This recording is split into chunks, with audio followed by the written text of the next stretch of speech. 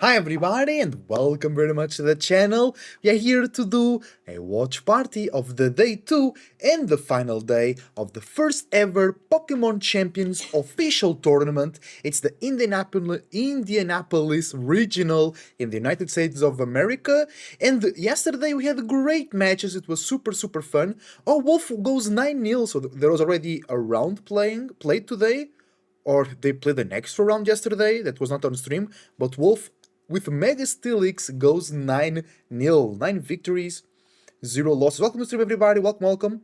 I still saying no sound. I mean, yeah. We're just now starting here, talking about a little bit, and I'm saying welcome to stream, everybody. Welcome. How are you doing today? Great matches. We've seen also Colin, that does content on YouTube as well, in the Battle Room YouTube channel, play a good set. We've seen very cool teams. Now there is sound. Okay, yeah, now I'm here, bro. Now I'm here.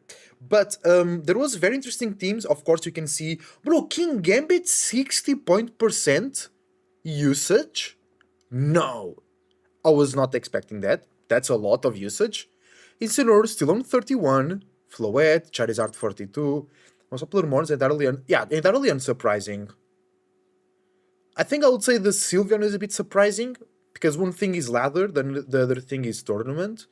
So I was expecting Sylveon to be a bit more prolific on the ladder than on tournament. What Pokemon you guys think should be here in terms of popularity? Snizzler at 27, so not that much. Yeah, but King Gambit and Basculegion going crazy.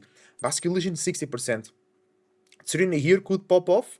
Yeah, Tsurini is good into King Gambit. It's good into Basculegion.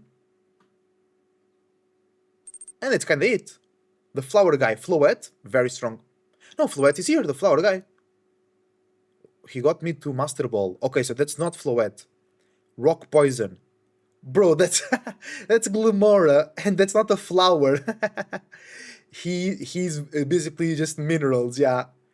Frostlass should be here. Oh, true. We've seen a match with Frostlass. Say that it's okay, but you totally need a counter to Basculegion and Charizard. And then welcome to the stream. Happy Sunday. Focus on yourself and your personal space. If you're watching on YouTube, leave a like and subscribe. It's greatly appreciated on the stream. And remember to check my dedicated YouTube channel for Pokemon Champions, as also Pokemon Trainer. So today you're gonna watch the whole thing. There was some problems in the event itself. The internet connection wasn't great. People saying that there are not enough bathrooms available, no water fountains, so a bit of a bad experience there. And yesterday, I think round 4 to like 2 to 3 hours because of connection issues. Today there is less people, and so the things should go smoother. The matches, the rounds should be end quicker because there are less people playing. So we should have a more fluid stream. I didn't watch everything yesterday. Today we're gonna watch the whole thing. I don't know, like a flower to me, yeah, but it's not a flower. Basculegion not so much, but it handles Whimsicott, Chomp, D-Knight.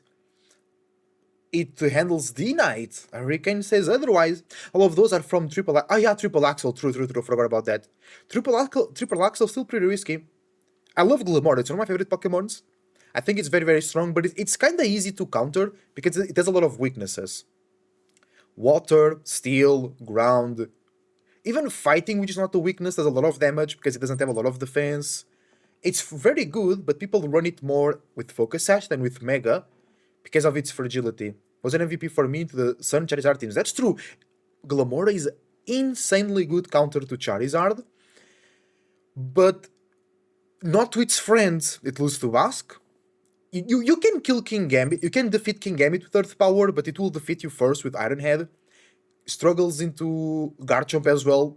You know, it handles D-Knight. I used Serena on my team to handle. Yeah, yes, I forgot about Triple Axel. Sorry. Hey, Bay, welcome to the stream. What do we want to see? What are we expecting here? I want to Wolfie to win it all because it's Wolfie and because it's rocking Mega Steelix. I want to see a game from Joshua Lorsey.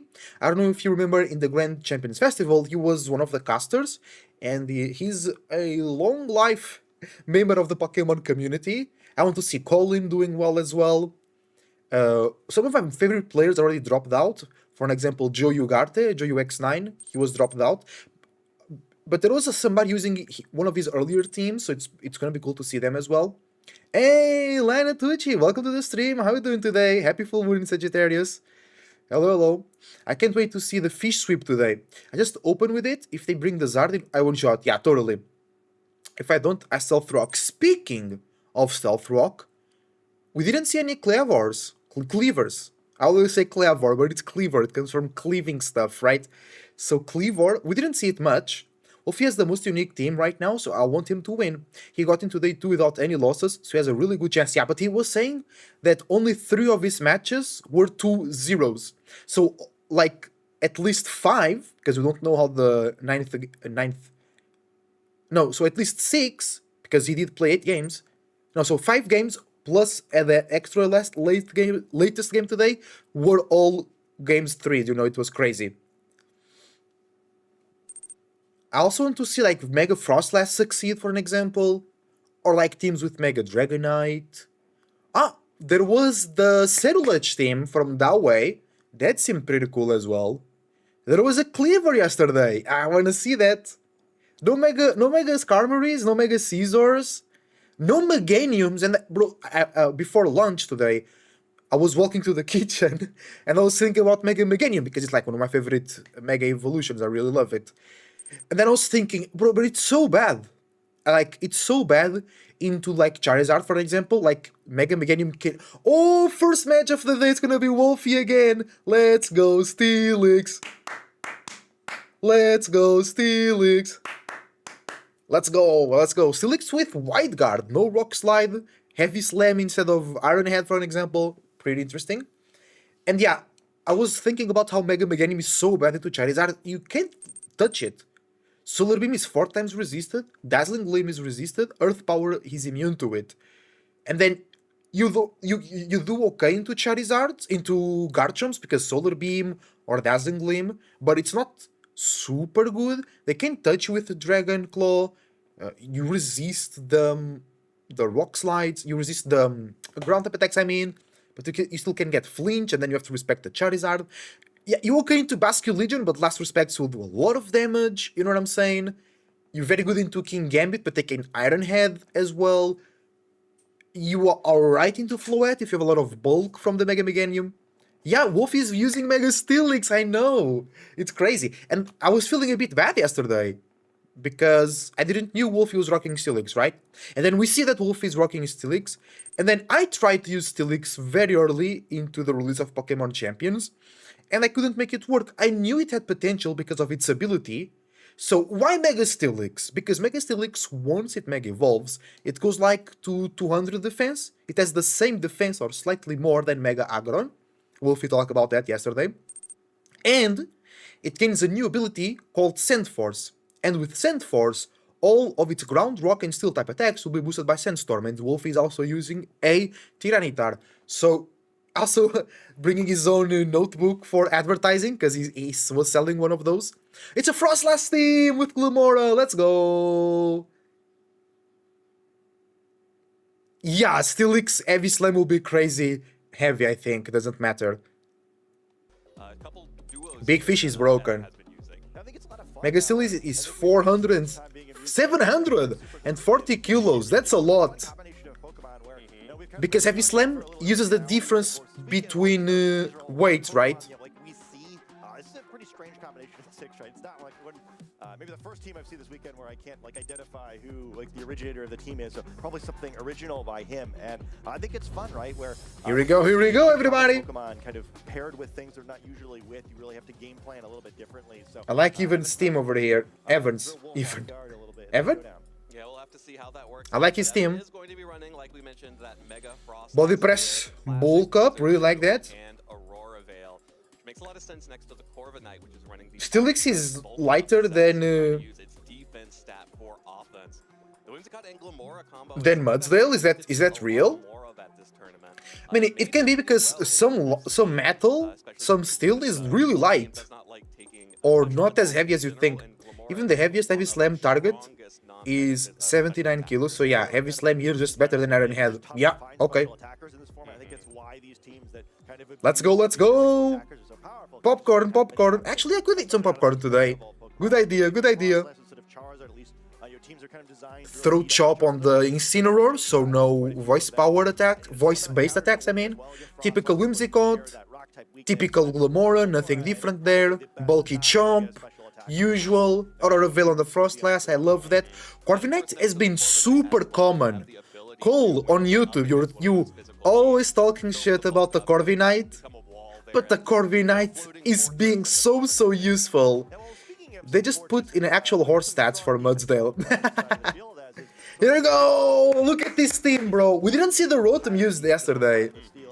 You don't run Earth Power? Maybe you should. Earth Power is a must on Glamora. Otherwise, you can touch King Gambits or Steel types. Or Fire. I know Fire types you still can.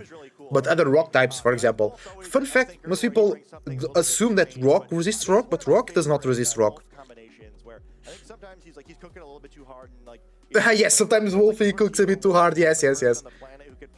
Content brain activates, but Mega Steelix, T-Tar. But it's very. They're saying it's gonna become very popular in the meta. I don't agree. I think this is very hard to use. Hold on, this MF is just running a usual Zardwhite team, but with Frostlass instead. Respect. I think the Corviknight is not usually on Zardwhite teams, is it? Stealth Rock was so good when I used it, I don't know. Stealth Rock is a bit... not necessary.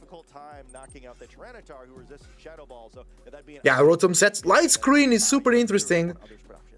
Wolfie stole it from you, bae. You have to talk with him. You have to say, hey bro, you stole my Rotom Wash spread. What you talking about, Wolfie? I want some credits from that tournament, bro. You gotta send him a letter, bae. How was your tournament yesterday, bae? You had fun? Bro, by the way, Swords Dance on the Talon. Yep. That's interesting. Oh, I like the Mightyena plushie over there. Here we go. Game number 1. Cole saying Steelix is the reason why he runs Aura Sphere on his Archaludon. Okay. Here we go. Rotom T-Tar. That's a great lead.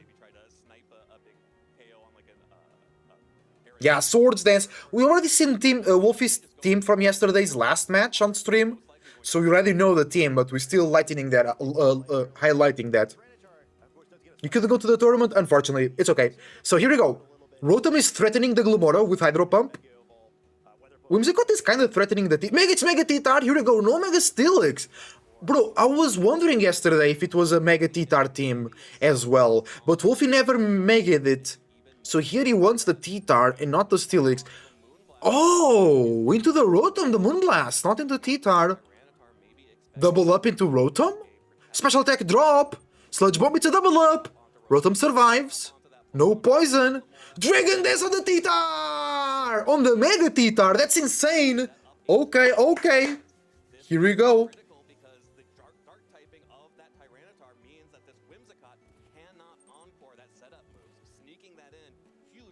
That's true. Whimsicott cannot encore T-Tar because T-Tar is a dark type.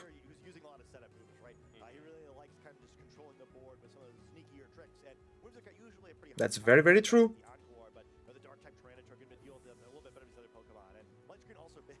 Let's go, Dragon Dance T-Tar in the house. Snizzler comes in. Another Dragon! Bro, Wolfie's using Dragon Dance so well. We've seen that in the last match as well. Moonblast! Big damage. But not enough. Because, yeah, special defense boost in the sand. And the Rotom went for lights. Yeah, bro, T-Tar is tanking that. That's so smart. Using the already high special defense stat of T-Tar in the sand and add another layer of special bulk with the light screen. Bro, now Wolf is playing this one really well. And they might have the Sinistcha in the back for healing. And redirection. So the T-Tar is looking really safe. So T-Tar basically doubled its speed and its attack stat, which is insane. No Mortal Spin. No, Mortal Spin is barely used right now. Barely used. Especially because there are another ways for Glumora to quickly do stuff instead of waiting for poison damage. And now a lot of offense being threatened from his side of the field. Yeah, plenty of Protect on the Whimsy. forcing the protect out of the Whimsicott, so Evan has to Bro, this match starts on fire. Double, okay. Pokemon Okay. Interesting. Ah, yeah, fake out pressure, yes. but a double protect in the Okay. Some damage and yeah, okay. Dragon Dance, bro, no way. He read the double protect. Yeah, I mean, things are getting a little scary now. Where Holy. Imagine when the Metagross gets into Champions, it gets shift gear. Is that real? Or that's scope? even are going to start picking up KOs at this point. I could do a truly What a read. yeah, I did that. Word. The double protect was quite obvious because of the fake out, right? Plus 3 attack and speed, Mega Tyranitar. We don't know the spread, like if it's max attack, it's gonna pick one shots into everything, but Lamore is focus sashed. So that will not be a one hit knockout. The Whimsicott threatening Tailwind is Snizzler comes out. threatening a whole lot of anything because of all of that. Cine! Sinistra is Healing! classic Pokemon Nice! on the wolf side, going to drink down the matcha, Tailwinds? Okay. its health, and now that's basically Titaris might be faster than some Pokemon. Titaris is faster even under Tailwind! Ooh! the KO on its own, but The survival on the Whimsy. has some The dude was celebrating. Toxic Debris. the toxic debris now out of Earth Power. from That's alright. a big deal there. And the Sinistra has Life Dew from Wolfie. So. Oh, Whimsy goes down. Switch in and out, which it definitely does. Yeah, what was dude celebrating? What was dude celebrating? Whimsicott would go down to sand anyway. Treasure just doesn't care. Yeah, this is horrifying. Now, How many times do you see 3 dragon dances on the Tyranitar? yeah, I think Maybe it's celebrating the Calc? right now. Hope everyone tuned in. Chomp Chomp. We're seeing something we haven't seen before. Okay, so Now, Evan could double up on the Sinistra to deny Trick Room or Life Dew. No, Wolfie does without Trick Room because plus 3 speed the T-Tar. So it would be smart to deny healing. Scissor can't remove the T-Spikes. True. So not so scary. Glimmer would need to get a lucky dodge and a rock bite or something to be allowed to move it here. Anyway, I think ideally for Wolf, you find some way to sacrifice the Rotom to get Sneasler back out, and then you have both the option of the fake out and trying to close combat. And Glamora comes back. Interesting. Aura does not want to take an earthquake or anything else. Wolf. Oh, nice. Intimidate. So it's only plus 2 T-Tar. Rich Powder. Of that Tyranitar by So I'm pretty sure there is no Earthquake coming in for the Garchomp. on of the Knockoff from the T-Tar this knockoff just barely misses because of the Intimidate. It misses the knockout. He goes for an Earthquake. What? earthquake for its troubles. T-Tar goes down. Insane will go down to sand unless it's last turn. got his own Incineroar, though, is it? Head crit is on Incineroar. No way. Pretty devastating damage, but it may still be okay for. I mean, if Sneasler is subsiding, The screen clearly showed 7% HP, but sand only does 6%.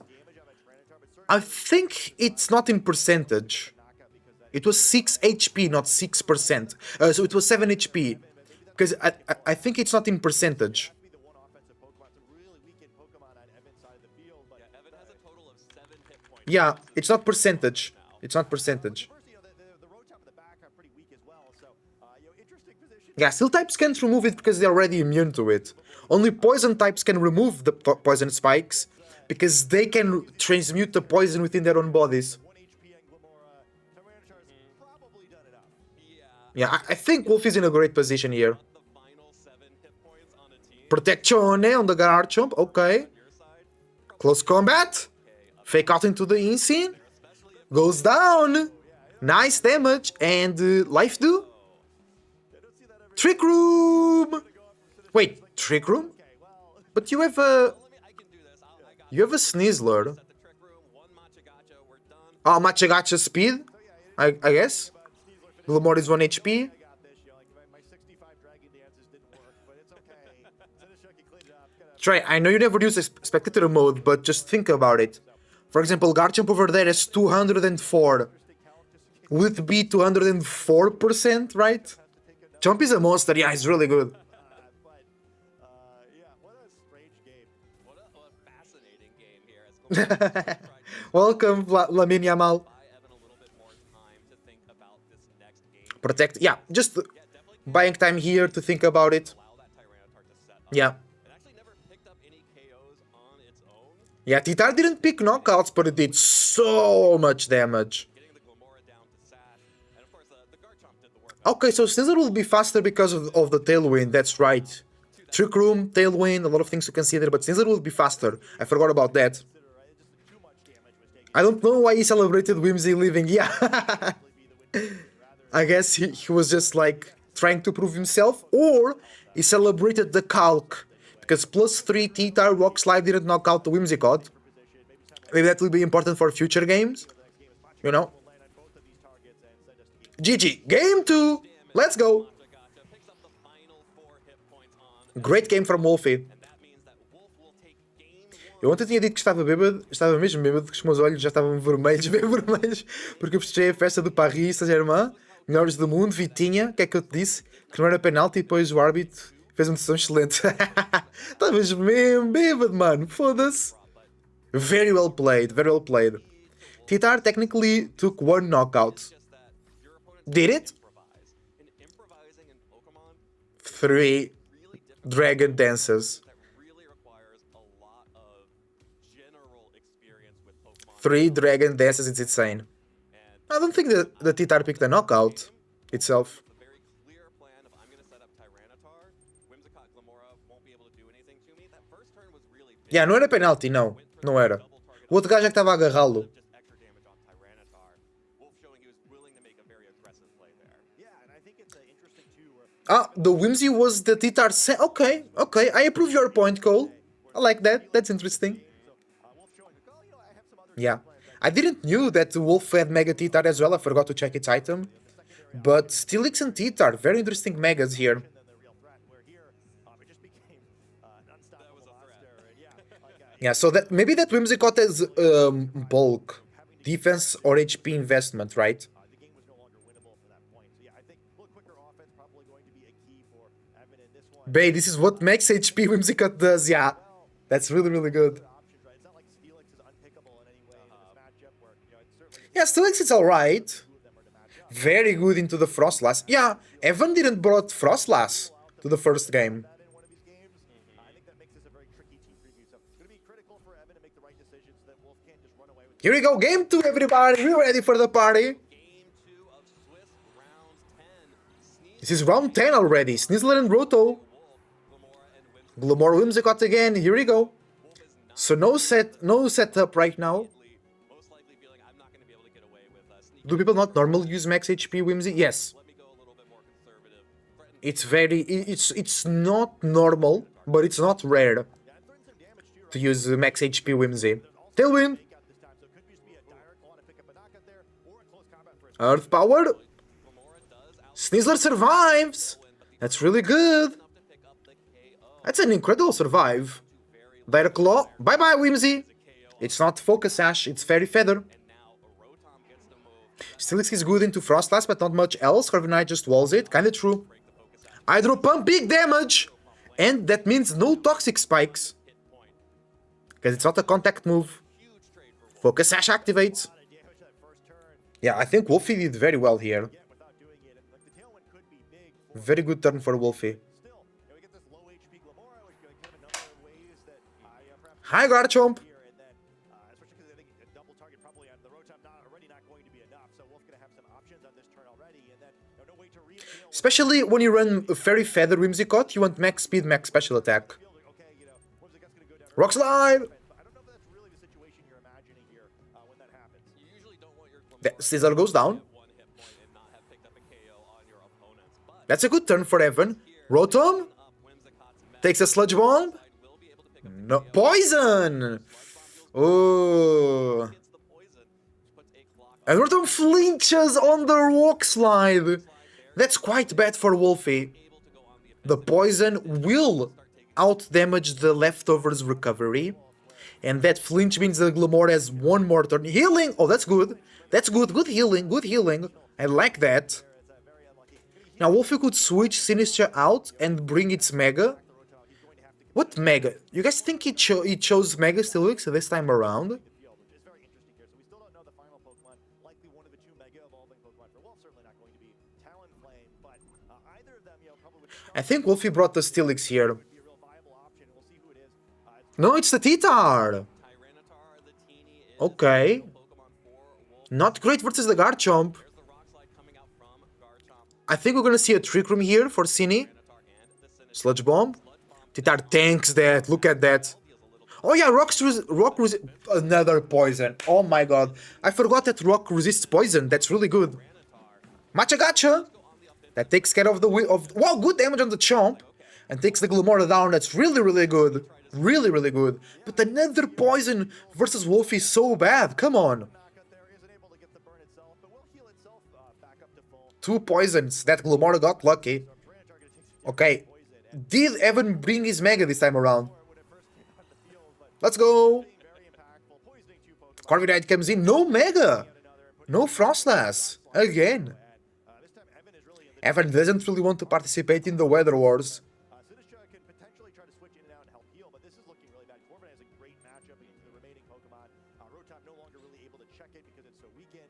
Tyranitar gonna have trouble dealing with it quickly, and Sinistcha matches up really poorly into it. So Here we go. Rotom switch in. Maybe a sack. Rotom now out on Reading a body. No, body press will do normal damage. Earthquake. Garchomp. Doesn't affect the Rotom. Both not taking any damage from this. I think Trick Room now. Will take a little. No, Corviknight might be faster than the T-Tar than the Trick Room. Only needs to pick up the KO on this Sinistcha. T-Tar didn't Mega. A bulk up that allows the Sinistcha to either fire off a Machagacha or set Trick Room. Ooh, we could see a burn here. Might be able to, Burn will be really good. That's a lot of damage again. which means that Burn on the Corviknight. That's very important. That's very, very important. And healing for the Sinistcha now. Miss Sinistcha, it gets to roll a lot of dice, hitting both Pokemon with a chance to burn every turn, as well as again healing itself back up. And nice switch by Wolf as well, just to avoid that earthquake. Where you gotta assume Healing from the Corviknight. Bro, Evan is also 9-0. just doing its best to keep That's very interesting. not going to be able to 1v That's a very good performance, especially with the team that he's using. at least threaten the Corviknight. Corviknight burn. Thunderbolt and Tailwind Peak No more Tailwind. Corviknight can Corviknight set it position, but doing his again. Yeah, most likely. I don't think there is a lot of damage on Wolfie's side. below the attack it started out effectively, where even though it gained a bulk up, the burn going to more negate that for now. yeah, it definitely is difficult for the Sinistcha to Yeah, Wolfie can't really go through the Corviknight unless he has the Rotom. duel with Garchomp. It's the Corviknight that's the problem here, and at least the burn Yeah, Rotom needs to knock out this Corviknight, but I think it needs 2 Thunderbolts now Pokemon, especially with a to pick up the knockout. that's super effective. Depends on the bulk on the Corviknight. It's really, really bulky, but of course more on the defensive side. Corviknight doesn't have Protect, and there's no more Pokemon remaining in the back. So if you can get a Thunderbolt off into that slot, there's no way to avoid it. Dragon Claw comes. No Rage Powder! And it does pick up the back out of the road. No Rage Powder from Wolfie. Poison ticks just bringing the Another bulk up enough for that brings it to neutral, denying the burn there. that one up as a Machagacha misses the Garchomp. That was the important target. the Garchomp again, but Oh no, it's looking rough for Wolfie, yeah. Corviknight in the Because now the T-Tar is slower than the Garchomp. needs someone to swing at that Pokemon, and now it can only be Tyranitar, but 2 bulk ups already. And with the poisons on the field, probably don't even have timer as a win condition here. Here you go, T-Tar. Yeah, it's looking pretty over. Yeah, the poison. Yeah, exactly. The commentators are totally right. The poison played a big role because Wolfie needed the survivability of Rotom. And Rotom just didn't have that survivability. Because the Rotom is the key to the Corviknight. You can bring a Talonflame, but then you have to deal with Rock Slide from the Garchomp, which is super not optimal. Got the poisons that it needed, got the damage down. These earthquakes coming out from Garchomp, not going to be able to pick up the KO on to Tyranitar because Cine can still do good damage here, hold on. now threatened by the Corviknight. Brave Bird, yeah. Plus 2 attack, but also burn, bringing it back down to Ooh. hit points. Corviknight Oh, nice, Citrus. I love Sinistcha with Citrus. all game long. Trick Room, okay. That's really good for Machagacha. Potential option here. Tyranitar is likely to be the slowest thing on the field. Titar still has to Mega. Might be able to outspeed it because of the jolly nature of the Tyranitar. Oh, bro, the poison. The poison is doing so much damage. Cold saying, I guess the shock of Steelix were off on the people now. No, I think the Steelix shock is still great. Wolf is just not using the Steelix here, like you guys saying it's a bad matchup. But it could be good in this endgame here. You know. If you have Rotom and Steelix, Garchomp is not so much of a problem. Because the Garchomp is a problem versus the T-Tar. Well, yes, Earthquake is still super effective into Steelix, but it's gonna take much less damage. Okay, let's protect on the Cine. Okay. Can T-Tar knock out the Garchomp? Oh, T-Tar is slower, and this guy has body press. Knock off on the Chomp. It's enough. Okay, okay. Oh, but T-Tar will die soon to poison. Oh, wait, yeah, Corviknight just needs to protect. And T-Tar dies. Corviknight just needs to protect. Very good for Wolfie that he didn't Mega when the sand was over, so the sand will go back and damage its Cine. Yeah, Corviknight just wait, Corviknight does not protect. But what do you do? It's GG, it's GG. Corviknight has 2 bulk ups. Double protect. Crit knockoff? It's the only way for Wolf to win.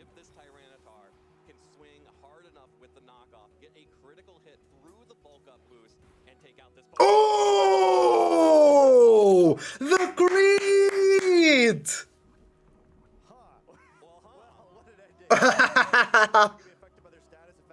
Wolfie loses. Corviknight is faster. Corviknight is faster. Bro, but the crit came through. The crit came through. The poison. Bro, Wolfie had to life do on the turn where he went for the double protect. You know? He had to life do. 1-1. Let's go, Evan. Well played. Well played. Yeah, the poison was very unfortunate. And that just... it was like, hey Wolfie, you know, you have that answer for my Corviknight. I'm going to take that away from you. And it's very hard to play from there. He got it, but it wasn't enough. Yeah, T-Tar is gonna go down first, and then it was slower under Trick Room.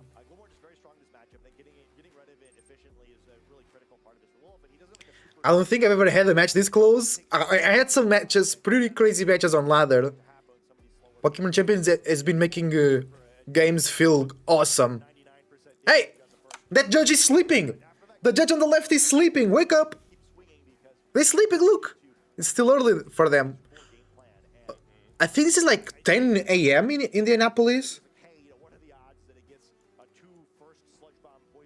That will be 7 hours behind me, maybe. Maybe it's like 11 a.m.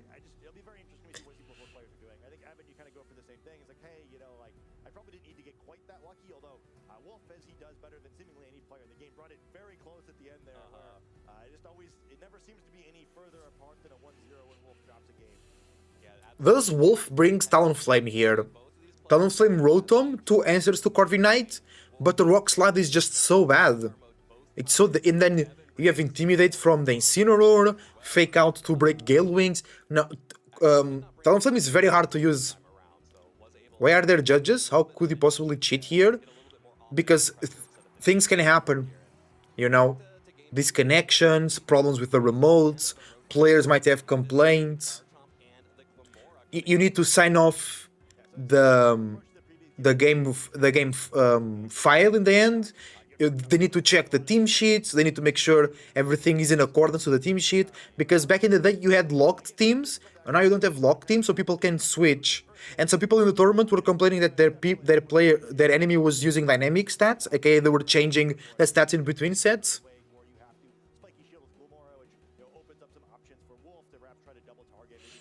Okay, same lead for Wolfie, different lead for Evan, Garchomp, Glimmora.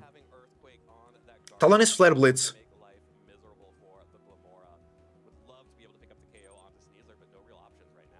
Spiky Shield. Dire Claw. Ooh, is this a double up? No hacks. Earthquake. Ooh, Stinzler goes down. Great play from Evan. Ooh. Ay, ay, ay. Ay, ay, ay, Wolfie. Will-O-Wisp, huge. Now the T-Tide is safe. Now the T-Tide is really, really safe. So Wolfie Dire Claw there to cover for a Whimsicott switch. Because he was like, oh, he wants to be faster than me, so he'll bring Whimsicott and go for Tailwind. But if he doesn't, I just will Wisp the Garchomp, and now T-Tide can come in for free. Great thought process from Wolfie, because in game 2, T-Tide was the problem. No, sorry, Garchomp was the problem to the T-Tide. So now knowing that, and you know that your T-Tide is a problem for the entirety of the team, you burn it. You make it safe by burning the Garchomp. But now, there is another problem called Corviknight. And Evan is... That was a crit big damage. Evan is trying to get rid of the Rotom. Here we go. Because the Rotom is what... Oh my god. Because the Rotom is what defeats the Corviknight. So he's like, okay, one of my win cons is burnt. I need to secure the other one. The fact that there is a washing machine in the tournament is wild. I love that comment. I love that comment, bro. That's really funny. That's true. Garchomp getting a bunch of crits. He critted its own Incineroar last game. Okay, Rotom will go down next turn. So Wolfie maybe switches here. But then it's so obvious that your enemy can just attack, trying to read the switch in. And if you switch, you'll reveal the 4th Pokemon right now. D-Dance! Okay. He's like, Rotom, you did your job. Earth Power will do very little, like we've seen before. Yeah. Okay. Okay. Burn! And now Sinister for the healing, perfect. And T-Tide is not poisoned right now, you know? Wolfie on the spin cycle, he is. Nice, T-Tide back to full. Looks great for Wolfie here. Looks great for Wolfie. The burn on the Garchomp was so important. I think Wolfie wants to get very, very boosted to then one hit or two hit the Corviknight. Yeah, another Dragon Dance. Here we go. Wolfie yesterday went to game 3 and all the games were Mega Steelix. Not today. Sludge Bomb. Matcha Gotcha, that's great. Breaks the Focus Sash on the Glumora, by the way. Sinistcha is somewhat of an answer to Garchomp. It does good damage.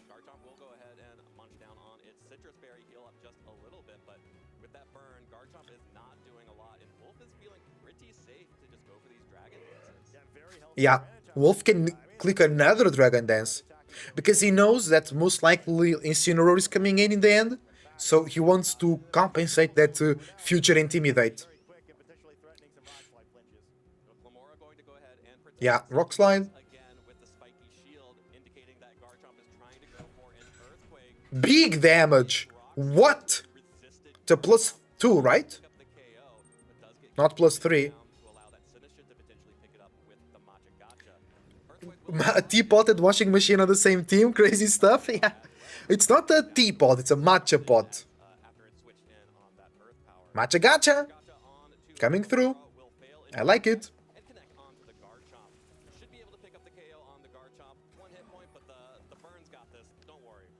GG. I mean, it's not GG yet, but it looks really good for Wolfie. And Wolfie can even click more Dragon Dances. Not in front of the Corviknight. I'm sure the Corviknight is in the back for Evan.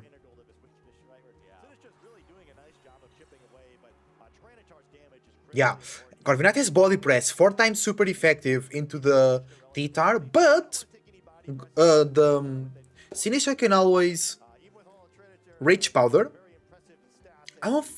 Can he take Brave Bird plus Sludge Bomb from the Glumora? Glumora is so cute, I love it.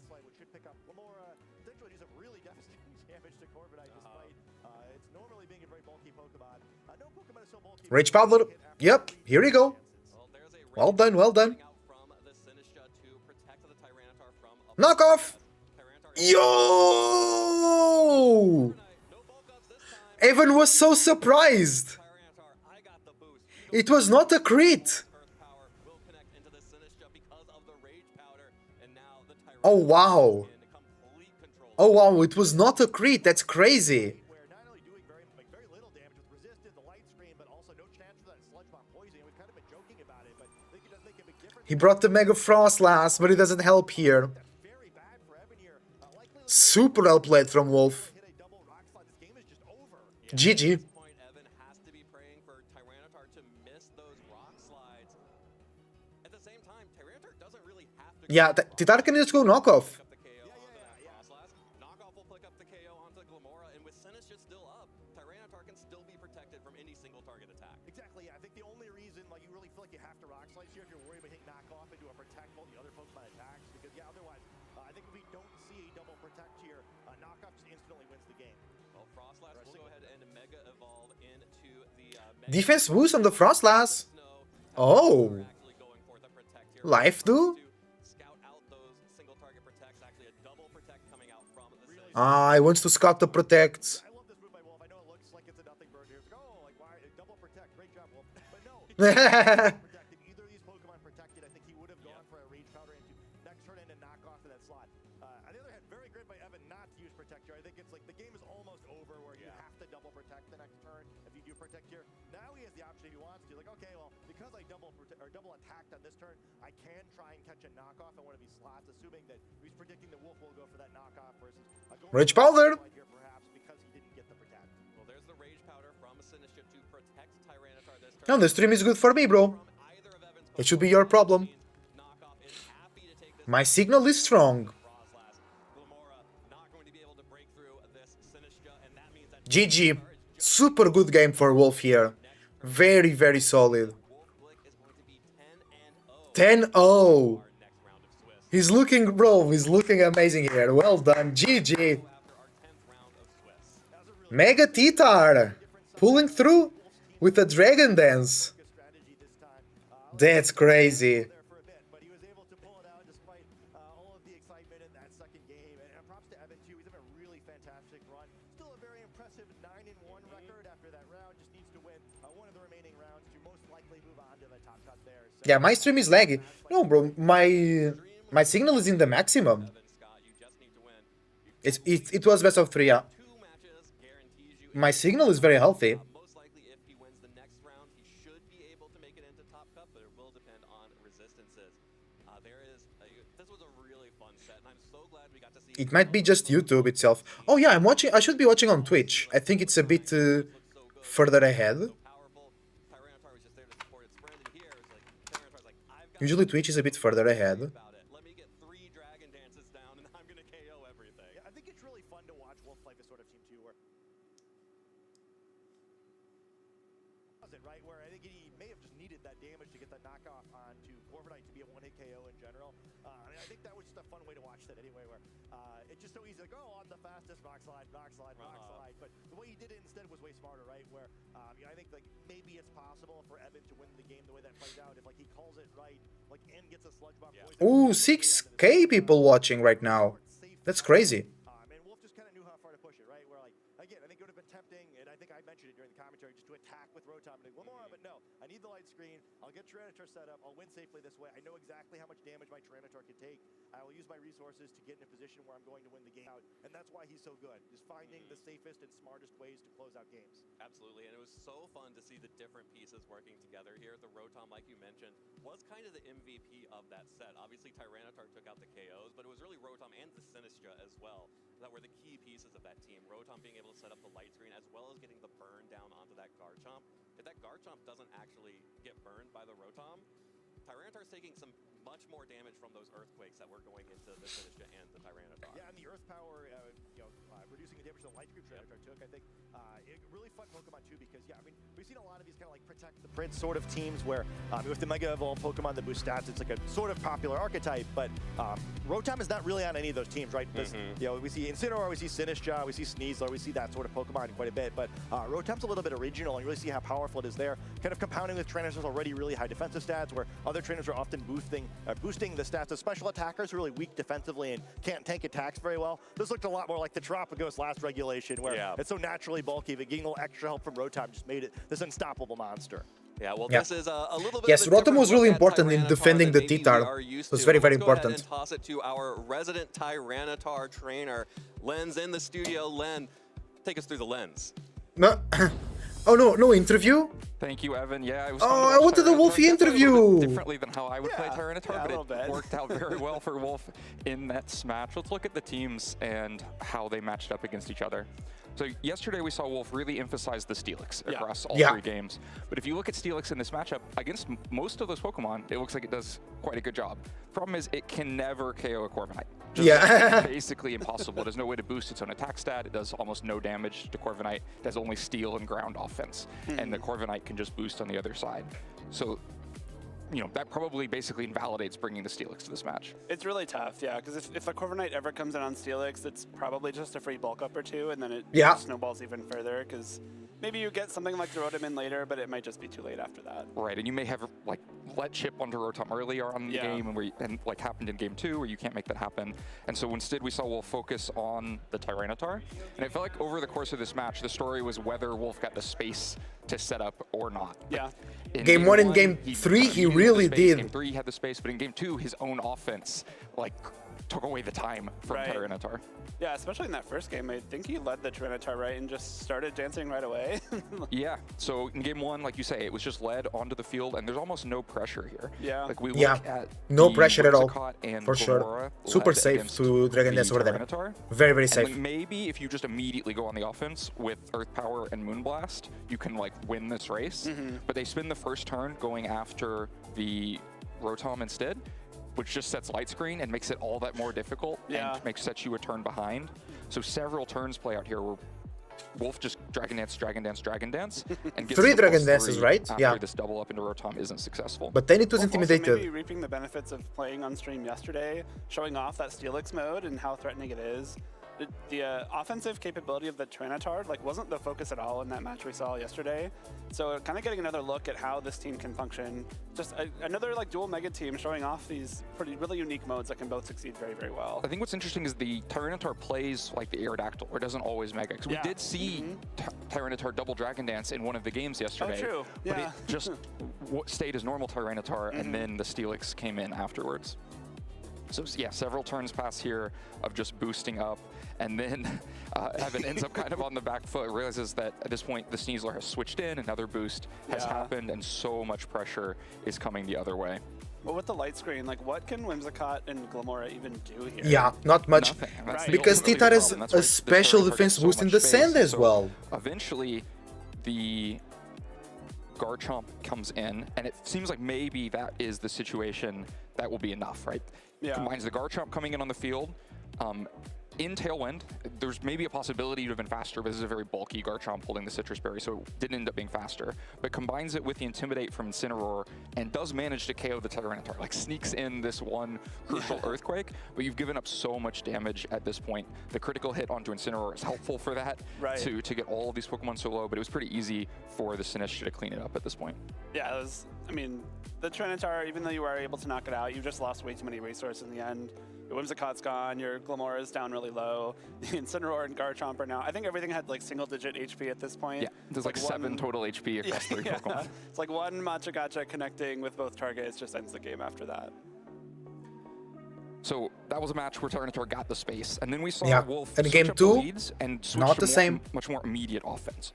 So these two Pokemon that wouldn't have had the pressure against Tyranitar get quickly, traded for. It looks like a very positive trade for Wolf immediately. You get a KO into Whimsicott and Hydro Pump into the Glomora, but it changes the dynamics of what's on the field because it lets the Garchomp in so much sooner. Yeah. So and the Garchomp tank runs away with it. have that Tyranitar in on the field against two things that had a really hard time damaging it.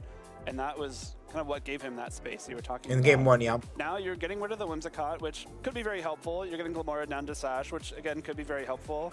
But we also see the Corviknight come in instead of the Incineroar for Evan in this game. And with that body press and Earthquake, Yeah, Corviknight was really able to Giga. just sit Corviknight Tyranitar was down, Giga. let it Dragon Dance 3 times without taking much damage. You like have to worry about these actually really strong attacks coming its way. Right, sometimes it's almost what you want, to have the Whimsicott set Tailwind and then immediately just get KO'd, because it let Garchomp come in, be faster than the Sneasler. You know, the damage is even amplified by getting a couple of poisons here, but it meant that by the time Tyranitar hit the field, its team is already extremely weakened, it was poisoned and taking damage over time. Yeah, and the Corviknight was poison pretty quick to was follow very it onto the field. important. Yeah, Corviknight especially with body press. Sometimes we don't see that move on Corviknight, but in this case I mean, it's kind of the best option you have in a Tyranitar, especially if you get a bulk up off. You're able to take those physical attacks better, and boosting your defense is also boosting your damage, which is perfect for facing down something like Tyranitar. Right, the Corviknight was probably the most valuable piece. Yeah, for Corviknight Evan. was I so think that important. is why Wolf kept leading the Rotom. Yeah. Because if you lead Corviknight into Rotom, you're both risking the Will-O-Wisp that neuters the Corviknight's offense and just damage from Thunderbolt. And so Corviknight the did Rotom catch being a burn led from forced Matcha Corviknight into the Gacha back, where it was on pretty game 2, slow down the right? setup. We saw in game 3, it eventually came in the field and then just got 1-hit KO'd because the setup had already happened. And it's really Rotom that's accomplishing that. Yeah, the Rotom is really important here. Both Will-O-Wisp and Light Screen are really good at enabling Tyranitar to set up. It gives you, like, you have the redirection with Sinistra, and you also have the healing with Sinistra. The Rotom provides you the kind of initial bulk that then Sinistra can help you follow up with. So at this point, Corviknight is the first thing setting up instead of Tyranitar, and that basically spells doom for Wolf, falling behind in damage. The burn looks like it might give a window back, but ultimately you just don't have the damage into. Yeah, that was more the problem. to make I mean, up for it this. was super close, the end of game 2, though. That's a tough ending here. The Tyranitar comes in and does its best, but like you said, even with the burn, you're just losing a little bit slower than you would have. Mega Guitar is so cool, bro. Into a win instead. Yeah, that last turn critical hit made it a little bit dramatic, but was The not poison. enough in the end. And Wolfie could have life dude So then in let's that last look at turn 2. Game. But 3 last here. turn of game 2. So, I think a good adjustment from Evan, as we can get to a full wide view here, to have switched up his leads to immediately have some pressure into the Tyranitar. But Wolf, back to the game 2 game plan, there is no Tyranitar yet on the field. But I think that what Wolf does really well here, I believe it was the Will-O-Wisp on turn 1 to this Garchomp, which immediately starts setting up your Tyranitar to have that space. Because if the Garchomp's burned, you're a lot less concerned about taking those Earthquakes. Yeah, this is a really awkward position all over, because the Garchomp would like to go after Sneasler, but that requires Earthquake, which means that you would have to protect Glamora. The other option is to go after the Rotom with a Sludge Bomb and a Dragon Claw, but then you are just leaving the Sneasler to do whatever it would like. Right. I think Wolf makes a really good choice in the pin that he uses. So we saw Dire Claw into Garchomp, which is almost no damage. It's just a little bit of recoil back. But what that's doing is suppressing a Whimsicott switch at this point, because it could be pretty bad if you like close combat and Will-O-Wisp here and Whimsicott just switches in to take it while Sludge Bomb goes the other way, especially if it poisons, you're way down already super in this bad, match. if And that so happens. Wolf says, I'll Dire Claw so that the Whimsicott can't come in, and I'll Will-O-Wisp, which is the thing I actually want to accomplish out of this turn, and I'll get one or the other. Now, the Garchomp, of course, could have just protected itself and made this a lot worse, but of the variety of options, Wolf must have thought that was the least likely for Evan to pursue. I think there's very few scenarios where Garchomp protects itself here. Like you said, you're either going after Sneasler with Earthquake or you're going after Rotom with Dragon Claw. And if you're protecting Garchomp, then you maybe get like a Sludge Bomb or an Earth Power off here, but you're not losing too much ground if you get that turn wrong. So there's no switch to Whimsicott. The Dire Claw is kind of irrelevant in this game, but the Will-O-Wisp, it gets to land, and that is such a huge problem for Evan because it immediately switches things to buying that space. And not only that, you get the burn off, while also Sneasler goes down to this Earthquake, and you get to swap in the Tyranitar immediately. Super so you're not important. having to spend a turn switching Tyranitar in, maybe give Evan time to switch something out himself. You're immediately throwing this Tyranitar out and saying, I know you had trouble dealing with it in game 1 with some damage mitigation that I had. I've already got that going with the Will-O-Wisp, and now with the Sand Boost and my special defense, neither of your Pokemon are threatening big damage anymore. Exactly, so gets the free entry for Tyranitar, which can just Mega Evolve here and start boosting. So we're back to that game 1 position where neither thing on the other side is significantly threatening the Tyranitar. And even like the most threatening things you could do involve Earthquake, which means that Glamora No can't Charizard attack. Wise So for a very long time your in the total matches. I'm offense loving that you it. can output in a given turn is into Tyranitar is like Protect and Earthquake or Dragon Claw on Earth Power. It's really just not that much damage. No. And so Evan doesn't even prioritize that damage. Despite seeing what happened with Tyranitar last time, recognize there's no easy way to chase the Tyranitar now. We just have to start going after the Rotom. Gets kind of best case scenario damage out of it, both the critical hit and the poison, but it's not nearly enough for a KO. And so Rotom just sets up Light Screen and makes it all Light the more Screen, difficult yeah, to ever again. stop this Tyranitar. Yeah, when you get the burn for the physical damage mitigation, you get the light screen for the special damage mitigation. As you get a Dragon Dance up, while Tyranitar takes no damage in the process, this is kind of step one in Tyranitar just running away with this game.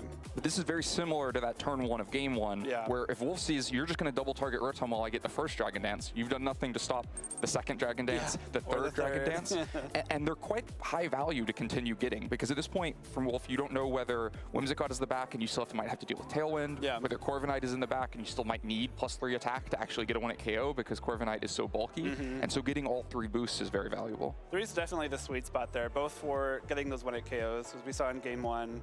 The +2 knockoff just barely missed the KO in the Garchomp. True. Like you said, the +3 speed also very important. If Tailwind comes through, the +3 speed gives you enough of a boost so you can still outpace. I hope opposing Charizard Pokemon Y with will be Tailwind. like Big And we're 6. getting the first Like it never actually won any big tournaments. Call from you to be saying, yeah, we don't want that to be rewarded. You know what I'm saying? We just keep going through these turns. It's the We same don't 2 want Pokemon that sitting on the other side to of the field. be Nothing has changed except lifting that trophies Tyranitar and prizes. is now an I agree, absolute monster.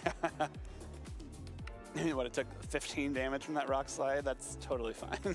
And then not that much else interesting happens at this game. At this point, Tyranitar is boosted up and going to sweep. I just want to call out that Wolf never once, well, I think once clicked Rock Slide in this position, but otherwise was very diligent about just using knockoff, not taking the 90% chance to hit. You know, a lot of players would see Corviknight on the other side, like in this next turn, and go, I can just Rock Slide for 2-hit KOs. Yeah. But then you risk that you miss a Rock Slide, the Sinistcha goes down and Body Press eventually lands in a Tyranitar. So good diligence to just get the knockoff, continue to take these KOs. Did the same thing into the Frostlass a couple turns later. No risk there. Knew the game was well in hand at that point. Even at this point, like connecting Rock Slide with both Pokemon just ends the game immediately, but there's also that chance that you miss and get frozen by Blizzard. There's a chance that you miss and your Sinistcha gets knocked out by Sludge Bomb or Shadow Ball or something. So just making really smart choices here. Double protecting to scout Evan. You know, is Evan going to protect something? Let creativity win, not geckos with wings. Yes! Next turn where you're Especially when they just press Heat Wave, and sometimes Solar Beam, and sometimes Weather Ball. Spread damage that has the transfer of Blizzard Freeze, and by doing that, you've eliminated the kind of the only Pokemon left that could stop this Tyranitar too. Yeah, Tyranitar just looking unstoppable. You know, Dragon Dance Tyranitar isn't something we've seen in quite a long time. I think it was one of the most popular sets for Mega Tyranitar. Yeah, it was. Yeah, when we had Megas I remember Wolfie talking about that. To the roots a little bit. Yeah, going back to the roots. Yeah. This is very cool. Very fun one to watch, and at this point, because what he said, going back to the roots, is very true. A lot of OGs of Pokemon are coming back to Champions because their first competitive format was with Megas, you know, and now they're back. So a lot of those Pokemon trainers are coming back to play the tournaments as well. To our top cut here in the Indianapolis, Indiana Regional Championship. Scott, that was an incredible way to kick off our Good game. First match here of the second day of Swiss. So cool to see those two teams up against each other and to see the Mega Tyranitar mode. What a throwback. I loved seeing it. Yeah, I think it's fun too because it's a little different way of playing, right? Where I think this format for so many teams is kind of about trading KOs back and forth, and you know, I forgot what I was watching for a second there. I was like, oh, if a Sneasler went down so easy, but that was actually very good for Wolf in that last game of that last set, where you know, most games like, oh, you know, you got to get value for trading every Pokemon, but that's just not how that sort of team works. Right? How efficiently can I get to a position where I can boost Tyranitar up? And I kind of like that as a team pick, even kind of beyond some of the cleverness of Wolf's team, where his win. Yeah, Wolfie, he said that on stream yesterday that he used Silix in 2018. Lorsy lost! No! Colin lost again! Come on, Colin! Paul Chu also lost.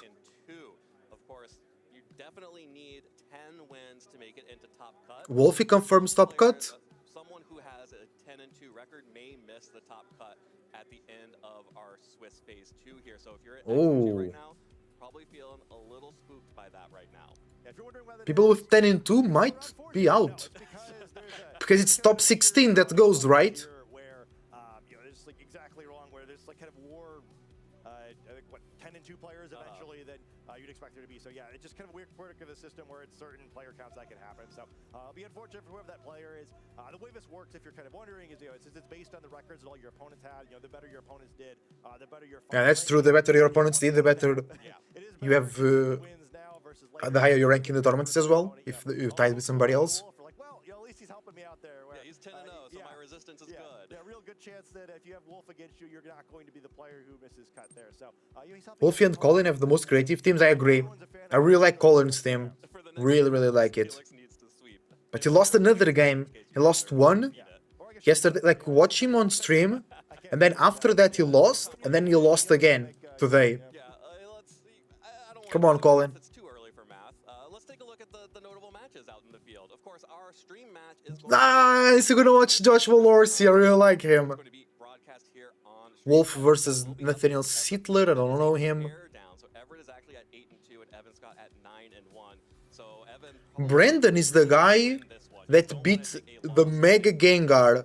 if you were trying He had... to and not be the one that gets left behind. Oh, he's the guy using one of the early format JoUX9 teams with the Steetar, the Hydreigon, and the Mimikyu.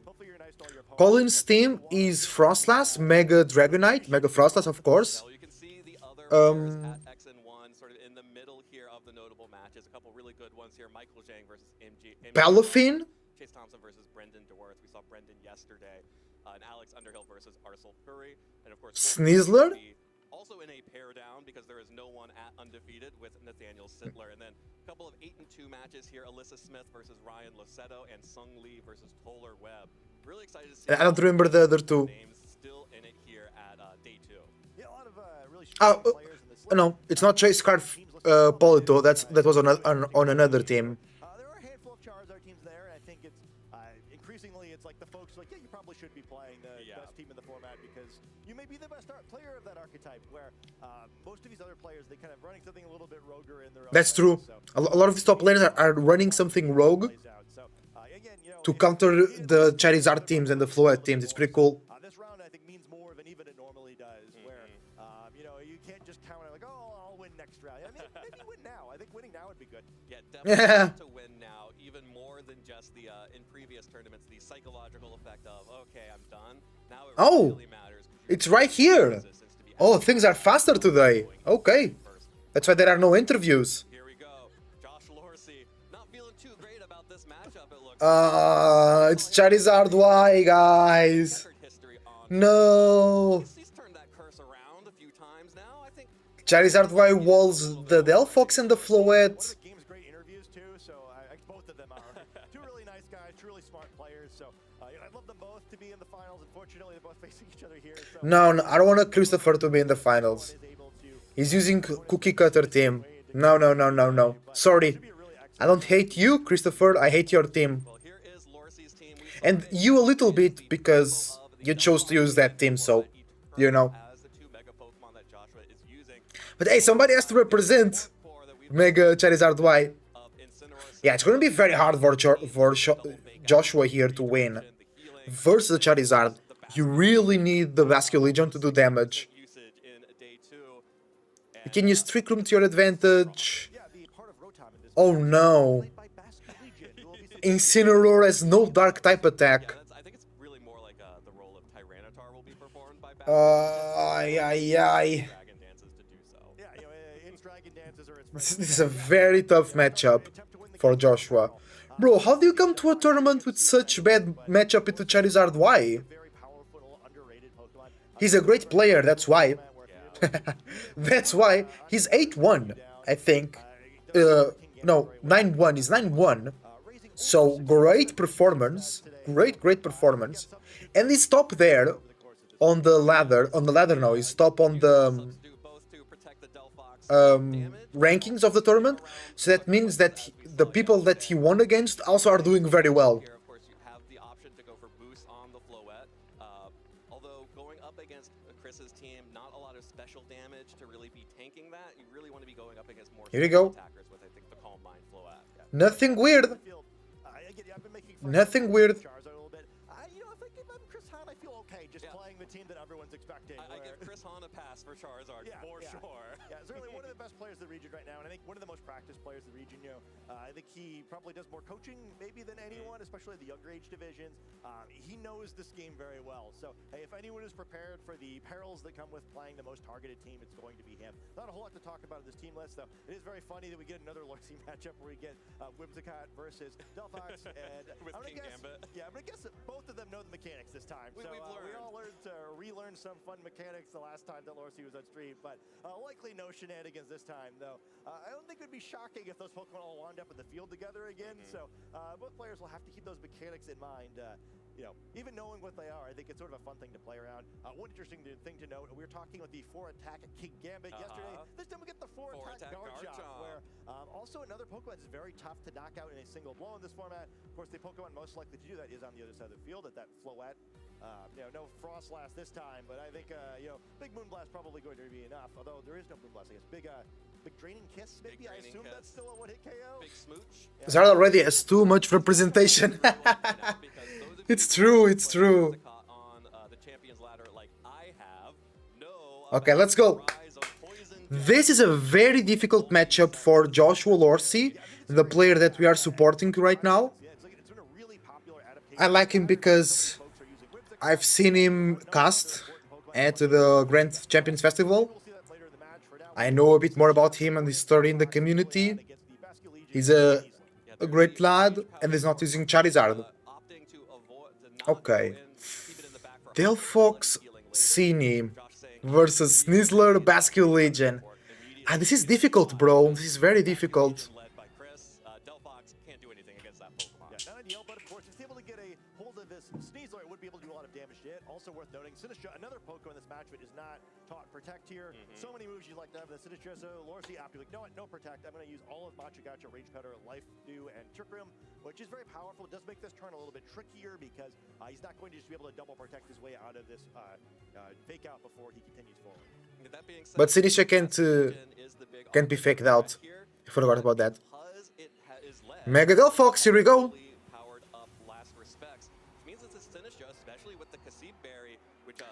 I mean, Delphox with Psychic can still do good damage into the Charizard. Fake out, of course. Oh wow, wait, flip turn to the Cine. Huh? Okay. I won the regionals. You wish, Melody, you wish. Char comes in. Delphox flinches. Life Dew! Nice! To heal itself. And the Delphox, okay. Yeah, so somewhat like this turn never happened, though does allow Chris Hahn to reposition here. Cool on YouTube saying how to get immediate my support. Don't use Zard. 2. Fight against Zard. 3. Be Wolfie. Yeah. No, I like Lorsy as well. I really enjoyed his commentary and his partner commentary, which was the Chupa Cross, but I really enjoyed Jorcy's vibes at the Grand Champions Festival. Charizard relatively uncontested, where Psyshock would do a lot to it, but Heat Wave the other direction potentially pretty devastating. Also an option. I love Mega Delphox. It's so cool. Yeah, it can still throw Psychics to the Charizard. I was saying, oh, Charizard walls the Delphox. No, it's more like the Delphox walls the Charizard, to be honest. Because Psychic still does good damage. Insane!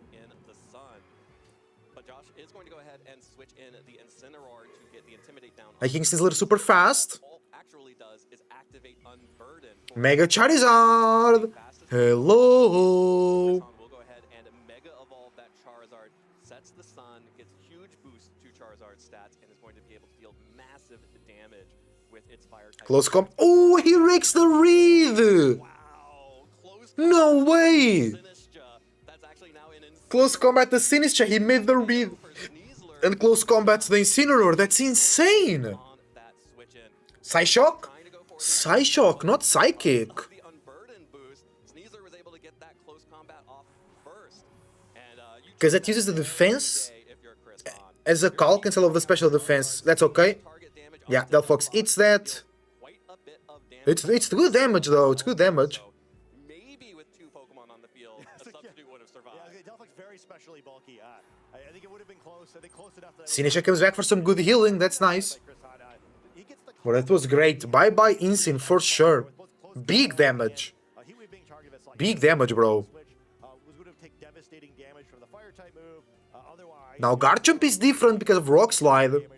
You can't Rage Powder the Rock Slide. Gacha does a lot of damage into Garchomp, but Heatwave will annihilate. It will completely destroy the Sinistra. Nice switch for future healing. Bask. Wait. The dude is gonna he's gonna Solar Beam into the fish.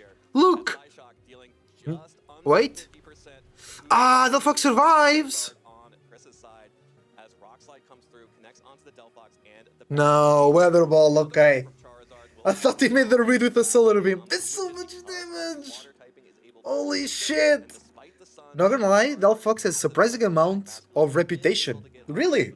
That's cool. People really like Delphox.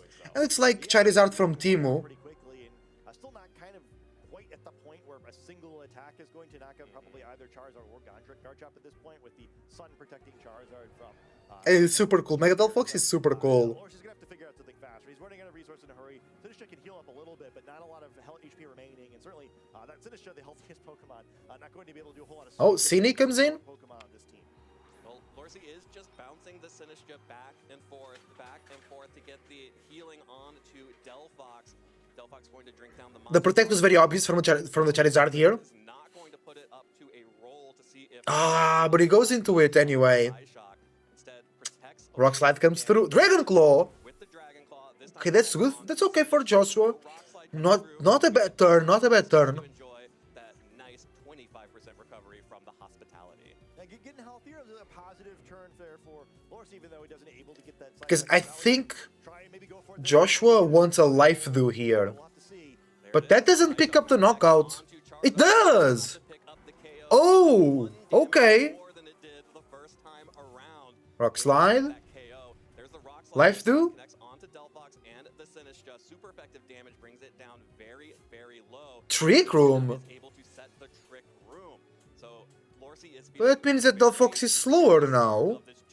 But that the Bask will be faster. means that Chris is not going to be able to bring it, but actually, because it has the Aqua Jet, still is within range of potentially picking off that Delphox. Yeah, Delphox will go down to Aqua Jet, sure.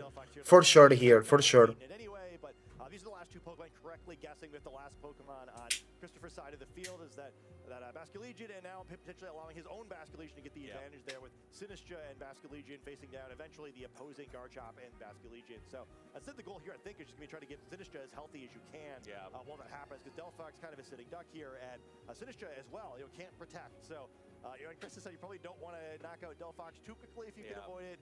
Though you're probably going to, I assume, a Rock Slide with Garchomp here to try to pick up the end of the turn, maybe attack more. Gacha? It misses the Bask! No! Miss for the Matcha Gacha. Lorsy got Matcha got by that, but does Burn on the Chomp. Garchomp. We would have loved to get the damage. Oh off that. no. So Garchomp is The Bask miss. on to the Garchomp. Basculegion Oh is wow. still healthy. That burn is really strong. The Here we go. Dragon Claw into Sinistra, trying Okay, to get okay. damage onto that Pokemon as possible, recognizing that is going to be Kasib? the most important Is it thing. enough? There's the Kasib Berry going to reduce the power of It is! down.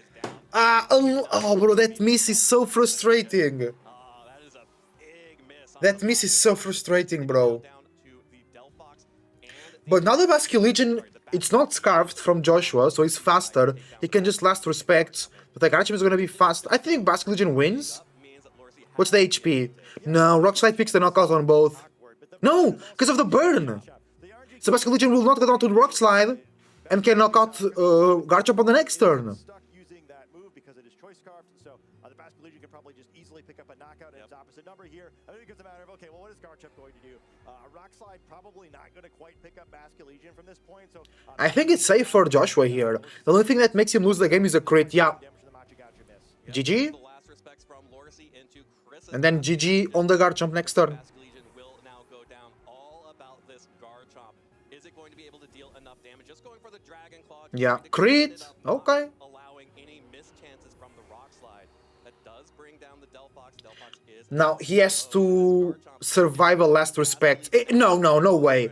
Adaptability, stab, full boosted to 100 days power, last respect. I think even if it's Jolly, I think it's a knockout. Yeah, GG, well done. Let's go, Joshua. Good game, good game, good game. Really good. It looked difficult, but it's not that difficult. I thought his team had a way worse matchup into Charizard Y, but it doesn't. Delphox walls the Charizard. Very good usage of the Sinistcha from Joshua here. Healing, healing, healing. Trick Room in the end.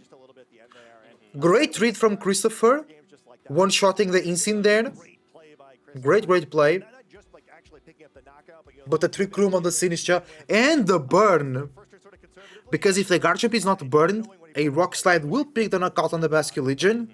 And that changes the way that Joshua has to play the late game. Yeah, and just being able to slowly chip down that Charizard with Psyshock, getting it in 2. There was the chance that it would have taken 3 hits on the Charizard, but Lorsy gets it in 2 instead. And like you mentioned, it really was great play, bro. Great game. Winning and losing and then winning the game in the same turn there at the end. Really heads up play by Lorsy to go for the Trick Room there at the end and set himself up for that. This is the downfall of the Choice Scarf Basculegion. It was so I hate the Leopard. You hate the Leopard. Wait. Nobody hates the Leopard. What's wrong with you? But it's really only there for a finisher, like when you don't have any other speed control going on. With the Trick Room option, with the ability to protect and use other attacks on Lorsy's Basculegion, really shows. Here we go. There. Yeah, I think it's very interesting with Christopher's team in general. It's like very much like the ranked battles, like special there with both the Choice Scarf Basculegion, which seems to be more common in ranked battles and in open team sheet tournaments, as well as the Scarchop build. So he's done very well. Nice leads. Sneasler versus Sneasler. Watch this play out at this point in a tournament. Well, here is a new look for turn 1. Lorsy is going to be leading the Sneasler and the Delphox. So Sinistcha not out front this time around. And that's just fine because Chris did not bring the Basculegion up front. Did not want to have to play those guessing games on flip turning or getting stuck. Well, speaking of guessing games, both these Mega Delphox? Because this is the second shiny delivered I failed. Ah. Okay, that's different. That's different. Mega Garchomp. Mega Garchomp. You wish we seen the Mega Garchomp. Mega Zard. Hello. Both getting a significant boost to their stats by utilizing that Mega Evolution. Fake out. Sneasler on a Lorsy side goes first. Should we just trade off fake outs? No. It's really important chip damage there, but no fake out coming out from Chris, which means that this Sneasler is just What? shock. That's a devastating. No fake out there. Gets that knockout. We never really find out which one's faster because of the priority there. Charizard flinching, and we see that things work out a little bit better in that 1v1. Oh wow. Oh wow. That was a bad turn for Christopher. Well, the other part of that is that Sneasler going down has powered up this Basculegion. That Last respect. It's true. Last respect now stronger. And there is no Trick Room. So he's faster than everything on the field. deal big damage to the Delphox, which has to Delphox comes back. deal big damage to the Sneasler, deal big damage to Insane. Dropping the attack stat of the Basculegion. Well done. comes in, will drop the attack of that Basculegion as it Into a dark type. No damage. We can see a parting shot next turn. because of the resistance. Nice Air Claw. Really nice. Hacks? No. Heat Wave? Ah, could be a dodge on the Sneasler. Probably the Pokemon Survives! but Sneasler still able to survive With 16. What? Yeah, that's a really important survival too, where still reasonably threatening on the field, right? You had another Dire Claw, might be able to pick this Charizard up, so now you're very motivated, I guess, to try to pick up the knockout into that with the Basculegion, but then you're leaving the intimidated Basculegion on the field, where Incineroar are going to have kind of free reign here, and neither of these Pokemon very threatening to it because the Choice Scarf Basculegion isn't able to switch to a Water type attack. Yeah. Also important at Christopher's side out too, where again it's Choice Scarf Basculegion. Even if you do opt to take it out of battle here, very close to getting knocked down to his final 2 Pokemon, and getting locked into a move for the remainder of the game. Healthy Incineroar makes it a lot scarier. Incineroar looked pretty bad in that first game, but this is why you. Yeah, Incineroar is not looking great. Because you can just parting shot the Basculegion. benefit for Chris. Because Basculegion is locked in Does not have with the Choice Scarf. It's fake out, parting shot, helping hand, and flare blitz. So Yeah. Basculegion Just is not doing parting all shot the here. things and Chris why Chris is 9-1, correctly identifying that Lorsi needs to protect that Sneasler, and instead going for the double. Yeah, but it's okay. Lorsi's still in a great position outside. Hits are adding up. Here comes the parting shot into the Basket Legion, dropping it down to -2 attack and allowing the Incineroar to come back in to bring it down to -3. -2, and then -3 in the future, maybe. Yeah, I think probably just healthy enough on the Incineroar too, where if you wind up a situation later in the game, especially with Intimidation, Basket Legion comes in. safely survive a last respects and sort of try to again, make it difficult to decide what move to lock into. Basket Legion did come in here, I assume healthy enough now to survive. Last respect for the opposing Basket Legion, thanks to those 2 attack drops. So Basket Legion just got Yeah, I think Basket Legion can survive. The Basket Legion from Joshua will survive, but not the Solar Beam. How do you stop the Solar Beam? Yeah, the Basket Legion for Lorsi at least can survive 1 attack no matter what because of that Focus Sash. But Oh, yeah, no, you can take 2 hits because Focus Sash, right? It doesn't change that. Solar Beam plus another attack will pick the knockout. So investing a lot into making that Pokemon, getting that Pokemon off the field or trying to keep it on Charizard comes out. reduced attack. King Gambit comes in. Ooh, Basque Protect. That's great for Christopher. That's great for Christopher.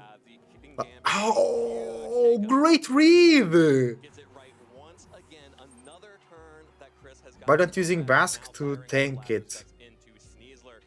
That's going Huh? to that KO, and Incineroar comes back in.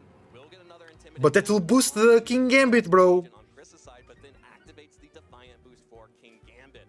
And this Incineroar does not have a Dark type attack. Welcome back, It does Ison. have Flare Blitz in the sun.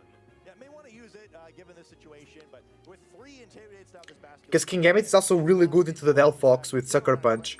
+1 King Gambit. maybe staring down that The team of the right is so boring. Yeah, everybody's talking about that. here where Lorsi's losing It's a lot of the most cookie cutter stuff we can see.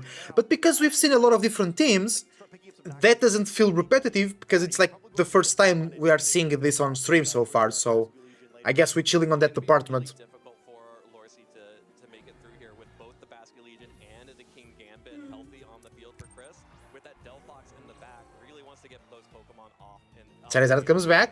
Ooh, protect. recognizes that it is under threat from a Because fake Flare out. Blitz. Instead, the fake out Okay. Incineroar then will connect And with the Basque. Gambit, so no damage coming out. Ooh. Respects from Charizard goes out. But this is good for Christopher because now the Intimidate drops are cleaned from the Basque Legion. So Basque Legion can come in and be super threatening. at max attack stat and the ability to And it's like now Basque Legion can protect from Joshua still has its to make a parting shot into the opponent Basque Legion. King Gambit has no low kick. So King Gambit can't really do much into the insane, but it's +1, so Sucker Punch will be it's GG, because Sucker Punch just kills the Basque and the Delphox. Christopher, well, not only to catch Incineroar on the field, which is kind of better because you really don't want your Basket Legion to get intimidated, even if King Gambit's going to get a boost for it. But also the sun has just expired, so potentially able to survive that. Lord is playing sloppy? You think so? Why? for water type Yeah. if Focus Sash? instead Chris will just go for the Sucker Punch onto Basket. Oh.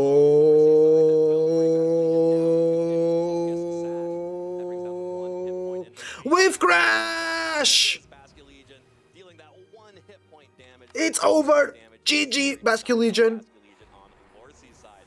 That is a huge deal. This Basket 1 HP? King Gambit are looking very No, Focus Sash on Fish is very common these days. Big damage. without the sun, not even Yeah, it's very common these days. onto King Gambit. It's just It's like, it guarantees that you do one attack. Toy Scarf Basket Legion GG? locked into Wave Crash and Now Delphox comes in now. Yeah, I mean, exactly the right play by Christopher, able to position it But well now to the Sucker Punch respects against all these fire-type Pokemon. And, hey, it doesn't matter if you're will pick the Delphox, I'm pretty sure. there's only 1 HP. And Basque Legion is also faster. Great job from him. He didn't shed the Intimidate too early, which I think would have been a temptation in this game. Scarfed Fish is doing super good work here. yeah, there is definitely a lot of pressure for like the last 3 or 4 turns to retreat the Basket Legion to I've really struggled with having my fish live, but these guys are the pros, yeah. No, and even on ladder, it's very common. I've used it myself. It's pretty chill, then I can start resetting with the sacrifice the Charizard. especially against choice scarfed Pokemon that can threaten your fish. GG, yeah, totally. I think I agree. I just don't know how you win Like on turn 2, I thought about King Gambit and how good it could be. there. Chris, how nice And then Christopher brought it, and it was the answer. Just kind of really sound like I love that Mimsy plushie. a couple of very important reads he got correct, where I think there were like 2 or 3 turns in a row where Loris kind of just got no value, and that allowed Christopher to reverse an early game advantage. And then what a well-planned end game as well. Again, just such great timing on when King Gambit entered the battle, when he opted to sacrifice the Charizard this time in order to bring out that healthy Vascu Legion once again. And you know, the Choice Scarf Vascu Legion, despite kind of just being the fast damaging Pokemon, in a lot of ways a little bit more difficult to play than the Focus Sash version, because you have to use a more pre-planning because you're less flexible. And Christopher able to get around that lack of flexibility by sequencing this game really well. Yeah, this is the difference between me using Scarf Basket Legion on ladder and Chris Hahn using Choice Scarf Basket Legion. It really is a difference of a lot of times players of my level or better will end up just saying, okay, I have this Basket Legion as my ace later on, so I'm just gonna deal a bunch of damage and then the Basket Legion will come out eventually and clean up. But it's actually very difficult to get into a position where Basket Legion is, because it only has single target attacks, for it to swing multiple times to pick up those KOs. And Chris did a really good job of setting up and maneuvering around to set up that situation for the end game, where it really was just, all right, Basket Legion has no checks at this point, and that's game. And you saw Lorsy forfeit because of it. Yeah, if you're playing Basket Legion at home, I think there's a lot of things to take notes on for the way that Christopher's played in these sets. I think just in general, his willingness to use it early in the game and kind of find spots where he doesn't get punished for that. Didn't do a whole lot the first game. You need to lead it and get that flip turn out. So not afraid to expose it to some risk, and really paying dividends so far, where it's just a really fun set between 2 great players. Yeah, this has been a great set between both of these players. This is exactly what I wanted to see out of our first Champions Regional here. 2 really cool teams here, Lorsy and Chris both running sort of the fire type megas. It's really interesting because it is very... Here we go, game 3. Feels like an early Delphox balance style. Let's see the lead. Chris Hahn with the ladder special here with Charizard and especially Baskin, Garchomp. Ooh, Delphox and Schneasler. Okay. The Baskin's in a great spot. Can't be faked out. And can pick a knockout here, turn 1 immediately. Very skilled as well, so maybe they'll win a game for you in the next round if you're able to defeat them here. Yeah, absolutely. These are 2 great opponents to have on your schedule if you are worried about your strength of schedule. So a win here will set up whoever wins here for a very strong chance at making it into our top cut later on in the day. Delphox and Sneasler the lead for Lorsy, and it's Garchomp and Basket Legion for Chris. So Chris has now brought the Basket Legion out once again, but no Sinistra here to redirect or really Sneasler, switch out to Cine. Cine. Delphox is very good, yeah. It's not the best, but it's very good, and it's super cool. And it's different to use than Charizard. You have, because Charizard basically you always use Heat Wave, Solar Beam, Weather Ball, Protect. With Delphox, you can go Psychic, Flamethrower, Heat Wave, Psyshock, Substitute, Encore. Like different ways to play with Delphox. It's faster than Charizard, has Psychic second typing. And it's so cool, look at it! That's a shiny, by the way, but it's so cool. I love Mega Delphox. I have shown Basket Legion. I know Lorsy needs Sinistra on the field. Let me go ahead and bring in my Charizard to really punish that Sinistra switch. Yeah, and now it's a tough spot where it's a similar spot that we saw with Sinistra running into in that first game, where Charizard threatening a big heat wave in that spot. And if you try to switch out into the Incineroar, this time it will not be a close combat, but instead perhaps a wave crash going to that slot. Still a one-hit KO. The Delphox, so yeah, easily going to pick up a knockout. So a little bit different way to make the same sort of pin by Christopher. And Pink Psychic seems like a downside with Sucker Punch, but also it has the ability to levitate, so it's immune to ground types as well, like Charizard. Sometimes they use Scorching Sands on Zards or Air Slash, right? 1% of the times. Psyshock! On non-Mega Charizard, big damage.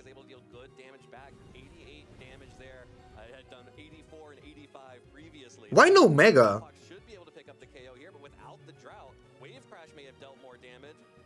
Because Wave Crash did more damage. That's a little different Charizard than we're used to seeing, and yeah, Sinister surviving because of the decision not to Mega Evolve there. Anticipating a switch perhaps, or maybe trying to get a cheeky knockout on the Delphox. We don't know what Pokemon that Wave Crash was initially targeted at. Right. But instead maybe get some room for Lorcy here. I think one of the reasons he opted for the Rage Powder instead of doing something else because Delphox had burned the Protect in the previous turn. Yeah. Now with the option of protecting to, or the option of King Gambit, ay ay ay. Lorcy can play things a little bit more open if he wants to. Ooh, Cine switch into Incin, giving another boost. A Psy Shock, but Catches an instead- Intimidate. catches an Intimidate and Fake out to attack the Basque. one while Lorcy goes for a Protect onto Delphox because he knew that he was switching out. We've of got nice. Did not want to open Nice. himself up to a Wave Good Crash. play there from Joshua. Most likely has just been targeting that Delphox down with Wave Crash. Yeah, and I think a great read by bringing the King Gambit in. I think thinking the same thing I was, right? Oh, I understand why that Lorcy made the play he did. Yeah. Now when he can protect, he probably will. So Incineroar's coming in just like he did last time. I got to punish that. Not like a super great position once again. Probably, I think the drought might be better to have active than the lack of No drought, drought? question mark. The regular weather. The normal humidity. Yeah, it's Indianapolis weather. Anyway, but still a fun spot for the Basque Legion here. It has been intimidated, Yeah. but it is locked into a water type move. I don't think either of these Pokemon really want to take anyway. So Delphix scared out of the battle anyway. Sinister going to come back in. Doesn't heal up. Wave Crash! But we'll take this Bye one. bye, Cine. Knocked out Good by job. Fight the Resist. Yeah, instead of healing up the Incineroar, it instead takes the damage that would have dealt 100% of damage to the Incineroar instead.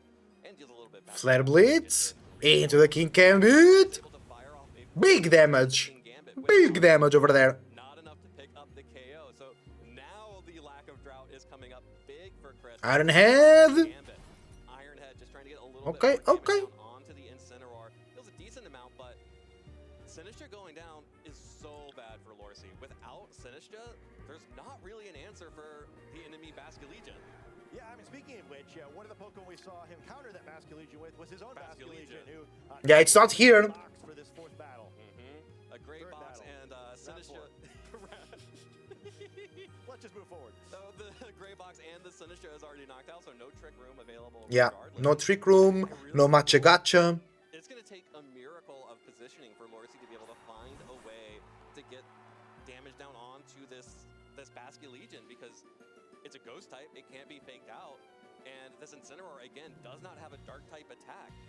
Basque Legion is free to just wave crash for the rest of the game. Yeah, you just who cares? Yeah. In last respects now, we're like, no, you've got two Pokemon weak against it and noted defensive. Maybe with Intimidated does not knock out It's gonna probably look like it's weak to the King Gambit, so now we just double up on it. A little bit with Intimidates here, but it's not going to be so easy. And even King Gambit potentially very impactful there. The Iron Head is a little bit sad. We double up on the King Gambit, so the Pending how this King Gambit's Delphox is safer in the future. we learned before, actually, we learned last time Lorcy was on treatment is a frail It's Sneasler. pretty frail, yeah. I phrase Sneasler, okay. Wave Crash. About 50 damage a minimum Okay. sucker punch, so pretty impactful attacks even that direction. If you get the Crit chance. doesn't First matter. attack on the Incineroar, certainly can't switch out for a Delphox, so kind of just have to take it. Yeah, well, Lorcy does not run in fear of the Close wave combat, here we go. instead goes for a Sneasler will be faster now, the Sneasler to the King but Gambit. With the Trouble Berry, that means that King the Basque Legion is a wall to the Sneasler. KO onto So even though the Sneasler is faster, cycling or parting shot. maybe Dire Claw put it to sleep or something, Power of you Basque know? Legion does give Sneasler the opportunity to activate the White Herb, however, which means that it will be now faster than the Basque Legion, and you at least have Dire Claw outs now. Yeah, I mean, Yeah, it's probably Dire Claw to very put well. sleep, to paralyze. Wave Crash available, Delphox is gonna, I assume on the other side we will see the Garchomp, who Yeah. excited about its opponents, where neither of them going to have a very easy time dealing with it, especially with that much larger threat next to them. We're like, can you really afford to attack Garchomp? But also, Yeah, it's very harsh for Joshua here. yeah, exactly. And like, okay, well, it's fun Lost the anyway. Sinister, Charizard didn't bring the Basque. course of this battle. Still potentially useful, or if you want to go for an Earthquake to knock out the Sneasler, you can still try to switch. Close that in. combat, Basque Legion sort of active position. big damage, Garchomp gonna take a big hit. big damage. Big hit from that close combat, but not big enough. Citrus, Citrus Berry going to heal itself back up well above 50%. Wave Crash, does it pick the knockout? Once again, just It does, GG. these wave crashes. One wave Oh no, Zardwai is gonna win. gets a turn here, going to be able to deal damage back to that Sneasler that has now taken a defense drop. The Dragon Claw picks up the KO, and Chris on 2-1 dropped game one, but bounced back incredibly I'm not happy with this one. I'm not happy with that one, bro. Looked incredible piloting this team. Yeah, I mean, really fun set there by two great players, but Chris Hunt's hitting a number The of Basque Legion. some great adjustments too, where I think The Basque Legion was the problem for Joshua. for Christopher, and it allowed him to kind of push the tempo of the remainder of those games. Lorsi finding great out in that first game with the trick room, but Christopher not allowing that again for the remainder of the set. Game 1 was so good, but Heads up play from Chris, even though he missed the KO on Sinistra with the Heat Wave, to not Mega Evolve Charizard. He recognized that he needed to keep that King Gambit as safe as possible. The only real threat was Flare Blitz coming out with Center or onto the rigged. You rigged, bro. Okay, guys, I'll take a quick break. See you in a minute. Probably don't do. They're like, I need damage on Sinistra. Let me go ahead and Mega Evolve, get the drought up.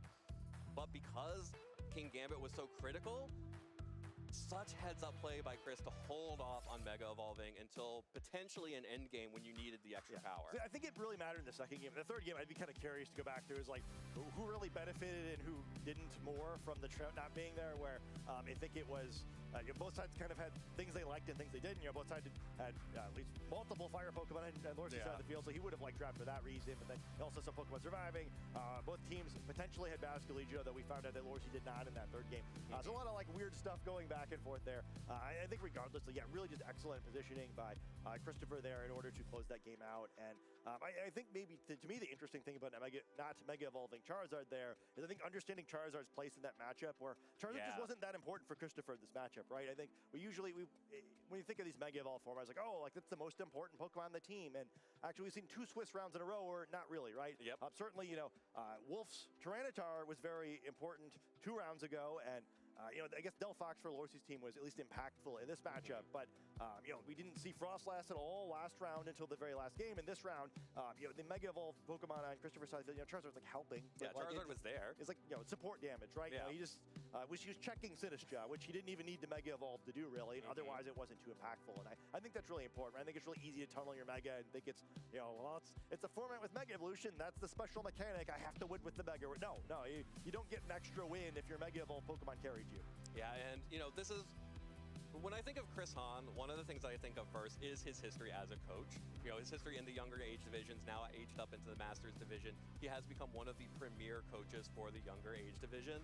And what that means is that he has spent a lot of time thinking about and explaining a lot of these board states and positions. And coaching and teaching in general gives you so much more, lived-in experience and understanding of the game than even just playing. When you're teaching someone else how to do something, your knowledge goes so much deeper than just doing. Yeah, I think it's great. You have to justify your decisions a little bit more, right? Where I think a lot of it, especially if you're just playing on the ladder, it's like, I'm just gonna YOLO it a little bit. Like, why not?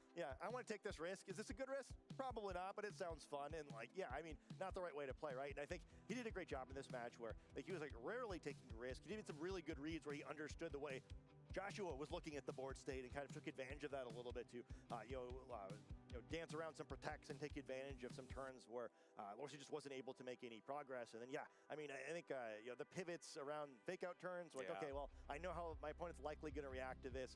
Even the wave crash getting caught by the protect and the Delphox in the third game, where he didn't hit it, but it was the right thing to do because it prevented any opportunity for Lorsi to bust the game open. And then by keeping it pinned down, he was still able to get a position where he had a huge advantage throughout the remainder of the game.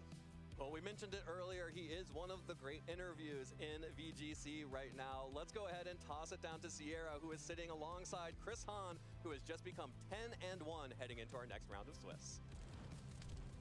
Thank you so much, you two. As said, I'm here with Chris on 10-1 here at Indianapolis, the first Champions event. That is an insane record to have, especially for the first of a new game. How does that feel? It feels great. Honestly, my goal of this event was just to make day 2. So the fact that I have a pretty good chance of making top cut, it feels really great. Let's talk about the preparation going into this event, because obviously within the Scarlet and Violet era, we've gotten to see a lot of success review, right? Now into the last regional of the season, getting ready for NIC everything, you got to kind of redo everything. So have you been working at grassroots events? Is it kind of like working with friends? How do you determine what to bring going into this? Yeah, so I actually decided not to go to Los Angeles because I was like, I think I'll take the time to just stay here, focus on Champions. These past, I think, 2 months I've been putting in, so much time. yeah, a lot of practicing with friends. I did a lot of grassroots tournaments, you know, a lot of ones online. Victory Road was one that happened this past weekend. I used a very similar team, and it's honestly what inspired the one I'm using today. I want to talk real quick about the grassroots tournament, especially too, correct me if I'm wrong, but you got second and then Kevin got third. Have you guys been working in Champions together? Yeah, Kevin actually helped me prepare for my round 4 matchup because, you know, Paul Chua is who I play round 4. We're really good friends, or I hope so. But we prep together a lot, and you know, I knew his team, he knew my team, and you know, Kevin actually ended up playing in that grassroots tournament, the team that Paul Chua used. So I was like, do you have any suggestions? You know, so yeah, I help him, he helps me, and obviously it works out for both of us, right? It really, really did, especially too, again, 10-1. Let's talk a little bit about that match because you're sitting there, you're looking to try and make sure you get enough wins for that top cut, and you're going up against Lorsi, who was undefeated on day 1, obviously a really strong trainer. So how do you feel like going into that matchup and how it went? I mean, Lorsi is just one of those players I've always had like the utmost respect for because, you know, like I feel like you talk about some of the greatest names at VGC, I feel like he's one of them personally. So I was very nervous. This actually was a matchup I played in top 8 of the grassroots tournament. So I kind of understood like how they operate. I kind of understood the ins and outs, and that's kind of how I knew like to close combat the Sinistra and position my Charizard that way because I knew, you know, you get either you kill the Incineroar or Oko the Incineroar, or you can Heat Wave and Sinistra will faint, right? So, you know, having that experience helped me a lot. And yeah, I mean, he played it really well, so every game I was just kind of on the edge of my seat being like, I really hope I can pull this one through. And you managed to in the end. I think the round is about to be done, so we'll cut this one short, but before I let you go, get ready. Any final words or shout-outs? Yeah, first of all, I gotta give a big shout-out to Apron, Sebastian Wu. He helped me a lot with prepping my matchups during tournament, before tournament. He also helped me EV my Pokemon, which is a huge, you know, I'm very thankful for that. I'm gonna give another shout out to Kevin, just because he was such a big help with prepping matchups, and then also shout out to Sid because he also helped me with it. Thank you so much, and best of luck going on with your next couple of matches. As for us, the round is almost ready, but of course, as our players get settled, let's break down that last match through the lens with Len.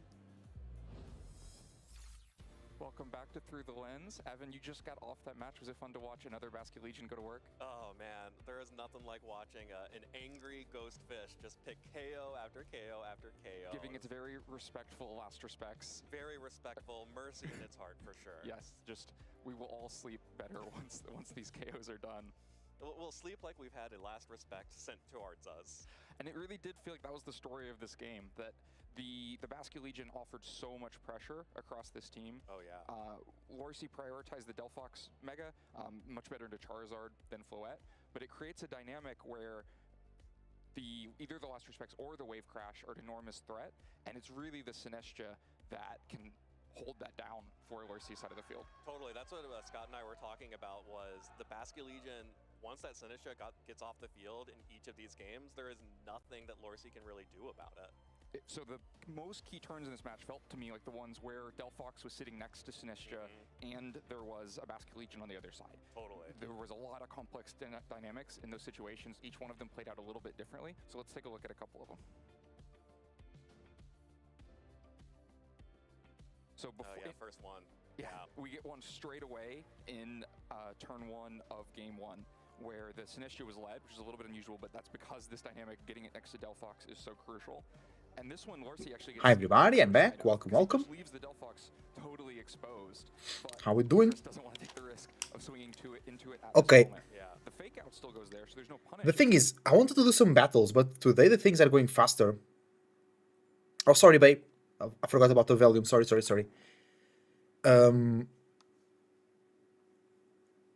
Yeah, I don't think we have time to do a battle in Champions, because then I don't want it to stop the battle. I don't want to lose rank points, but I think it's fine. Because now the things are going really, really fast, you know? It's not like yesterday. I think it would have been a one-hit KO. Yeah, it would have just been gone. And the map would have come close to ending the game right there on the spot. So just extremely dangerous positions for Lorsi. And then the other piece of this dynamic is that the Charizard can threaten the Sinistcha so much. And so you get a flip turn out, you stay safe for a turn, but now Sinistcha's in a big hole. And a big part of why this is such a big problem is the missing Protect on the Sinistcha. Because it's so much easier to create pins against your opponent when they don't have a Protect. So the pin that Chris ends up showing is Close Combat and Heat Wave, saying whatever you bring in, it's going to take a lot of damage. If it's Incineroar, I get to go first when it KO it. No problem, babe. No problem. Just stays on the field, I KO it. And if the only safe switch is the Basculegion, and that's not even safe. Right. The Basculegion, I think would have worked out well in this situation, but such a big risk to give up. To break the Focus Sash of such an important Pokemon, it takes such a big risk that you don't even like accomplish anything in the meantime. If the Sneasler just switches or something, then you've made up no ground. If there was the risk of Protect here, though, this play is a lot harder to make. Like, you're not going to click this combination of moves if it could just be Protect and Psyshock KO Sneasler. So the missing Protect opens up this pin that then just turns over a free KO into Incineroar on the next turn. Yeah, this was a really flashy play here to get the Incineroar on the switch. You should do like you mentioned, your daily ranking match, say really solid pin here that the only real switch-in that would be safe is that Basculegion. Yeah, if we look across the options, like y'all mentioned on broadcast, there is no Floette there. Sneasler would just get KO'd. Basculegion is so important that I think even though you don't KO it, if you break its Focus Sash, you may be happy. Yeah, you're happy. That's basically KOing it. Yeah, and so you guarantee some really high value damage on this turn, and this is maybe the most high value. Maybe also the most likely switch though. So it's a great, meeting of your pros and cons. It's such an awkward situation too to have to switch in the Incineroar here onto that Sneasler because without the Close Combat dropping the attack and activating the White Herb, you might just be able to get a free KO onto the Sneasler with the Delphox, but because of that, Sneasler actually gets to trade with the Unburden active, gets to trade onto that Incineroar. Right, it's a really specific dynamic of this switch, right? If it had been Sneasler or Basculegion switching in, the Close Combat doesn't even happen. Psyshock just goes in, but because of the White Herb activation, you move the speed up and can actually get Close Combat damage off. Yeah, and that's a big KO there, just getting the Incineroar for free and the Sneasler off the field, but I was really impressed by the amount of damage that this Delphox is able to do to the Charizard, two-hit KO over and over again, on average. On average. So I think then a key piece of space that Lorsi got is that dynamic didn't reoccur here. I think if when Sneasler went down, the Basculegion to come back in, you just recreate that same amount of pressure. It's very difficult for Lorsi to play. But when Garchomp comes on the field, you have a little bit more space to work with, and that space ends up becoming a KO onto the Charizard and Trick Room going up that neuters the Choice Scarf Basculegion on the other side. Yeah. There was that opportunity, like you mentioned, to bring in the Basculegion, and we don't see Chris bring Garchomp again this set, instead opting for the King Gambit in the future turns, in the future games, and you can see why. It's not really threatening a whole lot here. No, it just kind of sits there. It does take a little bit of time to KO, but doesn't accomplish nearly enough in the meantime. And it gives the space for that Sinistcha to be able to switch in and out, heal up the Delphox, give Chris, when he is great, he is like choking you out. You have no space to think, you have no space to breathe, and that's what we see in games 2 and 3. But in this one, Lorsi is able to find those little moments where he can breathe a little bit and eventually take that game.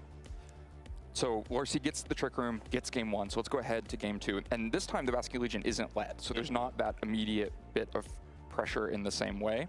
Neither is the Sinistcha. And this looks like a very good turn for Lorsi. Like all that happens in this turn is a Psyshock into the Sneasler. You get a free KO for it, but that just means an open space. Yeah, that's a free KO is actually just a free switch. All right. So we get another version of that dynamic over the next turn, and Incineroar comes in, intimidates, but eventually the Sun expires, Wave Crash is a big problem, and then in the Game 3 version of it, the Sun never goes down. Wave Crash becomes a huge problem.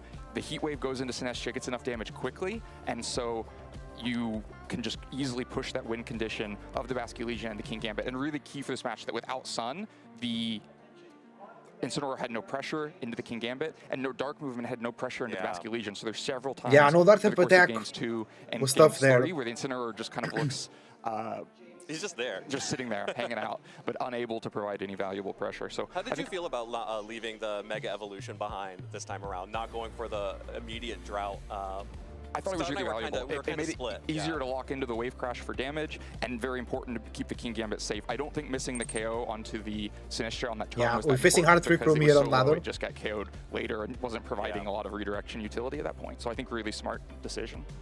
But yeah, really fun one to watch, and I think we're almost ready for the next one already. So let's go to Rose and Jake in the caster booth. Oh, damn it.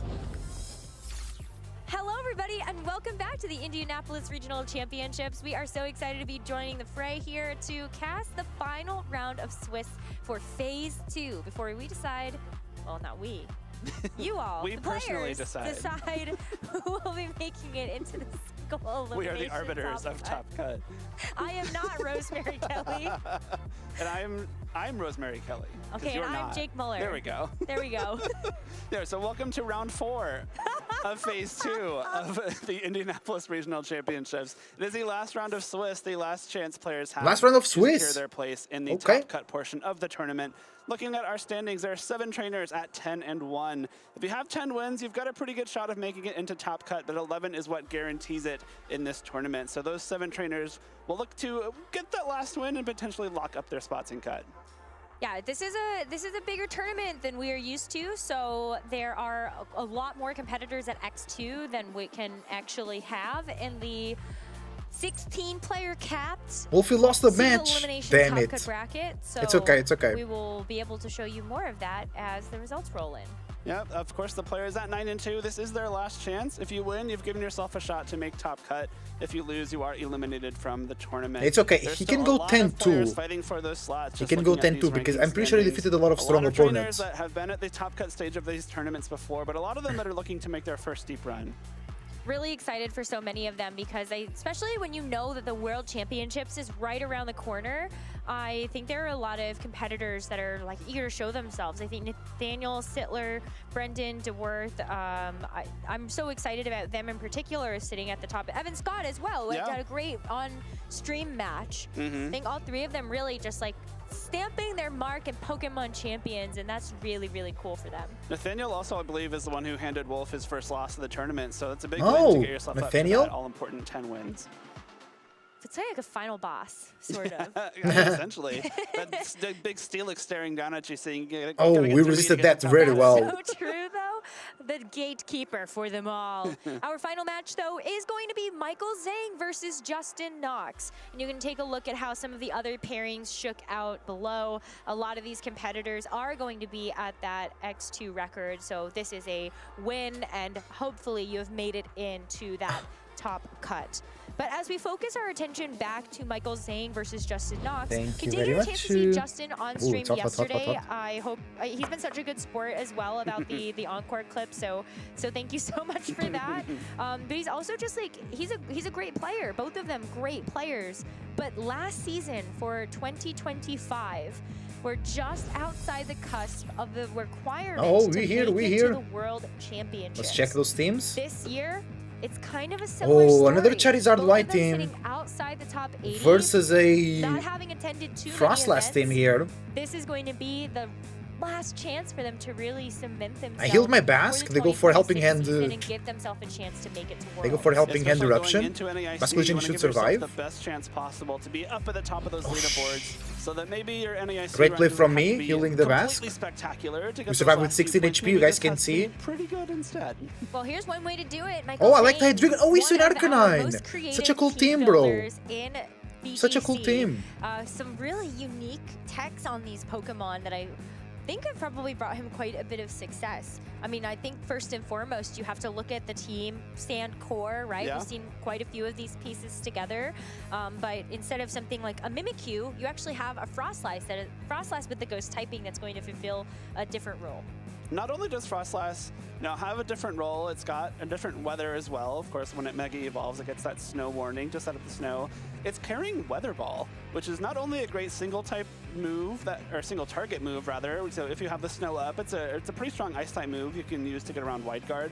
But if the sand is up, your Frostlass all of a sudden becomes a Charizard Y counter, which is something that is not very often you're going to see out of an ice type. It also can take advantage of you know, if Charizard has the Sun Up, you get a Fire type attack, which is really valuable Weather coverage Ball for an Ice type Pokemon. So really on cool the choice Frost there Lass from is Michael. pretty cool. We also have the Akaberry instead of something like the leftovers that we've seen a lot of Corviknight utilize in order to have a bit more sustainability. It's Oh, going to have that bro, this fire team is type, super cool. super effective berry. His team is A super Hisuian cool. Arcanine, not Intimidate. It's going to have the Rockhead ability. And so this is not something that you've seen every day. This is going to make sure I'll that knock out this the Free Arcanine Graph doesn't here. take We got any Krita, that's fine. recoil damage from Flare Blitz or Head Smash. But, you know, Head Smash can still Will miss. deny the second so Trick Room. That's true, Use Head Smash with can miss, I caution. forget about Yeah, that. It is very funny Head to see Smash Head can Smash miss and Flare so Blitz much paired damage with and a it takes so Focus much Sash. recoil. Not exactly Was something that is Arcanine completely Rockhead or intuitive, because Intimidate? the recoil damage will prevent the Focus Sash from having its full effect. But with that Rockhead ability, Yeah, it's Rockhead, I okay. think a really cool choice there. Again, you don't have Intimidate, which maybe you like a lot of the time, but you're not giving Defiant boost to something like this King Gambit. Yeah, I think the Focus Sash is because Garchomp. Yeah. Garchomp, Garchomp, Garchomp, Rock Slide, Rock Slide, Cleavor, of course. and Cleavor! We have a one of the cooler Pokemon that have come Cleavor, out of okay. this tournament. So not so And cookie Justin cutter this Knox team, it's a really bit different. showcased the power of this Pokemon yesterday during his set. It's got that Stone Axe move, and so that's going to be one of those kind of signature moves on this Cleavor. You deal damage, rock type damage, but you also set up the pointed stones from Stealth Rock, and that's going to be a great way for you to kind of get some chip damage into those Pokemon. Yeah, Michael doesn't necessarily want those Stealth Rocks to be set up. The Arcanine would lose its Focus Sash, Frostlass takes super effective damage, everything else takes 1/8 of its HP except that Garchomp. So it could be a nice way for Justin to get some chip damage into his opponent's team, especially something like this Charizard doesn't necessarily want to see that Tyranitar, and if it is the Charizard that Justin opts to bring over the Floette, getting that little bit of damage into Tyranitar could help make up that matchup. We also have this Garchomp that does have 4 different attacking options. It has the Roselli Berry attached, which is not going to be something that takes too much effect since Oh, the there are battle's no coming in. Fairy type attacks Let's pay on attention Michael to it. Zhang's team, but you know that then this Garchomp actually doesn't have a way to protect itself. We are going to see one Fairy type hit the field though as we get into the first game. It's going to be the Mega Floette for Justin Knox alongside that Cleavor. Oh, And for Cleavor! Michael, Oh, I love it's the Hisuian Hisuian Arcanine, bro. Cleavor in a pretty threatening spot here. You can either get a big Stone Axe off, do a lot of damage to this Arcanine, set up those I Stealth love Rocks, the such that if you hit the Cleavor. Arcanine with the Stone Axe, you probably take it down very low. If Arcanine swaps out, it can't come back in without being knocked out by those Stealth Rocks. So a little bit of a precarious spot for Arcanine, especially considering this Choice Scarf Cleavor and the Floette should be outspeeding it, potentially able to double up on it and knock it out. There at least is one way that you can get around the natural speed order of things, and that would be with something like extreme speed. If you know that this Arcanine might have to sacrifice itself in this game, at least you can guarantee some damage now, and then see if you can try to follow up with something later. You know that this Corviknight's in a pretty good position, though. There are not really many ways that you're going to be able to deal with this immediately. Mega Floette, though, still a very powerful Pokemon with that Fairy Aura. Especially with the Light of Ruin, that is the attack that this Floette is carrying. So if it is opting to go for a double up, Light of Ruin could make up a lot of damage here. A Protect from this Arcanine is going to keep it safe from a Stone Axe, and that's also going to negate the secondary effect of it. So no Stealth Rock setup on this turn, as Floette is going Okay, to I won let the its battle that I was Dazzling doing, Gleam chat. rip. Corviknight with Nice. that Steel typing is going to help it take that Dazzling Gleam just a little bit better, but you got to worry now about what's coming next. Corviknight set Tailwind. This Hisuian Arcanine ready to Bro, rock. yeah, Hisuian Arcanine is Tailwind looking here. great. Arcanine threatens a KO into the Cleavor with the Head Smash. Of course, being a Bug-type Pokemon doesn't want to see those Rock-type moves coming its way. Floette also pretty heavily threatened by Iron Head from this Corviknight. Get a little bit of damage on it, which could be important, but Floette really doesn't Really want to be enjoying taking the that team attack. of Michael It's gonna switch Zhang. out as Garchomp now comes in to take its place. The That will fare a little Trigon, bit better, the but Head Arcanine. Smash is going to be an accurate move this time around. Ooh, big damage. Cleavor and no Stealth Insane damage. Well done. No Cleavor, no Stealth Rocks, no recoil because of that Rock Head. Iron Head. Head comes through. Okay, damage. That is a lot of damage. This Corviknight is maybe a little bit more offensively trained because that is some really important chip damage into Garchomp here. Nice, nice, nice. Absolutely. I think a lot of the Corviknights that we've seen so far, they've had some type of setup option, bulk up, Iron Defense, something like a Roost to make sure that you can heal up a lot of that damage. But this one is just 2 attacks with that Tailwind and Protect. Ironhead's going to feel great into that Floette if you can make sure that that Corviknight is going to be back in front of it next time. It is that adamant stat alignment as well, so really investing in offense with this Corviknight. But because Yeah. you are investing in offense and not investing in defense, you're not carrying that body press. So this King Gambit actually a really strong option into Corviknight. One of the few times we've been able to say that this weekend. Arcanine, though, will have maybe something in store for Let's go. Garchomp comes through. later, but knows that it's Protect on the King Gambit. Well done. something like a sucker punch from And now King we can Gambit see as here well as an Earthquake Brave with Bird. the Garchomp. Ooh, good. Right into the Garchomp. Corviknight hopes to Big damage, but Garchomp survives. That's very important. This is Sui and Arcanine. Corviknight is losing a lot of damage through Recall and Rough Skin. Rock Slide comes through. That's alright. That's alright into the Corviknight. Is Corviknight in Sucker Punch range? But this Garchomp for Michael has hit the field. Earthquake now threatens a KO into Justin's Garchomp, which again cannot protect itself. And King Gambit doesn't really want to take this Earthquake either. Yeah, you might have to switch it out, but what else can you bring in? It's only going to be that Mega Floette in the back, and that's Yeah, true. It's only the Floette available. to an Earthquake Sucker heal. Punch. So this King Gambit knows It's enough. Okay. do the trick to knock out this Corviknight Well done. before it can get a chance to move again. Earthquake. Unfortunately, though, with the Tailwind still active, Big damage. King Gambit's still alive. first, King Gambit hangs on as the opposing Critical Garchomp hit falls, but on the King Gambit. Okay. hit in the process. That could be It's really bulky, the King Gambit. done the job regardless of that critical hit, but that could be in range for a different attack from one of Michael's Pokemon that could make some of these endgame game plans perhaps a little bit simpler. This Arcanine, of course, though, a Flare Blitz would have been able to do the job regardless. Floette does re-enter the field. Michael's Yeah, Arcanine is good because it resists Floette, and it's really good into the Charizard as well, but kind of bad into the Garchomp. But if you Earthquake, you gotta hit your own Arcanine, so you gotta protect that. And if you protect the Arcanine, maybe you're giving up the chance to make great use of this last turn of Tailwind. No, Talon's already over, yeah. Talon's already over. So no Tailwind. Now Floette, I So it's guess, pretty is safe. threatening. Protect They're Earthquake. Garchomp and Floette are trained. If Floette is faster than Garchomp, this is actually not a terrible spot for Justin here. Floette really doesn't want to take a head smash. Protect on the Arcanine. I don't think the Floette is faster than the Chomp.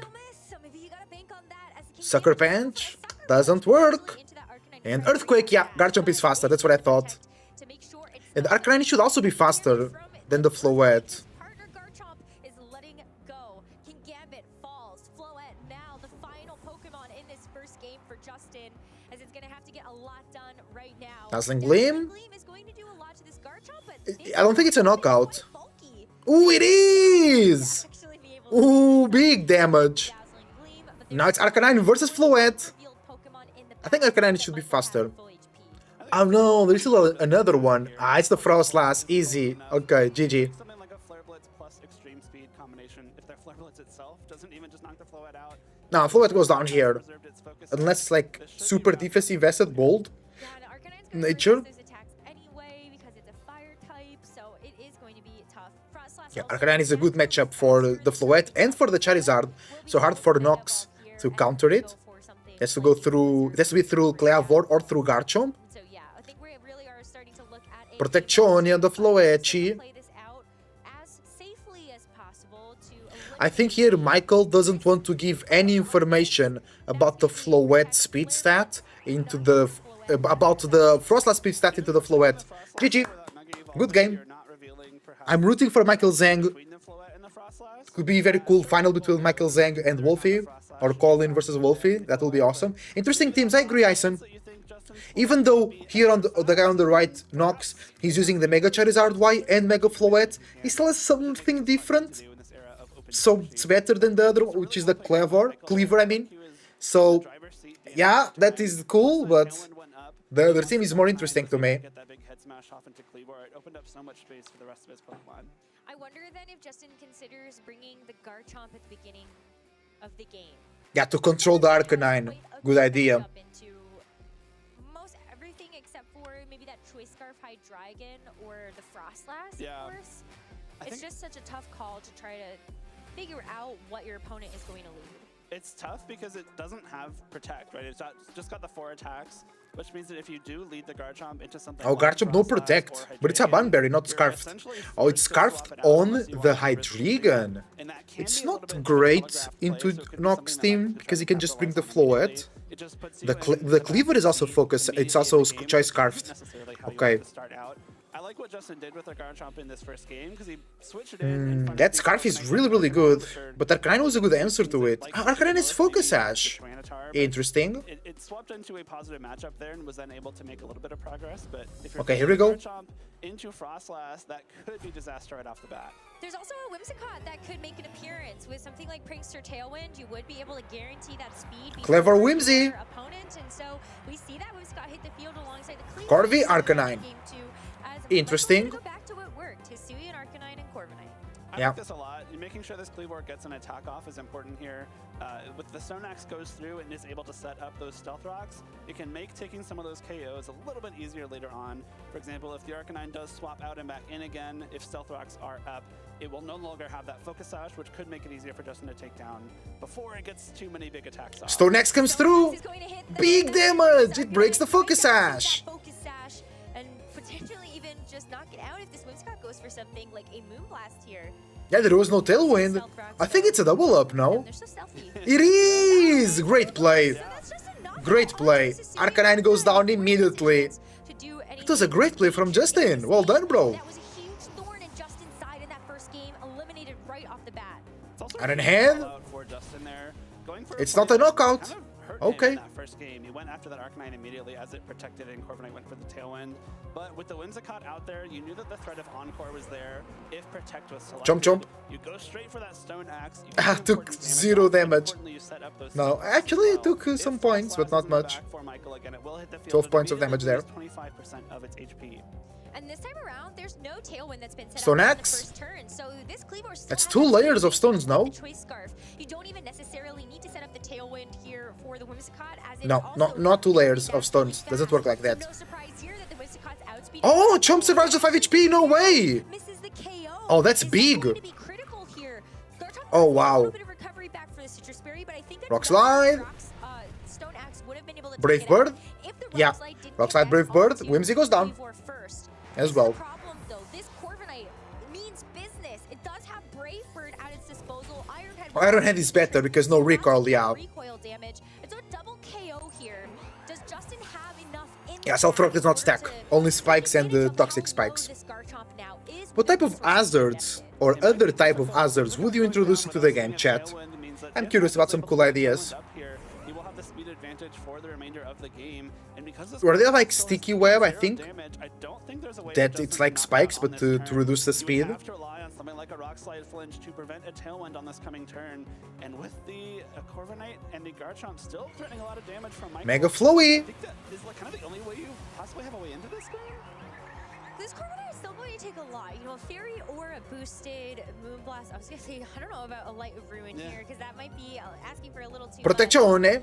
As the Well Garchomp done. is going to protect itself first. You could Corviknight still is in do okay something with a position. Rock Slide and comes a through. Moonblast You have poison, so that maybe deal a burn. significant amount to this Corviknight. That might be too OP, yeah. Avoids the attack. Corviknight misses, There's dodges the Answer Rock Slide, so no that you flinch can chance. flinch in Iron and Head. Tailwind altogether, or even an Iron Head if that's Corviknight what is he's going chilling. to do. I don't know how much Michael actually ends up needing. Tailwind. But Nice. for whatever is in the back, Sleepy just wanted Spikes with a 10% chance of comfort, on switching to especially put your when you don't Pokemon to know sleep. maybe Ooh. for sure about the Garchomp It could be like a speed gas. burns. Could be like Nice a to know gas that instead your of Garchomp spikes. for sure is faster. Tailwind there just makes a lot of sense. I think, especially given that Dragon Claw. Garchomp does not have Protect. Big damage. Take the knockout Oosh. immediately, and now he- Great. With just one Pokemon, that critical hit likely mattering a little bit. Oftentimes Garchomp struggles to knock itself out with Dragon Claw. Iron Head. But this means Iron Head goes straight into the Floette. Big damage, but survives. Knocking it out. But it doesn't Looks like matter. Justin is down to just 30 HP. And the Dazzling Gleam here is going to pick off the Garchomp, but since this Corviknight is going to have the speed advantage with the Tailwind, Yeah. this is just GG. a game lock. That's unfortunate for the Cleavor and for Justin in this Although, tournament. if Michael Burn Zane is reduces going to take attack the and second Para game speed, we if should he give can. Poison reduce special attack. Putting him up to 10 That's too wins, broken, six yeah. and making it that top cut stage. That's why it has a chance and not guaranteed. Just really well played by Michael here. The way that Yeah, he built very well his played. team, it was really hard for Justin to bring Charizard to this battle. You had Arcanine, you Yeah, had very Garchomp, well played you from had Michael. Dragon, you had And Tyranitar, another Charizard Y goes down. and Let's Rocket Barrier, go. Steel type. Let's But that go. Charizard is kind of the only thing that was able to deal with Corviknight. 'cause GG. Justin just Good win. Good win here for Michael. the Corviknight kinda had free And he reign. brought Tita as his last one. There's Okay. only one, so the out here is like you have to try to get a double protect to stall out the Tailwind and hope that, you know, for maybe you crit Dazzling Gleam on. I don't even think a crit onto the Corviknight is enough. No, I don't. Unfortunately for Justin, I don't know if there's a way to win this one. Yeah, the knockoff is going to finish the Floette for good, and Michael Zhang wins this set 2-0. 2-0. Very well played from Michael. Very well Knowing played. exactly what he needed to do to set up those win conditions. The Corviknight was such an important piece of the puzzle there. Not only is it setting up Tailwind for the speed advantage against those faster Pokemon like the Choice Scarf Cleavor, like the Whimsicott, like the Floette. The Corviknight's damage there was Oh, my remote is not working. Those Iron Heads hurt a Hold lot. on. Almost won a KOing Cleavor and Floette on its own. The adamant stat alignment on Corviknight there was really, really useful. I'm playing Champions. Great turn one play, though, by Justin to take out the Sicilian Arcanine immediately. A Pokemon that really did cause a lot of trouble in that first game. And it was just great to be able to get that Yeah. to get that KO. But the miss on the Garchomp, that definitely was, I think, unexpected. Oh, it's all Lucha with But, I mean, Snorlax at stuff. the end of the day, this Corviknight was not getting knocked out anytime soon. I think later on when the Corviknight was able to set up Tailwind, I think he probably needed at least one flinch, if not two, to have a shot at not getting that Tailwind set up. And at that point, once Tailwind goes up, once you get the Dragon Claw into that Garchomp, I think it was just curtains for Justin there. Yeah, it's just tough because you kind of wonder what happens then if you actually do Yeah, secure Serena. the KO on the Garchomp. Then you only are dealing. Yeah, with Drowsy the could be Corviknight cool for them to Corviknight introduce into back. the match, into the game, But then instead of Floette sleep. probably still needs Dazzling Gleam plus Moonblast to pick up the knockout on the. Yeah, that game was very well played. I think especially because that Tyranitar is holding the Mega Stone, it probably Mega Evolves in this game. It gets even bulkier and harder to take down. And it's also cool to see in Arcanine. For sure. Yeah, 2 Moonblast, but then Iron Head plus Rock Slide probably picks up the Floette there. So a really difficult combination of Pokemon there for Justin to deal with. Yeah, it's that was super tough. But hey, Michael showing off that there are some really unique choices still out there, and also I think another example of Sand Yeah. really being a big winner in the archetypes that have come out of this tournament. Even just Can a scaring Moonblast Charizard just pick away up the is a big knockout? deal, especially when It's you're very Corviknight feather at the modest. backbone of your team for that speed control. It should pick the force that to match knockout. up into something like the Mega Floette. If you're able to either threaten Charizard heavily once it's on Let's the go. field, or just make sure it doesn't come at all, it can be really difficult for trainers to bring that Mega Charizard Y, which is one of the most popular Pokemon in the format. There's a couple different counters to it. I mean, you have the Frost Lash. Yeah, it's ability swap. Yeah, that's why I want to knock out the whole Lucha immediately. Arcanine that if you just hit the rock It doesn't pick the knockout? I'm very feather modest. Max special attack That's an easy knockout. I could have sucker but again, punched a lot to ask for that as well. Arcanine, so I know because it's they go for it. The Arcanine, in trainment. much more useful than I expected it to. Again, the combination of Focus Sash and Head Smash and Flare Blitz is really funny to look at on paper, because you see those attacks that, as soon as you use them, you take recoil.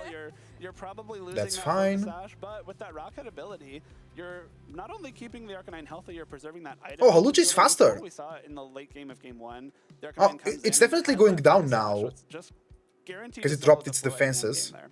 There's a really fast Holucha. What?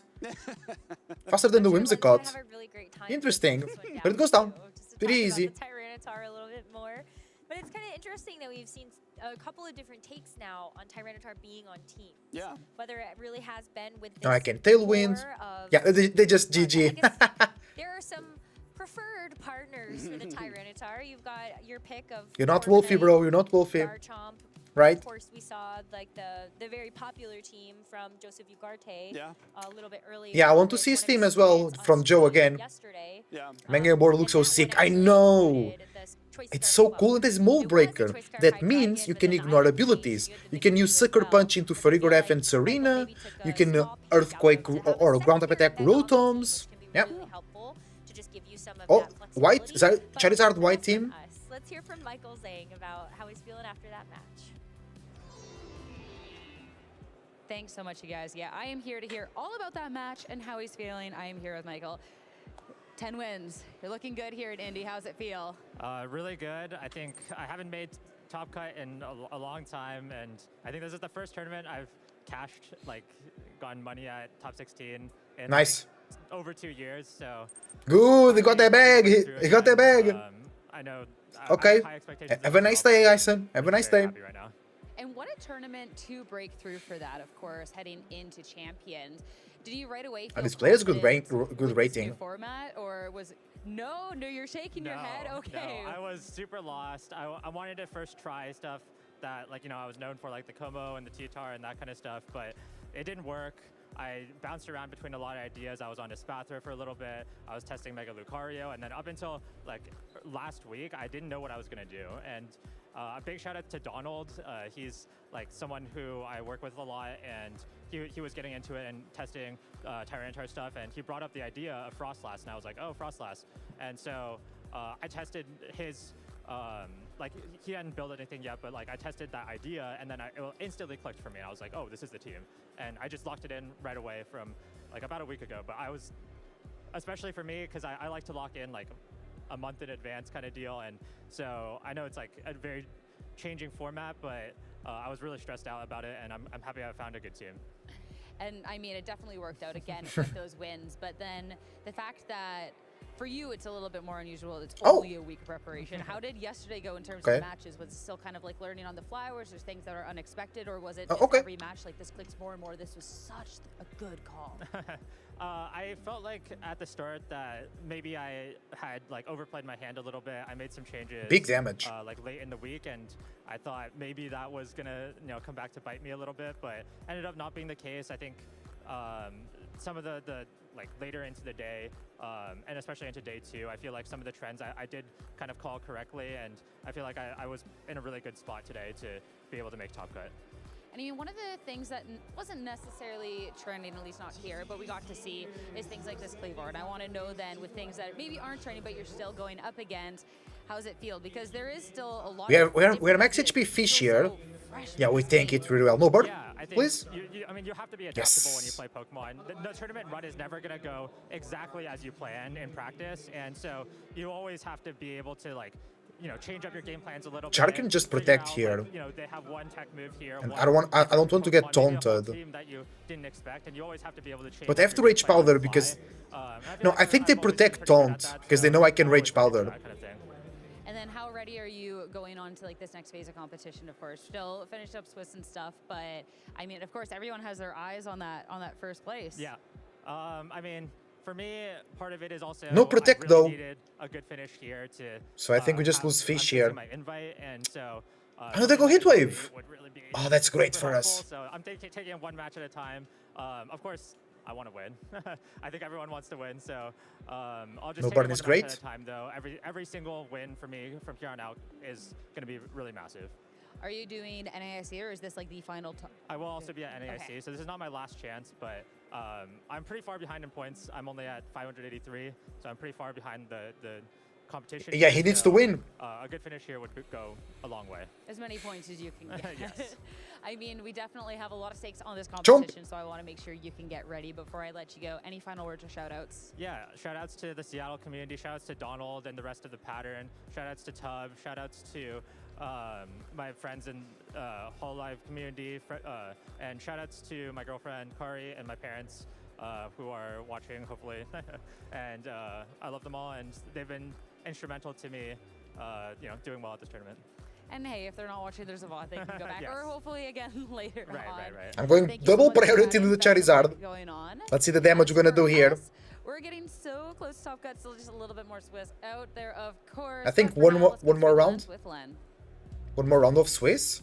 Well, I am very excited to talk about Tyranitar, Corviknight, and Garchomp action, and that was a very Tyranitar, Corviknight, Garchomp looking sort of game. You're kind of feasting here, right? Where I don't know if we're going to see too much of it this weekend, but Tyranitar and friends are everywhere. I'm Poison Jab. I'm trying to figure it out because, like Michael mentioned, I thought I'll bring the Whimsy. It work, and it's difficult to do in this format, but it definitely seems like he's unlocked it. I can still win now. I think it's a really cool solution.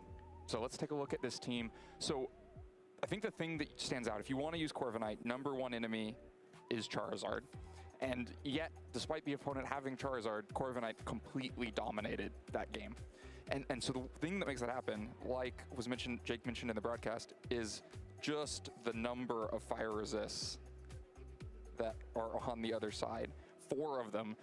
and the Akka Berry on Corviknight. If you don't have the Akka Berry, maybe you still talk yourself into bringing Charizard, and I will just time, or I'll create 50-50s where my opponent is afraid that I might just go after the Corviknight right now. But with an Akka Berry, you like need 2 shots at it, which feels very difficult. Yeah, I'm really impressed, too. I think I've been whining all weekend that why aren't the trainers taking advantage of all these Charizards? I was like, oh man, he is taking this seriously. This is maybe the most anti-Charizard team I've ever seen. Say Charizard can't be brought. Just too many enemies on the other side. These other 5 Pokemon do not beat Corviknight. Like, the total damage output to Corviknight is miserable across these 5 Pokemon. And if you don't have damage output into Corviknight, then nice. you Great Rage Powder. Fall vulnerable to whatever you lose the Charizard here. Trying to do. We've seen a few different Corviknight sets, some boosting. This one all focused on damage and speed control. And so it's just trying to make it so that primarily Garchomp and Arcanine have speed control behind them. I could have less respect here. Been really valuable damage. It's pretty unusual instead of taking that recoil damage on Corviknight, and we saw how much damage it done. I've clicked a lot of Brave Birds into Garchomps. My Brave Birds do less than the Iron Head that's 2/3 as strong was doing in that match. This is a Corviknight trained to do a lot of damage, and it was really important for this match. It was picking up KOs on Whimsicott, KOs onto Cleaver, the helpful chip into Garchomp, and that's because of all that training. Yeah, I think it's just a really well put together team where I think it's kind of ironic that you mentioned he doesn't have this team as far in advance as he used to, because to me it seems very well thought out and very well positioned in the metagame, where I think a standard Corviknight on this team just doesn't get it done the same way. And yeah, I mean, the Akka Berry, I mean, I feel like I've seen a million Corviknight. Oh, nice. That's good for us. And I don't remember seeing Akka ever. Yeah. But it's so big here. Very big, and it also demonstrates how important Charizard is in the format. You don't normally run a Resistance Berry for a type that your team already has 4 natural resistances to, but a lot of Charizard out there. And then on the other side, yeah, we talk about the damage output. Garchomp is doing nothing. That's just Rock Slide that's going to hit Corviknight. Cleaver, Stone Axe is not going to do that much. Let's bring the Whimsy in. Moonblast. Floette only has fairy moves. They're going to be resisted. The King Gambit's Kowtow Cleave, a physical attack, not going to do that much damage. So it's just really hard to find the damage if you don't bring Charizard. And that's then exactly how these games play out. The Corviknight gets led here. There's no damage. Fishing for a burn here. Ooh! Protect, Tailwind, attack is no flinch, please, on the Sinister. It's all fast. Nice. At this point. He's kind of burn, please. In the team preview and team building phase. I feel bad. No burn. Poor Cleaver. We're so excited to see it, but immediately they attack to do a protect here, and then just kind of hosed for the remainder of the game. We're like not even really worth switching out because I just can't do anything anyway. Yeah, Pokemon very vulnerable to speed control, right? Using the Choice Scarf means it has no protect, and so once it whiffs on this attack on the first turn, just completely vulnerable. Corviknight takes kind of nothing out of this exchange and then loves what it's seeing on the other side, where it has 2 easy targets for big Iron Heads. I think the way that it enables the Arcanine is really cool. With Tailwind to then knock out the Garchomp with a fish. This format, right? But there's a reason that people aren't kind of bringing more Charizard hate, and it's like tough to make this sort of Pokemon work. But this combination of Pokemon, to me, Arcanine that's fine. So good in this set. We should talk about the Arcanine set too, because most of Scarlet and Violet, Arcanine was an Intimidate Pokemon. The secondary Fire one with Incineroar. But this is not Intimidate, just to focus on... Come on, burn on the King Gambit, please. Using the Rock Head to be able to run those recoil moves and a Focus Sash, that means you can consistently find that damage. Yeah, it probably okay. helps out making a little more pickable. No burn, that's fine. To be able to bring this Fire-type Pokemon against King Gambit, you don't have to worry about accidentally activating its ability. It doesn't show up in this matchup. How we survived, that's so good. It helps the pick rate, which I found to be a challenge of that Pokemon. They can Sucker Punch now.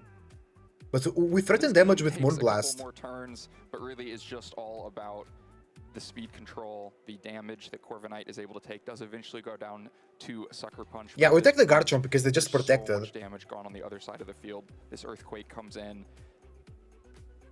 KO's Garchomp, leaves King Gambit low. Cleaver's already... Oh, it's Roselli Berry! Ah, that's rough. Yeah, they survive. So then let's look ahead at turn 1 of the next game. I think Justin tries to make a pretty good... It was Roselli, bro. Roselli Berry, really. Non-Prankster Tailwind. Whimsicott's a great answer. And they didn't Sucker Punch. So that you can move first if you'd like to. And they just Rock Slide. So Whimsicott should still survive here. One of us still survive here. Corviknight is also so strong here that Michael is able to take a couple of turns and give up quite a bit. It's only because Corviknight is so strong in this matchup that you can afford to take such negative trades, losing the Arcanine on the first turn, for example, just in exchange for most of Cleaver's health with an Iron Head back, but can eventually get the KOs necessary. Because now they have to Sucker Punch. break the Whimsicott. I could and then Aqua go right Jet. back into the same mode as game 1. The King Gambit. Interesting to see with Whimsicott And the offense, Moonblast. I think in a turn here we'll see that, Because I think Garchomp protects here. Ironhead going is probably in large part because it can't one-hit the Whimsicott because it has Focus Sash, but Focus Sash There should be an Aqua Jet range. We are adamant to This Stoneaxe, fish. These Garchomps are getting bulkier and bulkier. So despite Stoneaxe Here we chip go. here, very crucial in this game, that Sucker Punch missed. Awesome. Fairy just activates, and what you're hinting at is that mini Whimsicott. The Garchomp didn't protect though. To Fairy Feather for the 20% extra damage. Of course, 20% would have been plenty enough there to pick up the KO on Garchomp. Oh, they go Poison Jab here. Good play. When that KO doesn't come through, Rock Slide is a KO. I could have knocked out the Garchomp here. Break on the Focus Sash so that Ironhead is a KO back into Whimsicott.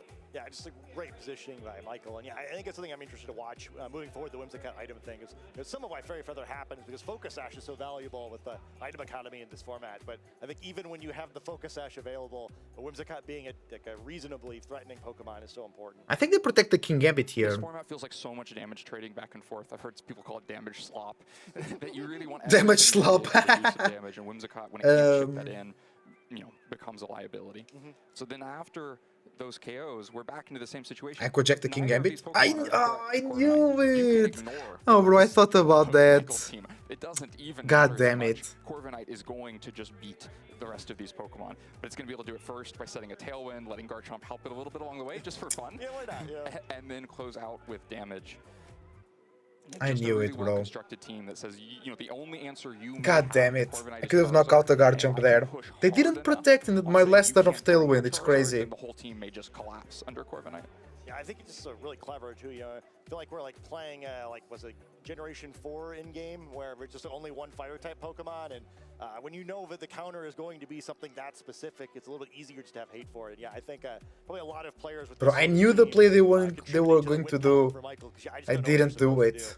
Yeah, this seems like it would be so difficult. Yeah, being Rosalie Berry won them the game. Charizard and then just somehow make it work, even through Aqua Berry. And that play as well, do a lot of damage, where you can I chip didn't some in do my extra when you read. can find it, but man, God that's damn an it. uphill battle. Yeah, I think it's interesting too because I think one thing that could have helped if it was maybe a slightly different pool of opposing. Welcome to the stream, everybody. If you're watching on YouTube, leave a like and subscribe, and check my YouTube channel dedicated to Pokemon Champions as a Pokemon trainer. To concern more, that's a different way to kind of enable the Corviknight, where you're so much stronger on the physical side than the special. So I just feel like there's just so many ways you can kind of put your opponent in an unwinnable situation with this team. It's just really clever.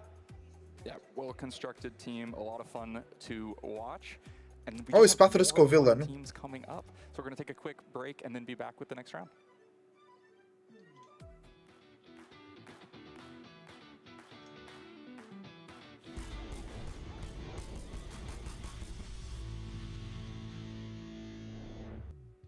Hello everyone and welcome to the lounge. It's Draw Your Phase with Skarzig, and I'm here with Leo. We're drawing his favorite Pokemon, Metagross. This is another tough one, but I think I can do it justice. And if you at home want to follow 5 along, minutes, okay. pay attention to what I'm doing here. So, Metagross, I think we always like to start with the big X it has on the front side. I think this is probably its most iconic feature. Got some eyes, angry eyes, like that. And then Okay, our opponent's really thinking about it. on the top, and it comes around like this for the mouth. Metagross is basically a big tank. We've got the arms that come up into its big legs with the claws like this. Don't forget the bottom side of the Metagross as well. I forget that sometimes. But let's make another big leg over here. Okay. Like that. And the claws. And then there's a few more in the back. Try your best with these. I know it can be tough to fit all 4 legs sometimes when you're drawing something big and chunky like I think the this. Spathor protects here. But just take your time. I might be going a little bit fast for you, and it's okay if you can't keep up, but the important part is that you try. I could go for the Swords Dance. Metagross. Put some extra details in there if you remember them. Yeah, I like it. But it's not just me here drawing. We have to see how our guest was able to follow along. Okay, they fake out. Ooh, no protect on the Espatra. Yeah, you've got plenty of time. Calm mind, okay, that's fine. It'll give you some time as well at home to finish up your Metagross drawings. So don't give up. Just follow along with me, and you'll be okay. I believe in you. Oh, Snizzler is Focus Sash. God damn it. I actually just drew Metagross recently, so I maybe did this one a little bit too quickly. But he's caught Okay, up, I'm sure they're not folks. expecting Let's see Sucker Punch from how Embor. it looks if you want to show the audience at home. That's not bad. That's Metagross, folks. Let's go. Count A out, big live into Psychic it. And Steel Pokemon who's making a splash in the TCG and maybe in the future in some more games. Thank you so much for joining me, and we will kick things to some more Pokemon action, so don't go anywhere. Nice, nice, nice. Let's go. Good vibes, good vibes. Sean, I'm from Orlando, Florida. Bouchon. Make it into the semifinals here in Orlando. He keeps upgrading his best finish here. Sand/Alola. Oh. It's my favorite Pokemon. Oh, they went for coaching. VGC for the first time. What? Memory is my first regional tournament. Can we pick the knockout with that +1 where I got to meet a lot of defense? friends who I'd only met online before that. I did pretty well. I finished top 32.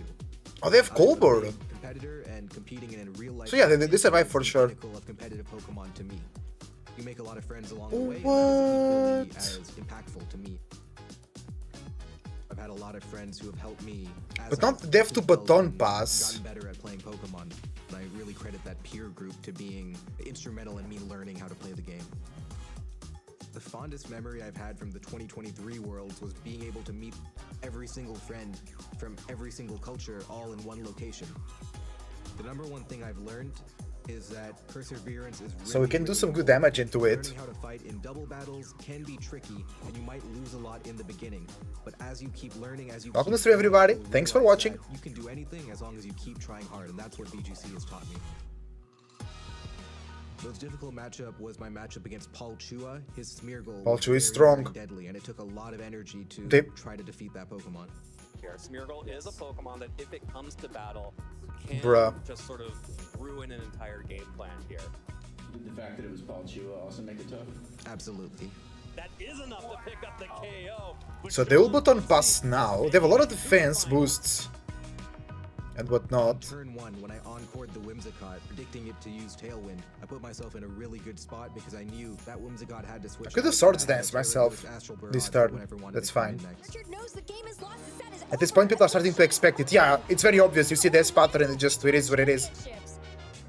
Oh, no, the Sucker Punch? On the Embor? Nah, it's very rare. My goal was to win the regional, which I did. So Chopple? now my number one goal right now is to win Worlds. I guess I need to book a flight to San Francisco. Oh, no way. Michael Kelch, he's one of the And wait, best players they in the didn't world, switch. and he's also a good friend of mine. So playing against him in the finals would be a dream come true. Are you winning Worlds this year? Absolutely. You have to aim for the stars to reach the moon. Baton. Okay. It would mean everything. It would be the culmination of a lot of hard work and effort, and just a validation that if you Scovillain will really take good believe in damage, but it's yourself, super you really boosted. can do anything. Still respectable damage there.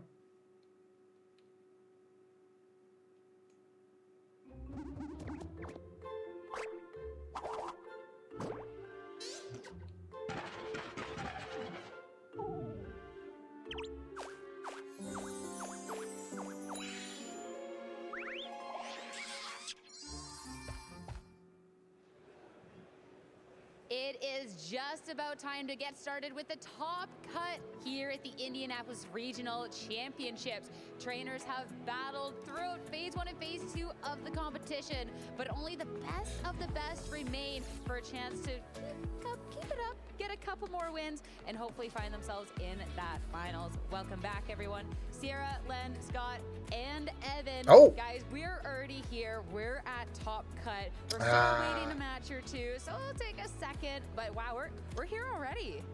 It's exciting. 16 players are going to be left in the tournament. They've all won prize money already, but more money on the line. It's a fun time of the day. I'm really excited to see what comes out on top, where we've got such an interesting group of players, an interesting group of teams. I thought Snizzler will do more coaching.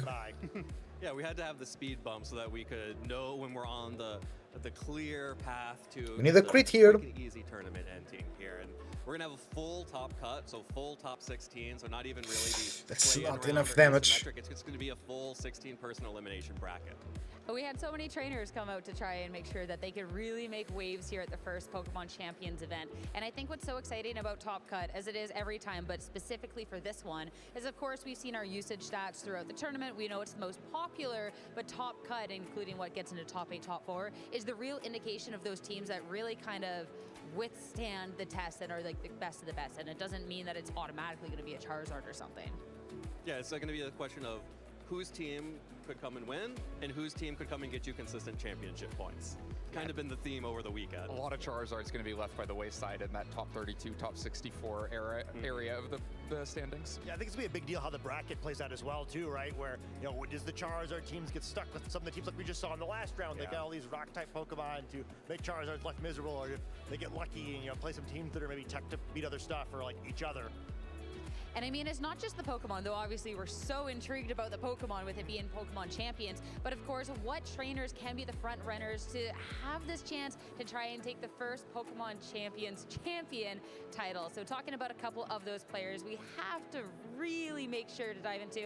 I feel like our first one doesn't really need an introduction when we're talking about players in Top Cut. I mean, Wolf, I mean, he was a player to watch. Kind of went undefeated day one, kind of won a couple of events along the way. Yeah, if there's one front runner in mind, he's probably the person who's won 10 regional championships already and has looked dominant in 2 matches on broadcast. Yeah, does he need another one? Does he need another regional championship? 10 is such a round number. It really is. It feels right. Once you hit 11, you have to go for 20 then, and that's a lot of work. Yeah, he probably is. I mean, you know you're doing well, though, when, like, 3 of the lines on your player achievements don't have a city name in them. Like, yeah, I'm really, you know... It's a unique set of achievements. Nobody and the else one with the city name is the World Championships. Yeah. No big deal. And then such a fascinating team too. I mean, no one else in the field is playing something like this.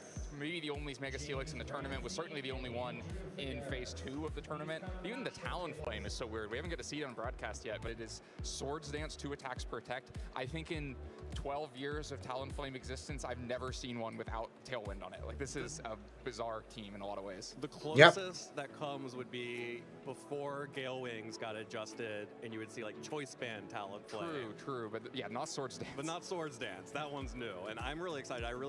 We haven't seen it in either of the 2 sets that we saw him play it. That's the piece of the team that does not make sense to me right now because I haven't actually seen it in action. I think it's got some tricky text on it too. He was describing a play where he let Sandchip turn off Gale Wings so he could attack through Frigoraph, then used Sinistra to heal back to Gale Wings so that he could priority beat a Scarf Garchomp. That's fun. I want to see things like that. Yeah, that is some Wolf nonsense there. I think it's pretty interesting too. I mean, it's actually, you know, like, well, this is like just a generally strong team. Like, this doesn't just require only Wolf to pilot it. Like, maybe take the Talonflame off if you're stealing this one. But I am really curious to see too, like, what matchup that's for. Because I'm sure it's one of those things like, oh, like, I normally don't need this 6 slot, but there's this specific matchup that I hate.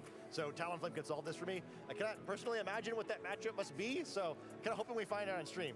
My favorite part we was need the crit, come on. In the tournament, there was rumblings, there was rumors of this Swords Dance Talonflame, and never really got to find out who. Swords Dance Talonflame's crazy, yeah. And then it's like, wow, okay, out of all people, it's Wolf, and then we still don't know. It's the great mystery. Still don't know. We still don't know. No crit. I mean, we may know at some point, considering, you know, Top Cut is upon us. So maybe we'll get to be graced with Talonflame's presence. But of course, there's a lot Burn of on this stuff path will be very good as well. Top Cut that we need to talk about. Another one that we got to see on broadcast earlier, if I have the ordering of these player profiles right, I think we have Chris Hahn, who is definitely, again, one of those players that if you're looking at achievements throughout Scarlet and Violet, everything else is super up there, and the victor we saw on stream earlier was so strong. Right, a very strong player. Definitely not as clean looking of a match. A match that involves a lot more trying to figure out what your opponent is going to do, being one turn ahead of them, trying to read where the protects are going to be. Yeah, Christopher Hahn was a good player, very good player. We've seen that. Playstyle where you really have to find the right targets at the right time. King Gambit, another Pokemon that really represents that playstyle, but he's very good at it and made it look easy on broadcast earlier.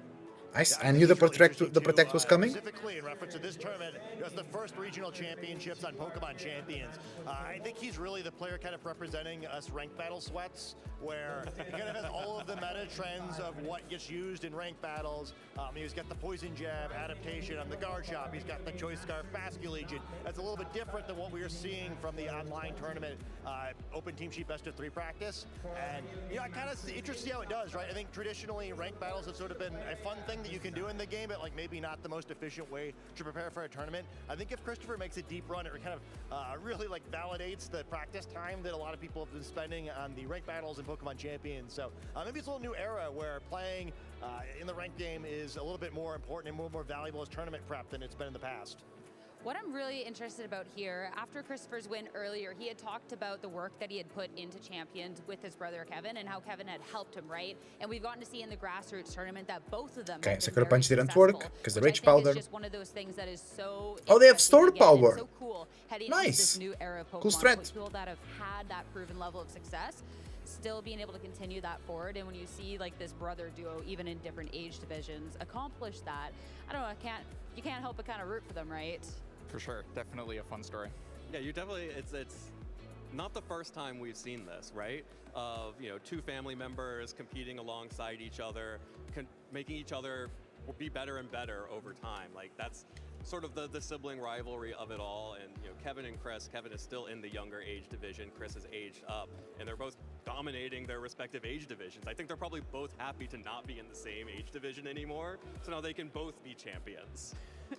Hey, you don't have to compete for a title if you could just go get your own, Get your right? own. I think he's done a heck of a job with that transition to the Masters division too. Oh, yeah. We see a lot of really strong seniors stumble a little bit usually in the first year or 2 in Masters. They get used to playing this competition. I think in his case, he played so many unofficial events against Masters division trainers. He was really ready to jump in, but like he was really impressive from his first guys. event. Where, I'll be back in a minute. I can't remember what regional championship was. We I should was kinda stunned, like, get ready for the this next guy round very soon. He's playing in his first Masters Division Regional Championship. He's just so smart. He's always so prepared, which I wish I was as prepared when I was competing as he was, where he's never one of those players who looks like he's taking his first reps with the team. Yeah, and we talked about this a little bit on desk as well, but Chris Hahn is one of the premier coaches for especially the juniors and seniors age division out there, and it really shows in his play style. It shows, Len, you mentioned how you had to be a couple of steps ahead.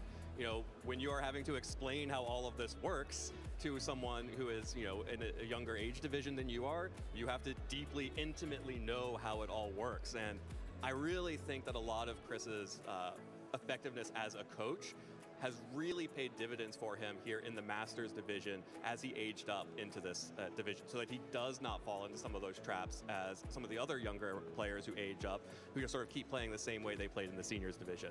Although now, players who are being coached by Chris in the senior division are just going to take that forward when they age up. Oh, it just gets, the skill level just gets higher and higher, especially to see. Man, this is a really feels old moment, and I can't imagine how it'll feel.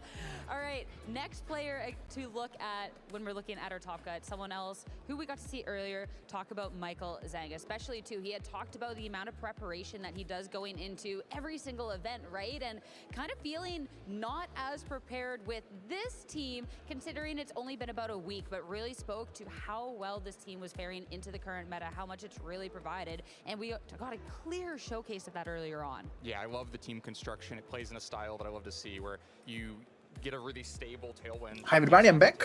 Once I have the tailwind, you can't stop my damage from just KOing all of your Pokemon. I think we have time for one more battle. Having to guess and be 1 turn ahead. There was almost nothing in that match for Michael where he was having to guess where target. I really like the team from Michael as well. The thing that you cannot stop until I've won this game. Yeah, and I'm really happy that Michael is seeing success here in Indianapolis and in Spork. Champions. He had such an incredible burst onto the scene in 2024 at that Sacramento Regional Championship. One of the most unique teams we have seen win a regional championship. had a great 2024 season, had kind of a mediocre 2025 season. Oh, it's Wolfie's team. Invite. Bro, Wolfie's team is already on the ladder. So I'm really excited to see him make another top cut here. He's one of the most Meganium is really good players into we this have, though. that I'm really excited to see keep innovating and keep building on his And success. a noted Tyranitar enthusiast, that 2024 that regional championship also featured Tyranitar. Yes, Psychic Terra Tyranitar. It's Citrus Berry on the Sinister, right? It was much more hostile to Tyranitar, right? I mean, nice to see him back on it again. And yeah, I mean, I always kind of root for the players who are kind of the creative team builders, right? Like we always want more innovation in the game. There's always so many different ways you can put Pokemon together, and he tries, right? Where like some traders are a little more interested in solving the puzzle, others just kind of interested maybe more in the battle component. And yeah, it's a great thinker of the game. You know, I want to. That's true. Some people like me. I like to create new games, solve the puzzle more than winning the game. But some players are just more interested in winning the game. Threshold. Like, he really needed points here. He's gotten points, but that's going to be really instrumental too when you look at, can he win his top 16 match? Can he win the top 8, top 4? Like, there is a lot more on Talonflame T-Tar. Players who we featured that already have those Worlds invites locked up. Right. Well, from the number he gave, top 16 is not enough to lock in that invite. So maybe not all of our players in top 16 motivated for points. I know even players who started the tournament, like Wolf, still wanting some points, are pretty safely locked up now. But yeah, Michael's still going to be very motivated to finish up those next couple wins. Yeah, absolutely. I don't know if he is going to be in New Orleans for the North American International Championships. Okay, so that at least helps him in if he drops in top 16. It's not the last chance. He still has NAIC, but boy, you really want to not have to be worrying about that, stressing about that at an international championships. We're going to have so many high-level players from across. Okay, I think I made a good play here. I didn't mega the Meganium to do a rock type Weather Ball into the Talonflame. The Dragon Dance, that's fine. They can't really touch the Meganium once we mega. Rock type Weather Ball! Nice, I could have protected the Whimsicott, but I think like I needed some damage here. If they Brave Bird the Meganium, it's bad, and I protect the Whimsy, so I took a risk there, but I think it's fine. Yeah, and I mean, there's always just get the win, get the direct invitation to the World Championships, and no stress at NAIC, right? And you go there with a medal and another regional champion title. So good. Next player that we wanted to talk about before we get started with our top cut here is Alex Underhill. Again, we've talked a lot about a lot of these players that have had proven success within past iterations of the game, right? Always can show up and just be oh so reliable. And Alex is one of those players as well, and this is where we get to see, we've seen a lot more of these Frostlasses kind of popping up. Yeah, if I counted correctly, I think there's going to be 4 Frostlass in the top 16. A 25% rate is kind of crazy. Like almost catching up to Charizard when we get to the top 16 phase of this tournament, and all of them get. Now I need to get rid of the Sneasler. Paired with Mega Tyranitar, this one paired with the Dragonite, and so but a Pokemon that offers very safe spread special damage along with some weather disruption. And they went for Dire Claw. Underappreciated by a lot of players coming into this tournament. Dire Claw knockoff. I could have attacked with the Meganium. That was weird. You mentioned they're all very different from each other, and I think that's the indicative of a really strong, a really strong Pokemon. And I know that a lot of these players were also testing Frostlass together with each other, and I love when people come together around. I think this is a strong Pokemon, and then disagree on how best to support it, and each bring their own variant and own. The Titar shouldn't be faster than the Sneasler here. Part of it, I think, is there's so few ice types. We have because only got one Dragon Dance, unless the Sneasler has no speed investment. Yeah, nice. Pokemon, like Ninetales doesn't do that much damage without bulky these Garchomp. It's okay, it would go down anyway to the knockoff. And so the Frostlass just gives you a really safe way to checkmate any Garchomp on the other side. It's Focus as Sneasler, but it goes down to Sand. And putting you way ahead. Yeah, I think maybe comparing his team a little bit to Michael's as well, where I think Michael's has a really neat like matchup-based team where he's probably just facing some. Oh yeah, but already had the broken Focus Sash because of Sand. So. I don't think it's Focus Sash. I think it's a White Herb. I don't remember. Is that for the non-Mega Evolving Pokemon, it's very physically oriented, right? Almost all of the best Pokemon that don't Mega Evolve are physical, so probably the 4 best non-Mega Evolving Pokemon, all of which are highly physically oriented. They have the Steelix, okay. Different special-based Mega Evolving Pokemon to kind of clean up some matchups, pick the appropriate one for the matchup, and guarantee that he has a special threat, so you don't get run over so much by those like Corviknights and whatever. I mean, last but not least, on the players that we were like, we really need to talk about them a little bit more before we get to Top Cut, has another version of this team when we talk That's about cool. those different Weather Ball, the variations of the Steelix. team. Maybe We they have to just talk about protect here. Colin's team. This is something that we got to see broadcasted. Evan's eyes lighting up because, again, it's so good. Yeah, Colin's team is so cool. I love Colin's team. I think it's my favorite team so far in the tournament. One With of the the highest Palafin. usage Pokemon was notably taken off to put Palafin on instead, something that suits his playstyle a little bit more, which I love it when trainers are willing to put that effort into a Pokemon that maybe it isn't the meta Pokemon out there, but they believe in it, they're willing to put in that time and the work, and the proof's in the pudding. Yeah, and it's not just the Basculegion swapped out for the Palafin, it's also coaching on Sneasler, and that really opens up this team because it allows you to give buffs Knock off into the Protect. the King Gambit, and Nice. the Palafin. And the Steelix has no special defense, so it should be a knockout here. It's not sturdy. Yeah, it's Sand Force.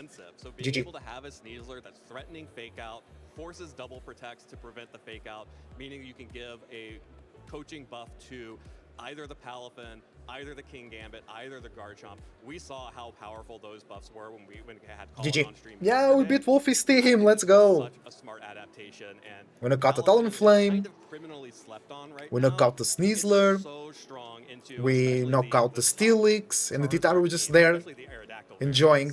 Yeah, Meganium is a good counter to that team, but nobody's using Meganium in the tournaments. So, very easy for Wolfie to pass through, but Wolfie did lose a game in the last round. Is the huge cost. You need to lead it, get it back off the field, and I think it takes a lot of expertise as a player to know how to do that without costing yourself too much. If you telegraph exactly how you're going to do it, and basically Oh, this could be Mega Charizard X team turn, with the first Serena, beginning of the game, Tailwind. it's gonna not go well for you. But Colin demonstrated multiple ways to approach that turn one in his set, coaching a great way to cover the switch. The fake out's a great way to cover the switch, and if you make it confusing for your opponent exactly which of these things you're going to do, then they don't get that free turn one anymore, and Palafin feels a lot stronger. Yeah, I think that's what really opens up the Palafin on this team, having the coaching, being able to have those multiple ways that even if you switch, it's not...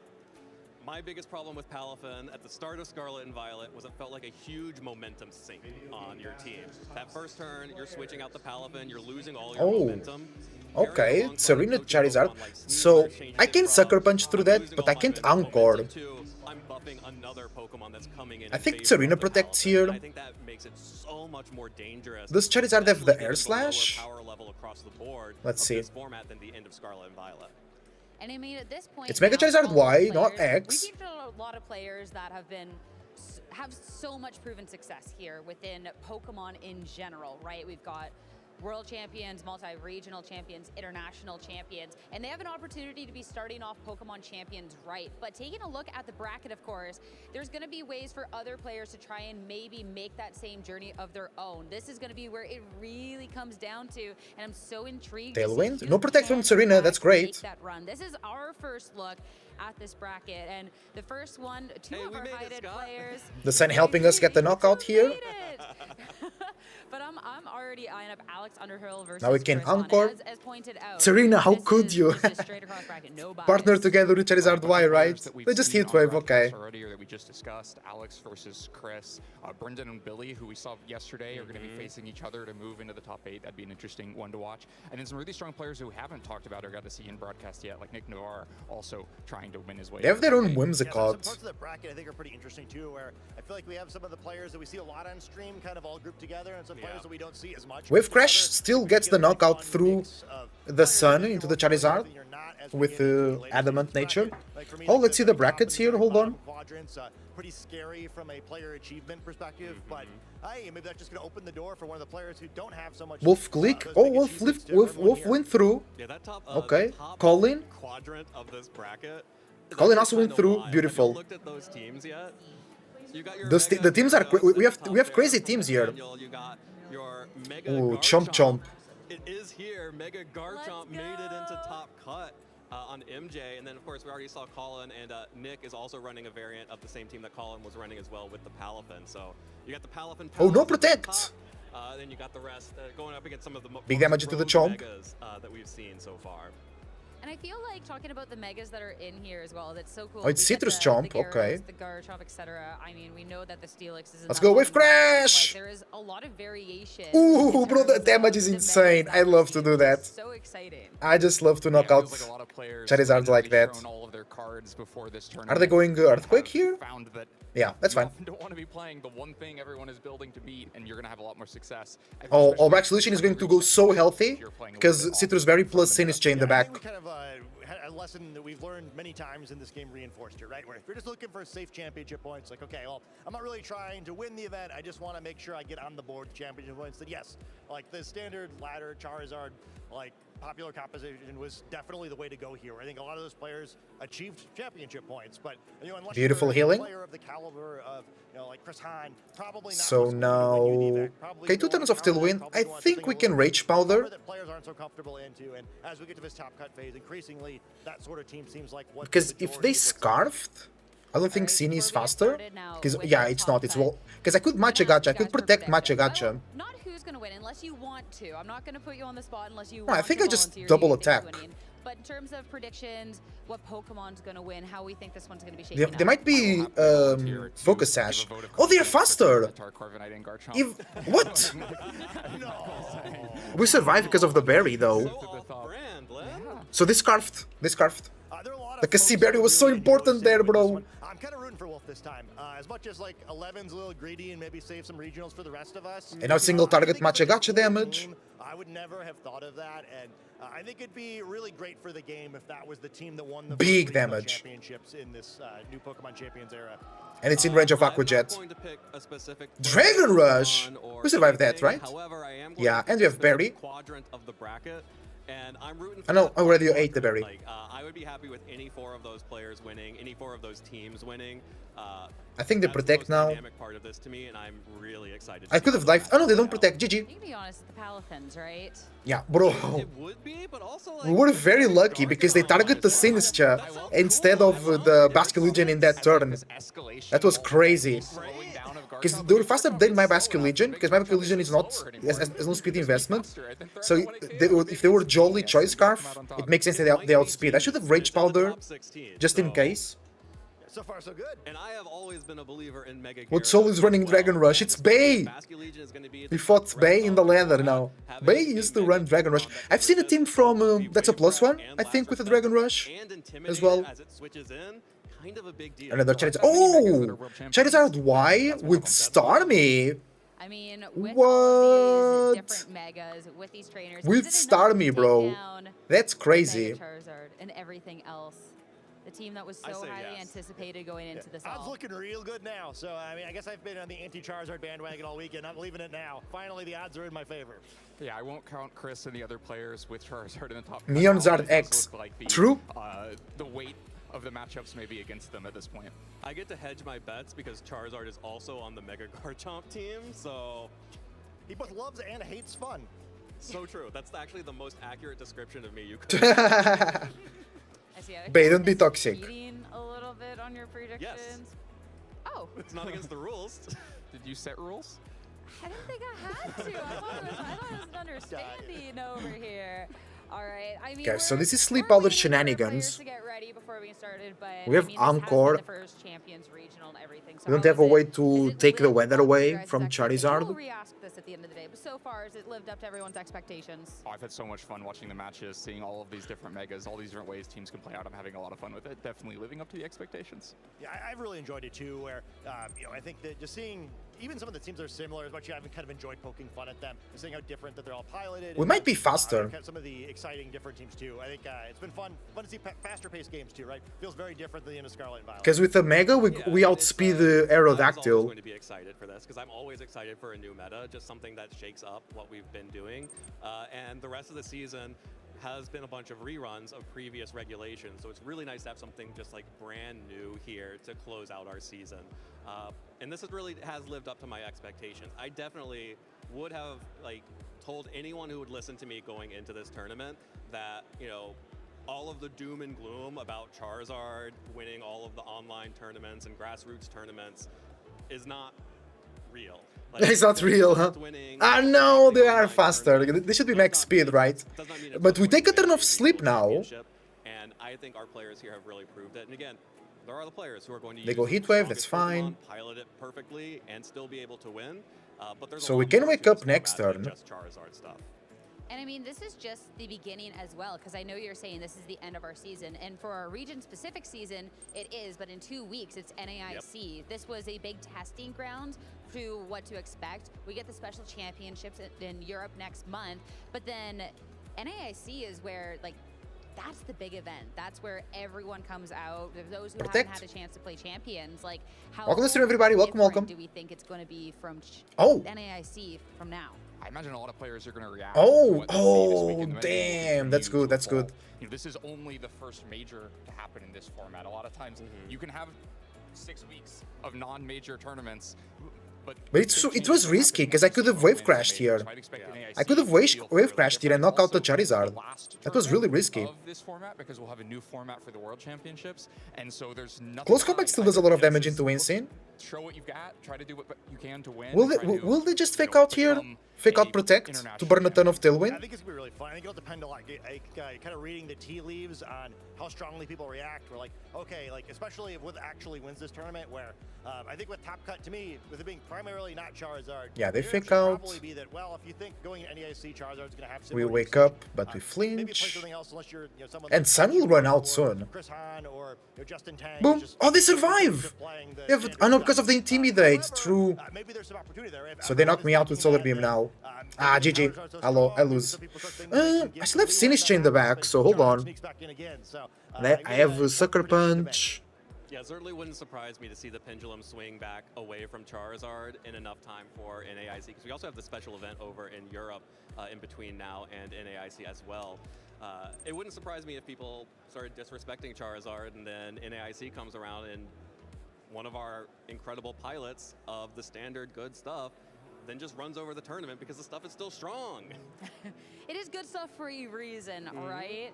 But as for us, I mean, we're so excited for NIC, but we need to get through this tournament too, and I cannot wait to get started with our top cut. Me neither, bro. Come on. Done it while we've been chatting. This is your opportunity to get a snack, get some water. Ooh, we're snack. taking a short video break, and after that, it's time to get started with the top cut portion of the Indianapolis Regional Championships.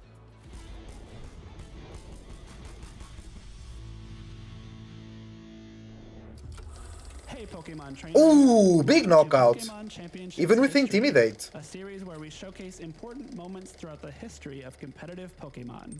I'm Jake Muller, and I'd love to take you back to the World Championships in 2015, the year Mega Kangaskhan claimed her biggest victory.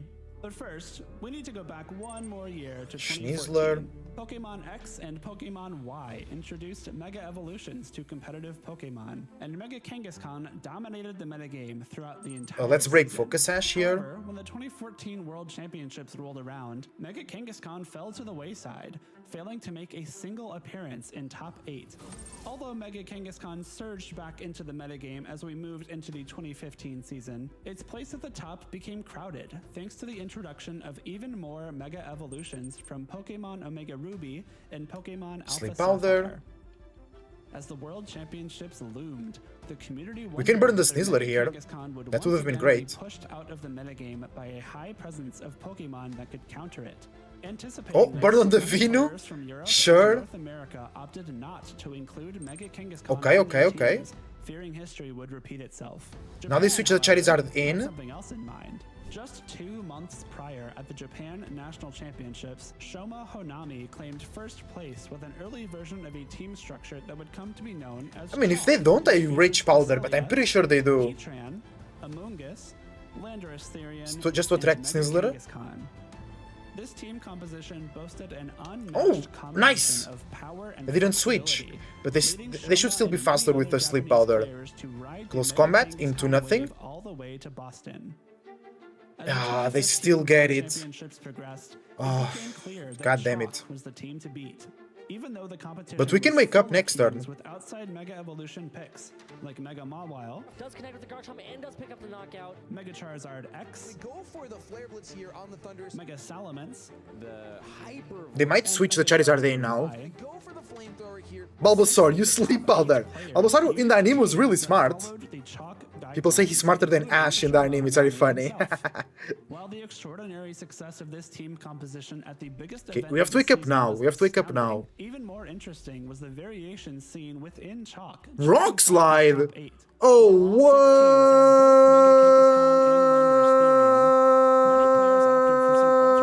what? For the remaining Pokemon. Oh. Heatran was substituted for a different fire-type Pokemon Okay. on 2 occasions, with one player using Entei and one choosing Volcarona.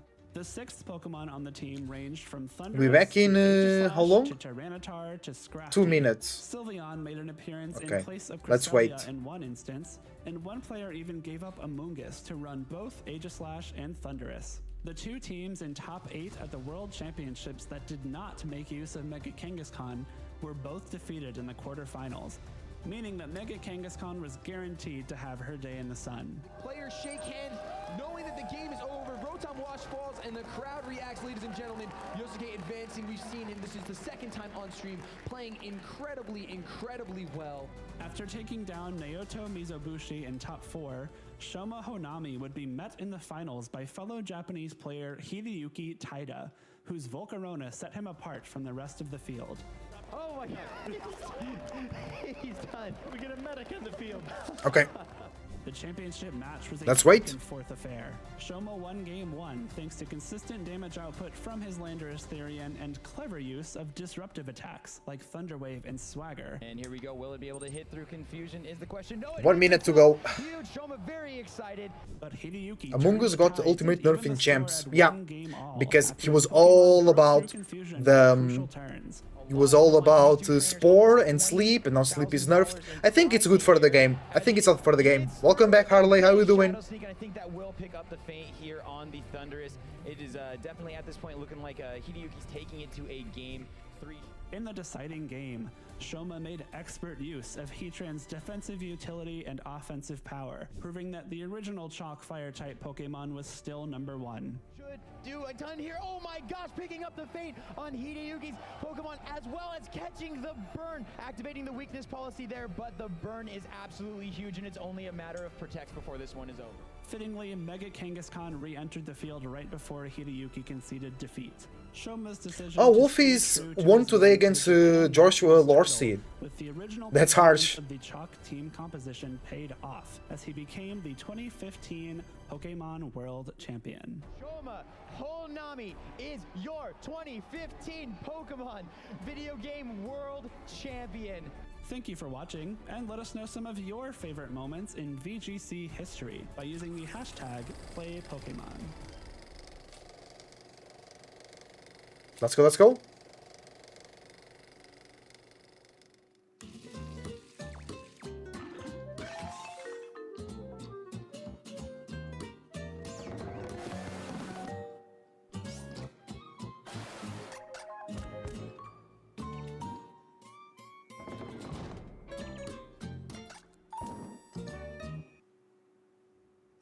Welcome back, everybody. It's Welcome Indiana back, welcome World back. Regional Championships here for the 2026 Play Pokemon season, and we are just about to get ready and into our top cut.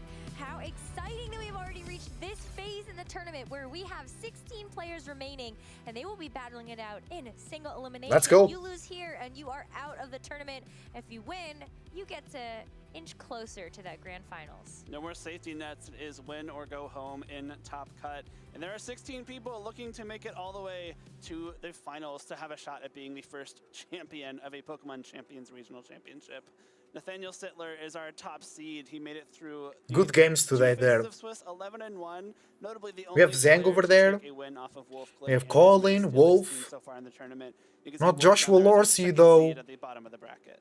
That's There's some okay. incredible players, So I'm though, that rooting are for all Colin, hoping Wolf, to be and able to get some of those Michael. championship points, but even better, call themselves the first champion in Pokemon Champions. It's going to be a really exciting time, and I cannot wait to see which of these amazing 16 trainers come out on top. For our very first match of the Top Cut bracket, we will be focusing in on Nathaniel Sittler versus Nick Navarre. And now, Here we go. It's been so interesting to see everybody guy to come those? back into the fold for Oh, the Mega Pelafin team. Evolution. No, another Pelafin team. It's different from As far as Colin's I'm aware, one. though, Nathaniel actually... Palafin! 2 Palafins in top cut is incredible. So you do have, of course, that second place at the Milwaukee Regional Championships, getting second only to the late Zhe Zhang. But in 2023 also had a top 8, and of course is now going to be heading into the Champions era with a top 16 here. Yeah, it's certainly a great result for your first regional back in the Pokemon Champions, but looking to make it even further. Hopefully he makes his way all the way forward.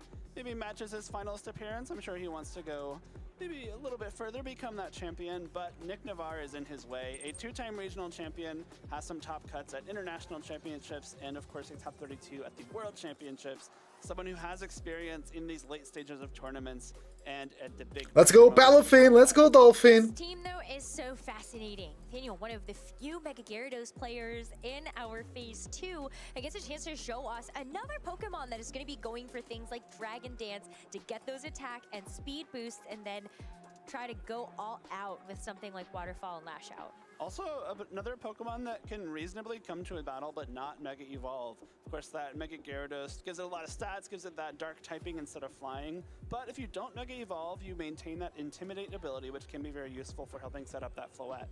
That Floette is definitely going to be the key, I think, to a lot of this. You do have to worry about an opponent. Coaching on Snizzler as well here. You have a lot of Pokemon that will be able to take at least neutral damage from this Pokemon. A Calm Mind boost, maybe you're able to get that with something like the Fake Out support from the Incineroar Sneasler, or a Rage Powder from the Sinistcha. All great ways to ensure that Floette can also get that engine up and running.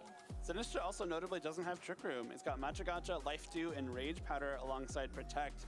So that speed control option isn't there. There's really no speed control at all on Nathaniel's team other than... Yeah, no speed control. Dragon Dance on the Gyarados though. Poison Jab on the Garchomp with Roselli Berry. The Fairies have no chance. This team is pretty speedy, especially if you got you've gotten the Unburden boost on the Sneasler, you have that Focus Sash that has activated, then you're able to go for some really cool things, ensuring the Sneasler's faster than something like the Garchomp. Go for coaching. That's been a really unique adaptation as well. I think that's been a little bit under the radar for Pokemon Champions to see those coaching boosts. Bulk up on the Palafin. Will-O-Wisp on the Talonflame. Swords Dance King Gambit. I like that. I like that.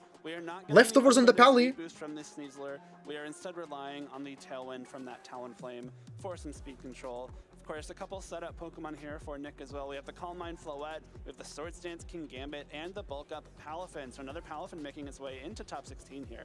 I will say though, that King Gambit means you're going to have to be a little bit cautious about the 2 Intimidate Pokemon on Nathaniel's side. Bringing them in could give over a big boost to this King Gambit. And when you have that Black Glasses to power up these 2 dark type attacks, and you've got Sucker Punch, that might start to get a little bit spooky. You don't have to worry about the Swords Dance anymore. This is a cool look at some of these Pokemon from Nick. Again, 3 setup Pokemon on the same team isn't too common, especially considering there's actually no redirection on this team either. You do have 2 Fake Outs, which help out a lot. You've got the Intimidate on Incineroar alongside Parting Shot. You also have Will-O-Wisp on Talonflame that can help you, allow yourself to set up in front of some physical attackers a lot easier. But there's nothing stopping Nathaniel from just targeting those setup Pokemon with those single target attacks. There are a couple of ways that Nick can try to put a damper in that. You do have the Incineroar and Sneasler of your own, both with Fake Out. You also have the Gale Wings priority boosted dual wing beats if that Talonflame is going to be at full HP. Let's go, let's go. So you can also try to get around some of those, like the Sneasler, for example. It's got Focus Sash. Dual wing beat should be able to take it down in, well, 2 hits, technically, 2 hits on the same turn dual at wing least. beat. But We'll count let's it. go into our first top cut match here at the Indianapolis Regional Championships. Top 16 between Nathaniel Sittler and Nick Navarre. We got the Here we go.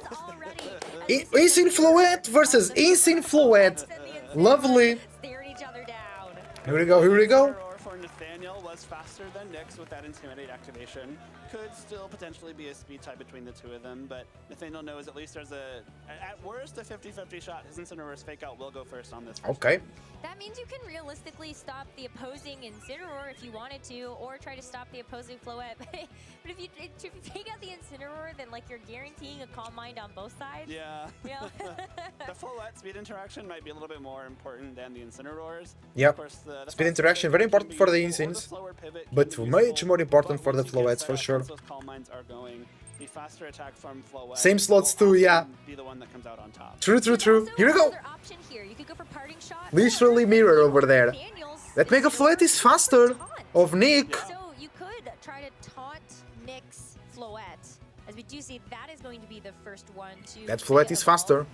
Okay. Daniels goes second. So again, we got to kind of pay attention to how these Floettes are interacting with each other. But there's a calm mind on the table to stop this Floette from going for more taunt. Taunt, calm mind. Fake out? Into the insane. Anyway, so what did Okay. that mean? So maybe he was going for the taunt? Alright, another Calm mind? coming out here from Ooh. first, so that's 2 times this Floette has moved before Nathaniel's. Yeah, Nick's Floette is faster. They both go. Calm mind. Okay. I'm digging this. They both went for fake out plus calm mind. Yeah, that sounds about right. And now they're staring each other down again. It's like, well, you both have boosts. So now, now what do these Incineroar do? Now what? Yeah. Yeah, of course, the 2 Incineroar... Who's the bolder Floette? True. I mean, it shouldn't really matter here, because they're going to be special. Bold raise defense, right? To prevent a parting shot, which could be really useful. Dazzle Salazzle? Big damage on the Sneasler! Another Calm Mind. So they're speed tying. They're speed tying. What? Taunt? On the Sneasler, that means no fake out. No, fake out does damage. Because both teams are pretty much only physical. I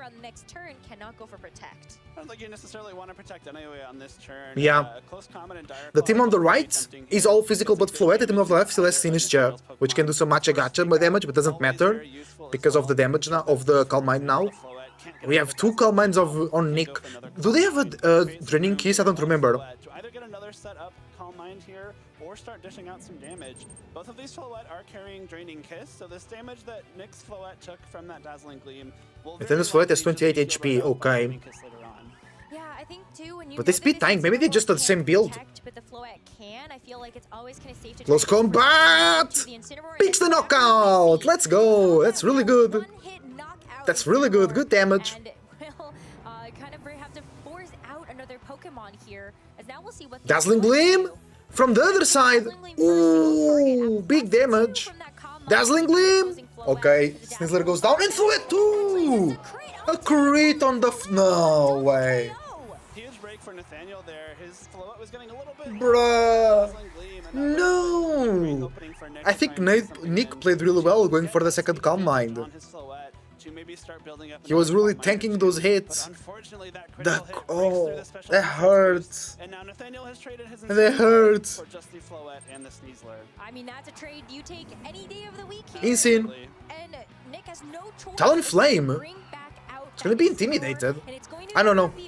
Chomp. Oh, that's nice. That's really nice. The Intimidate is pretty good on the Garchomp, but still.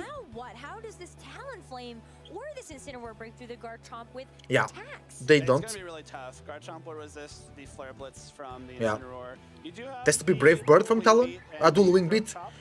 But Dual Wing Beat will proc Rough Skin 2 times. And of course, the Talonflame's Will-O-Wisp might be able to slow down this Garchomp too. True, Will-O-Wisp. If you're targeting Garchomp Okay. with his attacks, you're still leaving this Floette open. It's not the most healthy, but it is still relatively healthy, and especially if you can get a Draining Kiss off into this Incineroar, it might become difficult to take down on its own. Not to mention, Nathaniel still has the 4th Pokemon. True.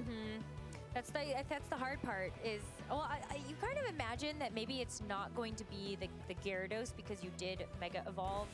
Oh, but it's just going to be the dual wing beat into the Garchomp. Yeah, rough skin. Fake out actually coming out from this Incineroar. Big damage. Maybe it is going to be the Throat Chop to try to take out this Garchomp right. I don't see an out for Nick. Yeah, no, there is no out. That's going to leave this Talonflame. Yeah, Rock Slide. Talonflame goes down. Or just the Insane. Extremely effective. 4 times super effective, in fact. It can flinch the Incineroar as well. This Incineroar is all by itself. I feel a fear that one Moonblast. Draining Kiss. Draining Kiss here is also gonna Big damage. Healing, GG. Nick is just thinking about the next match. I think he played really well, he got unlucky with that crit. And flinched. And he also flinched, bro, no way. Really is Crit and unfortunate flinch. That critical hit on his Floette really set him back, and I think especially at the point the game was already. If Nick's Floette stuck around and was able to get a Draining Kiss off, that was a very close game that we were about to experience. Just the Dazzling Gleam critical hit. Dude is wearing pajamas. Nick's Pokemon just took He's still away too many asleep. of his resources to come back in that game. Yeah, I feel like otherwise, you know, that was a close combat KO onto the Incineroar. You know that there's a Garchomp lurking in the back. +2 Dazzling Gleam is almost certainly plenty to knock out that Garchomp. Yeah, the crit was so unfortunate. I think the game was under control for Nick. Yeah, that crit absolutely sealed it. If the I mean, Rockslide can still flinch the Floette, right? But still. That +1 Dazzling Gleam with the reduction in damage for those spread attacks. But even then, that's just like your best option into Garchomp. If you get the Dazzling Gleam off, maybe Dual Wing Beat's enough to knock it out. Maybe a Throat Chop's enough to knock it out after that. And of course, you just want your Mega Pokemon around, right? You want your Mega Pokemon with a boost. You've spent this time, getting that Calm Mind set up, and then you're trying to build your team around, attacking with it. Notably, the other two setup Pokemon available to Nick, the King Gambit and the Palafin, did not make an appearance in that game. So the Pokemon that Nick brought was really just centered around setting up that Floette, and losing it to that critical hit kind of destroyed his game plan. I will say the King Gambit would have been, I think it could be nice if you are expecting something like the Incineroar or the Gyarados to come out. But since the King Gambit also only has Dark-type attacks, it doesn't have the greatest matchup into the opposing Floette. It feels like it's only going to be food for like the Sneasler. Even the Floette being able to do neutral damage to it just feels. I think Nick can repeat his plan. Pretty sure he's not going to get crit this time around. But now Nathaniel knows the plan and can respond to it. If I'm Nick, I'm thinking I'm just leading Talonflame Palafin. Yeah, Tailwind damage immediately. Switch out. Maybe you just try to run back the same strategy, because otherwise, if the crit doesn't Still the Floette, here we go. pretty good. Sneasler's going to hit the field though in the front for Nick, and Ooh, Sneasler versus Sneasler. That Floette is in danger of the Dire Claw. Big switch up from both trainers. I like the Sneasler. Whose Sneasler is faster? Knowing that your Incineroar is slower, you're gonna get the slower fake out. You bring in your faster. Because if you fast, you can fake out the other Sneasler if you faster. Maybe they have the same speed. Also very well positioned. That Rosalie Berry will certainly protect it from being knocked out by the Floette on this coming turn. And it doesn't have Protect, but you don't really need it because you're not going to get knocked out. And if, again, you're like doubling the Garchomp here, you just Dire Claw the Floette potentially. There are stat alignments that are available information to both opponents. Also, the natures are revealed to both opponents. Oh, so they know the natures.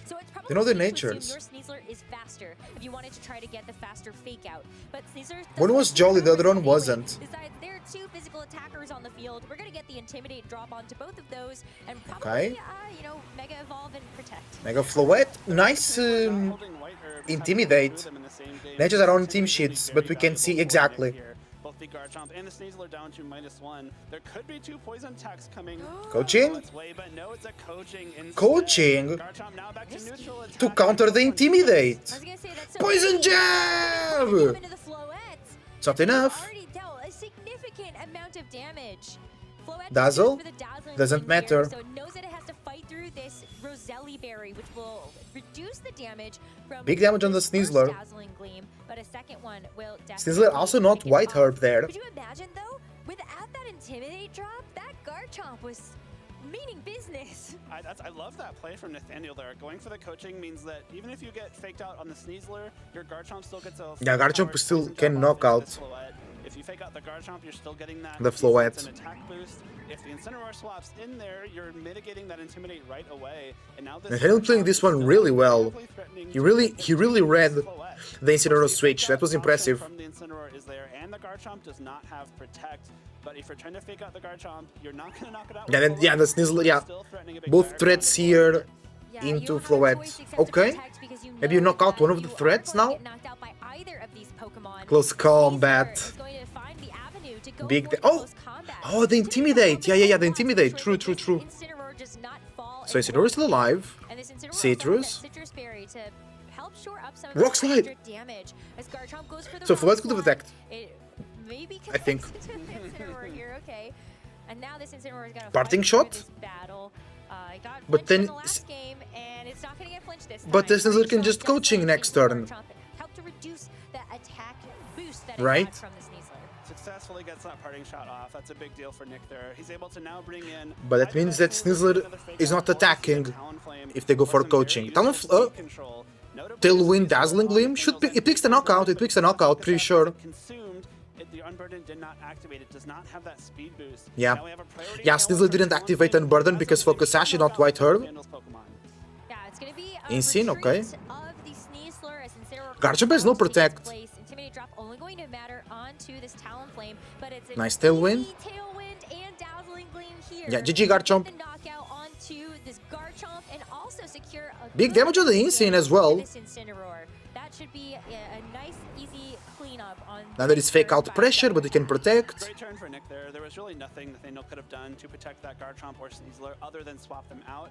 Neither of them have Protect, I believe. The Sneasler dropped it for coaching. Floetchi? Dropped it for Poison Jab. So very vulnerable position for both of them. You don't really want to swap both out because I don't think... You faster, but your Floette is already damaged. You can't one-shot the enemy Floette. So they can even maybe go for a Calm Mind here. You have this Incineroar now. I wouldn't be surprised. Because I think they feel very free. They can fake out. Because the enemy is gonna protect, or you're gonna fake out one of them. Since I don't think that Talonflame is going to be able to get you out of here in two hits, I suppose, with a dual wing. Yeah, I know. Very hard here to counter Nathaniel's Floette from Nick. On the Incineroar, preserve an option for fake out on the following turn, but no swaps. We're just going to see the Mega Evolution from Nathaniel's Floette. Yeah, so Nathaniel has a couple of options here. You either want to go for a Calm Mind. Dual Wing Beat into the Insane. Expecting that these Pokemon would protect, but oh, they want to knock out the Insane? For a fake out here. And even if it did, you have the dual Wing Beat to go through. Dazzling Gleam comes out first from Nick. Insane survives. Does not get the KO onto the opposing Incineroar. Floette survives! The opposing Floette doesn't get the KO either on its what? Part. That's huge. That's a clutch survival from both of those Pokemon. The Incineroar sticks around to get this. How did the Floette survive? That's insane. And of course, the Floette sticks around to threaten more damage throughout the remainder of this game. Oh wow, it's a lot of damage. A lot of it's very clutch. I mean, because the enemy Floette took a lot of damage as well. How many Calm Mind does a Floette have up? 0.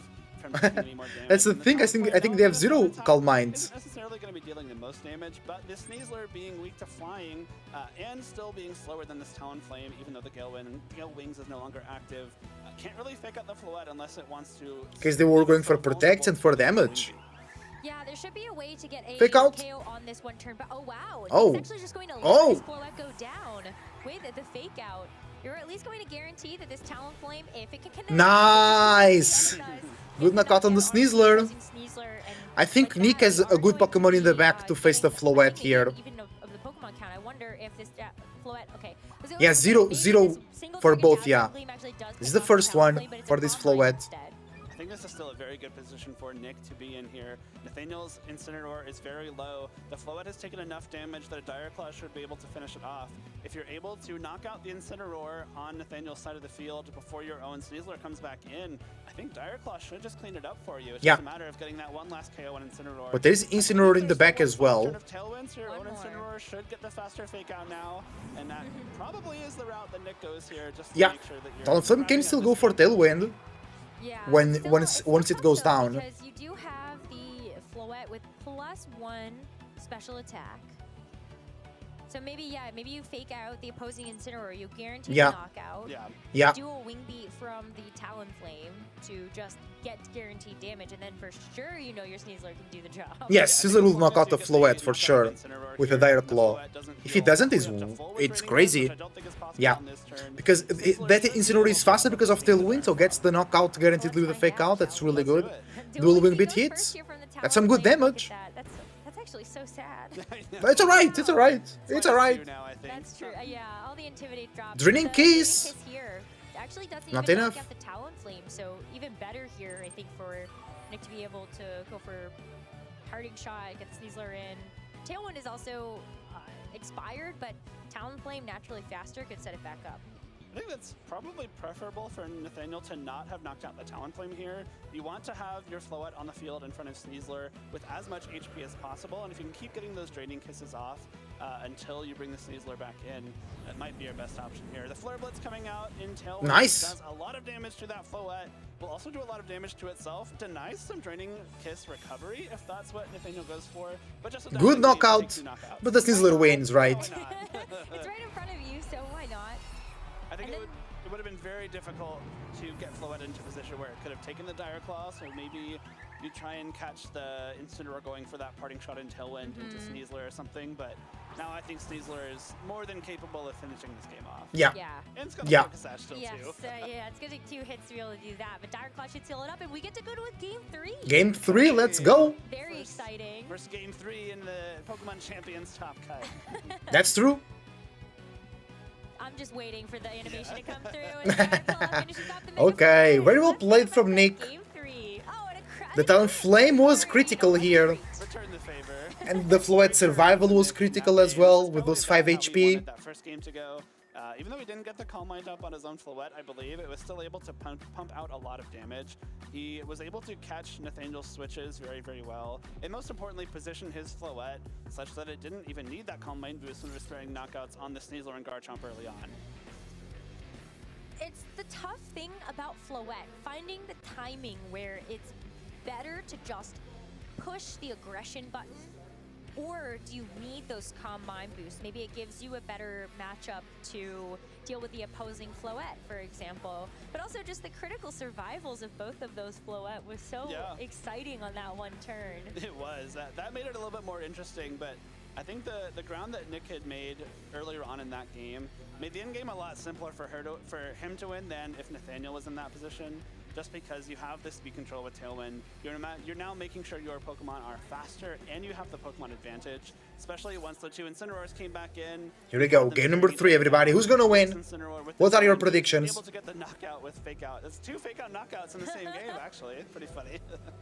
Look, Fake Out is just the I was gonna say the underhanded threat, but that's not really what I meant.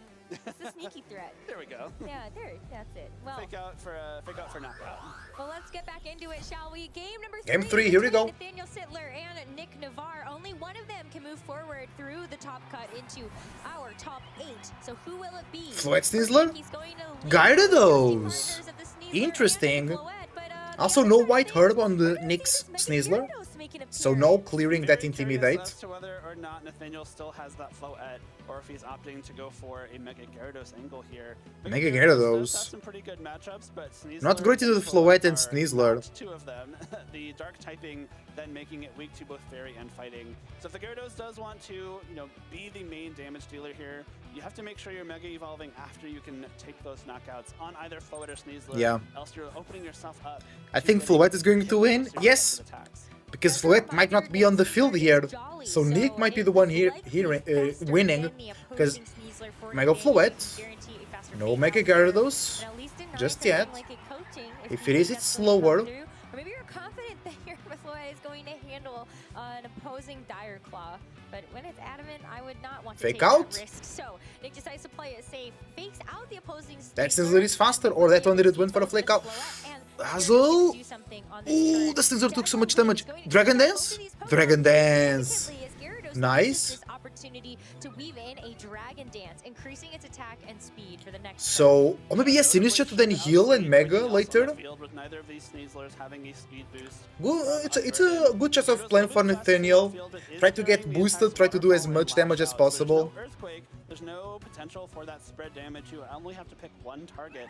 And with Nick presumably having that Incineroar in the back, could be a pretty good way to mitigate that damage, especially with Lash Out is something that can punish Intimidates. If you lose a stat, or if one of your stats gets dropped on the turn you use Lash Out, its base power doubles, but it is a dark type attack, so you're going to be resisted by the Floette and the Incineroar that could swap in, and the Sneasler currently on the field, so not necessarily the hugest threat. Well, one of these Sneaslers is going to Garchomp comes in. Garchomp comes back in. That will take big damage. It has a result. Ooh, Waterfall? No Mega! Big damage, what the hell? Mega Claw? That's okay, resisted. 4 times, no, just resisted. No just in case sleeps? there was some type No of thing, no glitch, but nothing. you see the Dazzle? skin, Rosaliveri Focus activates. Dash Gyarados as, should survive. Dazzling comes out and not gonna pick Yeah. up the Gyarados, Big and damages, but Rosaliveri Gyarados really is looking after alright. Garchomp too. Very smart to not Mega Evolve that Gyarados. Yeah, and very smart to not handle Mega. the super effective But Dazzling maybe Blade Mega will for pick the damage. knockout. And good call out Mega on the plus one. Dragon Should Claw, pick the knockout actually with the Floette, breaking no? Sneasler's own Focus Sash due to that rough skin. That Waterfall did a lot of damage to Floette. That's a +1 Waterfall. It might be enough to pick up a knockout on Sneasler this turn as well, because again, there's no Unburden on Nick Sneasler at all. Floette also now being pretty heavily threatened by either an Earthquake from this Garchomp or a Poison Jab. This Gyarados was also faster than the Sneasler, so I'm nervous. Yeah. I feel like it's just like an easy KO into either of these Pokemon. Yeah, what do?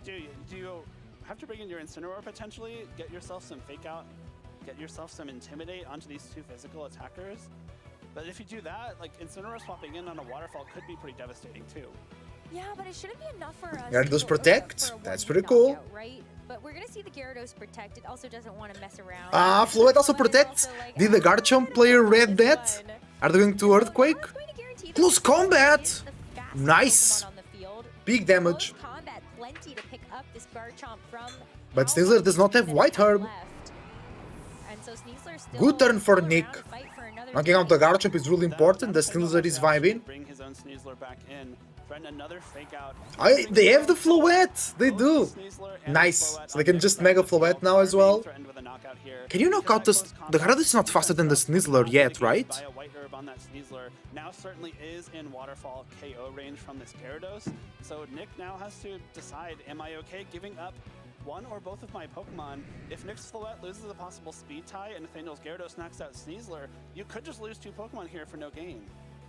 Yeah, the speed tie is the thing that I feel like really does throw a wrench in the works. Is this Gyarados, it can guarantee damage now, but then what?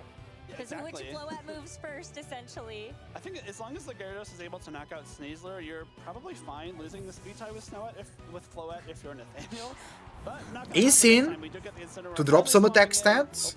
So Gyarados is now red neutral. Mega Floette comes through, of course. Survival just a little bit better because, you know, as a reminder, this Floette has only taken damage so far from a +1 Waterfall from the Gyarados.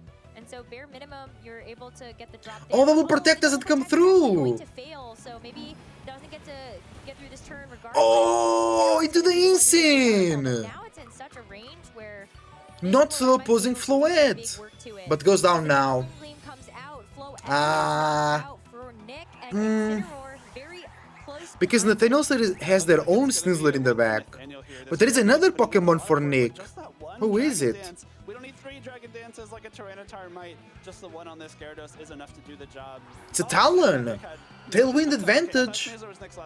Right? Not over just yet. We do still have the priority Tailwind and Dual Wing Beat from this Talon Flame.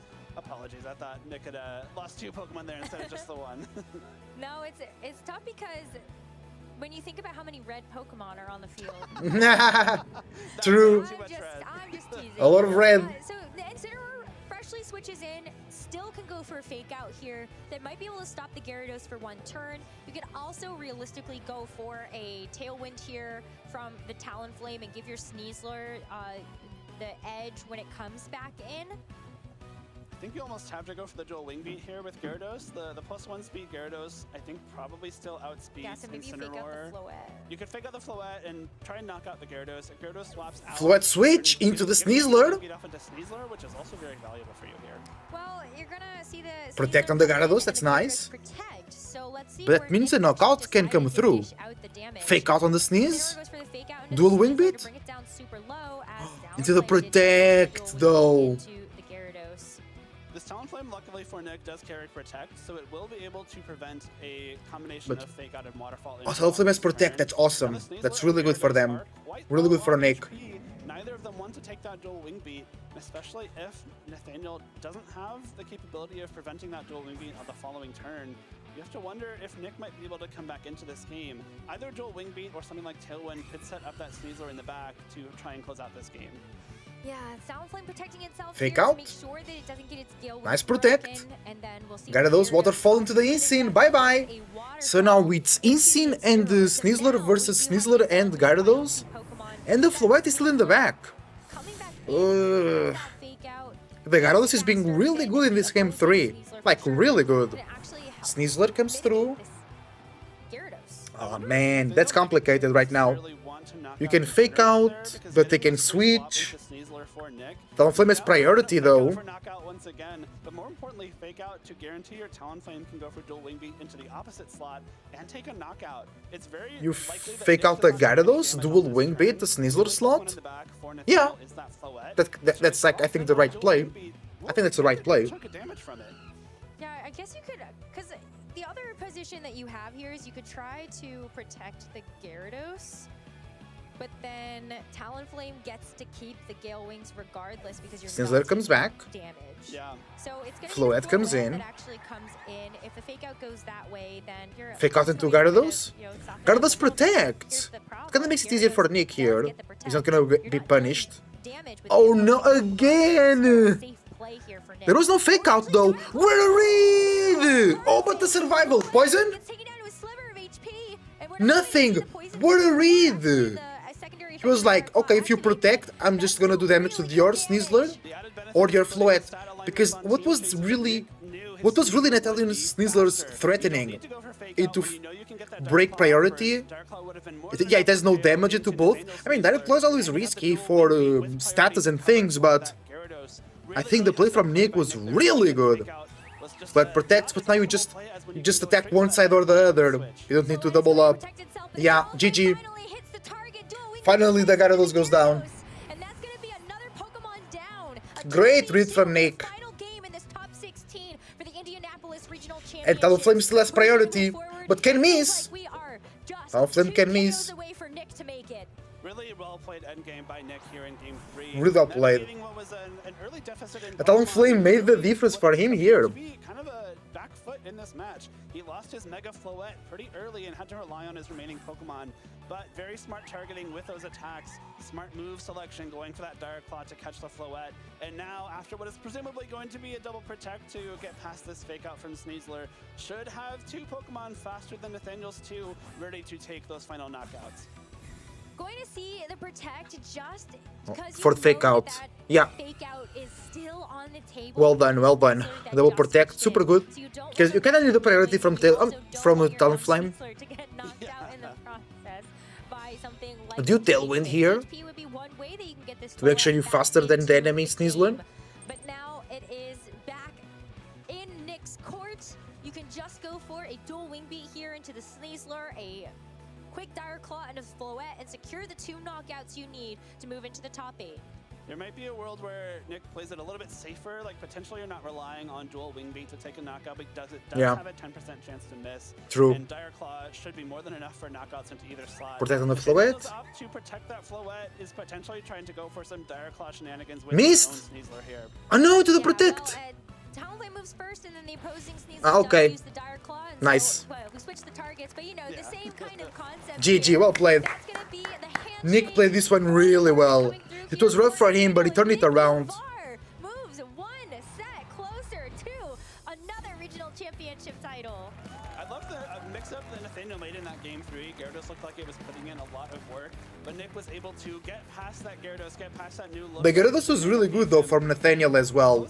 It was really nice. The 2 offensive heroes for Nick after losing. Yeah, Talonflame and Sneasler were really good. Great use of the Gale Wings as well, Nick, to preserve that resource until you're ready to actually land those dual wing beats. Because after you saw that Gyarados get the Dragon Dance at the beginning of the game, there was a pretty significant speed disadvantage. One way to get around that is always priority. Yeah, he did the trick. Getting a lot of damage out with Nathaniel was never able to break the Gale Wings of the Talonflame as well.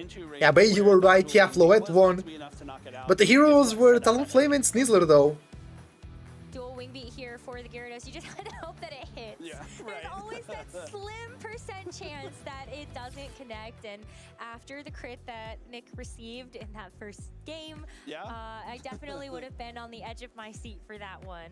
Really good play, bro. Really good play. Talonflame used dual wing beat and the animation actually starting. Yeah, you're like, yeah, those seconds. You'll ever experience playing like this. I think all of us have been in that position in Pokemon Champions. I still I'm like, Yes. are you sure? Or like if a Pokemon protects in front of a spread move, and then you see that slight delay in the protect actually protecting one Pokemon from the Dazzling Gleam, and the other, or Rock Slide actually is the big one where I'm like, did my Rock Slide just miss?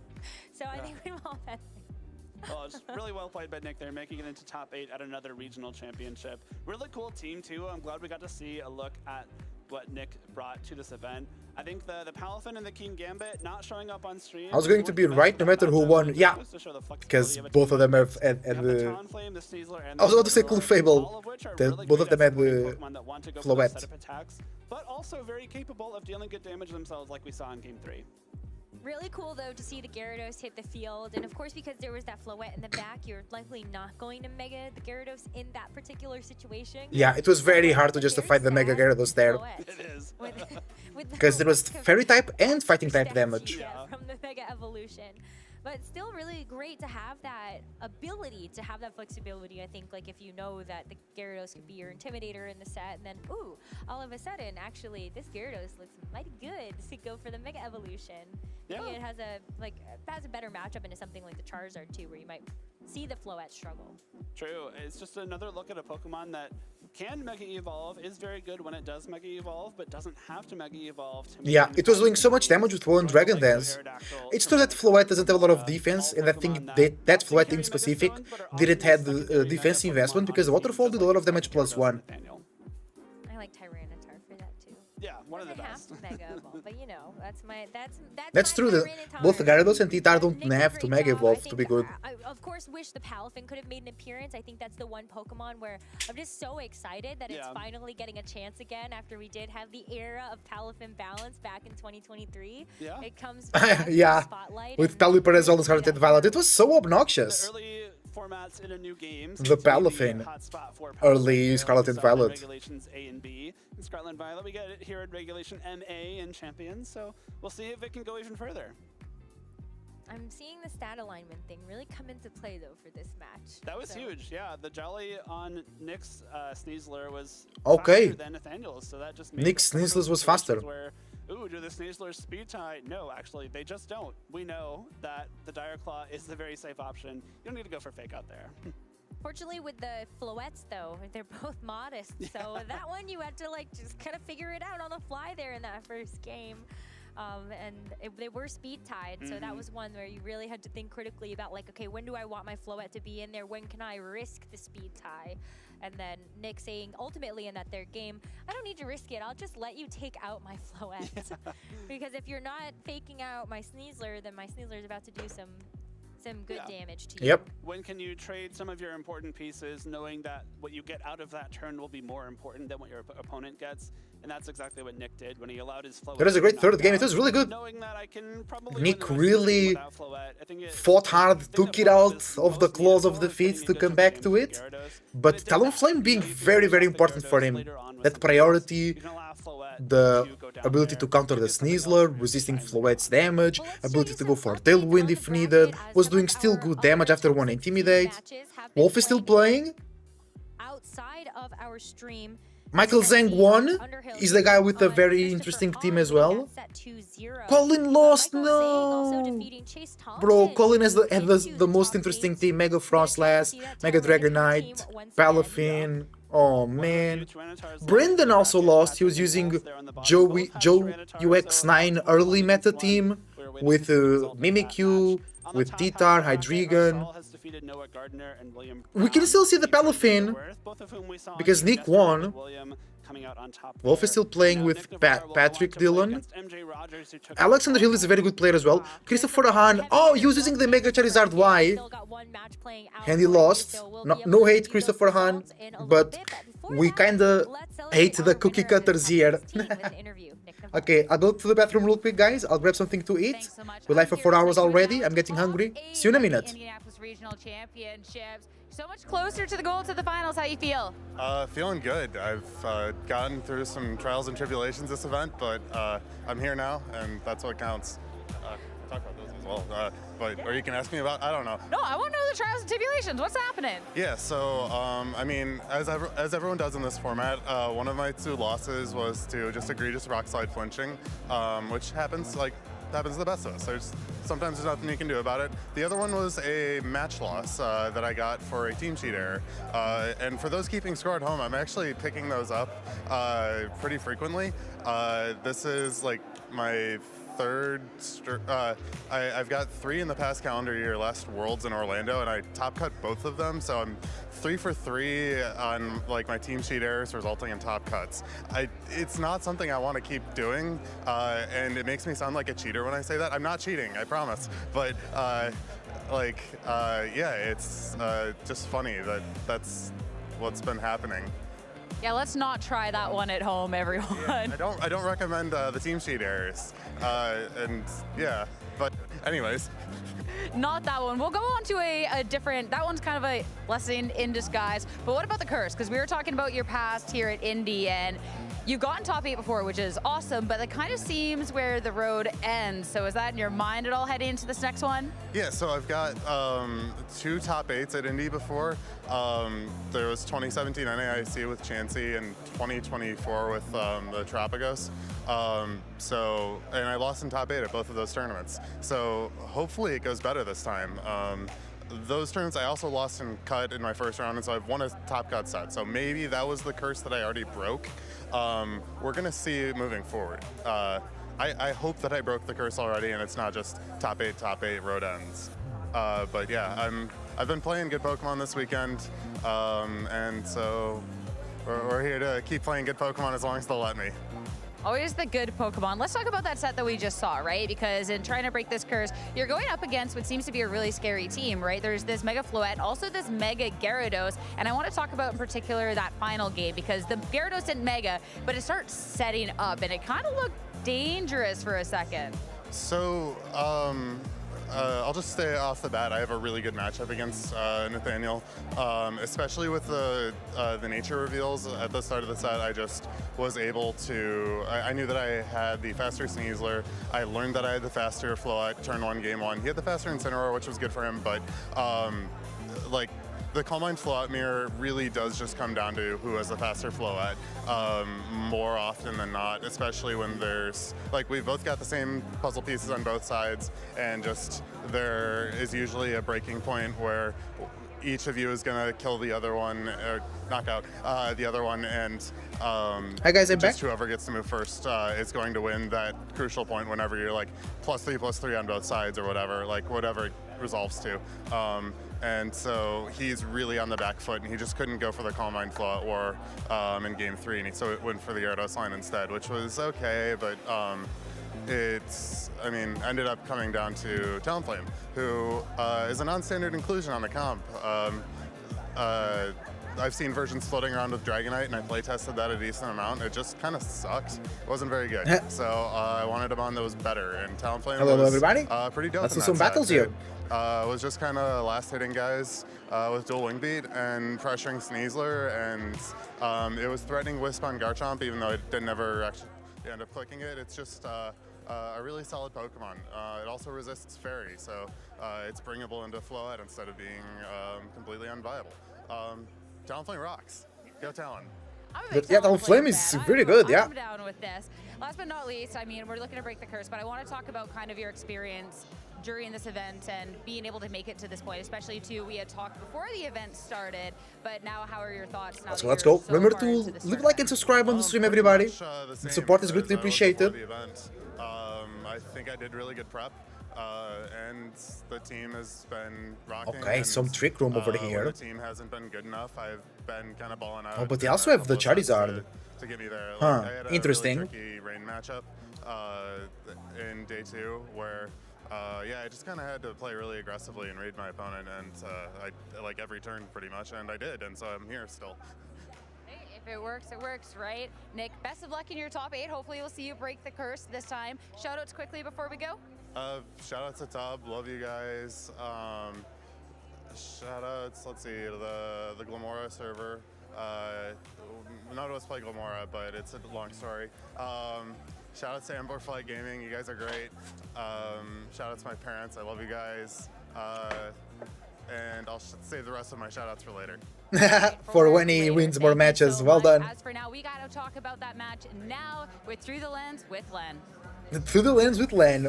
Great name for the section. Save the shout outs for later winner interviews, saying I'll be back here before too long. He's playing well. Well done, well done. Or the farm. Let's go Steelix to win this shit. Let's go. So Wolfie has to win his set. Probably win to game 3. Players, it really revolved around the 2 Floettes and trying to position them into the right place. Yeah, that last match, just Floette spam. The Tunnel Flame was the hero over there, I would say. You think Talonflame stocks are rising? We're gonna see more Talonflames in the ladder or what? So Nick leaning into that Floette mirror and paid off. And so then they're both going to have very similar tools. Both use an Incineroar, both use a Sneasler. And so then the big difference is that other... Ah, you got more points? So Nathaniel, Tens mais pontos agora, bora. Spama aí. Be a useful Pokemon, but the Roselli Berry and being faster than the Floette... Não mostraste desta vez, não mostraste desta vez. Oh, Trick Room and Charizard. Talonflame had in the match. Being able to come in late and use speed control to make sure... Oh, that's kind of bad. I thought they really went to... I thought they would really go to Charizard, to Blastoise route. I felt like his match really pivoted on how well Nick was able to land that positioning. Yeah, the Talonflame, especially in game 3. This is not good. But throughout the whole set, actually, I have to wait that they Aqua Jet. That they Trick Room. I need a hero! On the first turn and now damage Palafin! Back and forth pretty aggressively. Yeah, the Sneasler gets a big KO into Incineroar here. Because they might think I'm Choice Scarfed Fish, so if they Trick Room, then I have the advantage over the Charizard. Next turn where the Sneasler gets knocked out, Talonflame can come in, set up Toen for Floette, but the Floette gets critical hit there. Right. Without the critical hit, that is Charizard Protect? Are they Trick Rooming? Hanging on, and then you bring in Talonflame, you click Tailwind, you're the Show me the Trick Room. And you may Show me the Trick Room, please. The rest of this game. But with the critical hit there, it's so difficult to come back because then the pieces that come in, these are pieces meant to support Floette. Trick Room will help us, come on. When Incineroar... Fulp? Oh no! Garchomp on the other side, the game is just over. Oh, GG, I brought all the wrong Pokemons here. No, you really can't. I can't do anything. So we'll go just that quick into game 2 because that one was over. So then game 2, I think they go Solar Beam into Fish. From Nathaniel's side, instead trying to pressure quick offense into the Floette on the other side. Uses the coaching on this switch here. I switch into Cine here. Damage into the Floette, and it feels like already this is on the back foot. Now Sneasler and calling out for a hero in the end of the night. It's already damaged heavily, and either one of them has a poison. Want to see the Palafin all online? That positioning option to be able to go into the Talonflame and get speed control is so important because this first Dazzling Gleam is... We've seen a lot of Palafin yesterday on stream, but Colin lost.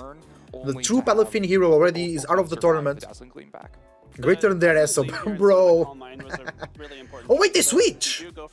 Oh, big! We have two grass types now. We have two grass types now on the field. But this Dazzling Gleam does enough damage to Sneasler where one more takes it they out. You consume the Trick Room now?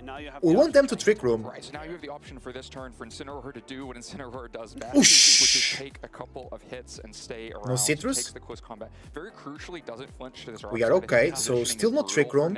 If this Incineroar hangs on and flinches without parting I want to Solar Beam the Blastoise, but they can just switch back into Charizard. Instead, Incineroar manages to take both hits, get the parting shot, and then you have Talonflame sitting next to Floette, and you're just pressuring. They can also just fake out here. And it's really just that easy so from that point but they already mega the Charizard. I know the Blastoise is under the sun. But they're trying to Dark Pulse the Cine, but it's not boosted. Yeah, they just withdrew. Yeah, Charizard 4 times resists the Solar Beam now. God damn it. Free Graph Protect, that's fine.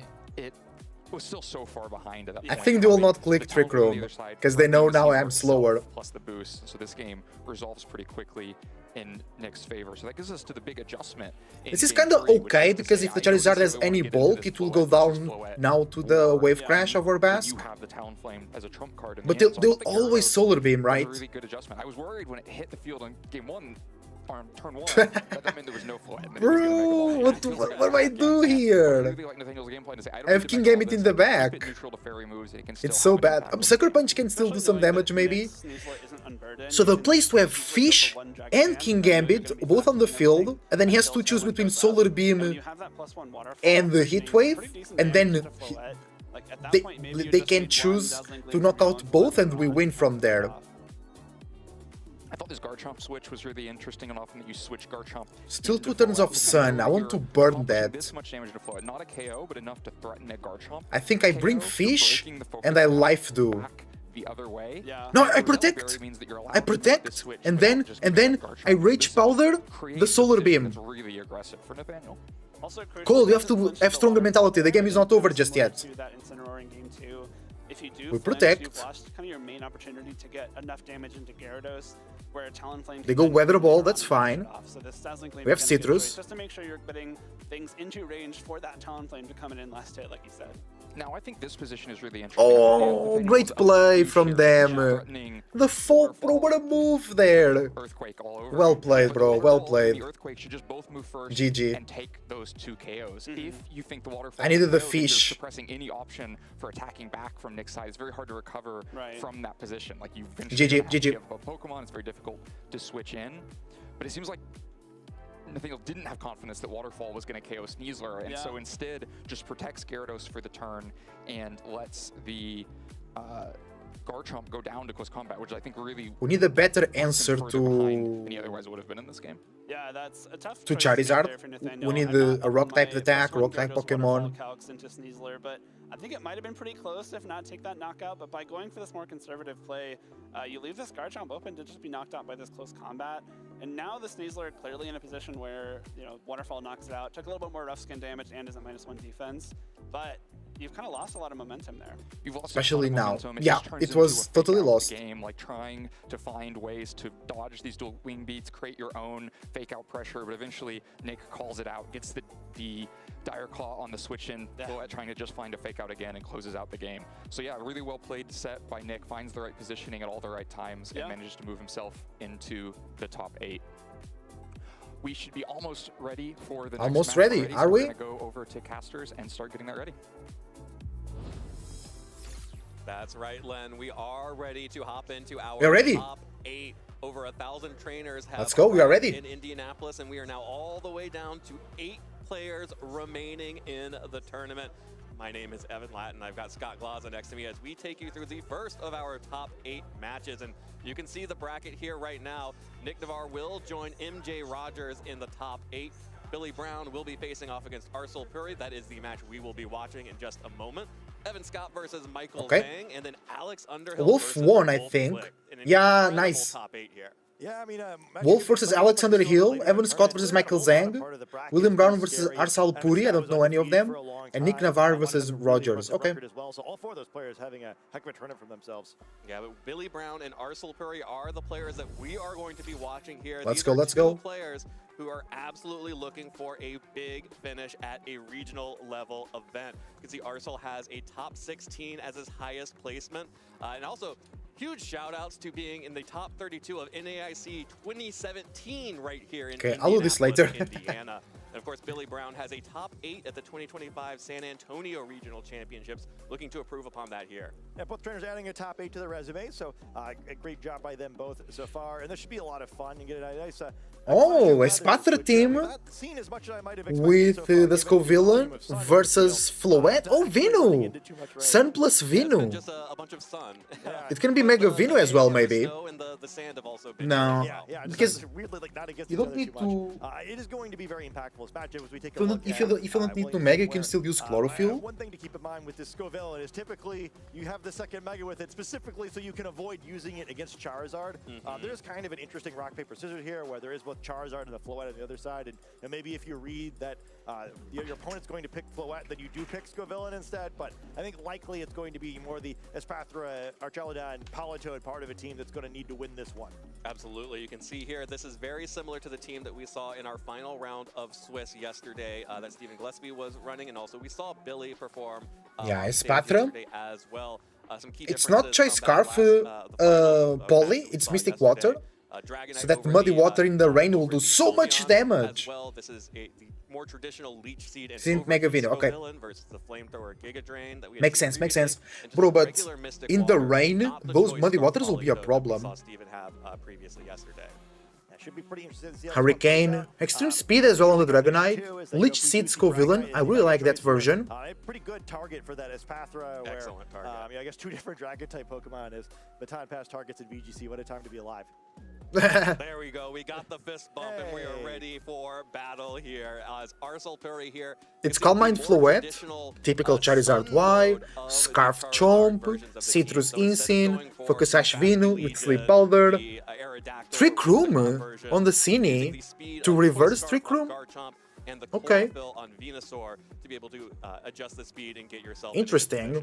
Yeah, it's kind of weird. You mentioned the 2017 National Championships. Feels a little bit more like 2014 looking at this, where, with that Charizard Venusaur combo, with as much as we've seen Charizard Venu combo, let's go. Sleep Powder, very powerful, and very few teams have. Game 1, we ready, chat? Are you ready? Who's going to win? Charizard Floette or Scovillain Rain? Oh, Shiny Espathra is so cool! I never seen it before. I love it. I want a Shiny Espathra. After this set, we shiny hunting a Shiny Espathra in Scarlet and Violet, chat. I want a Shiny Espathra. So cool. Oh, another non-white herb Sneasler. That's crazy. Yeah, the golden claws of Shiny Sneasler are also super cool. What's your favorite shiny ever, guys? Let me know. Right here, it's going to get chipped down anyway, so maybe not a lot. And it's such a great item, and Sneasler going to flee right away.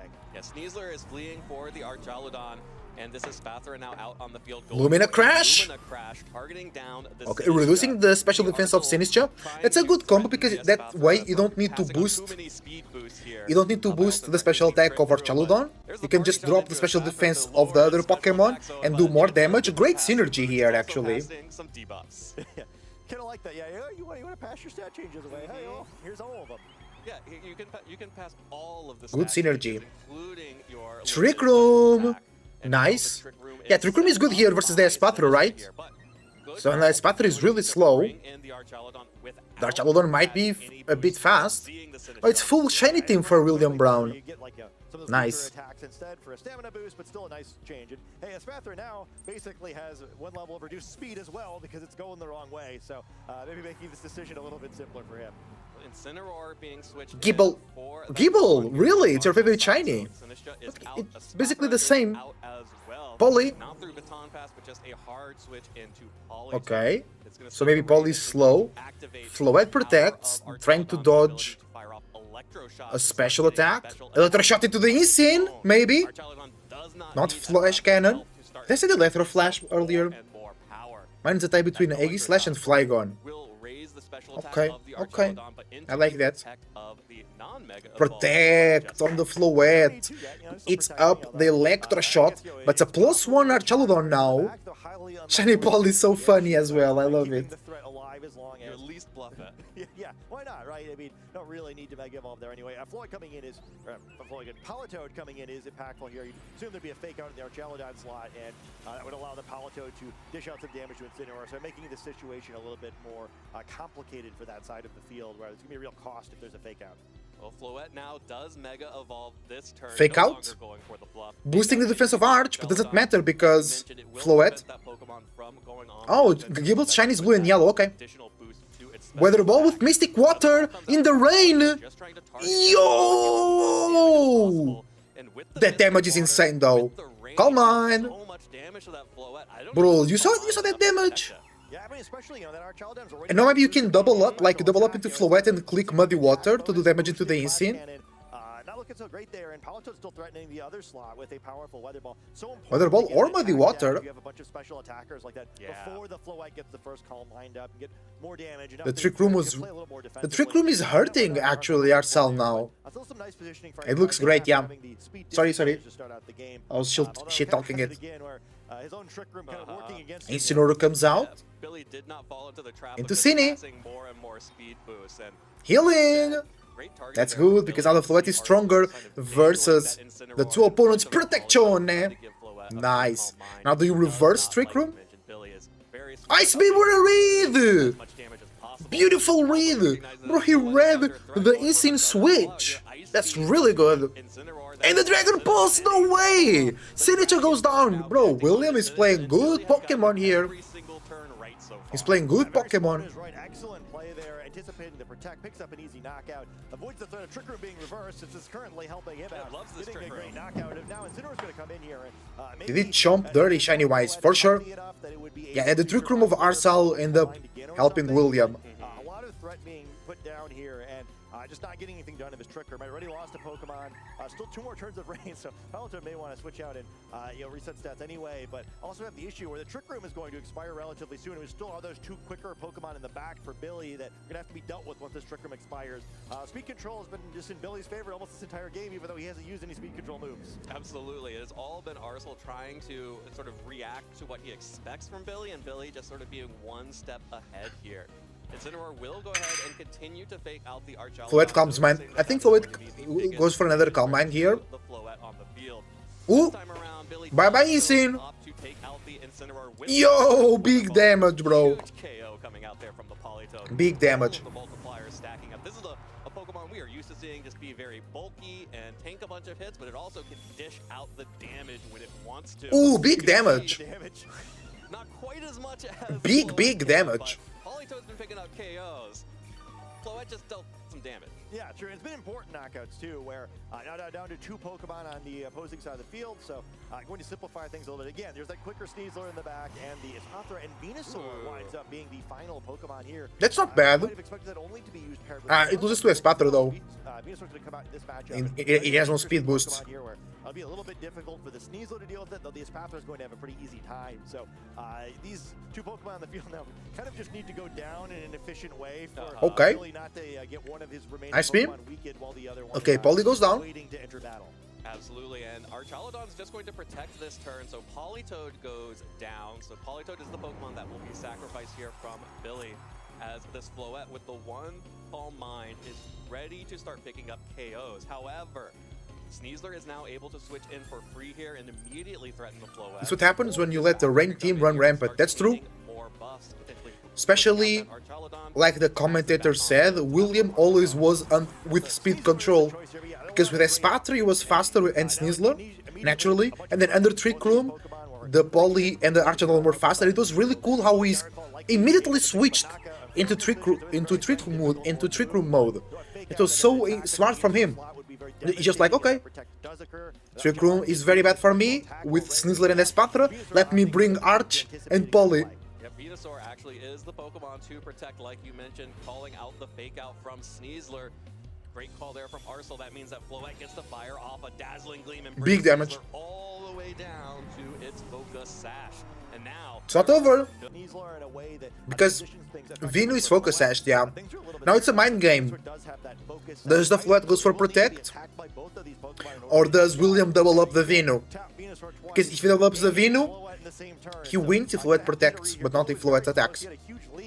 All of a sudden, he still needs to make 1 more read to call this one out. Yeah, still needs to get this last turn right. Oh, he's celebrating.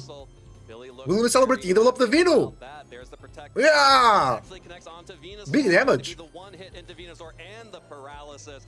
Most likely not going to matter at all as this Lumina Crash cleans up the Venusaur, and that is big damage, a big KO, and Billy has played this first game so perfectly.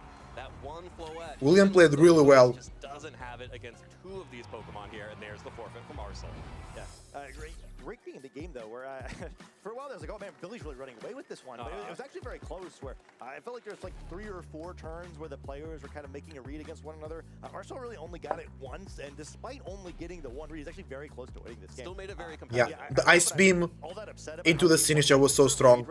What a read. Down 0-1, but like Ice Beam, Dragon Pulse. Matchup in that regard, right? Where you can have that many things go your way, especially for the Trick Room was like really disastrous, right? Yeah. Where Sinistra really didn't do anything in this game except for help the other team, and despite that, it was still so close. I think there's real world where Arsal kind of just cleans this up a little bit. I might actually be thinking of adjusting a little bit if I was on William's side of the field in this one, just because I think it would have been. Here we go, game 2. That was quick.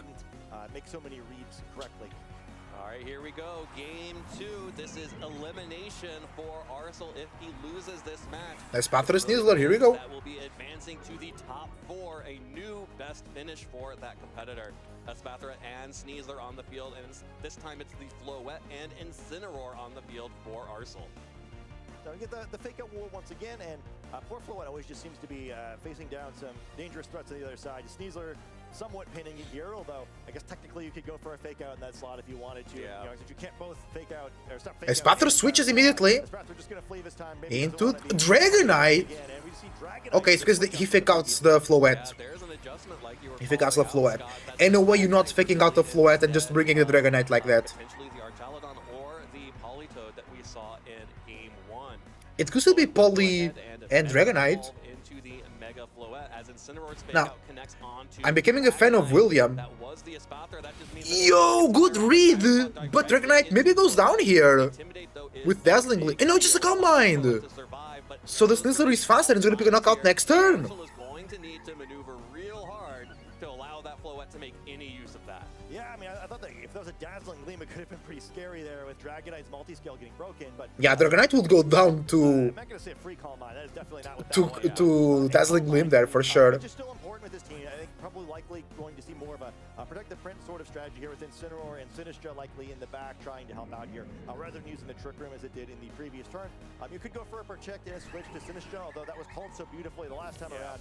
It's a little anxiety-inducing perhaps to go for that one, but Eng-Pt-Esp are going to re-enter the battle and likely Okay. switch on the other side as well. Mega D-Knight! Dragonite is going to activate. Okay. Dragonite is out on the field now. That is Extreme speed into Gets Floette. the wings on its head as Eng-Pt-Esp switches in for the Sneasler. Ooh.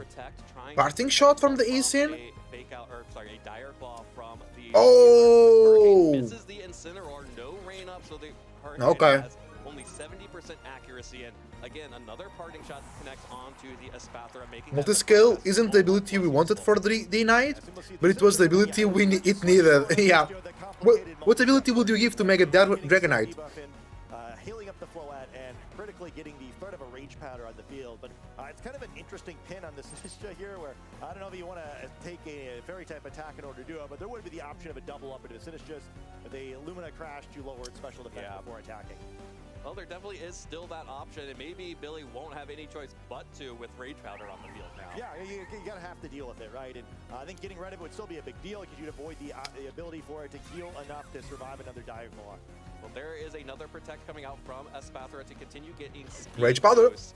Sinistcha does go for the Rage Powder, wants to make sure that Billy is only targeting the Sinistcha and not dealing Before damage champs, to the either Floette, something and without damage the boosting raid, or Friend Guard. Dragonite Friend Guard could be cannot cool, land these hurricanes. That's but maybe the not second efficient. misses into the Sinistcha, and now here's the +1 Calm Mind boosted. That Damn! picks up the KO on Dragonite, easy peasy.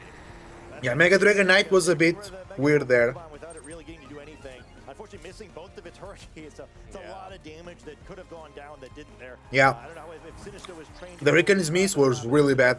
Into Esin and into Sinistcha. The benefit is it does give a switch, which again I'm not going to call free, into Sneasler, who is threatening a bunch of damage on the other side of the board. But there's Rage Powder. Oh, what? Protect the Floette, no? Esin! Intimidate! By intimidating these Pokemon, trying perhaps to get Floette protecting. Okay. Yep, there is another Protect from Floette as the Incineroar's intimidate Oh, nice! will continue to Does he want to button pass into the Archaladon or into the Poly? Because in the rain, with Mystic Water and a Calm Mind boost and multiple speed boosts, the Poly is a threat. with the Incineroar still on the field, so is it the Politoed or is it the Archaladon that he's trying to buff? You're right, critical information here. Certainly not the Scoville with Mega Evolution spent already in this more supportive set. But I think also, Arsenal's kind of stuck in a cycle, right? Where it's powerful, but it's really predictable. Where I guess breaking the cycle a little bit here by going for the immediate switch. But, just like every turn is like, okay, protect, uses more Pokemon ability, repeat. And this time he's going to have to take some damage. But Eng-Pt-Esp are going to Calm Mind instead. Maybe get a little gritty, maybe feeling like, hey, this is just what I need to set up a win condition or break this cycle. Yeah, and at least starting to get Ooh, Dire Claw.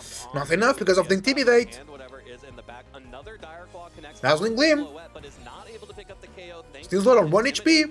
Sneasler hangs on with 7 hit points, which is actually kind of So button pass now? the focus sash does not activate. Yeah, so no extra speed. Does not activate as well. But Espathra is able to tank that pretty well now with those 2 Calm Minds and also a number of speed buffs. Yeah, Espathra's looking pretty good here. Likely going to see a baton pass in this turn so we can learn this last Pokemon. And, Yeah. The pacing of this game, I wouldn't be shocked if Espathra... Button pass coming in? It's Life Blue from Sinistra? No, it's Trick Room. It's Trick Room. Going for the baton pass, but protects from Sneasler, protects from Floette. We do have a situation that looks like what It's Arthur Trick was Room. trying to set up in game. It's Poly, super buffed. But it's Trick Room, so now it's slower. Polytoad +1 on the special attack, +2 on the Yeah. special defense. Well played, the Trick Room there. Has now been set up on Arsenal. So now finally that is working for him instead of against him. Yeah, although Polytoad's not the speediest, but well, I guess it is now. It's not super bulky though. Kyogre or something. He's like 1 or 2 Calm Minds, I don't remember. Speed, not so great, or a little too great, I suppose. You're threatening a bunch of damage the other direction, and Floyd is still very weakened, but you still, again, have to break through that Sinistra. Did not hit the Hurricane earlier in the game. I kind of wondered if Polytoad even... Do you sec the Espathra here? Double Protect doesn't come through. Protect here, and maybe Sinistra will get to go on the offense. Macha Gacha. Gacha coming out from Sinistra that So it's gonna be single target Dazzling Gleam. Sneasler, and you can see the benefit of If that's the choice. special defense boost onto Polytoad. Only takes It's 44 2 Calm damage, Minds. a pittance, with a super effective attack. Moonblast? The Moonblast coming out from Floette, it does have It shouldn't be enough. so it deals a lot Yeah. more damage than the Matcha Gacha, but Polytoad is still able Muddy to Water. just No miss.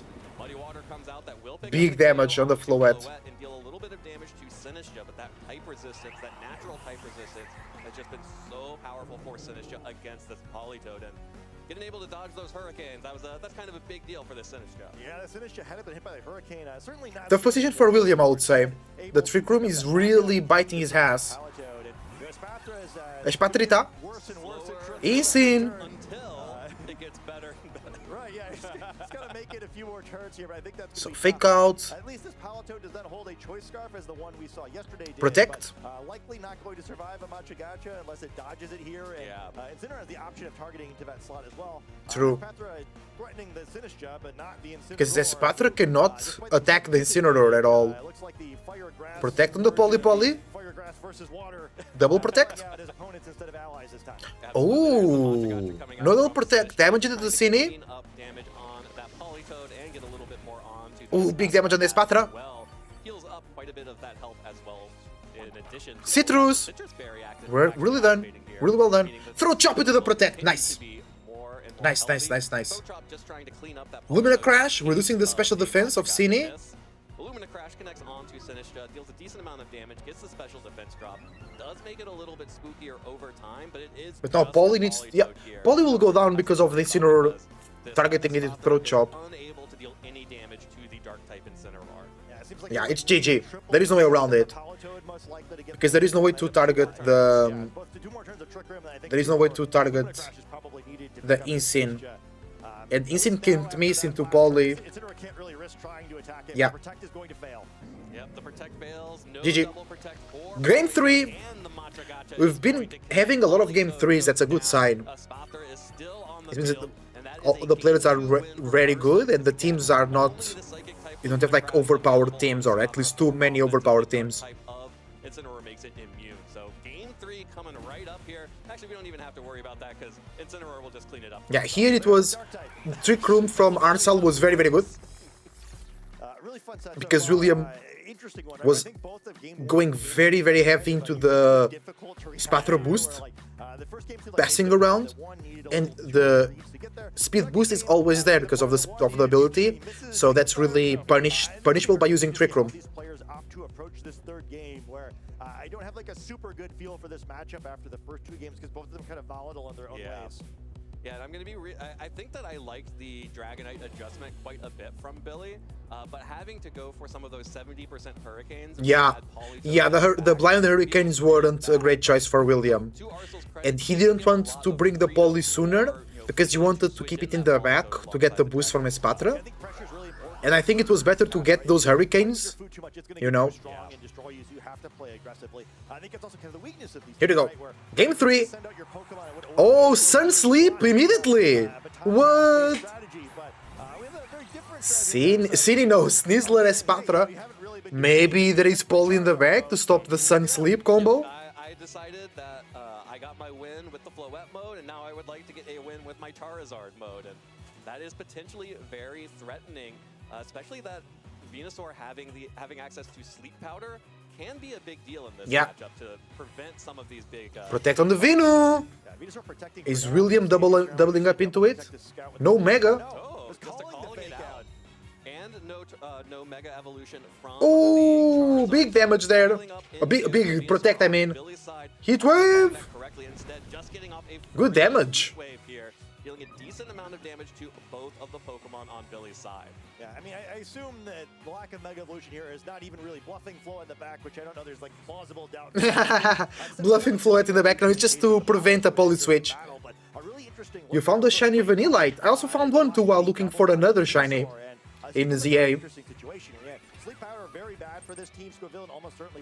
Congratulations, by the way. Vino goes out. Hold on.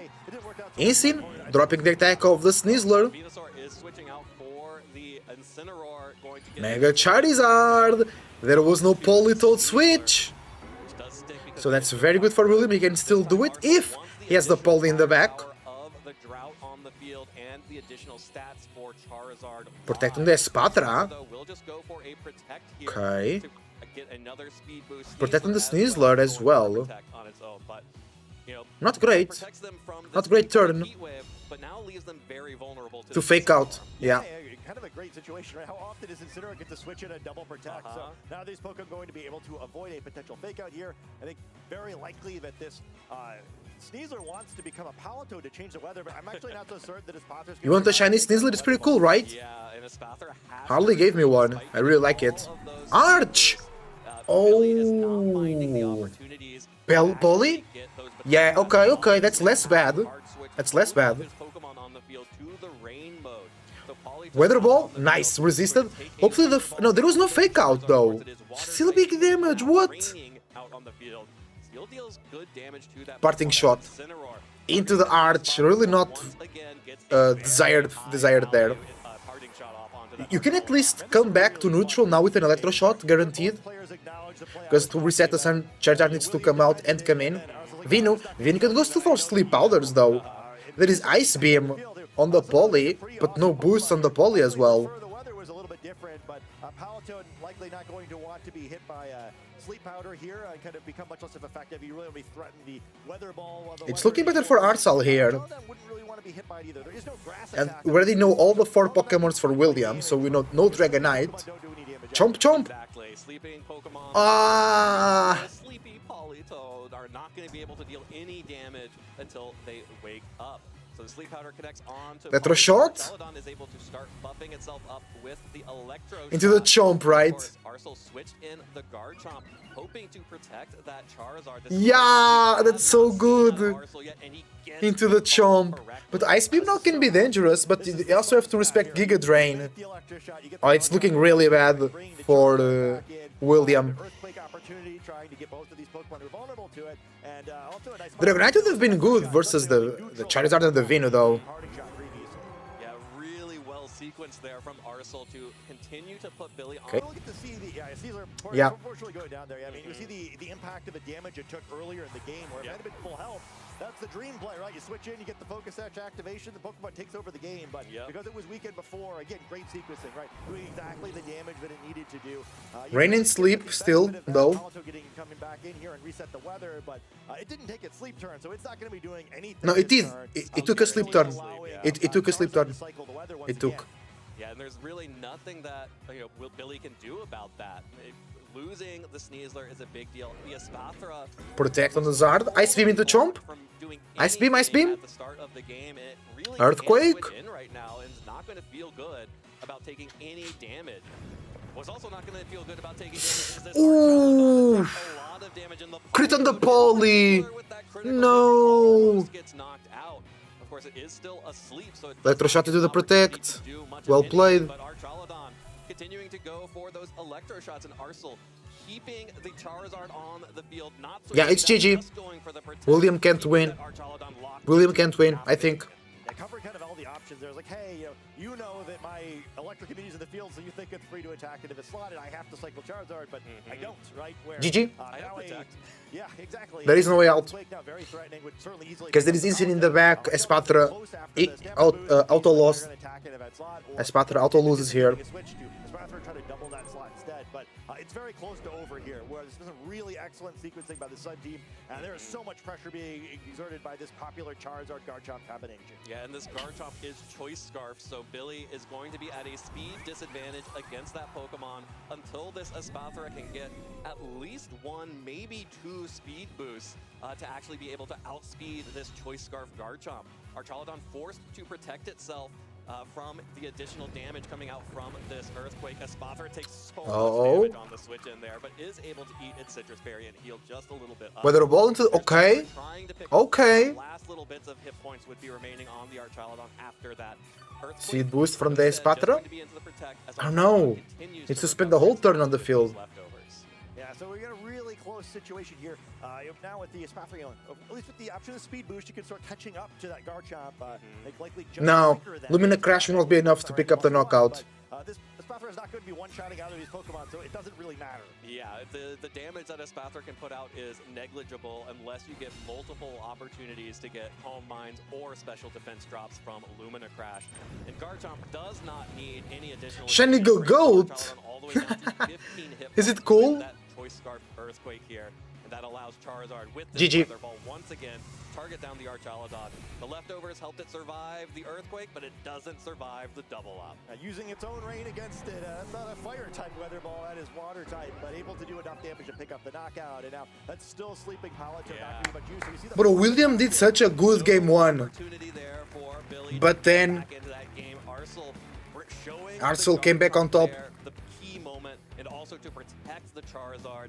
Once that Garchomp was on the field, there was no answer that Billy could have to respond to those Earthquakes. Yeah, just an incredible game 3 in general. That by far the best game of the set that Arcel played. Yeah. Really Very well from Arcel. I think both the first two games a little wonky in their own ways, but that was a decisive victory. Absolutely decisive victory, and really well called out after game So 2 good. to be like, okay, you tried the Dragonite. The Dragonite is what actually stops my Sun mode. It's not the Politoed, it's not the Archaladon, it's the Dragonite that makes this really difficult. It didn't work Yeah, out very for you true. in game Very 2. true. Let's go ahead and show the Charizard in game 3. That's the ace in the hole. Yeah, I love the experience too of just being willing to leave the Charizard on the field in the rain. I think so many players like, oh no, it's weather, or I have to have the weather on the field. But it didn't matter, right? Where water type Weather Ball, fire type Weather Ball, it doesn't matter when the Pokemon have that low health, and Charizard's special attack is as high as it is, or even a resisted hit is pretty damaging. I think it was just really masterfully played, right? Where it just got exactly the advantage he needed and nothing more. Yeah, absolutely, and that is one of the things that makes these Charizard teams so scary, is just Weather Ball. It's all about Weather Ball, because Charizard will happily make use of any of the available. Yeah. It loves fire the best, of course, but it's happy to have like water coverage. It's happy Ice, to have rock. coverage. It's happy to have rock coverage. Weather Ball is what really unlocks this Charizard to not It's have true, to it's worry true. about maintaining control of the weather as much. Yeah, and I think, as we enjoy this first regional and Pokemon Champions, it's a big difference between this version of Charizard and the Charizard of yesteryear, right? I think in the 2014, 2015 years, where I think the format was somewhat similar to this one, Charizard is like a good but not great Mega, but Weather Ball really unlocks it, right? I think previously it's usually like overheat in that last slot, which like, Over. fine. Sometimes you get the funny like one-hit knockouts you get with like Sylvia and Hyper Beam, but Weather Ball is just so flexible, and as someone who's usually plays with the rain in my side of the field, it's incredible how much damage Charizard could do with the resisted Weather Balls. Like, geez, like, are we sure that I have weather control? Because it doesn't feel like it. I think I'm supposed to be winning because the weather is mine, but I'm losing. What's Excuse happening? me, the words say me winning, but the health bars say me losing.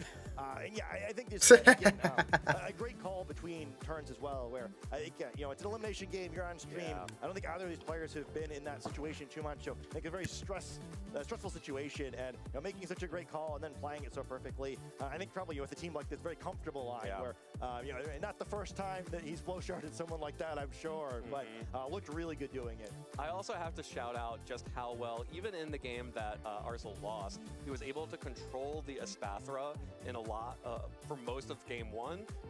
Kind of lost it towards the end there, but in games 2 and game 3 in particular, Espathra never got an opportunity to really set up any Calm Minds, and when it did get an opportunity to baton pass in game 2, Arsenal was right there with the Sinistra to put it all on its flip it all on its head, set up the trick room. Yeah, we talked about the other Pokémon team a little bit. Yeah, shout out to that Incineroar, right? I think much maligned in this format for not being as strong as it was in Scarlet and Violet, but those parting shots just couldn't totally neutralize a key element of Billy's strategy there. So excellently played.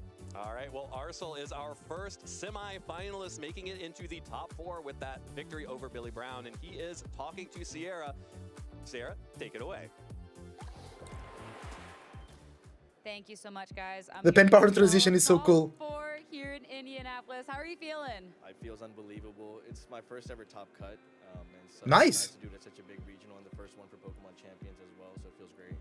And yeah, not just the top cut, but you've made it through multiple hurdles of the top cut, which is so exciting. I want to talk about that with the first regionals and being able to top cut it, because that, like, going into this, were you excited, nervous? Has like the anticipation built up as you did hit that top 16, that top 8? Yes, definitely the process before when you sign up for the tournament, and then the best part is processing it with your friends, team building and all that. I think that's the main fun part.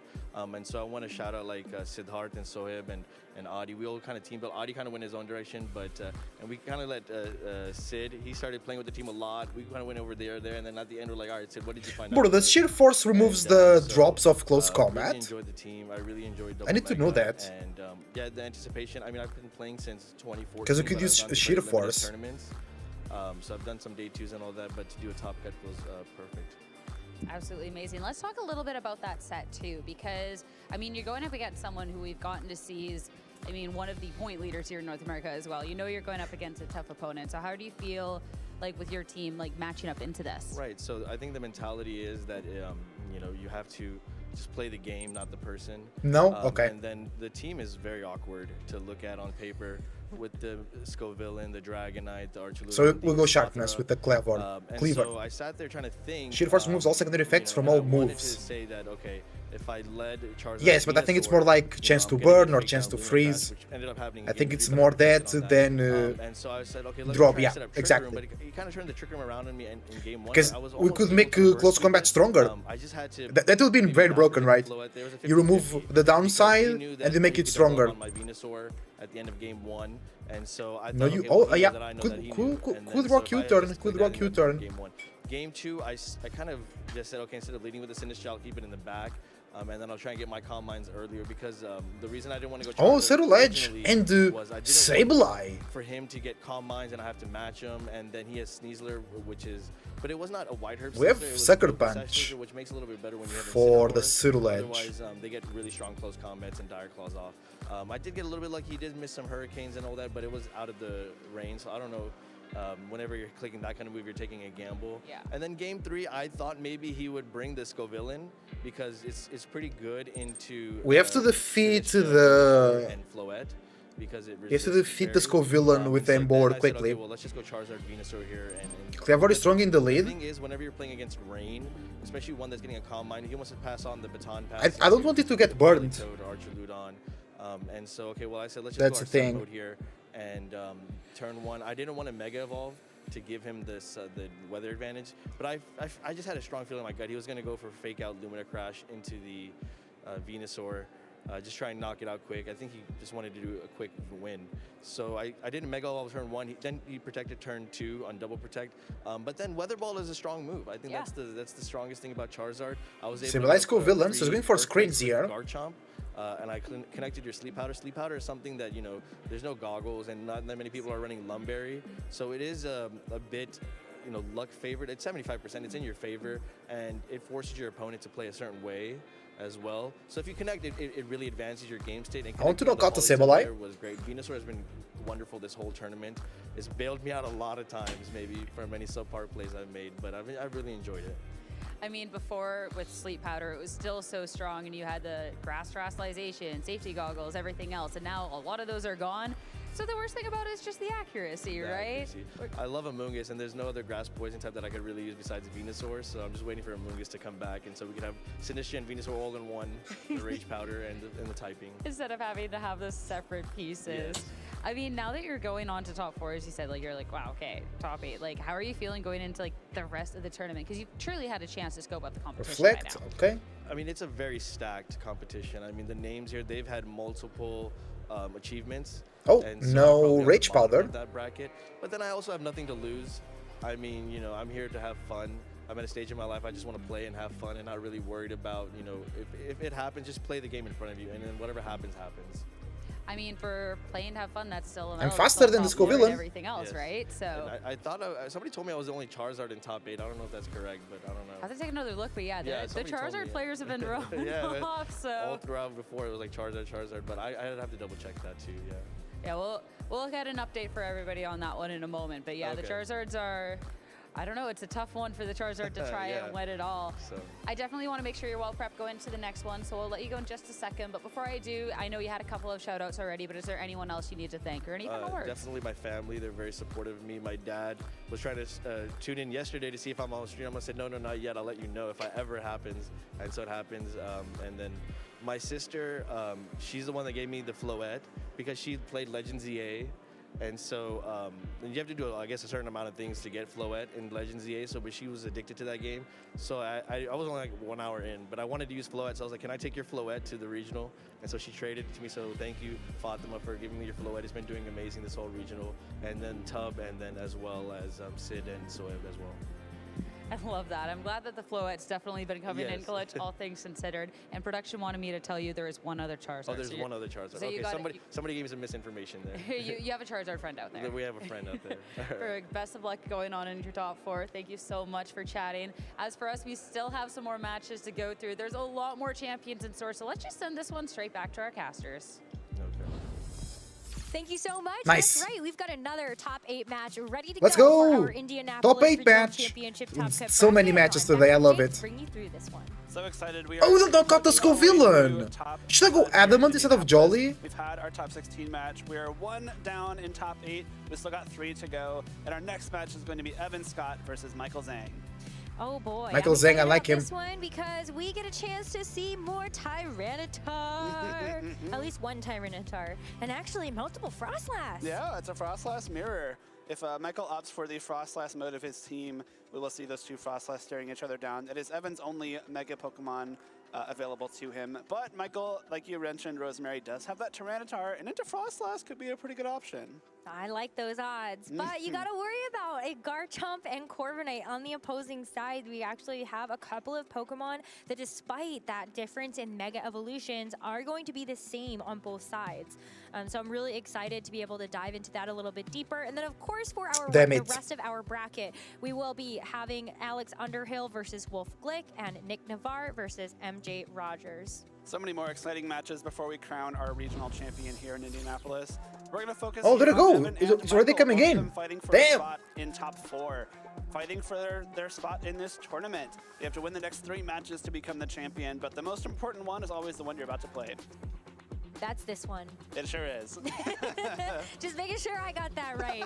Listen, for both of them as well, you have to, if you are thinking about the World Championships, then you need to get those championship points. Evan Scott is outside of the cusp by a considerable amount, given that there just haven't been that many events Oh, this double season Frostlass. for him, but he is in the top 8 here, and if you Yeah, Mac win Weaver is the Max. regional, you have a direct invitation to the World Championships. Michael, a little bit closer. We heard him talking in his interview with Sierra earlier that he does need a good chunk of championship points, but if he does pretty well here, which obviously he already With has, Charpers, top 8 yes. is a great finish, Yes. and then also does considerably well at the North American International Championships, he will be in position to qualify for Worlds. And as a reminder, he's Sacramento Regional Champion with Tyranitar. Yeah. With actually a really cool set. I think that was with Terra Psychic on the Tyranitar as well, which is just like Here a we go. really neat Frostlass with adaptation at the Roto time. Veil. Terrestrialization is gone though. We've With got no Mega debuffs, no Evolution, debuffs, which is no. going to bring a Ah, no, new there was power to Reflect, these never mind. Pokemon. Yeah, there was Frostlass, Reflect. One of the newer Mega Evolutions There was that Reflect. we've seen come out in Pokemon Legends. Oh, they press bulk up on the Corviknight. You will be able to get Snow Warning once you Mega Evolve. You get Normal to set the Whimsicott. Normal Snow Insane. Edge. That's one way that you can win. Chonky Chomp. Whimsicott Glamora is a combo Interesting that was choice, highly but touted the going the into sets this are tournament very, as very well. normal. It was in response to the very high presence of Charizard plus Steel type plus Fairy type in the metagame. But the which Frostlass actually mirror did before a decently well Zard here, mirror, but alright. Not the most successful composition. All is right with the world, yeah. Only 2 Charizards in top 8. That's awesome. So it means it's the same number, at least the same number of Charizards and Only two in our top Frostlasses. bracket. 2 Frosties, 2 Zardis. Wolfie's still in. Wolfie's still in. When you have something like a Whimsicott He's gonna play or even Alex a Underhill. Colette, but Wolfie's still doesn't have in. either of Yeah. those. And Wolfie then Earth confirmed. Power. Sure, pretty good. Wolfie confirmed. You got a Levitate Hydreigon on the other side, and that Tyranitar also gets a nice big bulk boost when Wolfie it Mega confirmed. evolves, so that's a tough sell. There's a lot of things that actually kind of like being in front of Glimmora coming up on Michael's team because Glimmora doesn't pretty heavily threaten a lot of Michael's Pokemon. Might be left behind because Michael does have a lot of options here. The Garchomp. Frostlass and T-Tar. Yeah, I guess Michael Zeng is a little bit of a better matchup because he can Mega his T-Tar. And he has Arcanine to counter the Frostlass as well. And Arcanine counters the Corviknight as well. That super effective damage, but I'm really looking at a Pokemon like that Hisuian Arcanine. Is this another matchup? Yeah, Wolf is still playing Alexander Hill. Have a bit of a tougher time versus something like the Frostlass, but you still have either a head smash Michael Zeng or a will Flare play Blitz. now Evan And Scott. With that rock head ability, you are not taking recoil damage from Let's go. the moves after you use them. Jumping right into top 8B here at Top 8. Indianapolis. We're going to have the Frostlass and Corviknight from Michael Zeng. Evan Scott is going to have the Glimmora and the Whimsicott. Ooh, Glimmora Whims. Whimsicott and Glimmora. That's tough versus the Corviknight. We have the Frostlass. That's from Michael, rough. Which means it's likely going to Mega Evolve. We talked about some Pokemon that are great without Mega Evolving. Unfortunately, Frostlass is not one of them. No, it's not, Frostlass, for sure. If you wanted to, I guess you're gonna try to get the cursed body to activate and get rid of a move for your opponent's side, but there's a low chance of that happening, and it's a little bit better when you get that extra boost to your Tailwind. speed and your special attack. Whimsicott's gonna set the tailwind though, so that means Glimmora gets to zoom into Glimmora Power Gem? first turn of this game. It's not a knockout. I think Michael Zeng knows that calc. Knockout into this Frostlass. Blizzard! Go for a blizzard. Whimsy survives on 3! Quite low, but not low enough to Freeze? be able to No. KO it. Tailwind, okay. Match that tailwind. So now Frostlass is gonna be faster again. No knockout with that Blizzard into Whimsicott. That's either But it's rough because Blizzard will not pick the knockout on the Glimmora. Whimsicott can taunt the Corviknight. Instead, it is that bold stat alignment, so likely is just trained to be very, very bulky. Does hang on there, but I don't know if you love that if you're Evan. You might have wanted Whimsicott to go down there so you could swap into something that has a little bit better of an offensive matchup here. We saw that first Blizzard do 79 damage to Glimmora. With the way those damage rolls work, another Blizzard could just take 2 knockouts on this turn. Yeah, I mean, you had the Prankster Tailwind to let the Glimmora outspeed the Frostlass, but I feel like now that you've also neutralized the Tailwinds by setting one of your own with the Corviknight, you should be able to let this Frostlass do some good Arcanine, here we go. Spiky Shield, great turn for Michael. Great turn. Because he could take a Power Gem super effective or an Earth Power super effective, but the Arcanine comes in super safe. Weather Ball! Weather Will Ball! not do that, but the Weather Ball actually goes into the Glimmora to miss out on Weather the Ball? KO. That is one of the unique Why Weather Ball? adaptations to Michael Zeng's Frostlass in particular. Okay, that it that's does alright. actually have Weather That's Ball alright. as that fourth move. Weather Ball is cool, Weather Ball is cool. You can use the enemy weather against them. Weather Ball means you're not knocking out Whimsicott on this turn. Oh, because you don't want to knock out the Whimsy. You don't need the Whimsy to go down. You want to keep it on the field so a stronger Pokemon doesn't come in. Okay. Arcanine in here, you are threatening the extreme speed to knock out Whimsicott before it can potentially lock your Frostlass into Weather Ball with Encore. Then you can continue to threaten with either the Blizzards or the Weather Balls. Notably, Weather Ball will be a little bit stronger than Blizzard with that single target damage because Blizzard is slightly stronger naturally, but with that damage reduction, it's a little bit lower. Oh, Whimsy goes down. Cuts out of here, then that doesn't matter at all. So Yeah. could No, just rip a Blizzard and can't kill you miss. from here. Weather Ball though is going to be the move of choice, Because guaranteed no. knockout onto the Glimmora in case something else had actually Good stepped in damage. to take that Whimsicott's place and keep that Blizzard. Okay, as Michael is going very well here. This game one is Michael chilling. Zeng in this first game, as we see Frostlass matched here by Evan Scott and the Corviknight also. Corviknight is a problem now. Two very juicy Flare Blitz targets for that Hisuian Arcanine. Again, does have the Rock Head ability with the Focus Sash item. So if it does use Flare Blitz, it will not take any recoil and will be able to threaten a big knockout into either Frostlass or Corviknight. Really important to note that these Frostlass also have different stat alignments. Evans is Yeah, going to be okay. modest, giving it a boosted special attack. Oh, Evan is Michael modest. actually is timid, so you like Oh, Michael has speed. Michael is faster. Would be shocked if Michaels wasn't the faster of the two Frostlass. A big Shadow Ball and Flare Blitz could threaten two knockouts here. Let's see if True. Evan can weather that storm. And he protects from Evan. To try to soften some of the blows by No ignoring the protect! opposing Frostlass, just using the Blizzard on the first. Corvi. That's still a lot of damage into the opposing Corviknight, despite the fact that it's going to be resistant. Freeze! Oh, the Corviknight gets frozen solid. That is going to make it. a Flare nice Blitz. Into the Corvi. So the freeze didn't matter. The freeze didn't matter. Naturally a faster Pokemon, but still, that's a big knockout here, and It got out.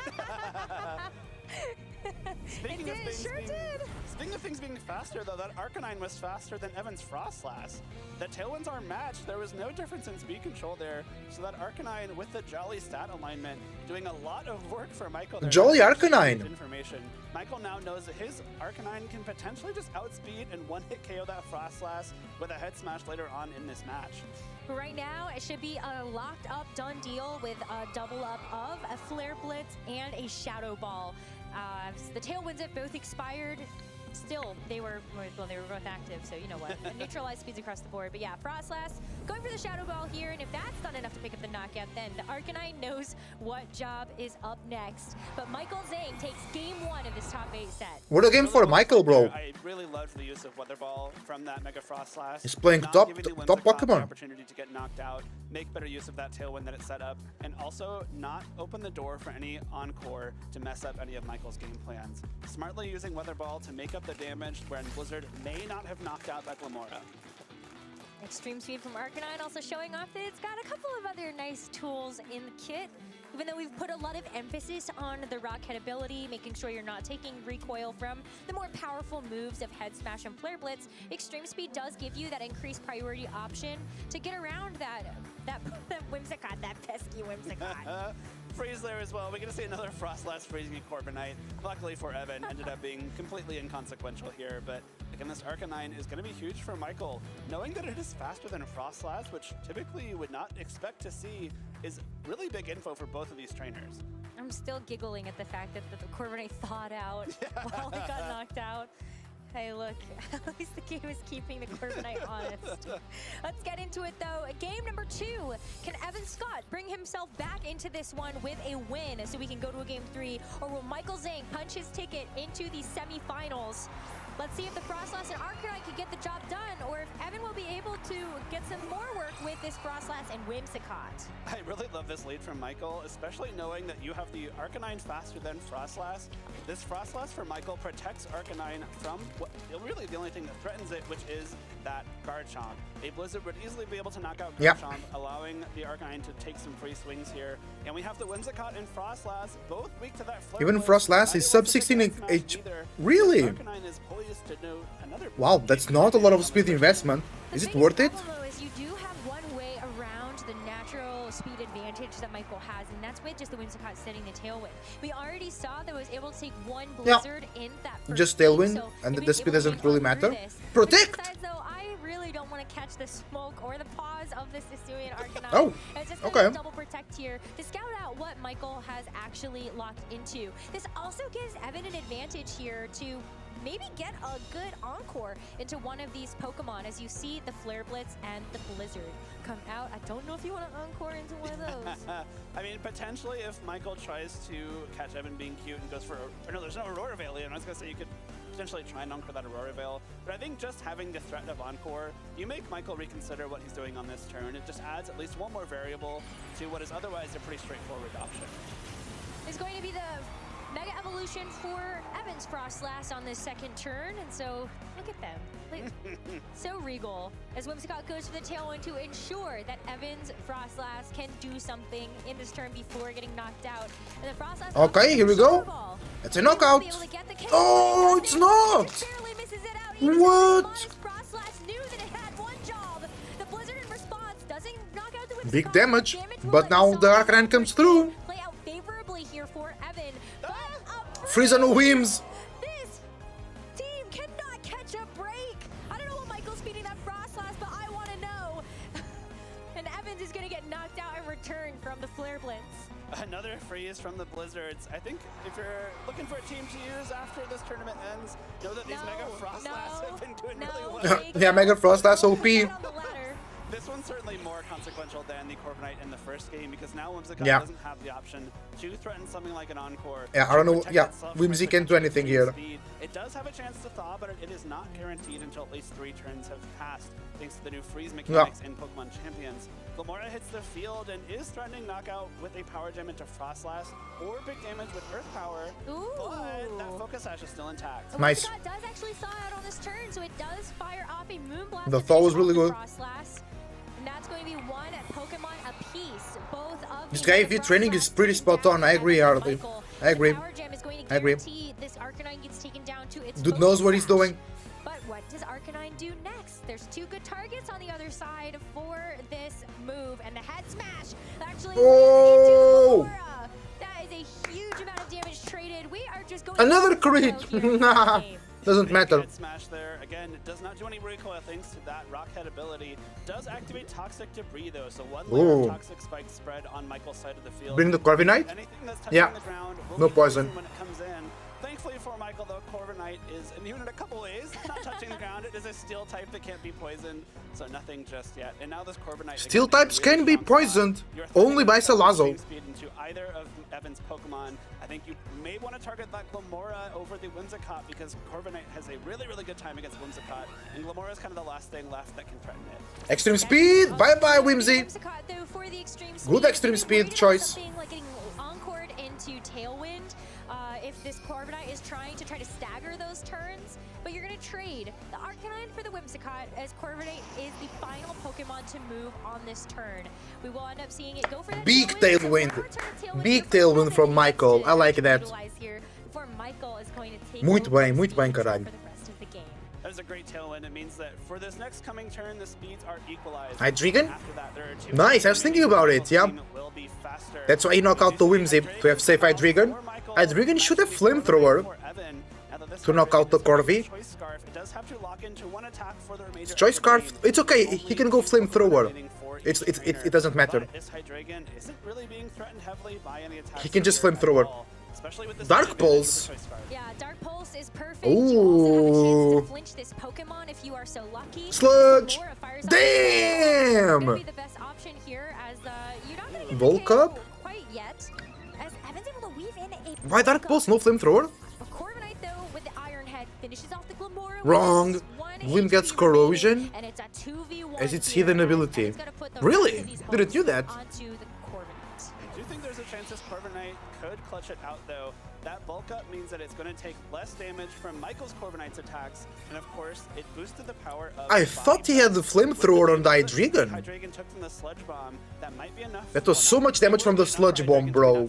Holy shit. Michael's Corviknight only has resisted attacks into Evans. A combination of that bulk up, the possibility of Roost on Evans, and the leftover. Dark Pulse crit? Dark Pulse can flinch. Dark Pulse can flinch.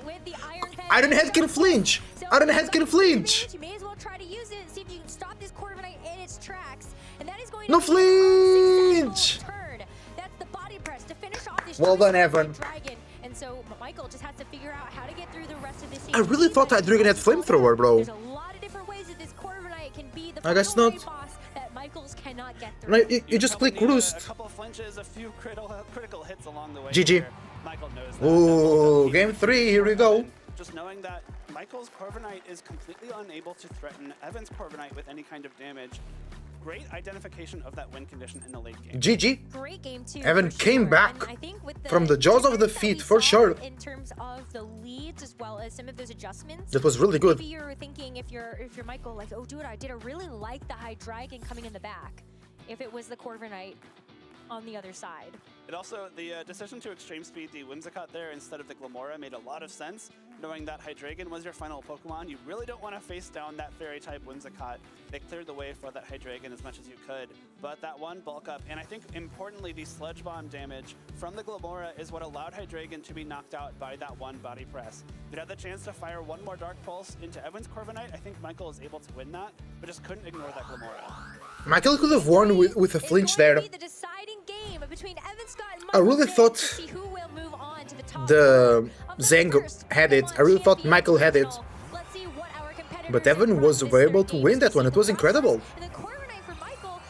So many Corviknights in top 8. I think Cole owes an apology to Corviknight.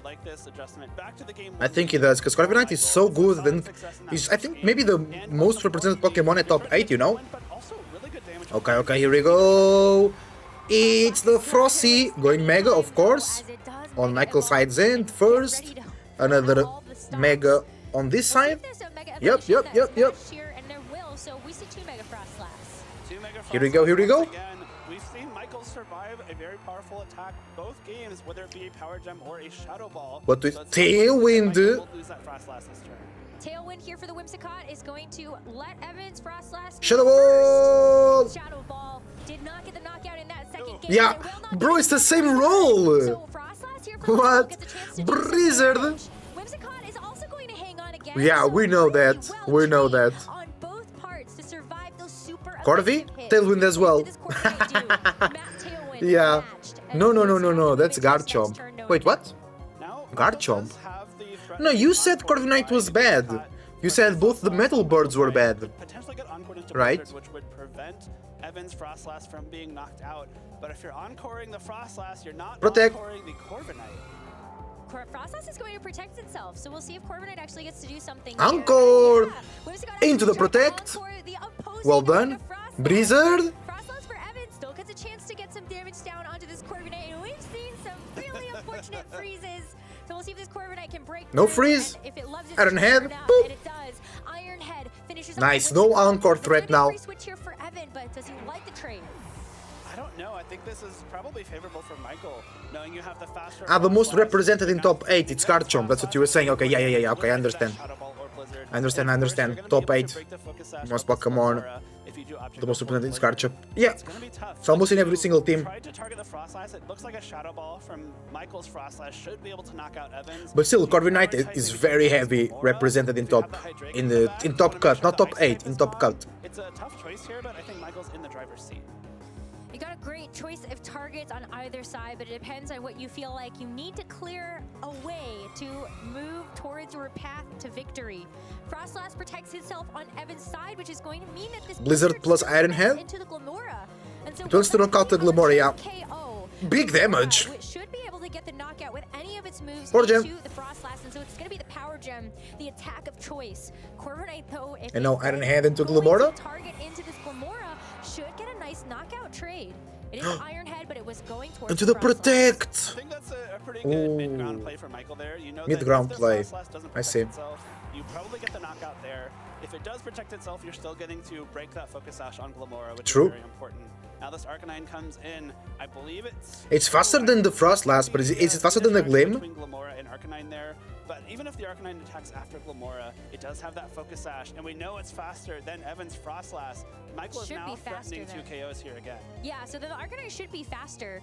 And actually a really nice play from the Blizzard the turn before. It did not make contact with the Glamora, so no toxic spikes to actually break the Focus Sash onto the Hisuian Hold the fuck up. So it's pretty clear. It needs to take 2 attacks of attention in order to... Flame Blitz!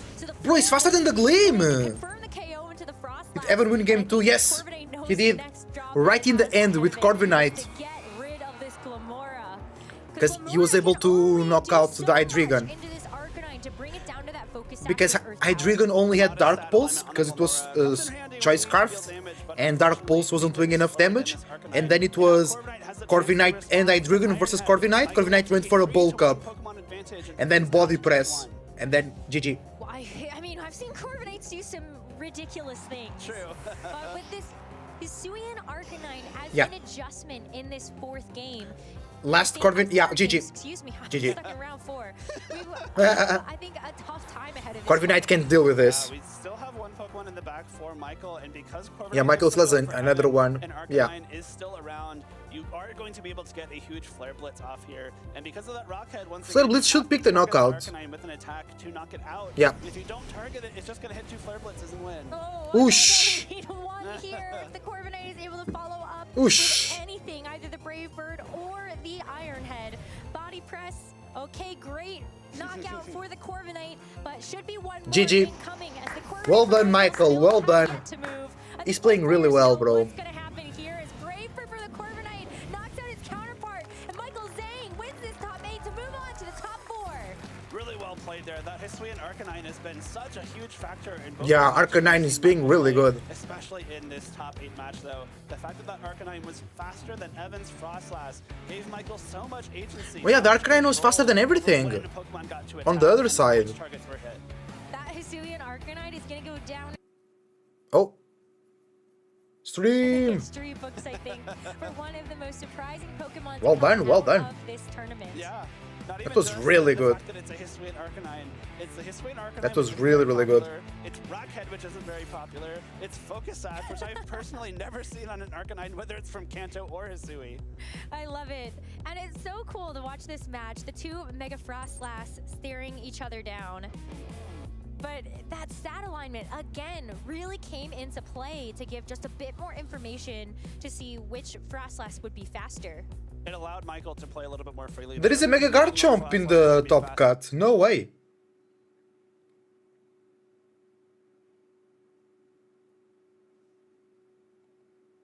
Thanks to that stat alignment being revealed, and in the late game of Game 3, knowing that Arcanine would be faster than Glimmora, as Glimmora was modest compared to Arcanine's Jolly, it just gives you so much freedom to craft your game plans in a way that wasn't available to you before we had that stat alignment revealed. What if Michael Zhang with maybe the secret is Tyranitar, actually. We're giving a lot of credit over to this Hisuian Arcanine here, but I feel like it's so thematic that Michael won a regional with Tyranitar. True. And is now in the top 4 with another Tyranitar team. Well on his way. It could happen. I mean, he's gonna give Len a run for his money. I don't know. I think Len likes to use a little bit bulkier of a Tyranitar. That's so true. I think they're functionally different enough that we can allow them to both exist in their own lane. We got lots of Tyranitar fans out there, I think, and especially with how many Tyranitar actually ended up making it into our top cut bracket. So many new megas, I think, that people will have their eyes on when we think about the upcoming events to close out the 2026 season. Yeah, Frostlass in general has been very impressive this weekend. It's a Pokemon that, you know, a little bit weak to those Mega Charizard Ys that we have seen a lot of, but the way that these trainers have crafted their teams, Michael, for example, we talked about earlier, has 4 Fire Resist and the Akaberry on the Corviknight. So he's saying, bring your really Charizard, I don't care. Really hates Charizard, yeah. I get it. But Frostlass is just pumping out so much damage with those Blizzards. It has utility in Aurora Veil. Shadow Ball's great coverage. It's been a Pokemon that's steadily rising in usage lately, and I wouldn't be surprised to see it maybe hit that top 12 later on in the metagame. I will say that it is a little bit unique, you know, and maybe counterintuitive. When you think about the way that teams are built or they're structured, usually you think about having a theme or an archetype. Yeah. You look at Tyranitar, Corviknight, Garchomp, you're like, well, that's a sand team, obviously. But Frostlass, having Snow Warning when it Mega Evolves, it's just another look, two right? weather. Yeah, it's just interesting and fascinating. You've got 2 weathers. You know, it's like they're having a sun and a rain team all merged into one. We've found a new archetype, and that's Snow Sand or Sand Snow. We're going to let Michael Zhang tell us what he thinks. Thank you so much. I'll ask that in just a moment. First off, we have to ask Michael how he feels. You're in top 4. Feeling great. It's been a while since I've been back here, so I'm looking forward into the future, but I'm feeling good right now. I'm glad to hear. They were talking about snow, sand. They're talking about weather. They're talking about all that. They wanted the details from the master. Talk us more about snow, sand. Yeah. So, I mean, specifically in this matchup, I kind of knew already, seeing the stat alignments, that my Frostlass was going to be in a good spot for this match. So I went primarily with the Frostlass mode. But sometimes you mix them. Sometimes it's more sand. Like, it kind of just depends on the matchup. And then I found out, surprisingly, that my Arcanine was faster than the Frostlass as well. So I was able to use that information to get a pretty good game plan. Going into this match as well, I mean, we got a full 3-game set. Obviously, there's a spot in top 4 on the line. How are you able to navigate to make sure you could close out at the end? Because it's always scary once you get into a Game 3 situation. Yeah, I think I was pretty confident based on what my opponent was doing in Game 2 that I knew a winning game plan in game 3, so I didn't feel that nervous as long as there wasn't extra luck factors involved. I mean, like on the turn 1, if I got crit on the Shadow Ball, it probably would have ended my run, but we always take that calculated risk, and I mean, that's just the game we play, so.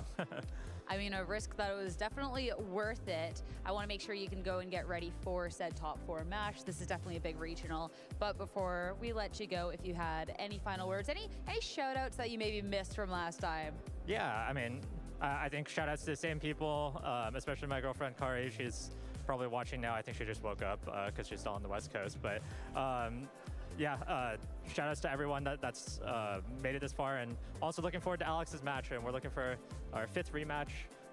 We played 4 times already, so I'll be rooting for him in the next round. Oh, well, I'm definitely hoping we get to see that rematch as well. Thank you so much. Best of luck. Enjoy watching that match. As for us, before we can get to that, we got to break down the previous one a little bit more through the lens with Len. I get to talk about more snow sand action, more Corviknight and Tyranitar. It is fun. There was no Tyranitar in that one, but yeah, Titan wasn't brought to the game though. It was a lot of fun to watch. I think the speed dynamics and really the bulk on the Frostlass played such a big role in this game. Let's take a look at the teams and how this broke down. Now, the first thing that stands out to me is anytime you see 2 Corviknights opposite each other, these 2 Pokemon can do barely any damage to each other and are both kind of defensive win conditions in their own right. And so if one of them has the significant advantage in that 1v1 and is more of a win condition, it puts the onus on the other player to figure out how to actually land enough damage onto the Corviknight on the other side. So if we look at Michael's Corviknight, it is much less of an in-game win condition Pokemon. It's about that early speed control, adding in some damage. We saw him win that way earlier in broadcast, and we saw it play that role in this match. But the Corviknight on Evan's side is that win condition Pokemon, has Roost and Bulk Up, and so Michael cannot afford to let it get to the end of the game unopposed. And so many Pokemon on Michael's side can't really do anything about it. This are all gonna have a hard time breaking that Corviknight if it's given any space. So he's really got to be the one to put pressure forward early.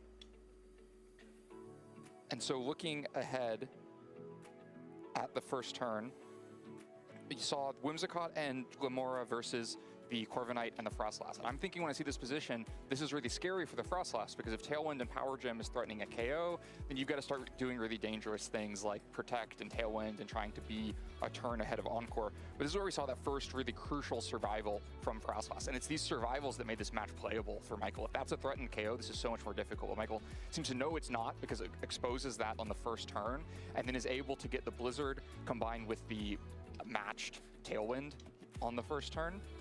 That really puts him in a driver's seat for the next couple of turns. Then is able to later in the game get this position of Corviknight on the other side, taking that really important damage before it can set up.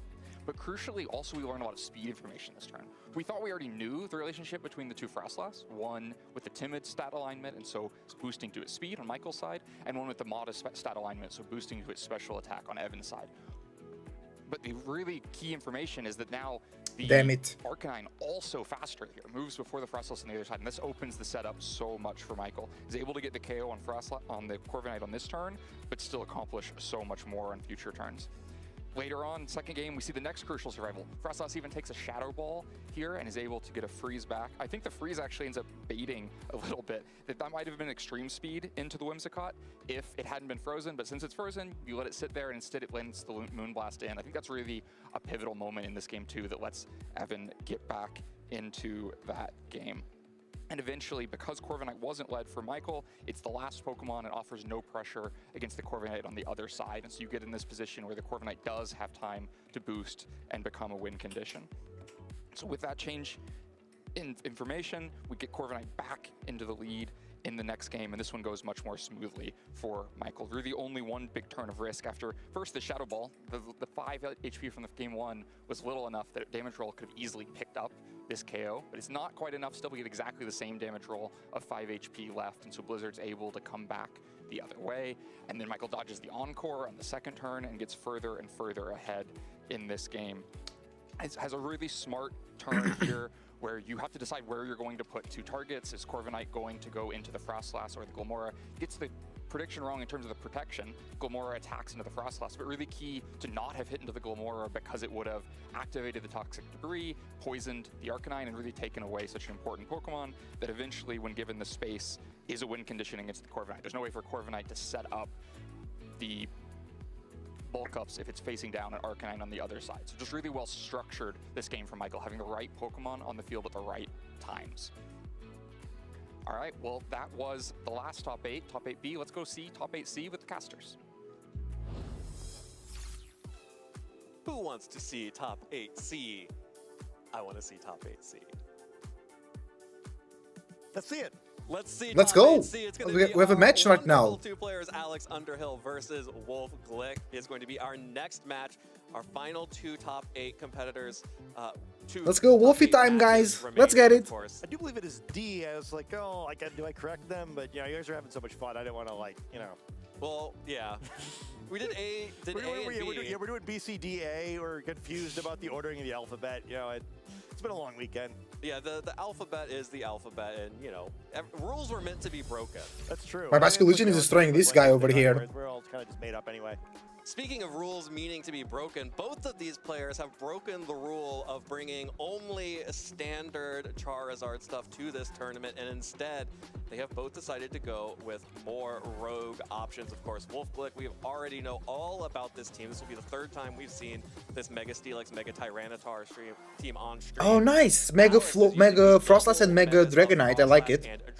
And of course, Wolfie's team, we know. Many Frostlass users in our top cut, making it the most popular Mega. Oh, it's Charizard X. Maybe second only to Floette in our Interesting. top cut at this point. Yeah, I mean, as we expected, I guess the special attacking Megas are doing very well, but I think Frostlass is almost known underrated, where I think we were talking a little bit yesterday about how everyone thought it was one of the top tier Megas. The usage didn't reflect that, but it's finally come back around at this point in the tournament, where with only the strongest teams remaining, there's an awful lot of Frostlass floating around.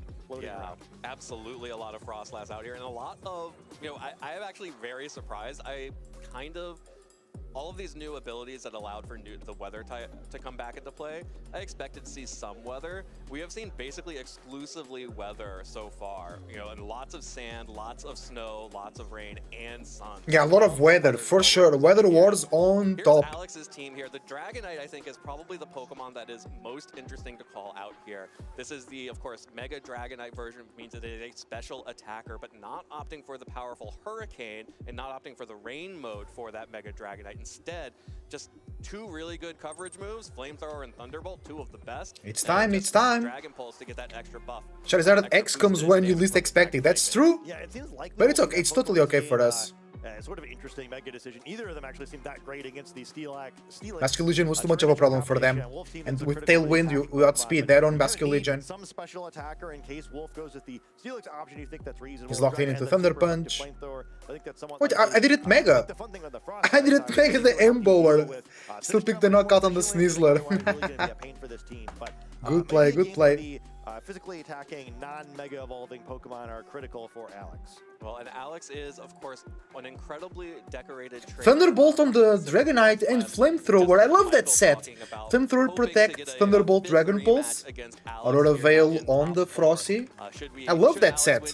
That's super cool. Team building partner Michael it's insanely in the cool. semifinals, but in order to do so, you'll have to get through Wolf Glick.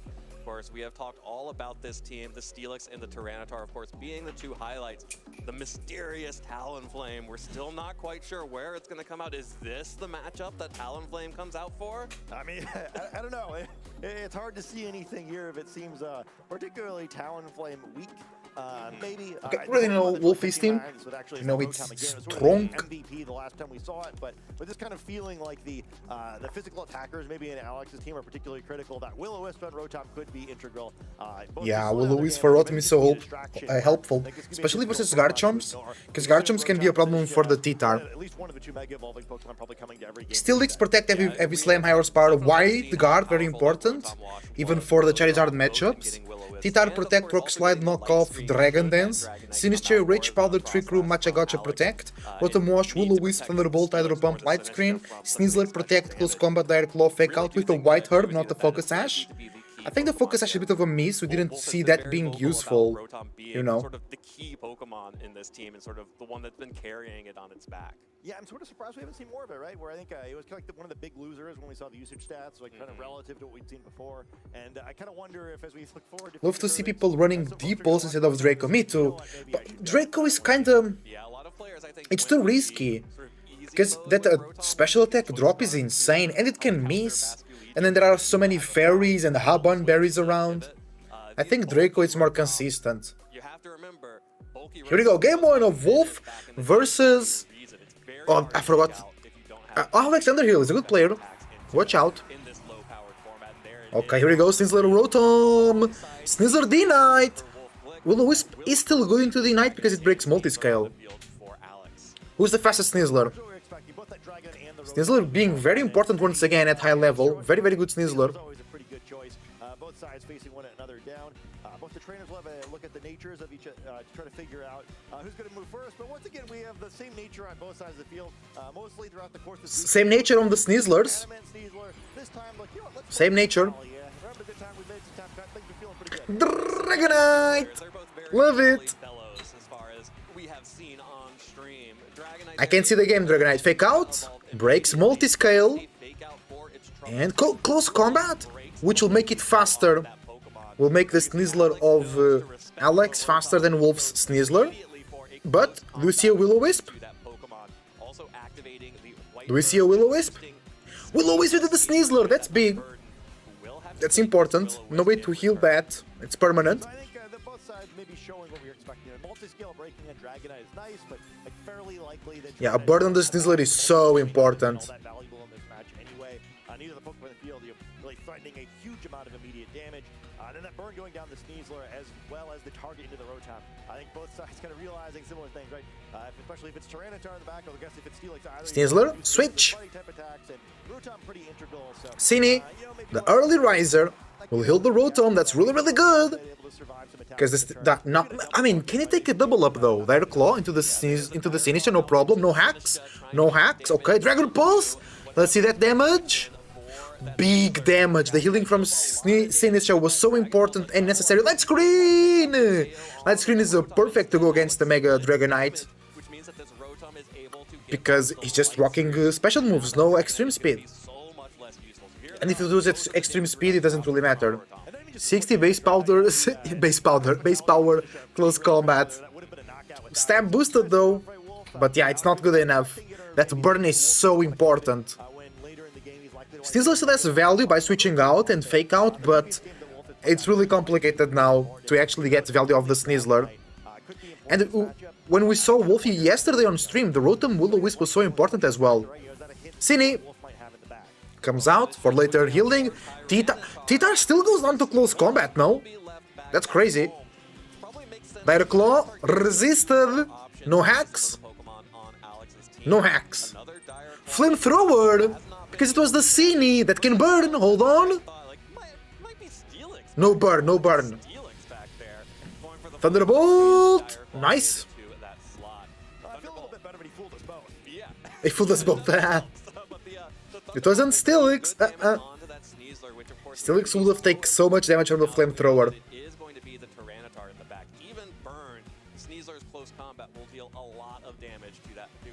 Extremely effective fighting type coverage. So it's Mega Titar. Might be still Mega Steelix. No, it's not Mega Steelix. We already see the Snizzler.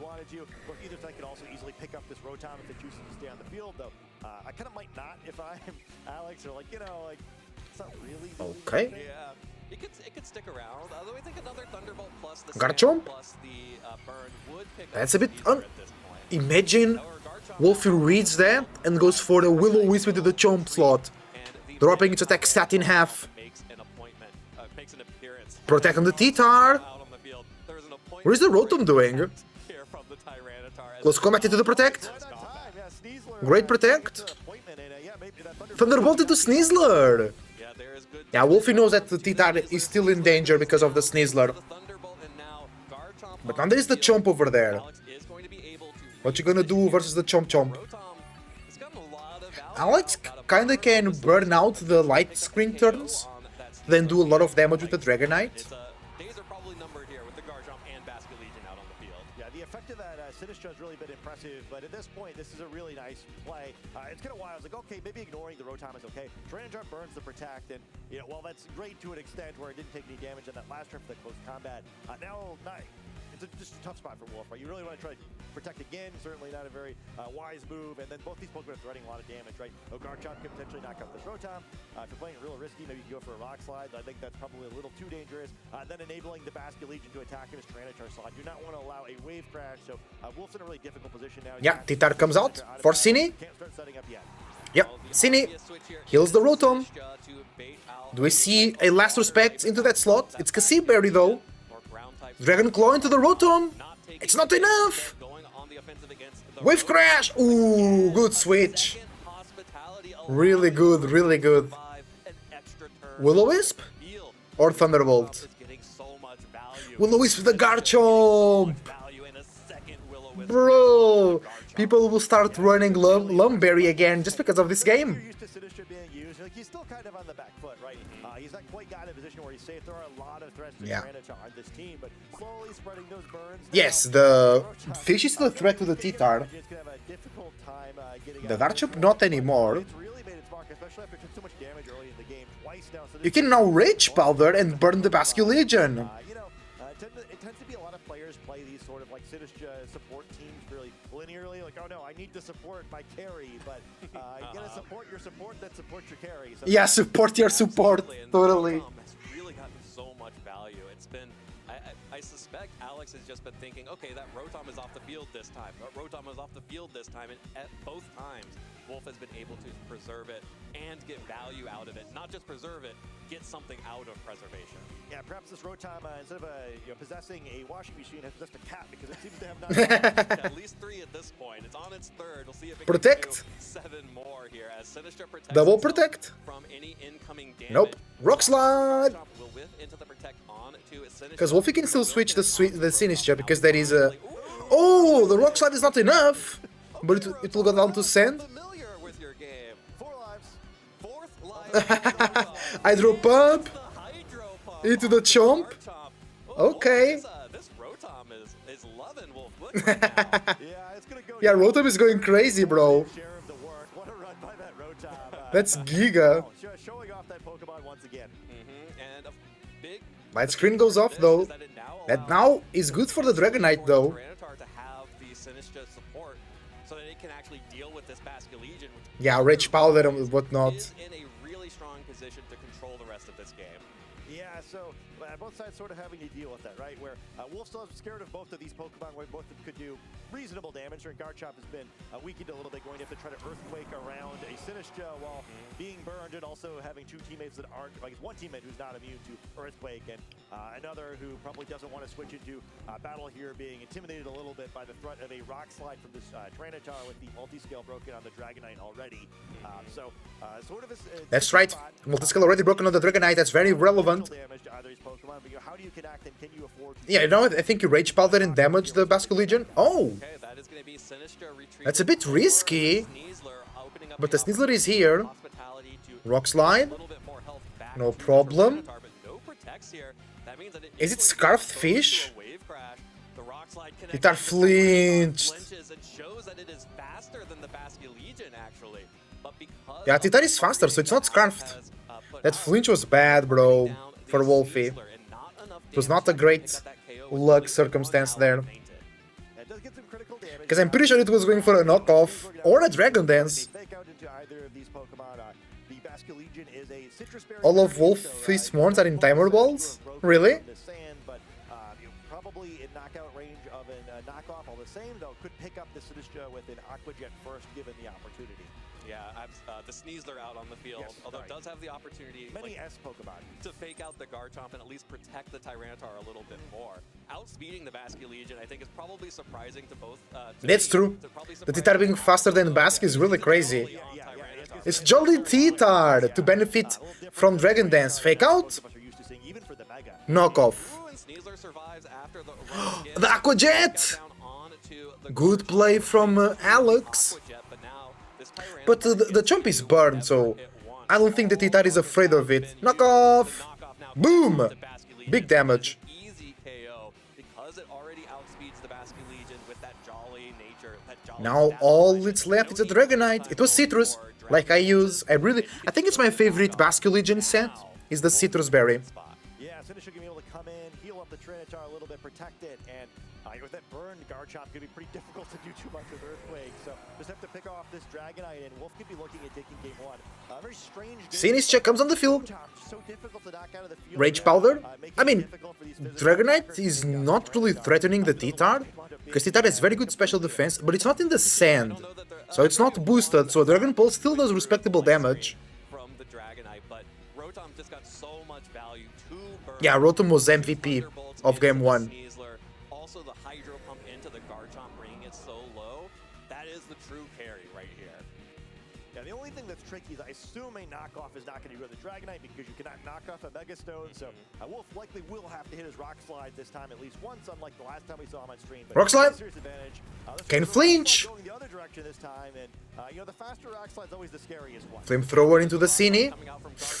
Picks the knockout. Wolf is surprised. Wolf is surprised by that. Flinch. Garchomp is going down though. Which means that this Dragonite is safe for another turn. Bro, double flinch on the T-Tar. So unlucky.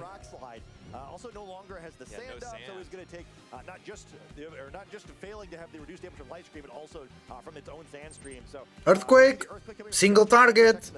Even though it's burned, it's gonna be big damage. Yeah. Dragon Pulse now.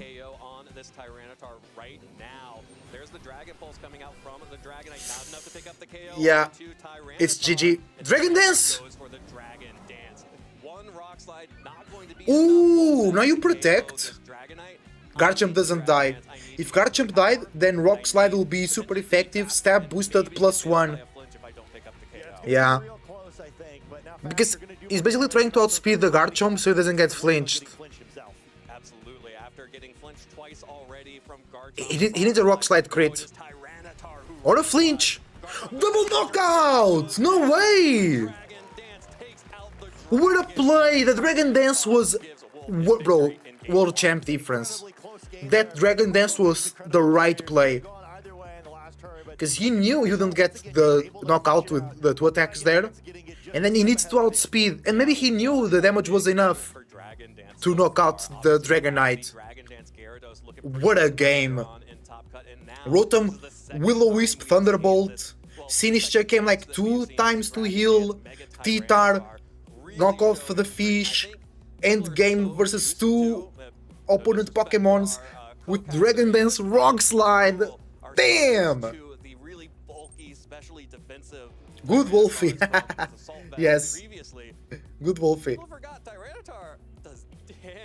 Yeah, especially even in this format, right? Where I think throughout the course of at least the online portion of folks learning this regulation, we've seen a lot of like Adamant 3 attack Mega Tyranitar. So for me, it's like I'm a little surprised sometimes at how little damage Wolf's Tyranitar does relative to its attack boost because it's built a little bit differently than is normal. But getting faster has been very impactful in all the games we've seen from him so far.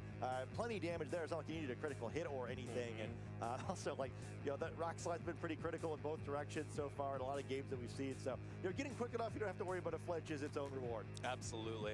Alex probably needs to go back to the drawing board, but it's unclear to what, because those did seem like the right Pokemon here, and the Dragonite, you really don't want to leave that at home just in case. Hey, there's that Talon. There you go, Talonflame is here!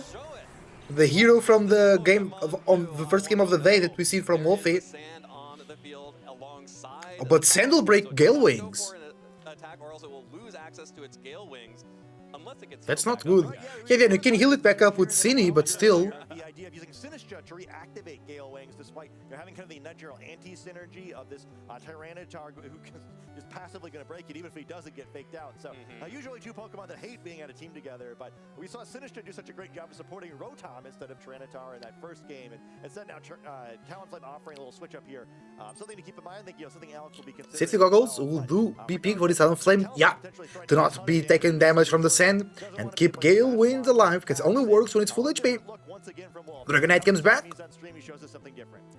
Chomp Chomp. Yeah, Chomp is good. Talonflame is no Will-O-Wisp, right? Mega T-Tar comes in immediately. Yeah, you can't really justify Steelix versus Flamethrower Mega Dragonite, right? Protezione. The Tyranitar. Talonflame goes for a protect here. Does not want to take any additional Double damage. protect. Double protect coming out here from Wolf. So that Talonflame. So I'm pretty sure Wolf brought Sinistra in the back. Of the benefit of avoiding a fake out this turn. Yeah, so lose the Gale Wings here, but it's possible the Talonflame is still quicker anyway. Though we've seen Is it?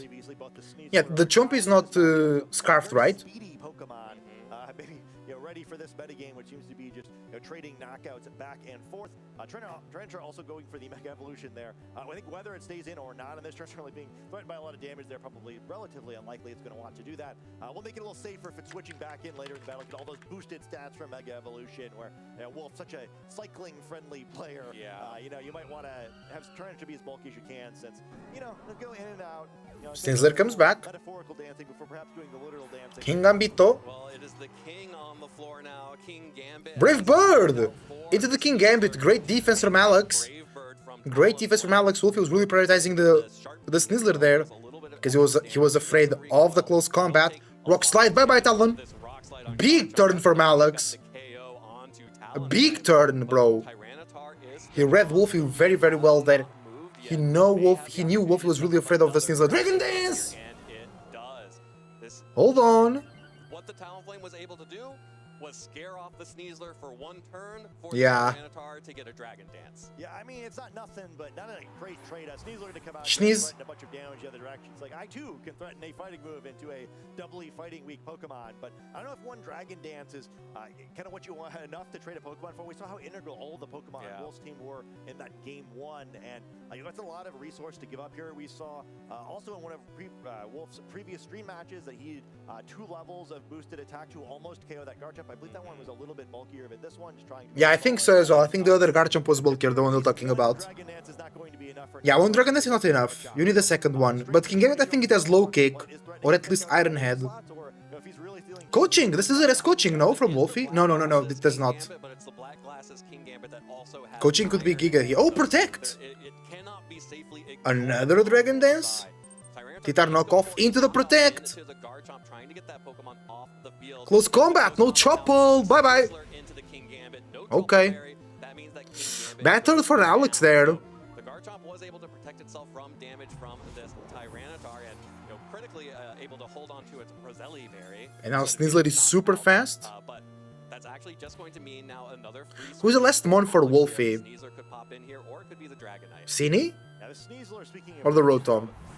Much quicker on Wolf's side of the field if they're unburdened, though. Yeah, Snizzler is faster, but the other Snizzler now can fake out, so... Well, the Garchomp just protected in the previous turn. Neither of Wolf's Pokemon did, so this is the opposite. They will protect here for Wolfie.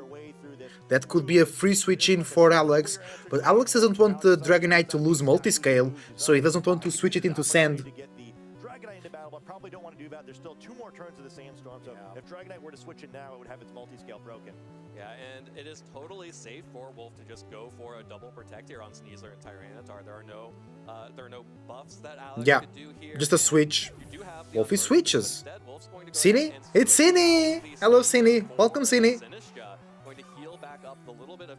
Basically, run, King, run. Yeah. He couldn't run fast enough. Protect on the T.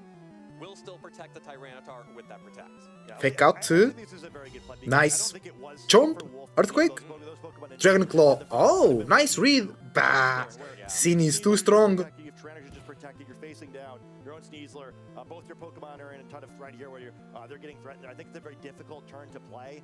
So Wolf instead getting Sinistcha in here, staying a step ahead. And now, even though this Garchomp isn't burned, it's sort of an awkward spot where you can't take both a close combat and Earthquake because Garchomp would knock out his partner to do that. So Sinistcha potentially protecting Tyranitar, and if instead it's just an Earthquake coming out with a Dragonite switch, and that's going to be enough. And ain't that a double protect? No. Last turn the Garchomp protect, and Titar went for a knockoff. Rich Powder. Dragon Dance. We're gonna see it. Knockoff? No. Big damage. But yeah, you need the +2. You need the +2. Dragon Claw. Still chill. From the Cini. Citrus. Delicious. Close combat. Into the Sinistcha, which is immune. No more Sand. Rich Powder again. Sneasler not going to be able to do a whole lot to a Sinistcha, but uses Rage Powder now, and on both sides of the field, you're getting real close to playing. I mean, Direct Claw still does good damage from the Sneasler. If you get to that point, it's going to be very difficult for Alex to maneuver. Probably going to take a number of turns for Sneasler to burn through his Sinistcha, barring some added effect from Dire Claw speeding things up.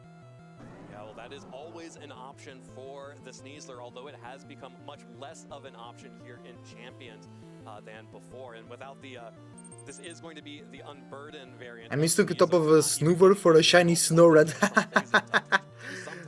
T-Tar Protect!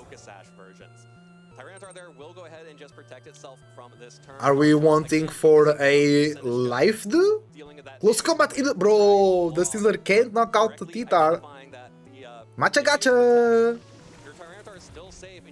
Big damage on the Chomp. Big damage on the Chomp. And potentially open up an attack from the Garchomp or the Sneasler. Just go for the Matcha gachas. Yeah, he forces the Dragonite to come into the field. Yeah, and then it continues to put Alex in a really tough spot here. It's going to be down to 2 Pokemon. Dragonite has to come out. And now what, right? Where you really don't want to get hit by a Rock Slide and this Dragonite... Because Sneasler is faster than the Dragonite. So Rage Powder will absorb first the close combat and then the Flamethrower, giving a chance for T-Tar to do something else. Probably doing a bunch of damage and breaking that multi-scale. And then Wolf at that point is looking like he's one big swing. Literally Looney Tunes shit, yeah. Actually achieve that though, because I think trading that you're likely going to lose Sinistcha, and then it's difficult to control the opposing Sneasler. So we'll have to see what these trainers do. There's still the Sneasler in the back for Wolf as well. Yeah, so Wolf will be able to have fake out pressure should Sinistcha go down. The speed interactions here are very important. That Sneasler will be faster than the Dragonite, most likely just because that means that Sinistcha should be able to tank 2 attacks, leaving that Protection on the Dragonite. Totally safe. Dragonite goes for the Protect this turn. No Mega Evolution Rage Powder yet at all. The Rage Powder comes through from Sinistcha, again redirecting fighting type attacks. Will Wolf read it? No, Wolf does not read the Protect. Rock Slide come in. No Mega on the Dragonite. Ah, the miss. We heard the crowd going, oh, that is a crit! Lucky, and sleep! Bro, so lucky for Alex here. Dodge, crit, sleep. Damn! That's some Looney Tunes shit right there. Yeah, just one turn there from Sneasler, getting the sleep roll onto Sinistcha is putting... Yeah, because now Sinistcha cannot wake up. It's guaranteed to sleep. For Tyranitar to protect itself super safely. You get to protect this one turn, but then what happens on the next turn? Yeah, Sneasler comes in for fake out. Mega D-Knight. Alex Underhill going to go ahead and Mega Evolve that Pokemon, giving it a significant Beautiful. boost to its offensive powers here and keeping the Protect. multi-scale ability. Tyranitar is forced to protect here because it cannot withstand a close combat from Sneasler, and actually calling it out. Alex Underhill close combating his own Dragonite to activate the White Burst. What? The Unburden. So now there will be no risk of getting flinched by Rock Slides. Yeah, going to be quicker than the... Because he's gonna be faster than the T-Tar. Sneaky little move there, has to trade his multi-scale to do it, but hey, What? I think I have checkmate with this Unburden boost. I don't need it. He attacked his own T-Tar, his own Dragonite, broke multi-scale to give a speed boost to his own Sneasler. What? Predictable play by Wolf after the sleep. He really didn't have a choice. Right? Would have been too risky to Okay. do anything else. And, Alex doing a great But job now the other Sneasler can... just wasn't very flexible. Yeah, we just protect, exactly. I think the T-Tar goes down. There is no way for T-Tar to survive a close combat. Dragon Dance? But the Sneasler will be faster anyway. Sneasler is faster anyway. That's how Alex wins. Well played, bro. Well played. What a play. Unbelievable. Super good from Alex.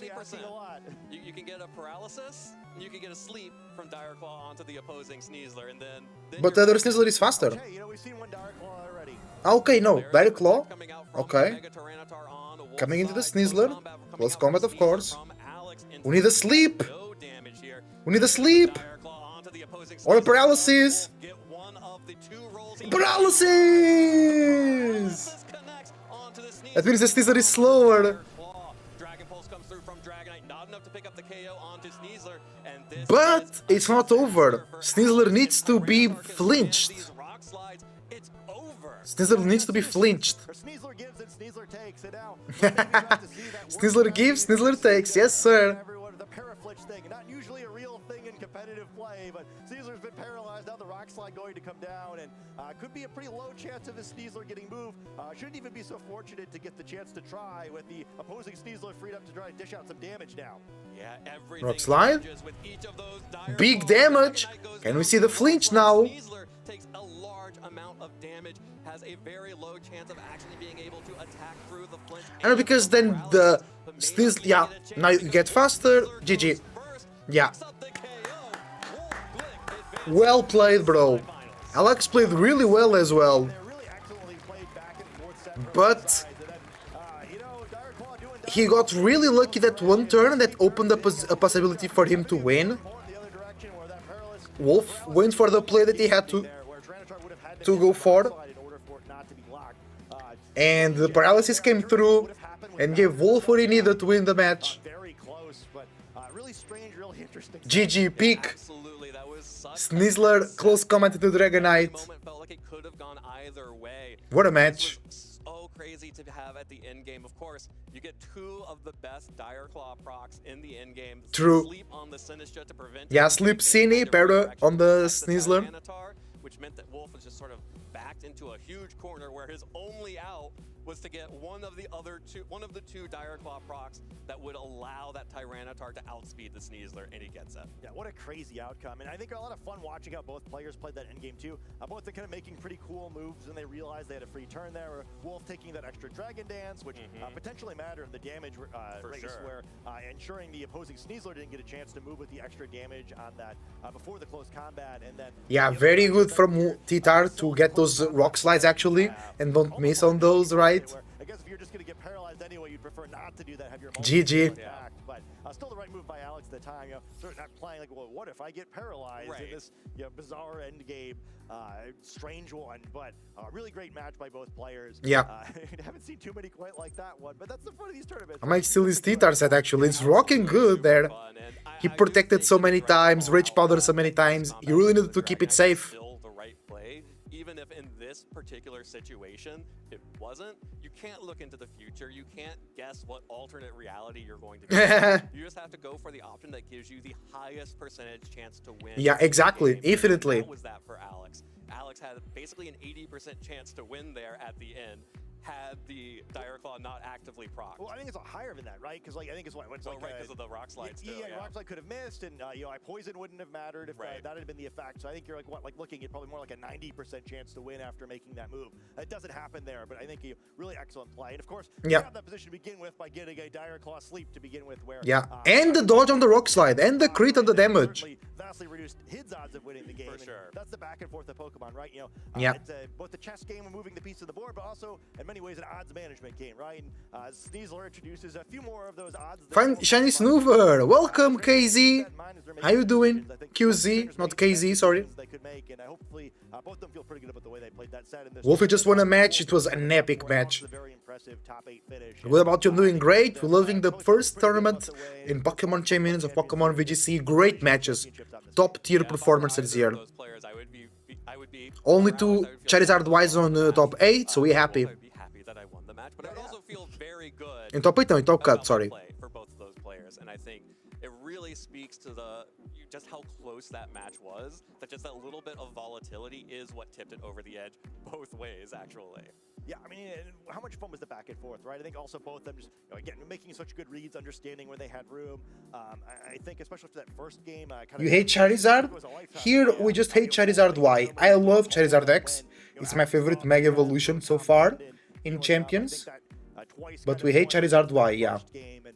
Also got him some ground, right? Where let's say that doesn't happen at the end of the second game and Alex takes us to a game 3. Well, those plays that Wolf made in game 1 would have enabled him to get another chance in game 3 and not just instantly. Yay! By that Dire Claw. I hate him because I love Ice Babies. Ice is my second favorite type.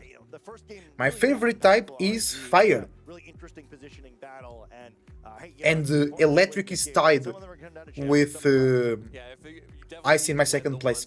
Guys, I'll go to the bathroom in 1 minute. I'll be right back. We're gonna play some Champions. It's not just the one bad beat that takes you out of the tournament. It actually, you have to win 2 games. You have to get unlucky twice if you get unlucky. Which happens, but which does happen, but definitely was not the case in that first game. It was such a really cool positioning battle. I loved watching it, and I am going to love even more listening to Len talk us through some of the highlights of that match. Len, take us through the lens.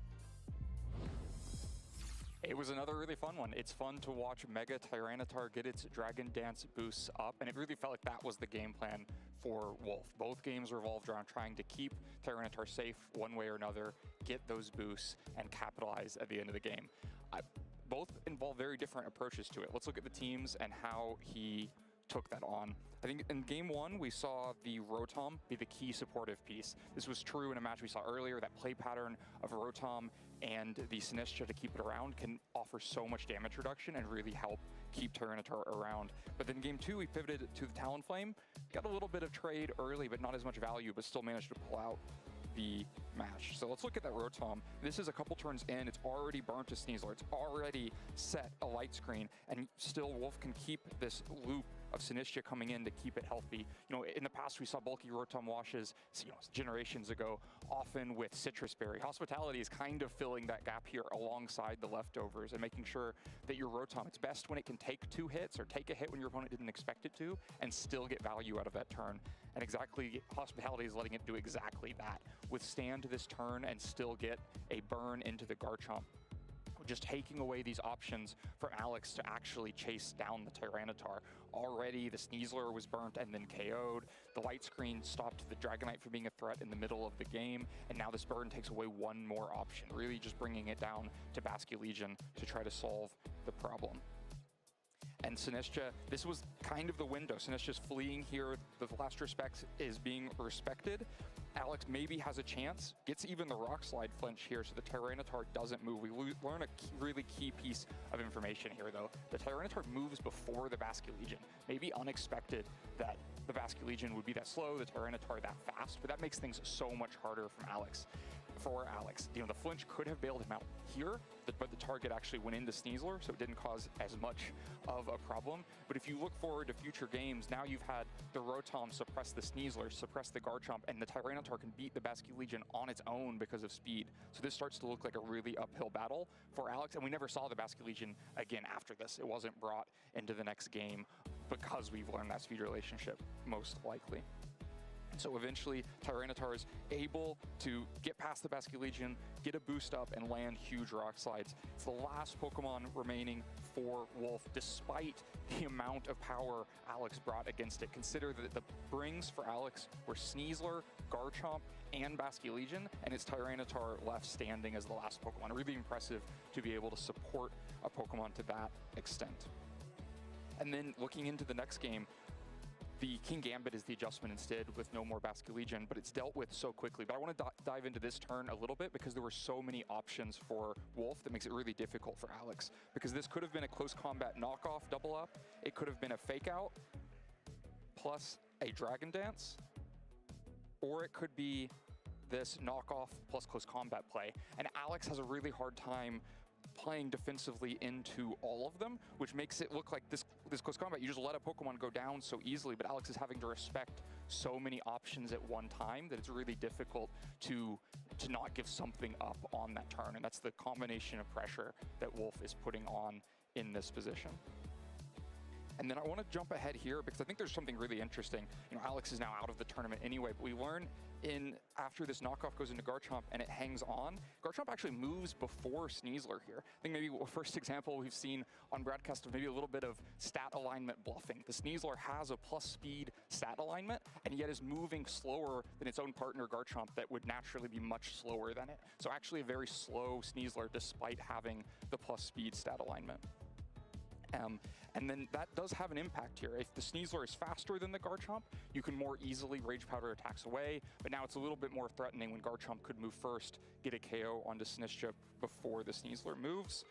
But of course, none of that ends up mattering because Sneasler gets this Dire Claw in, has just the 20% chance to get one of the 2 statuses that would be relevant here, and the then requires the rock slides to hit afterwards, but Tyranitar makes it work for Wolf, lands all of the damage, and sends him on into the top 4. I think just really great game plans of figuring out how to keep Tyranitar safe despite so much adversity on the other side. Definitely earned his spot in the semifinal.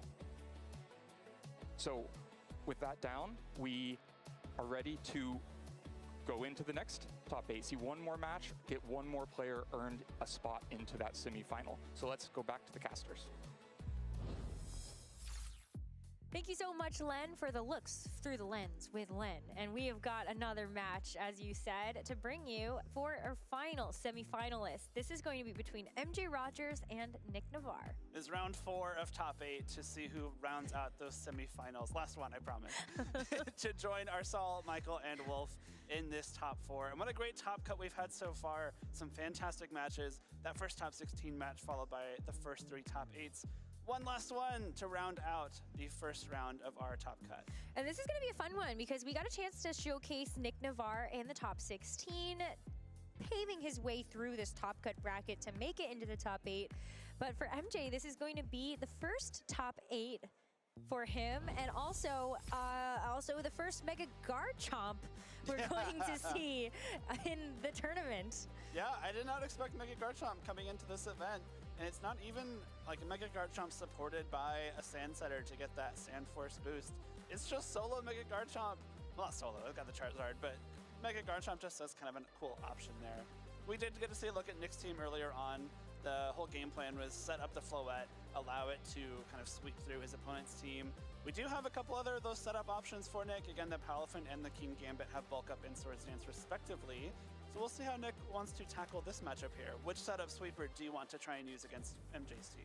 It's tough though, because I think there are a lot of different components that come into play that you might want to think differently about it. You've got the Farigiraf with Armor 2, so his Talonflame. Hi everybody, I'm back.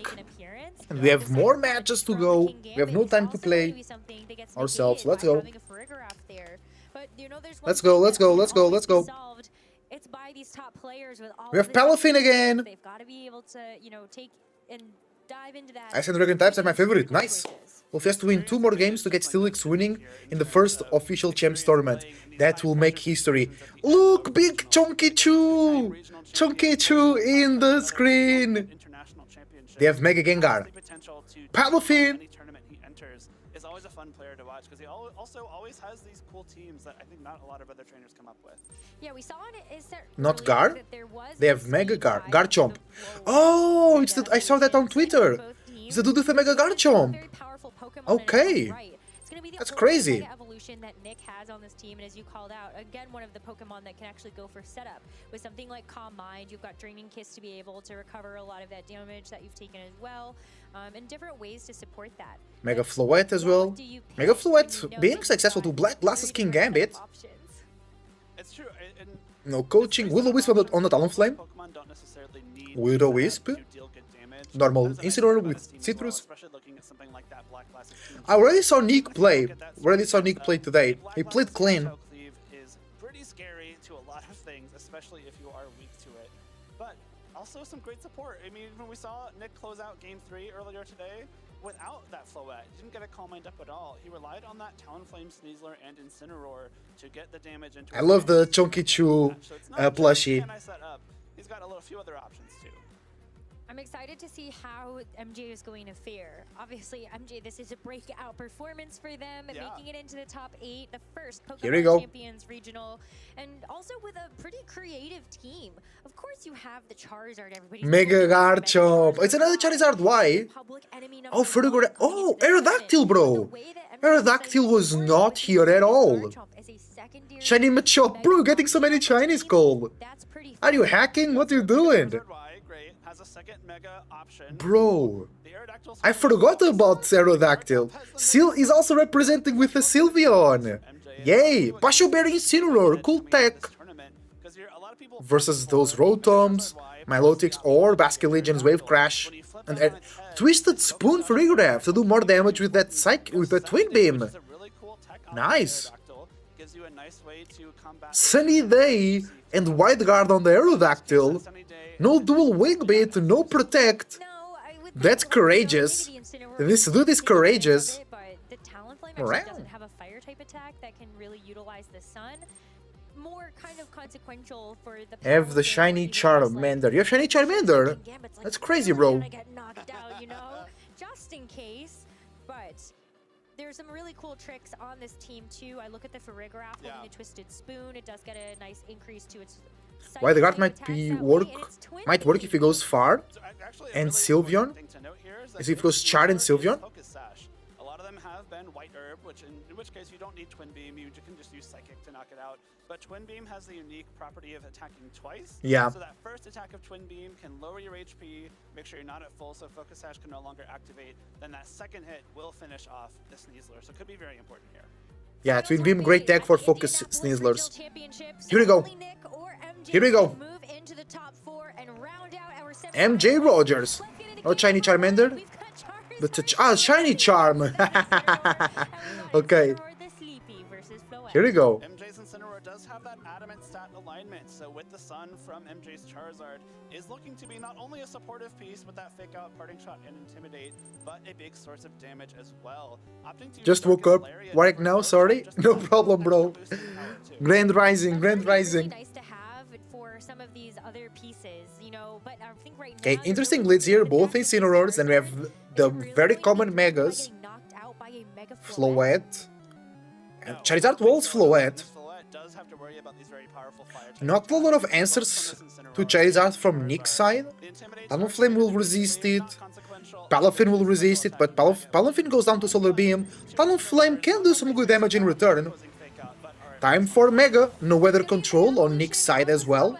First to start out this turn, it might give us a bit of an indication on how these Pokemon are trained. If the Mega Evolution is happening for Floette, and we see a follow-up here of the Charizard. So likely this Mega Here we go. faster than the Charizard Y. Shiny Mega Charizard, amazing. They both are modest. Floette is naturally a little bit faster. That's kind of the expected speed interaction between these two Pokemon. So then you have an opportunity here to go for Oh, MJ's Instinct is faster. on this Floette. Yeah, MJ's Instinct is faster. Come on. Incineroar first, just to stop the Ooh. opposing Incineroar in its tracks. And the Floette is faster than the Charizard. To your special defense before this Weather Ball, Charizard yeah. actually Floette will resist no, but will tank that. Takes almost half HP though. Damn. Notably, this Floette with that special defense boost before Weather Ball comes in means it does. It's the flower good. I haven't trained into one. Bro, it's one of the best. Yeah. It's one of the best Pokemon in the game. It could be the best, but there are a lot of counters to it, and because it was so strong, people built to counter it, same as Charizard Y. Yeah, here it's the two strongest Mega Evolutions in the game. You do get the chance to go for that Draining Kiss with the +1, with the Fairy Aura. You're doing a lot of damage to it and healing all the way back up. I feel like though you might end up. I don't know how much if you. I'm wondering if you actually heal up an FHP that you survive a double up of a Weather Ball and a Flare Blitz. Yes, with a Draining Kiss, totally. Big Dog against each other. Yeah, it's the big dog match out here. Heat Wave. It kind of goes well into the Protect here, but good damage to the Instinct. Goddamn. Flare Blitz into the Protect. And now the other Instinct goes Parting Shot into the other Instinct. Huh. I like the choice of the Parting Shot into the Incineroar and not the Charizard. You're now getting Incineroar down to -2. You already have the special defense boost on Floette. True. Yeah, so you're reducing both damage sources. With a special defense boost, you reduce the damage from Charizard. With double attack drop, you reduce the damage from Incineroar, because in the sun, it's still doing decent damage. Sometimes really good damage. Incineroar can go to very high attack stat. Give you room to get that Draining Kiss healing off. Maybe Talonflame comes in to get that Tailwind up. King Gambit, though. King Gambito. That's not a fun Pokemon to have on your side of the field, and you know that there is a Charizard in the sun in front of you and a Farigiraf that could be creeping in the back. That's true. Instinct is basic, but so good, yeah. And it's not so good in this current format, but in best of 3 high-level competitive, it's so helpful. But then it's likely that the King Gambit switches out and Incineroar comes back in. Right. Oh, yeah, there you go, -3 Incineroar. A little bit. I'm in the back, don't worry about me. Incineroar the Sleepy comes back and gives a -3. Draining Kiss? Over to the Big damage! Draining Kiss now Can we see the healing? going to heal this Yo! Back to full HP! It with does less damage than Weather Ball. I don't think that knocks Yeah, out from here at -3. that's not enough. Crit on the Incin! Citrus. What's the attack of the other Incin? Flare Blitz in the sun, but it's -3! It's not a knockout! Huge heal, bro. I was not expecting that much healing, actually. Floette can finish off this Incineroar now with the recoil damage that it took from using Flare Blitz. Should put it in range for Draining Kiss to pick it up. And Yeah, but it's not much healing from the Incineroar if Floette picks the knockout there. you out with a fake out. A Dazzling Gleam is probably enough here as well, if I had to guess. But if it doesn't leave you, sacking the Floette, basically. No, you can fake out the Chard. Fake out Chard, Draining Keys is pretty safe. But you also have yet to do any damage to this Charizard, and Floette is pretty decent at going up against a lot of Pokemon, but Charizard with that fire typing, Fake out, better yeah. options into Floette. Nice damage. And Draining Keys, yes sir! Chard is a problem for real, but Nick has Palafin as well. Was not lending too many paws into this battle, and you get to bring out something. So Palafin could be the counter to Charizard. For example, now you actually get to bring that in.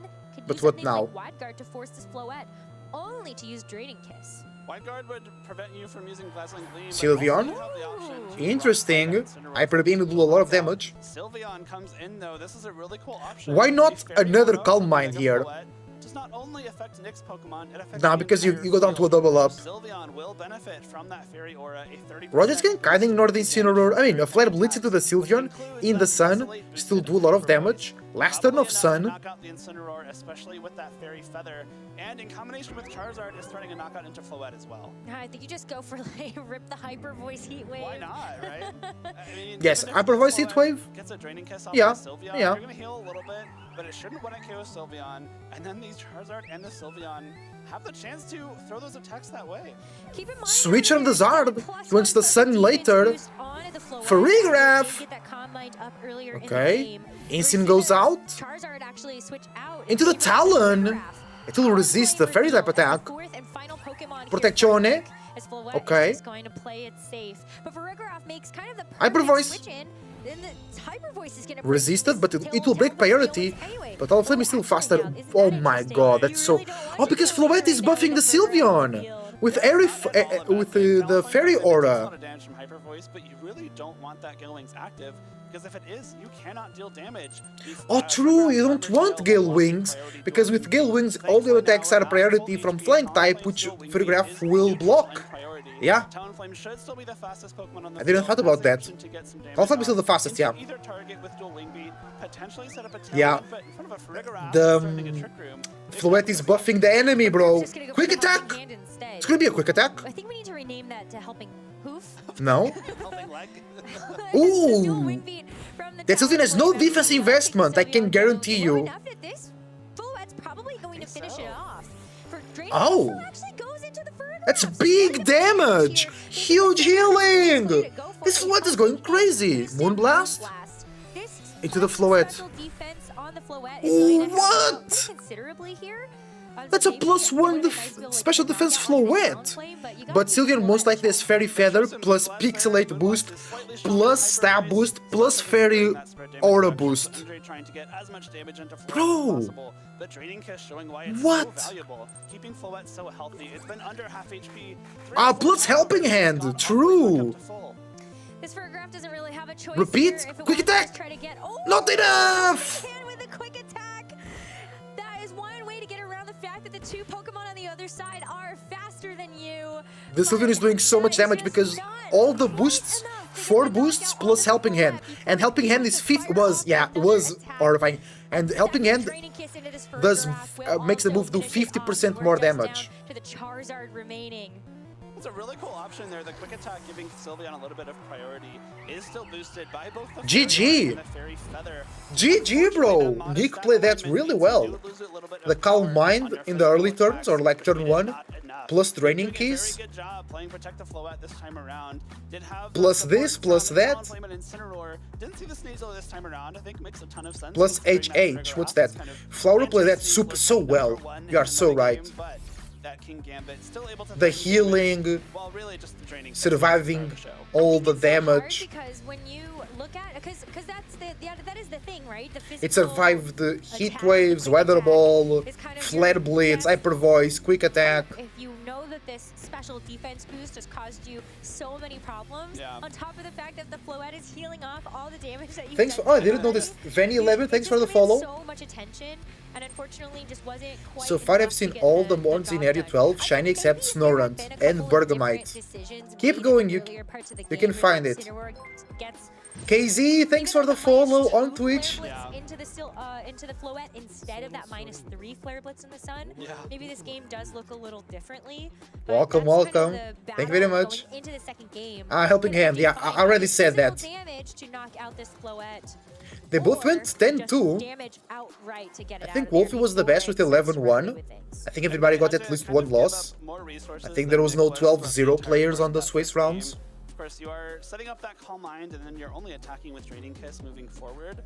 But when you're trying to trade damage with Floette, MJ was trading damage decently well. It just happened that the Floette's damage output kind of equaled healing at the same time, and it was unable to overcome that healing from the Floette. You gotta kind of burst it down a little bit more quickly, get that full-powered Flare Blitz off if you can, get a Weather Ball off without a Calm Mind, potentially go... Yeah, but it has to be a female Snorunt specifically. True.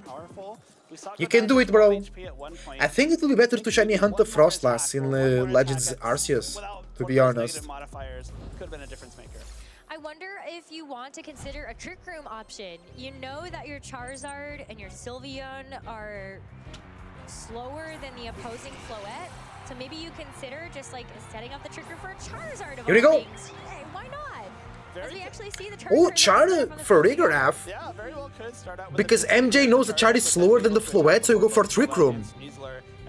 And they can't fake out, so Charizard kind of free to go for damage. But Nick can double up into the Rigraph to deny the Trick Room.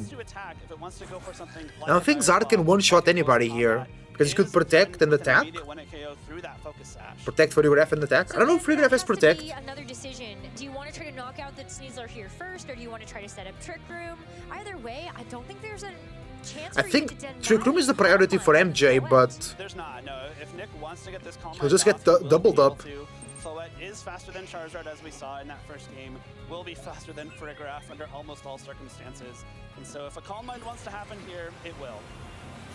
Mega Evolution first, though, as we start out the first turn of Game 2. Nick Navarre up 1 Calm game Mind in the again? series. MJ needs to win this one in order to keep himself yeah, there is no way for MJ to deny that. Evolution of the Charizard as well. Oh wait! You don't really want to leave that Charizard on the field without that Mega Evolution. Oh no, never mind. I was tripping. Into Floette as possible here early. Yeah, but tell them. Interesting question to be answered here after we see the Fairy Helping Ball Hand. and Oh. Charizard actually get their drought started. It's a Helping Hand from the Farigiraf. Dire Claw. Dire Claw, so there could be some extra shenanigans. Poison! And it is going to be the poison. Calm Mind? Guaranteed there from the Dire Claw, and poison. Calm Mind? giving just an extra bit Is this enough with a Helping Hand? 50% more damage? Getting a nice boost to its special attack and special defense, or critically the latter helping out. Let's see, let's see. Weather Ball from this Charizard, but it's Helping Hand boosted. Big damage, but not enough. That's a considerable amount, but just not enough yet. I think MJ is kind of screwed. We also saw the impact of that Draining Kiss. Because Draining Kiss will heal so much now. Poison might be clutch, yeah. I don't think it was needed, but it just makes it more difficult for Rogers than what already was. To the point where another Weather Ball may not be able to knock it out. Thankfully for Farigiraf, if you do want to go for a Helping Hand here, it will attack with that Helping Hand before either Floette or Sneasler. So the Helping Hand will come into effect. But Charizard then goes down. Charizard, if yeah. Gambling that Helping Hand, Sneasler could protect Charizard, Twin Beam, the Farig, the Sneasler with the Farig. I guess it's the best option. Because I wonder if the Farigiraf gets knocked out to a double up. Close combat to activate the speed. Big damage. Now it's just the most damage. I don't think he cares about the speed because it's Focus Sash. We see the Floette go for it. Farigiraf gets knocked out before it gets. Damn. That was the Trick Room Avenue. MG's feeling outplayed. You can see by his reactions. Twin Beam also would have been a great option to be able to remove this Sneasler. I like to move quick and snappy, not trotting through molasses. It just feels like it's not meant to be.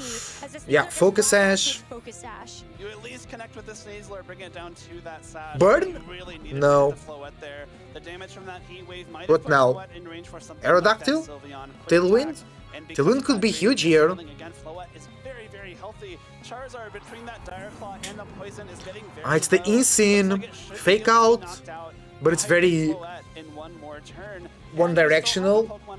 You can just protect with a Floette here. If Nick didn't have that Incineroar in the back, On Nick's side. ready to come in, lower MJ's Incineroar's attack and prevent Cool, it from I'm glad you're getting enjoying this match. You seeing It's just tough because Charizard Y being it definitely looks like humiliated. Turn wanted a knockout of some kind, and it would have been much better if it had been something like the Twimby, but the fact we saw the Heat Wave, it's just so tough. Sneasler is going to take a reprieve, as it is the Incineroar, as you called out. All right. Drop down onto Again, Incineroar. Nick using his Insane to nerf the enemy Insane. That's the slowest mode of transport in Legends ZA. Fly? Is it? Take that risk though. Sylveon comes in as Floette. Doesn't want to take any damage this turn.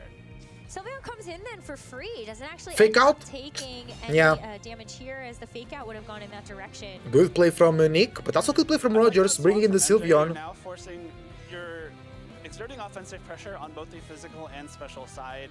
The Charizard is no longer at risk of being one-hit KO'd by the Floette from that range. Now, I don't think Floette can KO either of these Pokemon in just one hit, so it's probably going to get a Draining Kiss off here, but which do you target? You're going to heal all the way up, but of course you can't block both of these Pokemon from getting off an attack this turn. But I think that Nick can guarantee a KO onto either. Flare, this Incineroar does have Flare Blitz here for Nick, so you could just go for a Flare Blitz. You could also go for a Throat Chop. That's gonna be the Fake out choice into on the Nick's opponent Incineroar to Insane. shut down. Ooh, we see. I think we see a Draining Kiss. Dazzle. So much damage into the Insane. It's not enough for a knockout. Hyper Voice. Yo, crit on the Insane. Damn. Again, didn't Insane was critted last game as well? There's no follow-up damage on this turn, and I think Floette has put itself into a position where Draining Kiss on the opposing Sylveon takes you out of Flare Blitz range. It does, and even a Dazzling Gleam could just knock out both of them. Oh, KZ on Twitch, QZ saying, I'm a new player, I'm just learning right now, but I know some stuff. Okay, that's fine, that's fine. Still very comfortably out of range for a quick attack. That Dazzling Gleam did just over half of Sylveon's HP. You say 91 out of 180 damage. Not going to risk it. Protezione. Protect the Floette. Make sure you're putting yourself in a position where you can guarantee a win later on. You're in a good community to learn, my friend. You can join the Discord as a Su Gaming on Discord. Big Hyper Voice. Nick Sexton Incineroar here to bring maybe the Sneasler next turn. Slap Blitz into the Protect, of course. And yeah, there is a fourth Pokemon for Nick. Sneasler will just do the trick though. You can bring Sneasler in, fake out that Sylveon, prevent it from getting something like a potential critical hit, quick attack, or anything like that. And between the fake out and the Dazzling Gleam, should be enough to knock out Sylveon. Charizard can't switch in. It, I think, will also be knocked out by the Dazzling Gleam here. So Floette's in another position to just wrap up this game. Protect the Floette. That was objective number 1. And if Nick can continue to do this in the second game, he will be moving on to the top 4 of the Indianapolis Regional Championships. I feel like there's still a small window here for MJ to get back into this. Detect. It requires you to get these protects correct and maybe be able to go for a Fake out into the Protect. Attack on the next turn into the Sneasler. Draining Kiss. Damn. Yeah. Well played, Nick. Well played, Nick. Back on this Floette. And now that you're over half, I don't even know that a critical hit quick attack does the job. I was thinking on this turn though, had the Floette actually protected into the Sylveon, had the Floette gone for Draining Kiss into the Sylveon, that would have been your window, right? Because you wanted to have both attacks into the Sylveon, have the Flare Blitz from the Incineroar, put this Floette in quick attack range. But unfortunately, Nick won. It's GG. Really well played from Nick. Really well played. Thorn in his side and that Pokemon in the way of appearing in the top 4. Now it's just a matter of Floette closing out this game. The Sylveon still kind of close when it comes to that Dazzling Gleam, but you have help from the Sneasler. You can follow it up with a Dire Claw. If the Sylveon goes for a quick attack, that means it's probably not taking out this Floette. What can MJ do? It is just a double protect, and I mean, it puts it into a for sure range that you can actually get this Charizard cleaned up with the Dazzling Gleam. But the Floette is faster than both Pokemon. You're just like letting this Charizard get itself knocked out with the poison damage. Yeah. I'm smart, right? There's if there's any chance in your mind that you think Dazzling Gleam doesn't KO Charizard there, really smart thing to do. That's essentially unpunishable by MJ is that double protect. So you get Charizard even lower with that poison. For sure, Dazzling Gleam or Draining Kiss will knock it out now. And you can follow it up with something from that Sneasler to take a knockout. Sylveon does get Okay, Sneasler goes down. Final quick attack to KO the Sneasler. Make sure that it's not going down without a fight. But the Floette using Dazzling Gleam should get a double KO here. GG, well played. Nick played this one really well, bro. Really well. Semifinals of the Indianapolis Regional Championship. Semifinals is great. That's why he has so much experience in these latter stages of tournaments. Gets all the way back to top 4 after not making it this far for a while now. Huge rebound for him. It's so exciting to see. This top 4 is so stacked, Rosemary. It's so stacked. And it's really exciting. Nick could potentially win a 3rd regional championship at the end of this road. Yeah. But it doesn't end here. You still got 2 matches in front of you, a top 4 and a grand finals. And for every single trainer in our top 4, this is the biggest hurdle to overcome, I think. It is. These are going to be really tough matches for everyone. Yeah, top 4 is now super strong. We have Wolf, we have Nick, we have Michael Zhang, I think, as well. And these are like very experienced players. It's super cool to see that at the same time that Champion is allowing a lot of new players to come back into the game, it's always also allowing older players to come back to play really well. Take advantage of their own fairy aura, and it gives you another way to get big damage out with those really strong spread special attacks. Just unfortunately, that one Calm Mind from the Floette each game didn't need more than one, didn't need to go for a second one, get that extra boost to your defenses. One Calm Mind, the special defense, and the healing from Draining Kiss was enough to keep Floette around. It's so tough because there was no way to really deny it unless you were trying to go for a fake out in that position. Yeah. But then how much mileage is that really getting you? If you fake out the Floette, then the other Pokemon is free to do something, and you might just continue to get behind in terms of HP resource for the rest of the game. Yeah, Nick even had his own fake outs to try and block MJ's there with the Sneasler. You got that faster fake out. Even have the close combat we saw do a lot of damage into that Farigiraf. So the Farigiraf, which can be a really great option into Sneasler, just ended up being food. We're going to give our competitors a small break to get ready for that top 4 and to break down more of the action that we just saw. We go through the lens with Len. Yep, we are through the lens. That was another Can we play some matches? Let's check it out. Kinds of games that we've seen over the course of the weekend is this play pattern of just keep the Floette around, have it boost up with Calm Mind, have it heal with Draining Kiss, and Nick executed it to perfection in that last game. It reminds me a little bit of Tropicos from a few weeks ago. Of course, Floette not as stable on the field as Tropicos, but much more quickly offering damage, only needing one Calm Mind to have a huge impact on that game. Let's go look at the teams. So lots of other game plans were possible for Nick, and we saw a few different Pokemon brought, but definitely the emphasis was on using Floette and Incineroar to get set up, get a boost, and then just have this staying power. Sneasler provides a second fake out and some extra damage support that makes life very difficult for MJ. On the other hand, MJ has a bunch of ways to put out damage fairly quickly between all this, but opts out of the Garchomp and the Aerodactyl, so 2 of the other physical attackers, and partly because the Garchomp weak to Fairy can become so easily out of position, especially with Talonflame available on the other side to provide speed control. So that's exactly how the games go. We get this lead in game 1. We're going to play against Kaido here. That's a cool name. Capital of Egypt. Versus special defense. Really crucial for how this matchup plays out, but Floette is faster, so it's able it's trickling with crap. Or the fake outs are just exchanged before that, and then this Calm Mind puts the boost up enough to take a first Weather Ball and still be fairly comfortable on the field, able to continue to Draining Kiss to recover and not be worried that one more Charizard attack is going to take Floette off the field.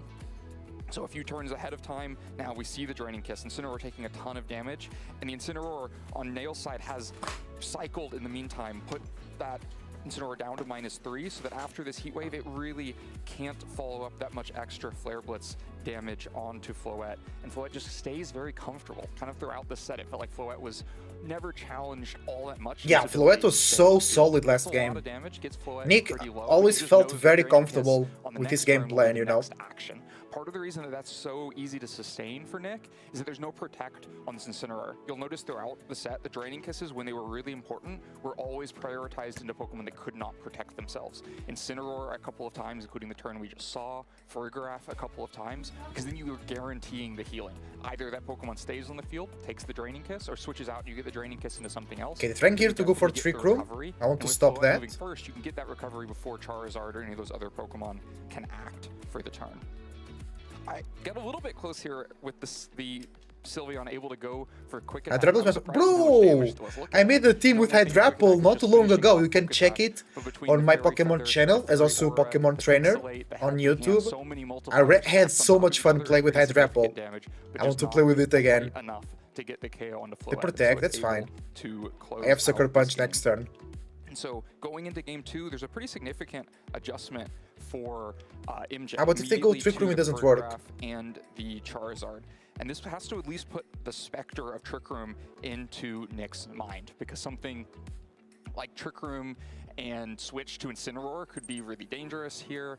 Shiny delivered, there we go. Weather Ball and Trick Room, and then go for a Helping Hand Weather Ball on the next turn. But the Helping Hand immediately also just offers a lot of damage, tries to bridge that gap. The Floette just barely survived a couple of times, and so MJ tries to get the extra damage from Furblitz, and is also just targeting down the Farigiraf. Let's go. Charizard is actually going to be able to get that attack off. The problem is it's still I've been doing an aggressive opening with him, with his Incineroar. It does super well sometimes.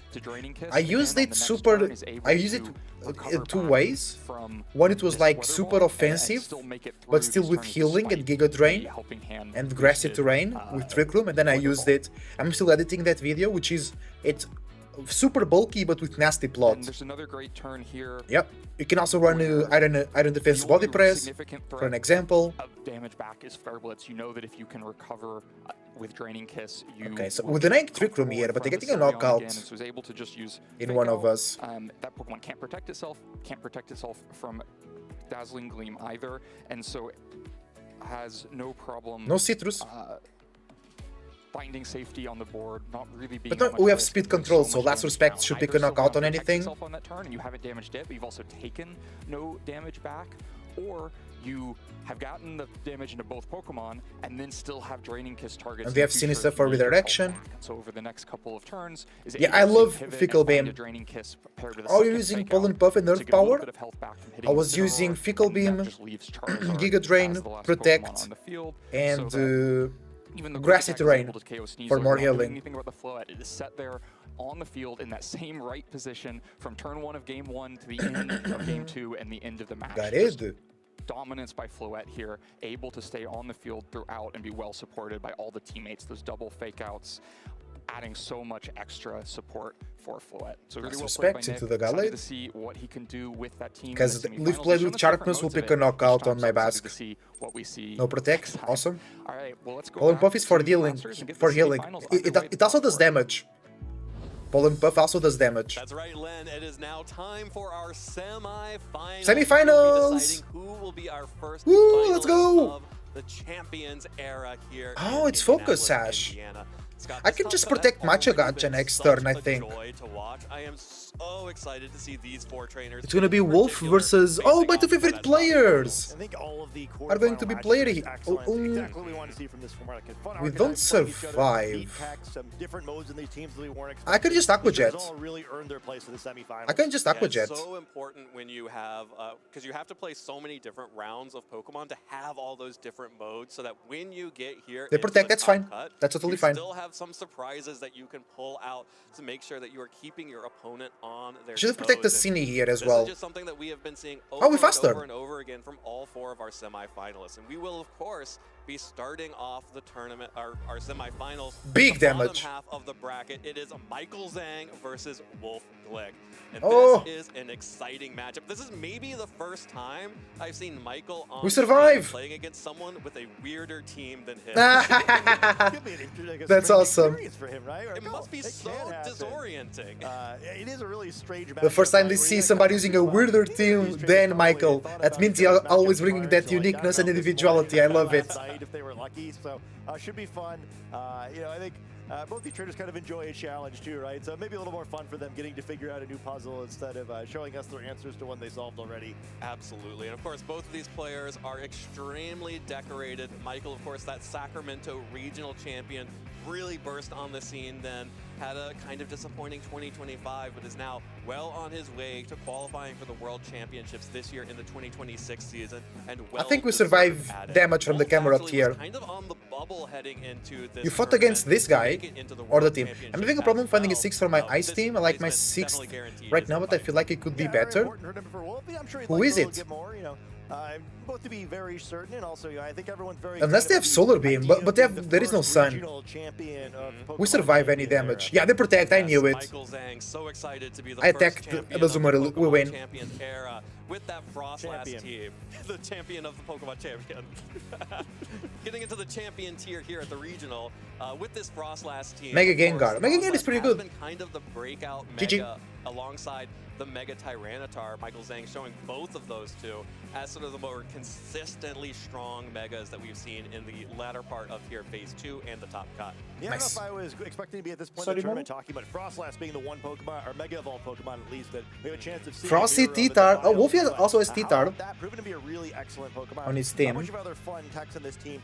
Very anti-Charizard. So, Michael, if he gets through this one, probably rooting for the Charizard player, the other semifinal matchup, just to maximize his odds. But a lot of really fun stuff here. I always love Michael's team. Such a great player to watch.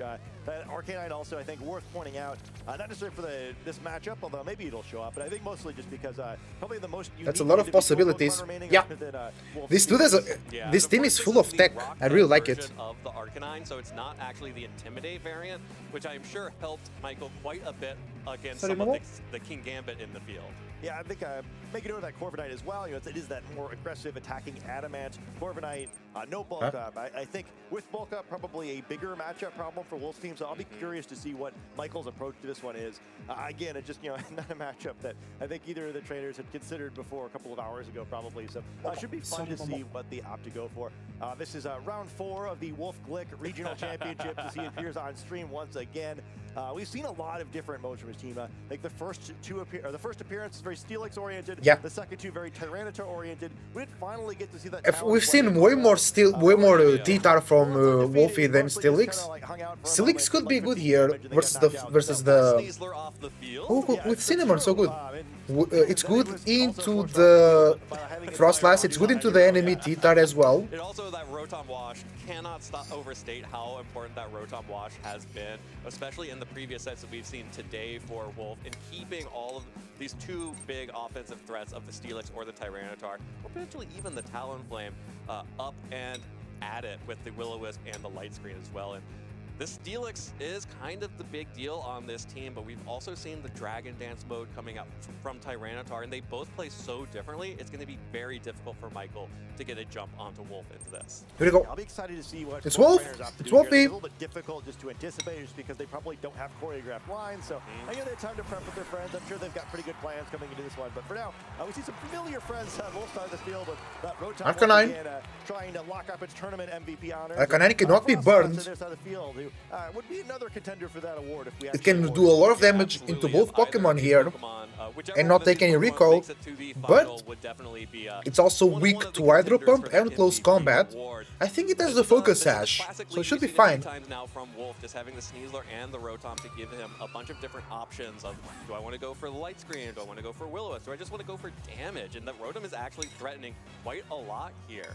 Yeah, Rotim's in a very good spot here. Light screen against the Frost Lass would be very effective. Of course, a fake out and a Hydro Pump would pick up a knockout on that Arcanine should the Hydro Pump hit even through the Focus Sash. So some options for both sides. The Arcanine feeling a little bit threatened, but the Frost Lass not so much, right?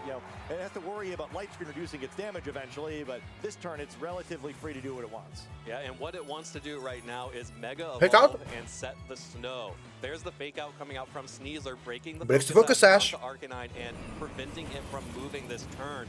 The first Freeze. Blizzard comes out from Frostlass, connects onto Sneasler. And he freeze.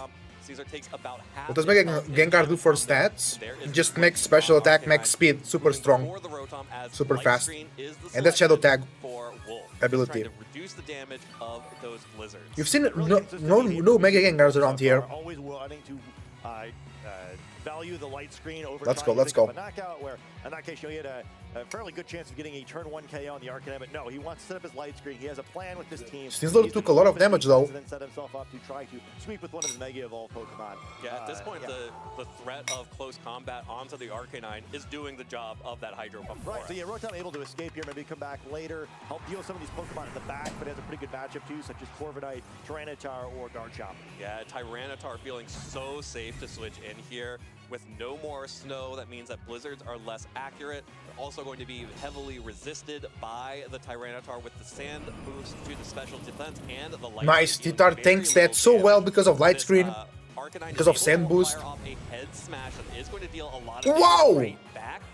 That's a lot of damage. So strong, and the downside is usually just that it takes a bunch of recoil in return, but with that rock head, Arcanine really showing how much damage it can do.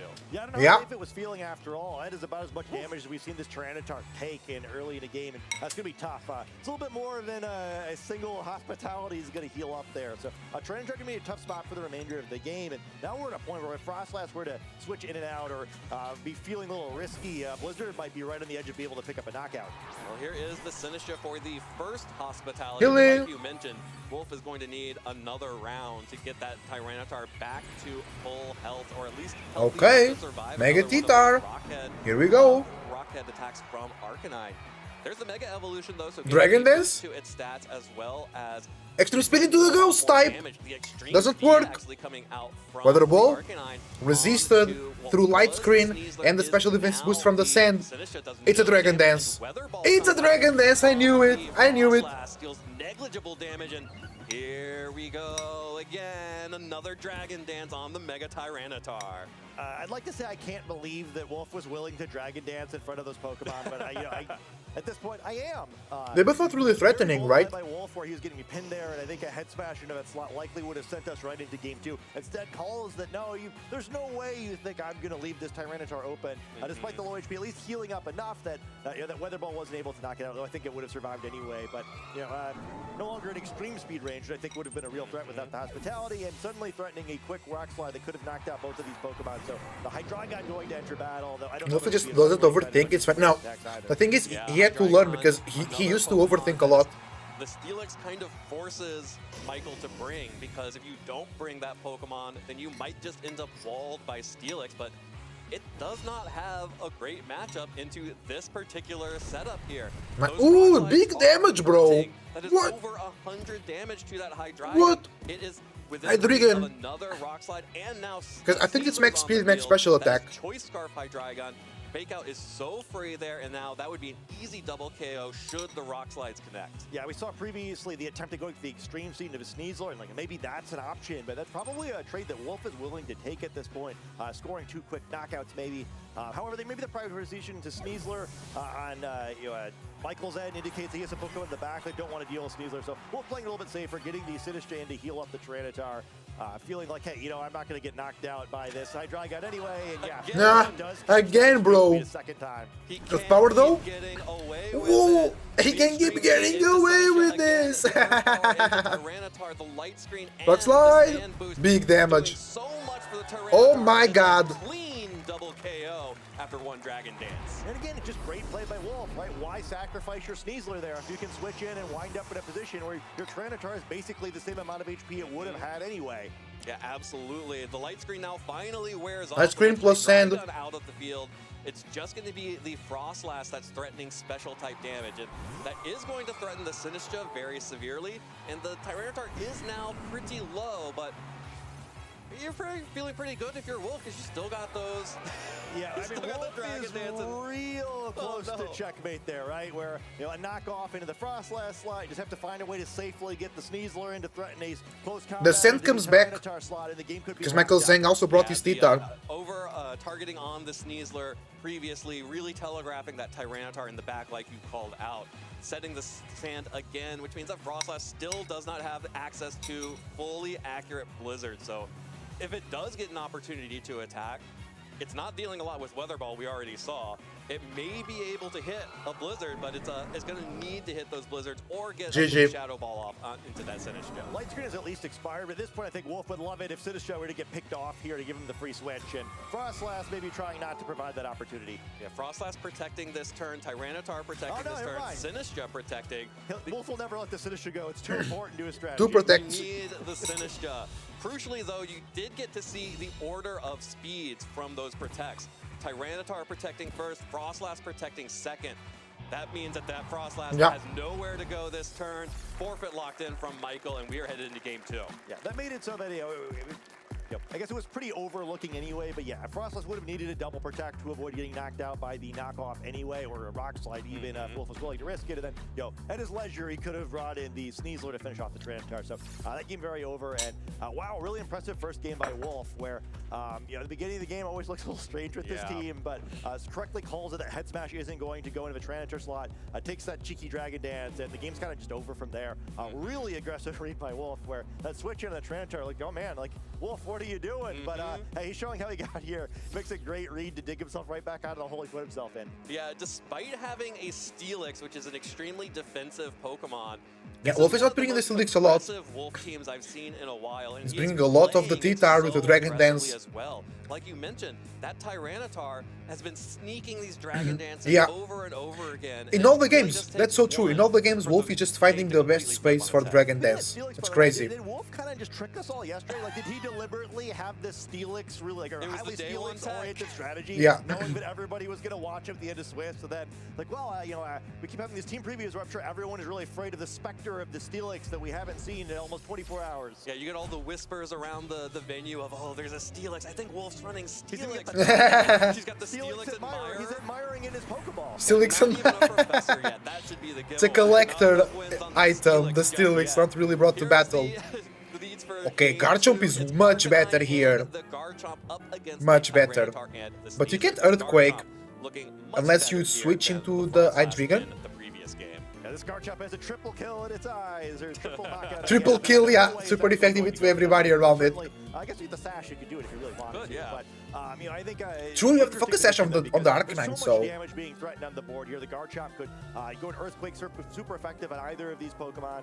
We saw how much damage the Head Smash did last game, so Sneasler gonna do a very defensive fake out there, understanding he does not want to deal with this Garchomp, even though with Head Smash, big damage. We've seen it in the first game. Head Smash into Arcanine, Tyranitar going T-Tar didn't Mega. a third of its health, but Dragon Dance again, bro. Dragon Dance. That's crazy. Has been over and over and over and over again. 1 or 2 Dragon Dances in this Tyranitar. 1 or 2, sometimes 3. I'm not sure the end of the world would stop Wolf from using Dragon Dance, where it's gonna happen no matter what. The question is if you can stop Tyranitar after it's done the dance. Sometimes the rhythm's gonna get you, man. You gotta watch out. This Tyranitar loves to move, and it's moving quickly now. It should be the quickest Pokemon on the field other than perhaps Wolf's own Sneasler. So great pin here by both. Protezione. Sneasler maybe trying to get some damage off here before an inevitable Sinistcha switch. Close combat. Faster, but Focus Sash is still there. Good damage. Hold on, Arcanine.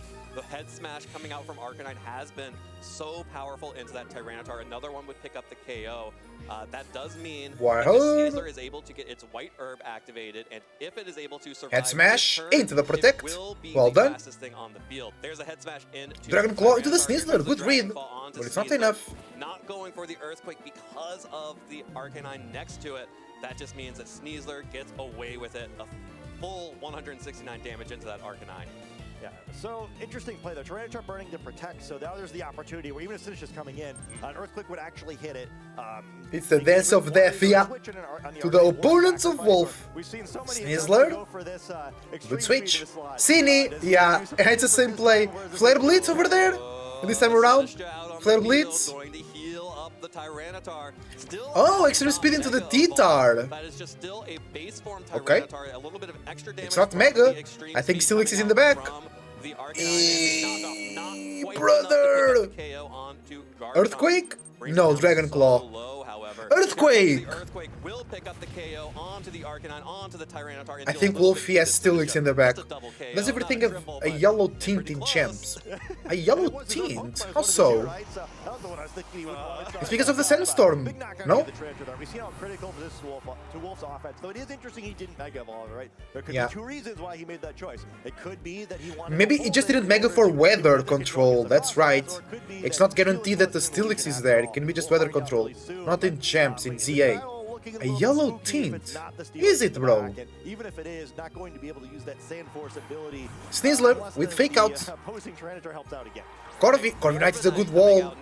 Yeah, Steelix can't knock out the Corviknight, so I hope Wolfie didn't brought it. Fake out Matcha Gacha? Yeah, I don't think Wolfie brought Steel. I mean, the best Pokemon for Wolfie will be the Corviknight.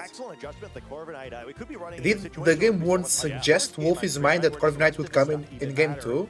Yes, to handle the T-Tar, right? I even think that Zank didn't bring the Frostlass this time around. Because it doesn't have something like bulk up, but it's adamant. It can do some serious damage. Sinister likely already in KO range from it, and close combat from the Snizzler. Going to knock out this Garchomp to avoid being knocked out itself. Yep, there is a KO onto Garchomp. Wolf has now picked off both the Arcanine and the Garchomp from Michael's team. Corviknight, though, as you mentioned, still very threatening. Brave Bird into Cine, into Snizzler. Well done. Onto Sneasler, so we'll pick up the KO there. And now we will be able to find Trick Room from Wolf or Matcha Gacha. That both trainers have brought. Matcha Gacha fishing for a burn. Trick Room might be the Steelix. I think I know. Yeah, I'm gonna guess it's not Talonflame.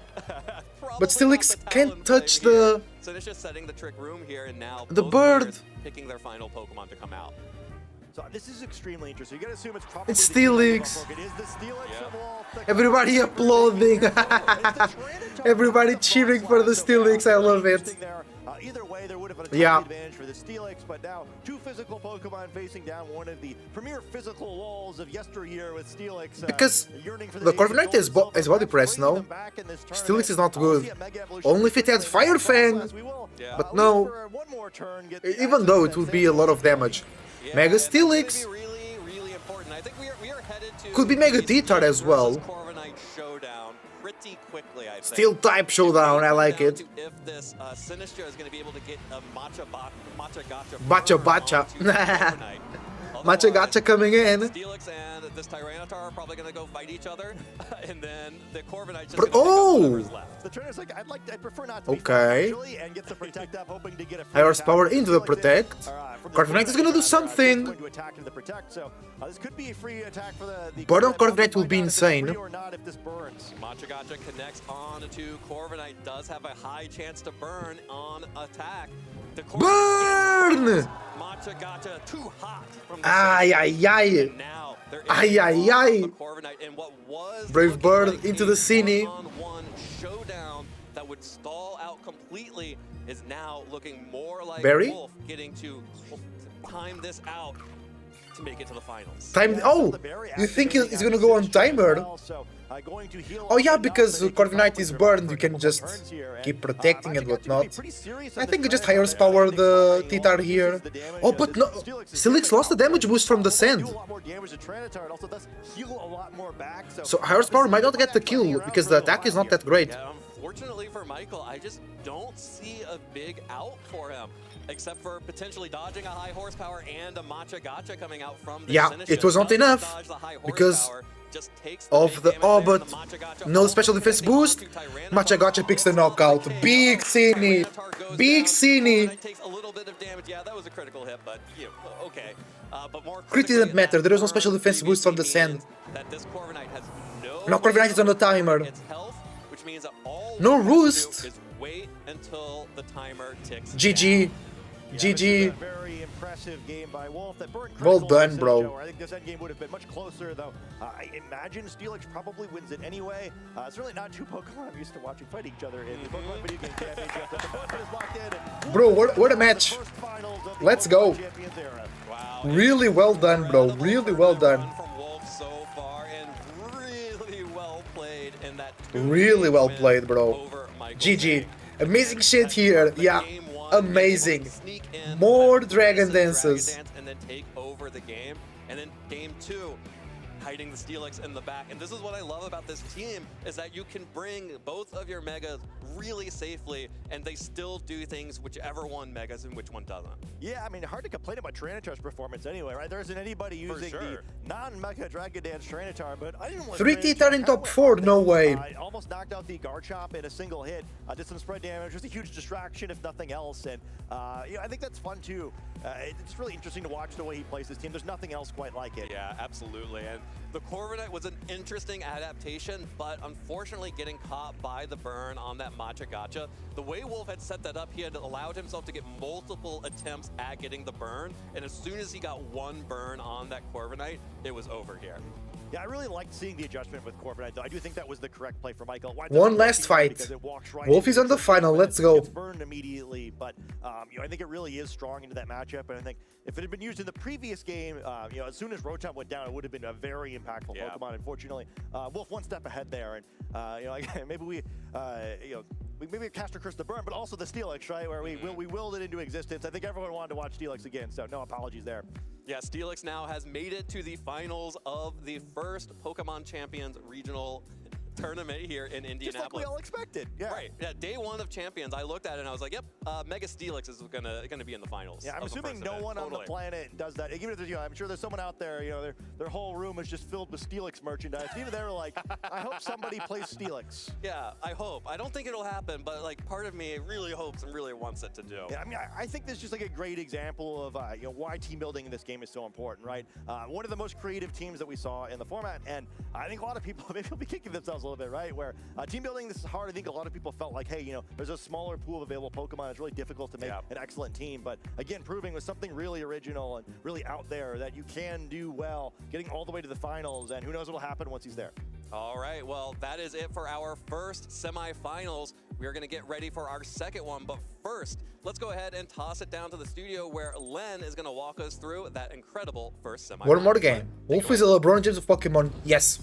He is completely. That was a lot of fun to watch. Wolf keeps showing us a new way to win with that team every match, it feels like. It's really unique, too. There's so many looks at this team that I think only Wolf is able to come up with, even just us backstage. Like, going into a game, it's really hard to figure out what's going to happen, and we got to see some really cool play from Wolf in that top 4. So looking at the teams, we got 2 different game plans out of Wolf in the 2 games. The first was Tyranitar focus with like the full support crew. The Rotom, Sneasler, and Sinistcha. We saw this in some other match earlier.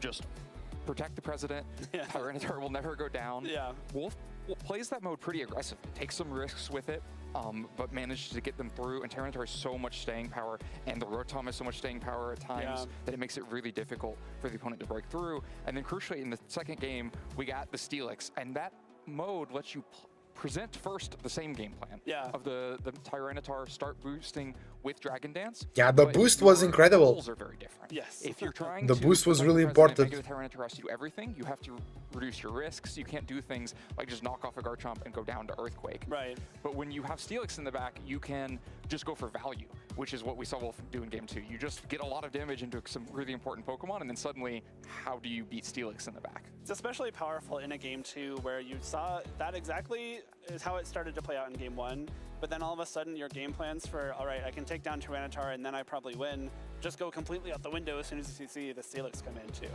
Right, and you don't reveal that till a little bit in. Like, is he not Mega Evolving? Like even on the broadcast, I think Scott mentioned, is he not Mega Evolving because 11 regional wins, maybe. Yeah. Or is he not Mega 11 will be so crazy, right? There's no way to be certain. I want to mention It's already crazy that it's at 10. Earlier, we mentioned Wolf had a hard time bringing Steelix because there was a Corviknight on the other side, and you just get into an unwinnable end game against Corviknight. But that was a Corviknight with Roost, bulk up, and body press. Yeah. That is a Steelix defeating machine. It takes no damage, boosts itself up, and does super effective body presses. This is not that Corviknight. No. It has no recovery, no way to boost, no super effective moves into Steelix. So while Steelix can't do much damage to it, it can't do much damage to Steelix. I think even without that burn, the Steelix is likely to win that in-game in game 2, because Corviknight, even if it doesn't get burned, is going to have to spend turns doing other things with Brave Bird that cost a bunch of recoil and mean you don't win that damage race. No recovery at all on that Corviknight. Definitely unique, and I'm sure came in very useful for Michael a lot of the time. Just against this team, not the best situation. Yeah, it provides a lot of offense. We saw it do a bunch of damage, but not a lot of offense into Steelix. No. Yeah, so looking at the game 1, this is the mode where Wolf is really just trying to protect this Tyranitar, so he brings it out onto the field for the first time, and it looks like it might be like a disaster. Like switches into head smash here, takes an enormous amount of damage, but I think really shows the resilience of this team and the way Wolf is using Sinistcha, that he's able to recover. Yeah, Sinistcha, such a good support. You'll see the health of this Tyranitar in a second and not believe that it's going to be back above 50% just a couple turns later. Right, like we saw that head smash come through, and I was like, oh, that might have been the whole game right there. You have such a commanding position here. The Frostlass potentially threatening a knockout here, but that Sinistcha plus the huge amount of bulk you gain from Mega Evolution. We see this Weather Ball just, I don't even know if it would have KO'd without the Sinistcha there. Right, doesn't do that much damage. The light screen also helping from earlier on, and a lot of extreme speed catches on Rotom as well. Wolf is taking risks. Like I want to highlight on this turn, that could have just been head smash into Tyranitar, and this game is over. We go into game 2. But Wolf takes that risk. Sneasler could have close combated Arcanine, And Natalie said it's either Zard or Frostlass will win this. Most likely it will be T-Tar Sneasler instead just gets or Steelix. Switch that gives Wolf so much more room to operate in. In this kind of Protect the President mode, if you are playing very safe, getting this Sinistcha recovery with Hospitality, and all of a sudden you make one really aggressive turn, you can catch your opponent really hard off guard, and that's kind of exactly what happened there with Wolf. And so the Tyranitar just continues to stay around. Arcanine doesn't have the impact it needs to because it keeps using extreme speed. On that turn would have been outsped and didn't actually have. Also, found another shiny Snoover, bro. You farming the shinies today. KOs. It's really impressive there. Losing all that HP early on and then immediately just turning it around. And then, this is funny, not often you see 2 Tyranitars on the field. I thought maybe Frostlass was going to come in and actually have its weather, but Michael, with his own Tyranitar in the back, brings them both in at the same time. Sandstream wins, and we stay in the sand. Yeah. Michael's Tyranitar, I think, makes a lot of sense here. It is low kick, so you do threaten Wolves pretty well. Gengar speed sweep. Speed sweep. Also, speed swap. Get down, Mr. President. In this position and the speed advantage we learned from Protects on this turn that's about to happen, that at +2, the Tyranitar actually faster than the Frostlass, so able to move first and KO. So then the next game, we get a different game plan. This is just normal Tyranitar, and that can definitely throw off your opponent because it has already boosted at this point, and Michael's just really reaching to KO it, saying if I can KO this Tyranitar, maybe I win, because that's the game plan that Wolf had shown in the previous game. So he puts the extreme speed into Tyranitar, is willing to take this massive knockoff into Garchomp just to make and then is willing to Earthquake his own Arcanine. Yeah, but saying Steelix won the first champion regional is cooler than saying T-Tar won the first regional. Yes, we'll say that Steelix did it. No T-Tar, Steelix. Never Mega Evolved. Yeah, Michael kind of overextending there to get rid of that Tyranitar, which makes a lot of sense if you assume there's no Steelix, but as soon as Steelix comes in, it gets so much harder for Michael to win. You've lost a lot of your resources. You don't have that Arcanine for the Flare Blitz. You don't have the Earthquake on Garchomp anymore. And again, like you said, this Corviknight, usually good into Steelix, but in this unique case, kind of dead weight. Yeah, kind of dead weight. Like, would get into a very long back and forth here, but has to spend 2 turns Brave Birding. So even if you don't get burnt, you spend a ton of health on recoil with Brave Bird that I think probably means Steelix wins in the long run. But yeah, really interesting win condition, very interesting couple of games from Wolf. I'm very excited that we get to keep seeing this team in the finals. But for now, we've got one more semifinal to find out who is going to be up against Wolf and that Mega Steelix in the finals. Let's see. Semifinals. Let's go. That's right, Len. We do have our first finalist waiting in the wings to potentially become the first champion here in Indianapolis, Indiana. My name is Evan Latin. I've got Scott Glaza next to me as we are going to take you through our second top 4 match of the tournament here. That is going to be Nick Navarre versus Arsel Puri.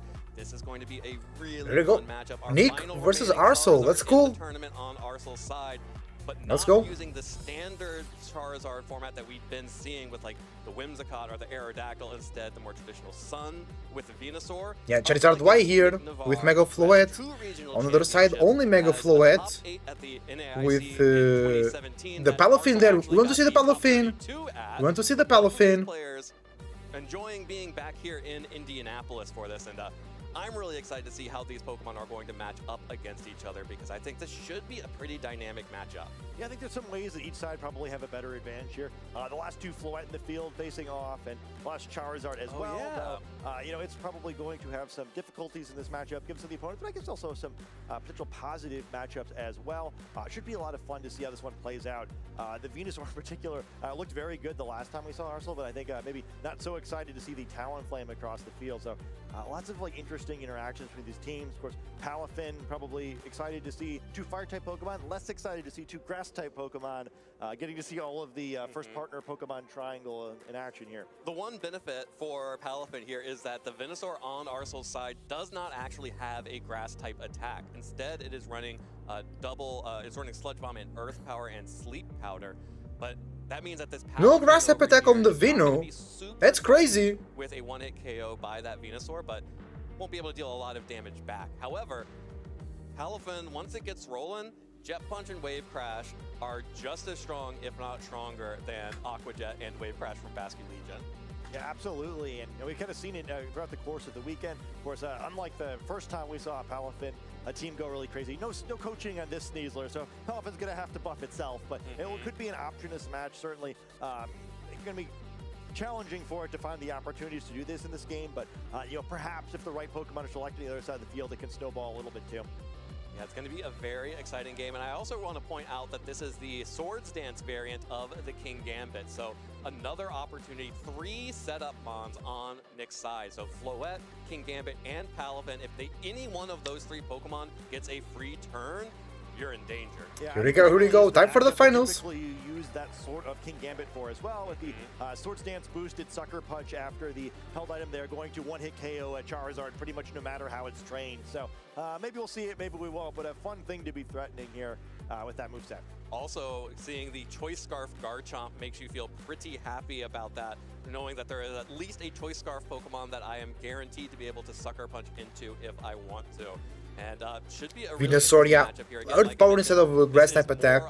I guess he doesn't need the Grass coverage. Chlorophyll type plus a Drought version of Sun here, as opposed to just sort of the balanced good stuff of the Charizard Y teams. Yeah, it actually feels like kind of a delightfully awkward matchup for both trainers, where like, I don't know if it, like, I guess Nick's team in general is like not really a variant of a standard archetype. It's kind of a new thing that we're discovering this weekend, but I think it's a little bit awkward for the more traditional. It's the semifinal, yeah, semifinals. I think in some ways that this matchup is also a little bit more awkward for Nick's team than the version of Sun that we were expecting to see this weekend. So another one where it should be fun to see what the players came together and figured out here, where again, maybe not something they had super clear lines into coming in the weekend, but likely during the other semifinal match, spent some time preparing for this matchup once they knew what it was going to be. Yeah, you have to expect that that is what our players were doing in their downtime. Another mirror here, the Floette is also Calm Mind on Arsenal's side, so 2 Calm Mind Floettes here, so it could end up being a damage and a buff race between those 2 Pokemon, depending on what Pokemon are actually going to be brought for that Mega Slot for this particular matchup. I think when they keep finding out let's go. Speed control on these here, there's the Tailwind for Nick and the Trick Room option actually on the other side of the field, even though, as we mentioned the last time he was up, not like a whole lot of Pokemon that actually want to be under Trick Room unless the Tailwind is set up by the other team. Well, there's the classic Sun lead here. It's Venusaur and Charizard up against the Sneasler and Floette. So no, Nick, of course, this is semi-final. Wolf is in the finals. Let's go, KZ8 Great Ball. Congratulations, bro. There you go. Venusaur, Charizard. This could be some Sun shenanigans over here. The Floette is not feeling great here. It's being walled by those of his 2 opponents. You know what I'm saying? Try to go on the offense because it is the Earth Power that Sneasler's weak to and the Sludge Bomb that Floette's weak to. So probably yeah, Floette is kind of struggling here. We see Nick click a lot of Calm Mind and Draining Keys on his last game. But how here, it's rough. The Sneasler is also being threatened by big damage from the Charizard. Can be put to sleep by the Venusaur. It can do good damage in return with Dire Claw. No switches from Nick here. Are we seeing like fake out Calm Mind? Yeah. Fake out the Venu, Calm Mind yourself. But then how you deal with the poison, with the sleep? Wait, if you don't Mega, you get Flower Veil, which means your partners can't fall asleep or something like that. Very aura. Oh, nice fake out. But then how you deal with poison, with the sleep in the next turn? Calm Mind comes in, welcome to stream everybody. Calm your mind, everybody. Focus on your power. Remember who you are. Heatwave, miss! Oh, huge miss on the Sneasler! Fluet thinks that like a bagel for breakfast. KZ saying, I ran into a Char Vino, I got cooked. It's normal, bro. It's normal. It's okay. You'll learn with those. We'll learn with those. And these fully healthy Sneasler now, a bit of a problem where it's the doctor position for the Floette, where a double target here, even with the Calm Mind, would be pretty gnarly, but hard to do that and just ignore the Sneasler where the Floette has the option of protecting. So we're in a situation this second turn where both players are going to have to make a read, try and figure out what their opponent wants to do and make the most of it. Yeah, the Venusaur, of course, with the chlorophyll being the fastest thing on the field, Sleep Powder? does get to have Okay, so he chooses the Sneasler actually. Sleep Powder connects on to Sneasler, so that Pokemon will not be able to deal So the any Floette is free to do something. Another Calm Mind, that's a +2. But Sleep is still there. It can miss. Sleep can miss. Heatwave. Floette is chilling. Burn? No burn. Nick has ball, yeah. It's like watching Wolfie's matches and is like, I gotta do this, I can do the same. Bro, the final can be between two setup monsters, Calm Mind Floette and Dragon Dance T-Tar, but then Wolf uses the Steelix, right? The flower is getting scary, but it can still be put to sleep. 3 turns of Sun, you can really outpace it. I guess you need to bring the Talonflame and Tailwind. So now you protect, sack the Sneasler, bring the Talonflame, Tailwind, and then you do your business. Because Floette still can damage very much the Venusaur and the Charizard, they still resist the Fairy type damage attacks. Absolutely, the Floette sitting in between the Venusaur and the Charizard, threatening the ability to heal all the way back up with a big drain. Here we go. Good Intimidate over there. Fake out. No, Sleep Powder. Targeting into the Sneasler, catches the Incineroar. Incineroar comes. No fake out next turn, but we're gonna see Draining Kiss into the Char. Oh no! It's not enough. It's not enough. You need like +3 to do better, respectable damage. You know. Exactly where it started? Yeah, pretty much, right? Yeah. And now Insane can't do anything because it's gonna take that turn of sleep. So Floette is exposed to the Sleep Powder. Yeah, Nick needs speed control. I think he didn't bring the Talonflame. Or if he did, he's really saving it for last. Turns of the sleep as well, so going to be pretty difficult to actually get in a position where they can act again. And Floette's friends kind of abandoning it here, where get those Calm Minds, that part of the win condition's done, but actually being able to use them is proving to be a greater challenge. Yeah, someone please help me, Floette says, and here comes Sneasler again, but it's asleep.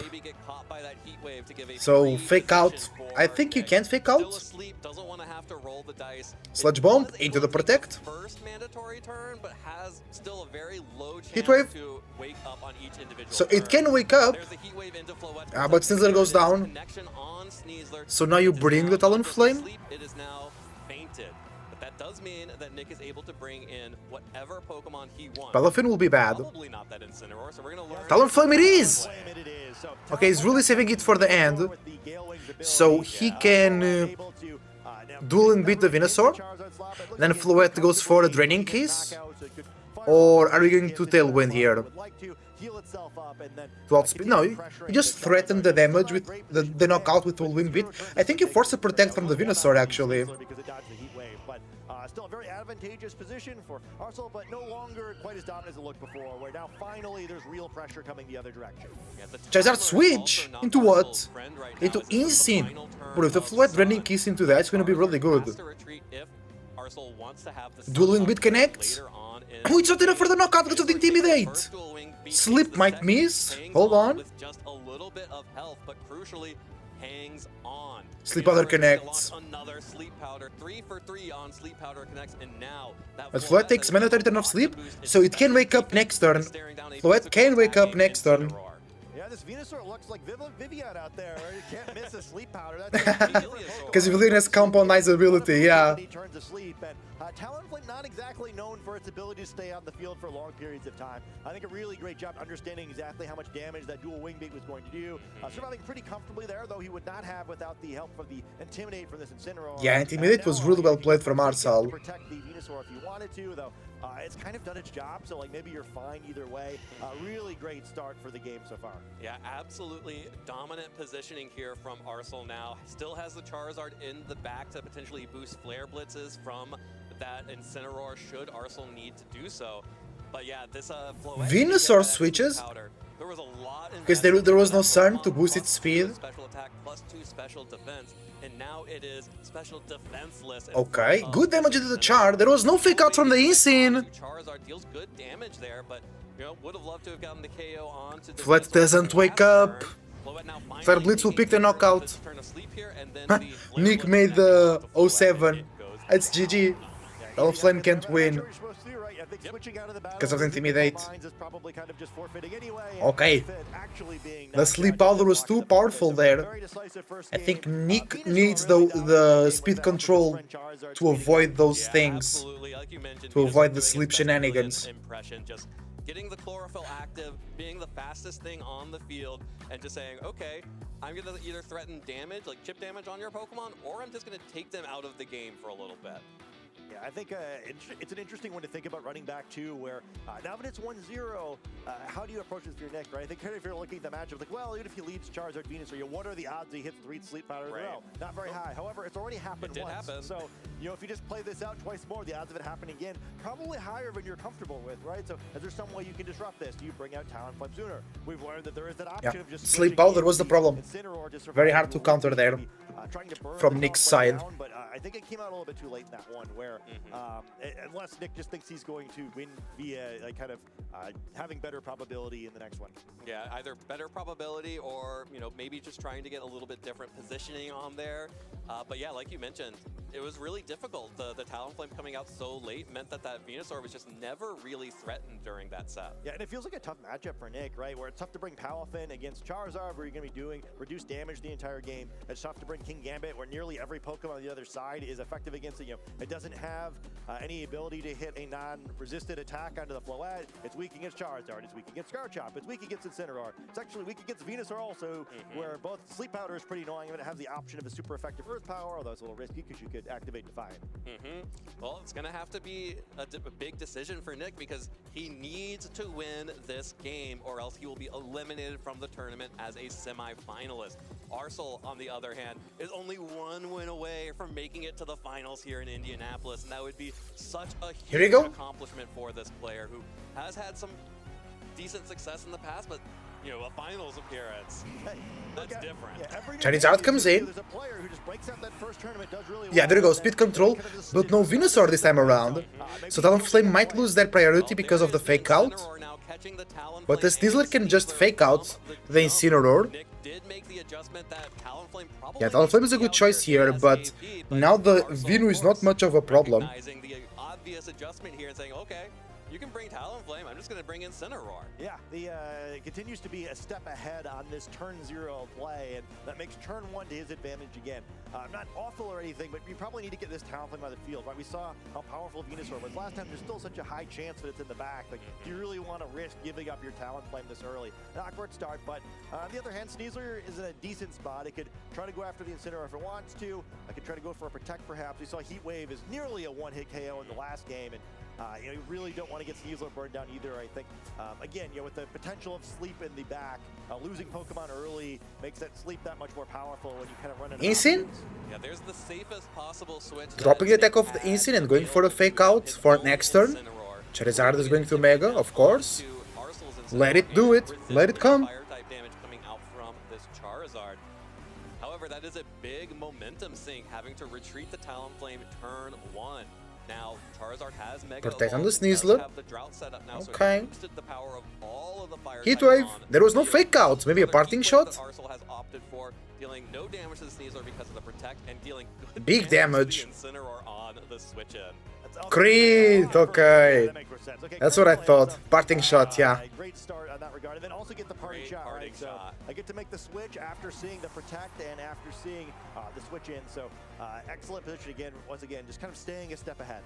When it's Garchomp coming Chomp out chomp. here Ooh, that's alongside rough. Charizard, another extreme That's rough for the Sneasler and for the Talonflame. here. There is nothing stopping Garchomp and this Charizard from just going Heat Wave, Earthquake, Heat Wave, Earthquake. Yeah, that's the dream with this team, right? We saw the Venusaur version of this strategy last game where you kind of see the slower play. Okay, I'll support you while Charizard knocks things out. Garchomp, let's just speed this up, right? Yeah. Where gets it for free, doesn't have to worry about Intimidate anymore. Doesn't have to worry about a fake out potentially, but you can only fake out one, and both of them are threatening a ton of damage to this team. Sneasler is also like right at that point too, where if it was able to take rough skin damage, Heat Wave would be pretty close to picking it up based on what we saw in the previous game. So attacking Garchomp would be a little scary.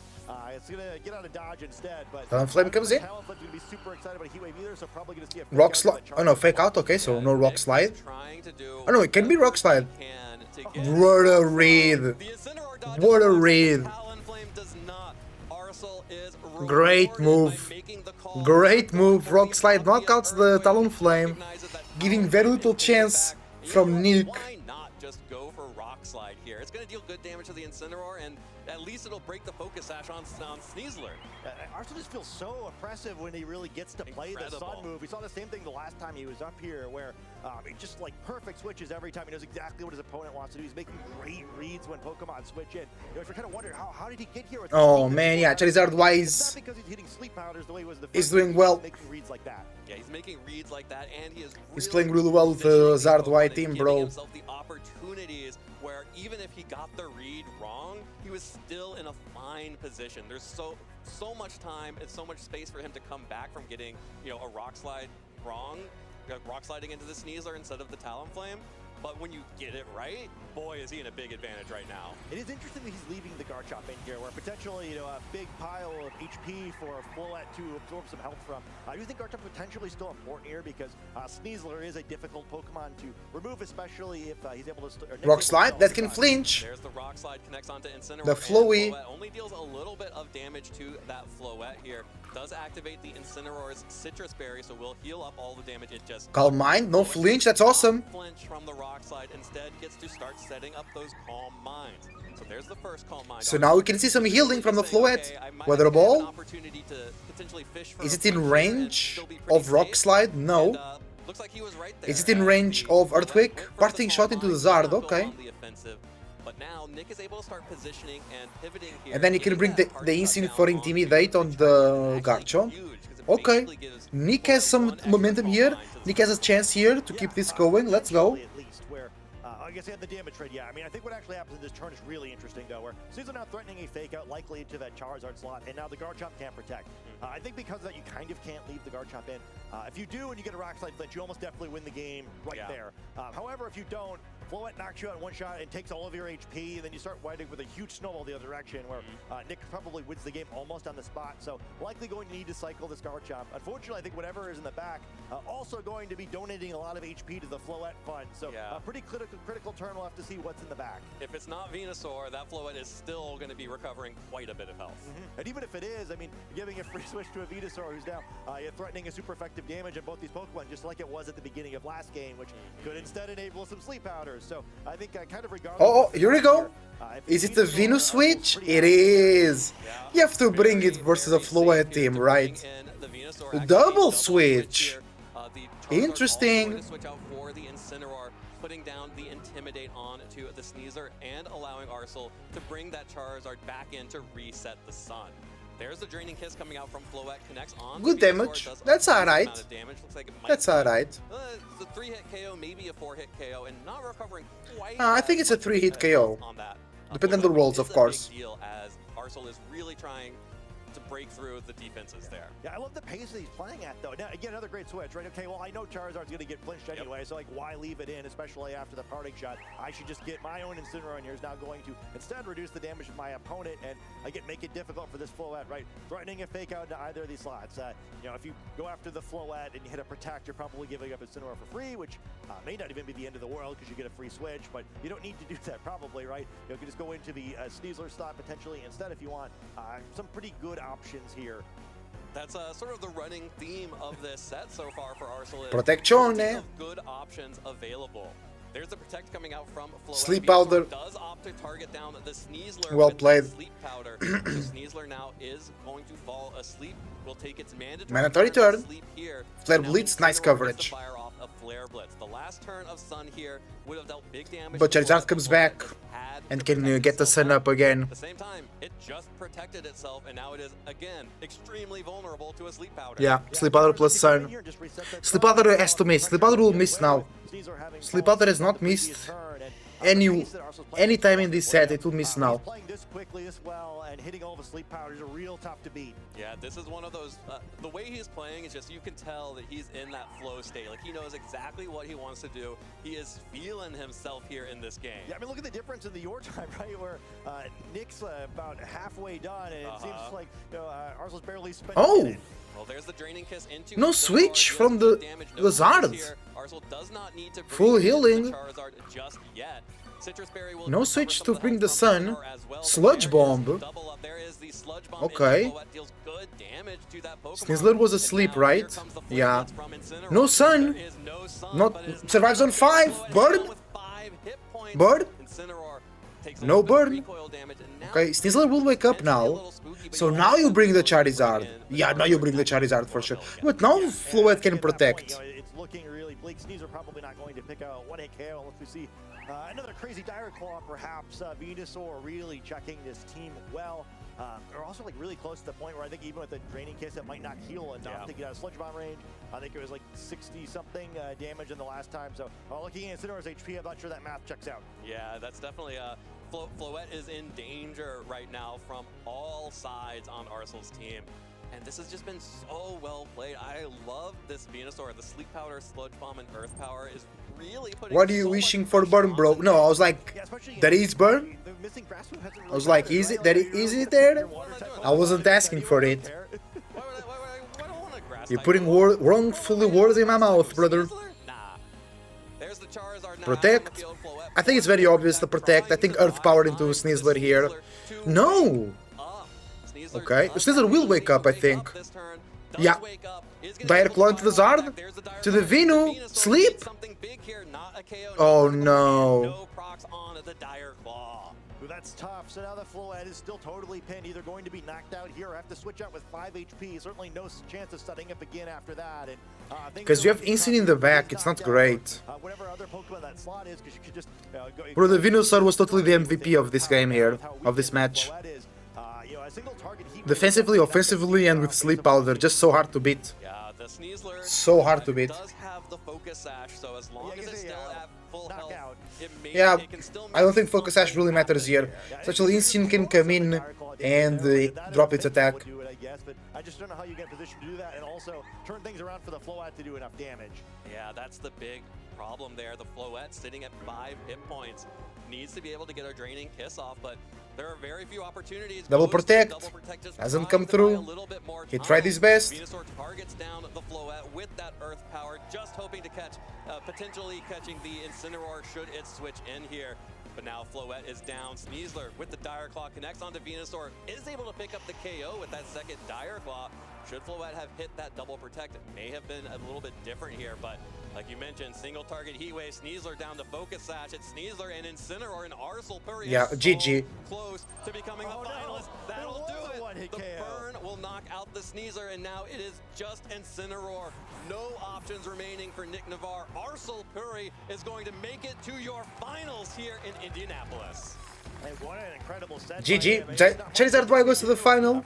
It's sad, but it's okay. So deserved. especially in that second game, just every turn, rapid fire. It seemed like he was like a turn ahead out of team preview, and it felt like by the end of the game, he was 3 turns ahead, where every read was so clever. It just seems like he's played so many games with his team, it looks like, where looks very well practiced, knows his lines perfectly. Wow, I just don't. It just was so aggressive. Yeah, so aggressive. It was so much fun to watch. Yeah, like this catch and Talonflame was excellent, right? Where there was high value in not going for that, right? Where like, even if you Earthquake instead, it's like still a pretty good turn. Yeah, it's still fine. But catching the Talonflame, it's just over, right? There's no more threat to Venusaur, dominates the game from there. And GG, wow, yeah. Now in these times, I wish Electabuzz was in the game. It will be a good counter to Charizard as well. Instead of really making it a Sun team, but we see the value of a real Sun path there, where Venusaur was just so impressive while the Sun was out. Yeah, Venusaur was just so oppressive. That's exactly the right word to describe the amount of pressure that the Venusaur was putting off in that game. Hit all of its sleep powders. You love to see it, but in addition, just being able to threaten with that Sludge Bomb and continue to chip away at the Floette, but Chlorophyll really coming up huge to make sure that that Venusaur was always able to have agency. Arcel was always able to at least say, okay, I have the fastest Pokemon on the field.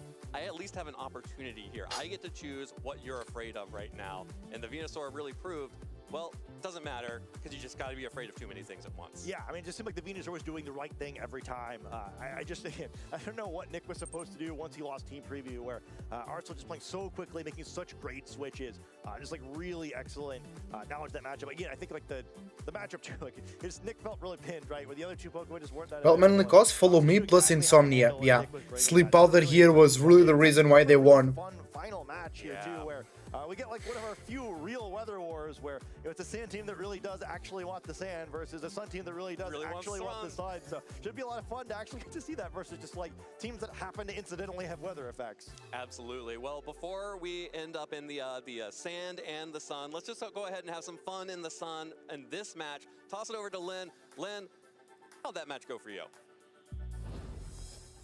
Oh man, it was fun to watch, so impressive. Nick is a very strong player who knows how to keep out of positional problems. To see Arcel be able to constantly back foot Nick and really play so aggressively and make Nick have no reaction so many turns in a row is so impressive. I would really describe that match as being played with pace. Like, every turn, Arcel was forcing Nick to react to something and then being one turn ahead, so that while Nick was reacting and trying to reset the position, Arcel was already creating the next issue for Nick to deal with, so that he was just struggling to keep his head above water in this set. Every turn there was a new problem to deal with, and it started from the turn 1 of game 1.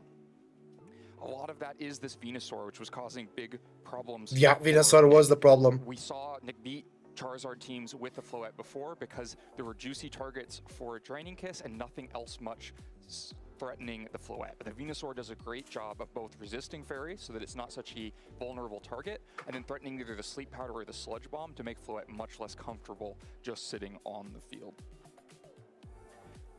So turn 1, game 1, immediately, Charizard and Venusaur up against Sneasler and Floette. It feels like 2014 versus 2026. Very old school way to play Megas, to just have the Sleep Powder going fast, but it's a problem for the Sneasler and Floette. You don't know where the Sleep Powder is going to go, and there's a lot of damage being threatened.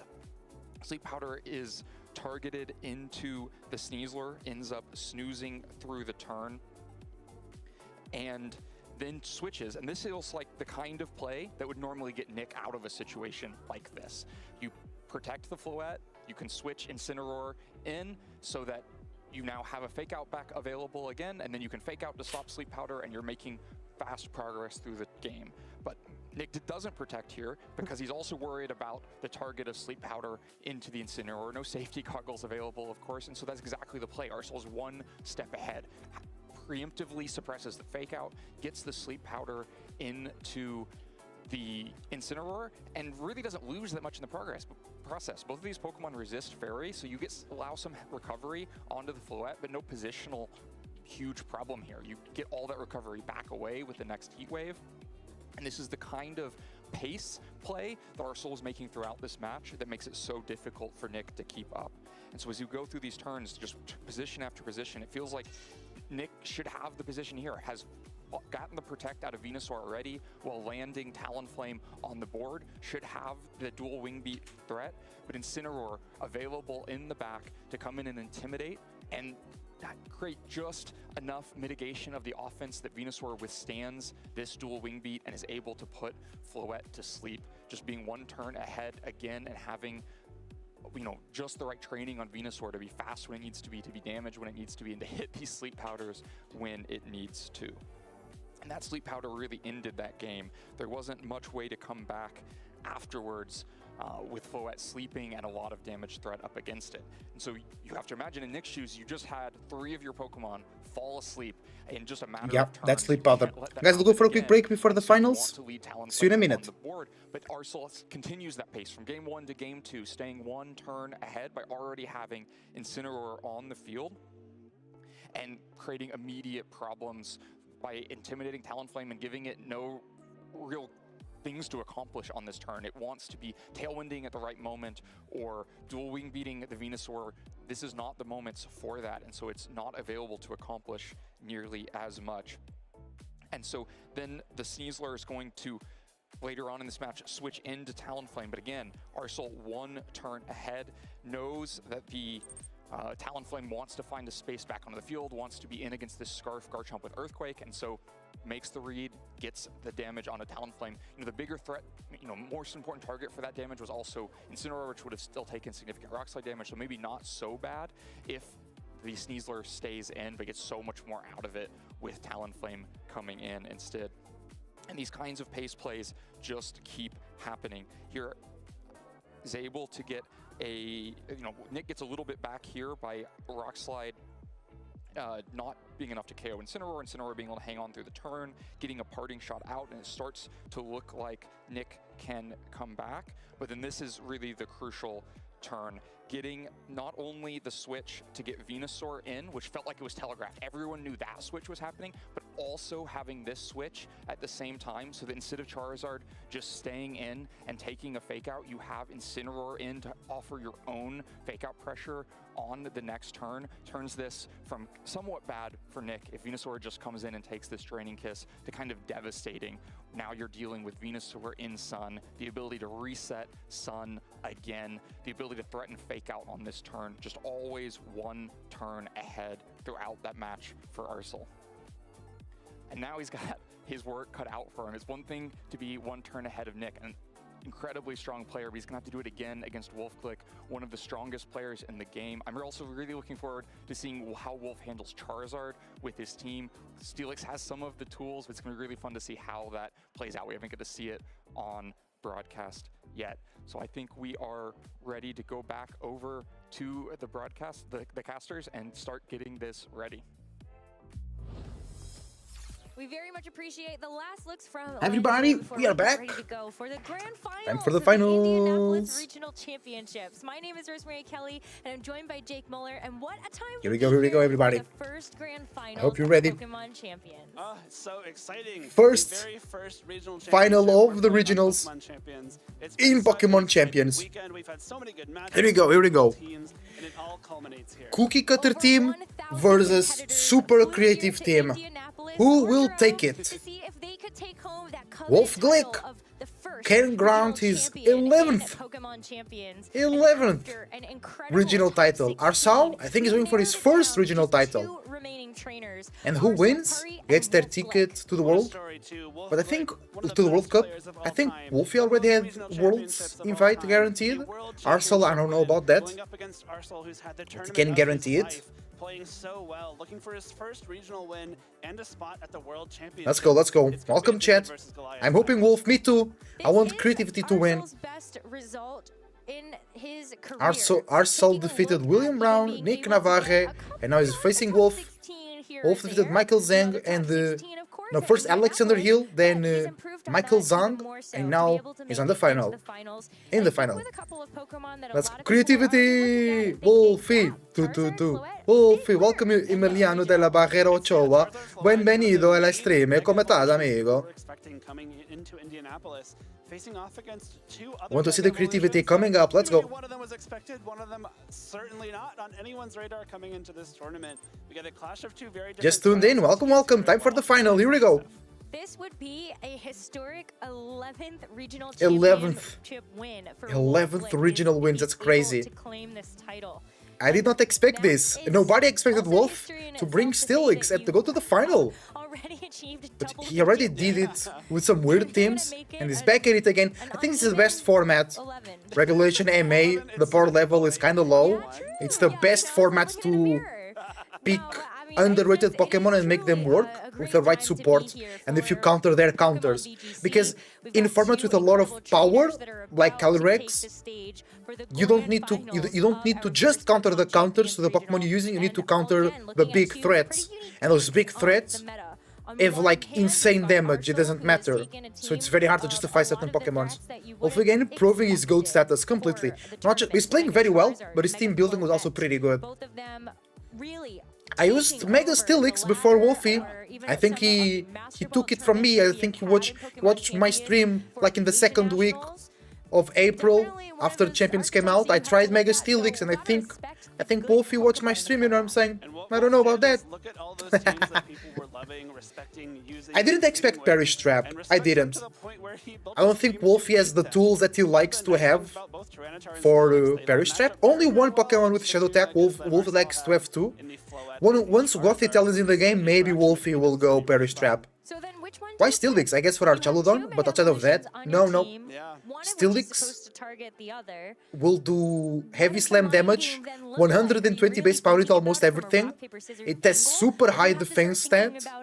Once it Mega Evolves, it's still rock and ground type attacks are boosted by the Sandstorm, which he is using with the T-Tar. And then he has Light Screen to improve the special defense of T-Tar and of the Steelix. And he's usually using mostly the Mega T-Tar with Dragon Dance. Steelix is like a surprise factor and very hard to counter. And also Wide Guard for Heat Wave. You know, because Archaludon, you really need the rain to make it work. And then it's like there are a lot of counters to it. The Charizard, the Floette, the Garchomp, the Sneasler. You know, like a lot of counters to the Archaludon. We've seen one Archaludon in Top Cut, and that was that. Yeah, that kind of locks out your options. Of course, the Charizard and the Floette, without Mega Evolving, not at all the monsters that they are. T-Tar pretty underrated, yeah. I think there were 3 T-Tars in top 4, which is crazy. But it's been really fun to see overall for the tournament. Let's go. Mega evolutions people have really been preferring. While of course in the finals we've got Charizard, we have the Charizard Floette on one side. It's hard because Steelix walls the Floette. T-Tar walls the Charizard, but the Floette walls the T-Tar, and the Charizard OHKOs the Steelix. So it's gonna be very important, the choice of the right Mega Evolutions for each game.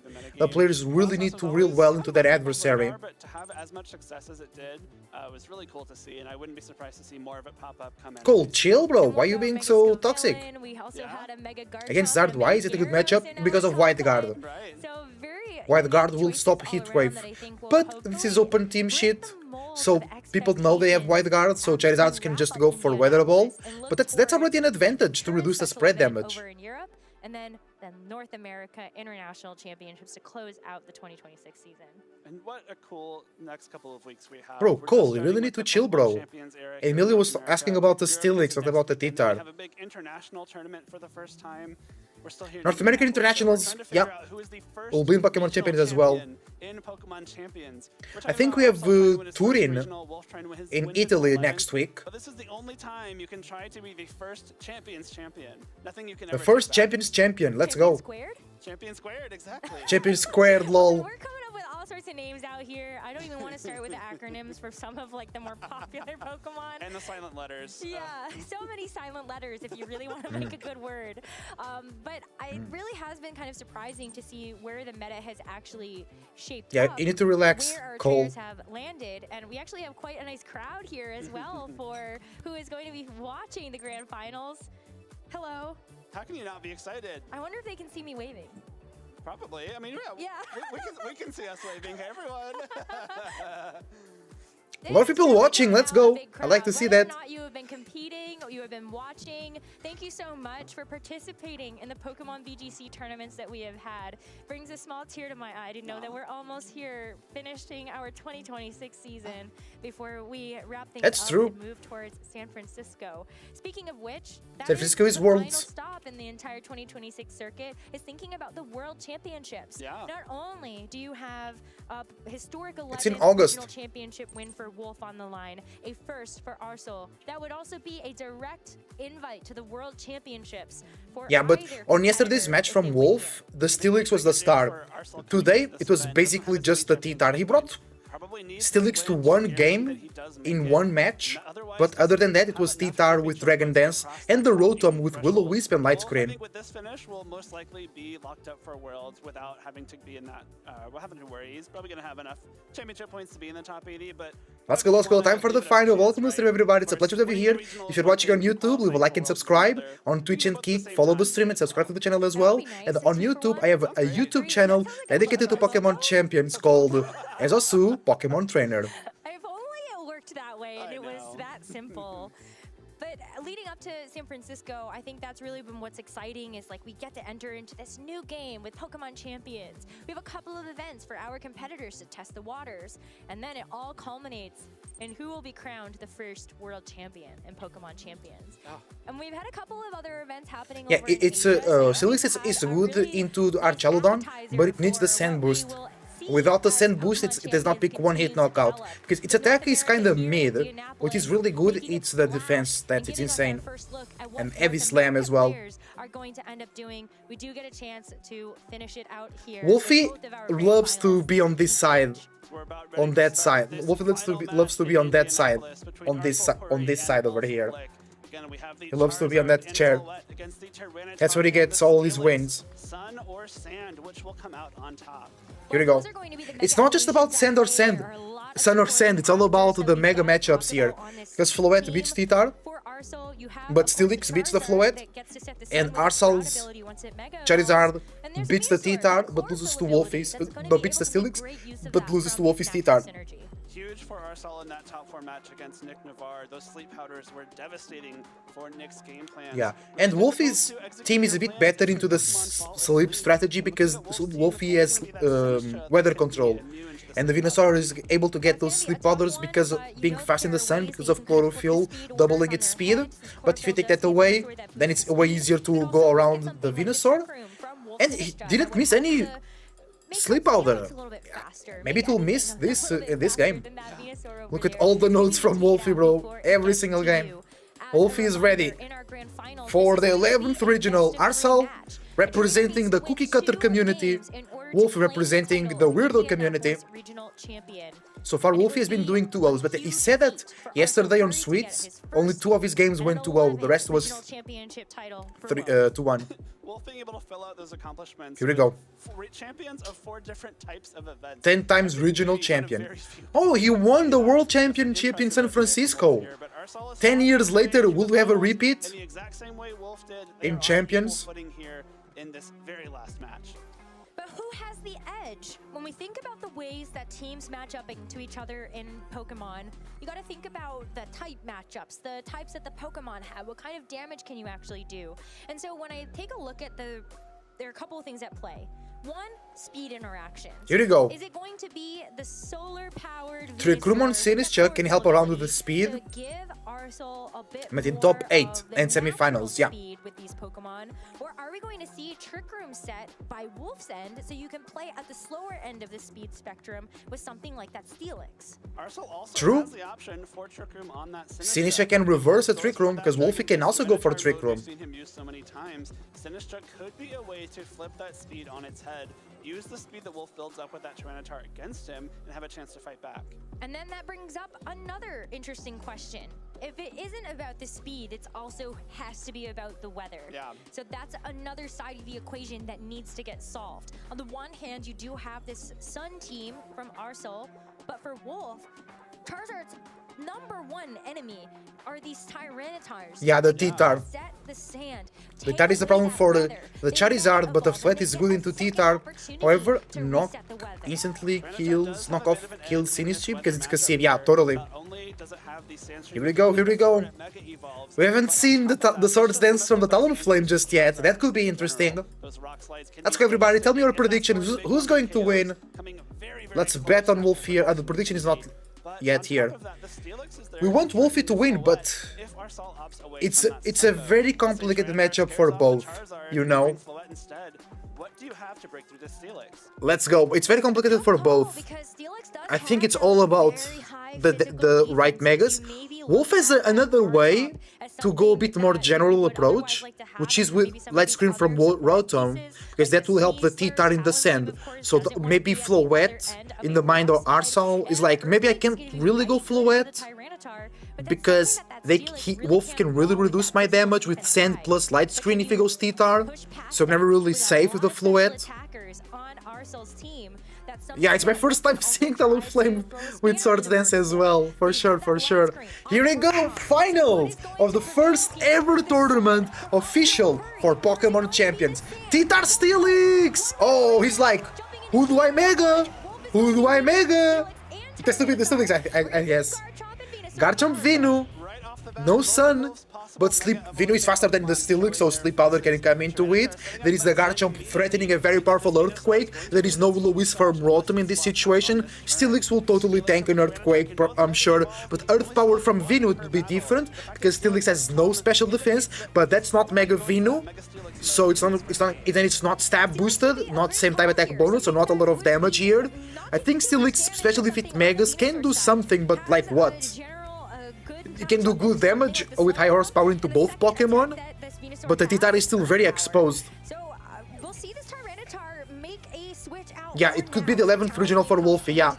Switch to Talon! That's dangerous! If there is a Rock Slide from the Chomp Chomp.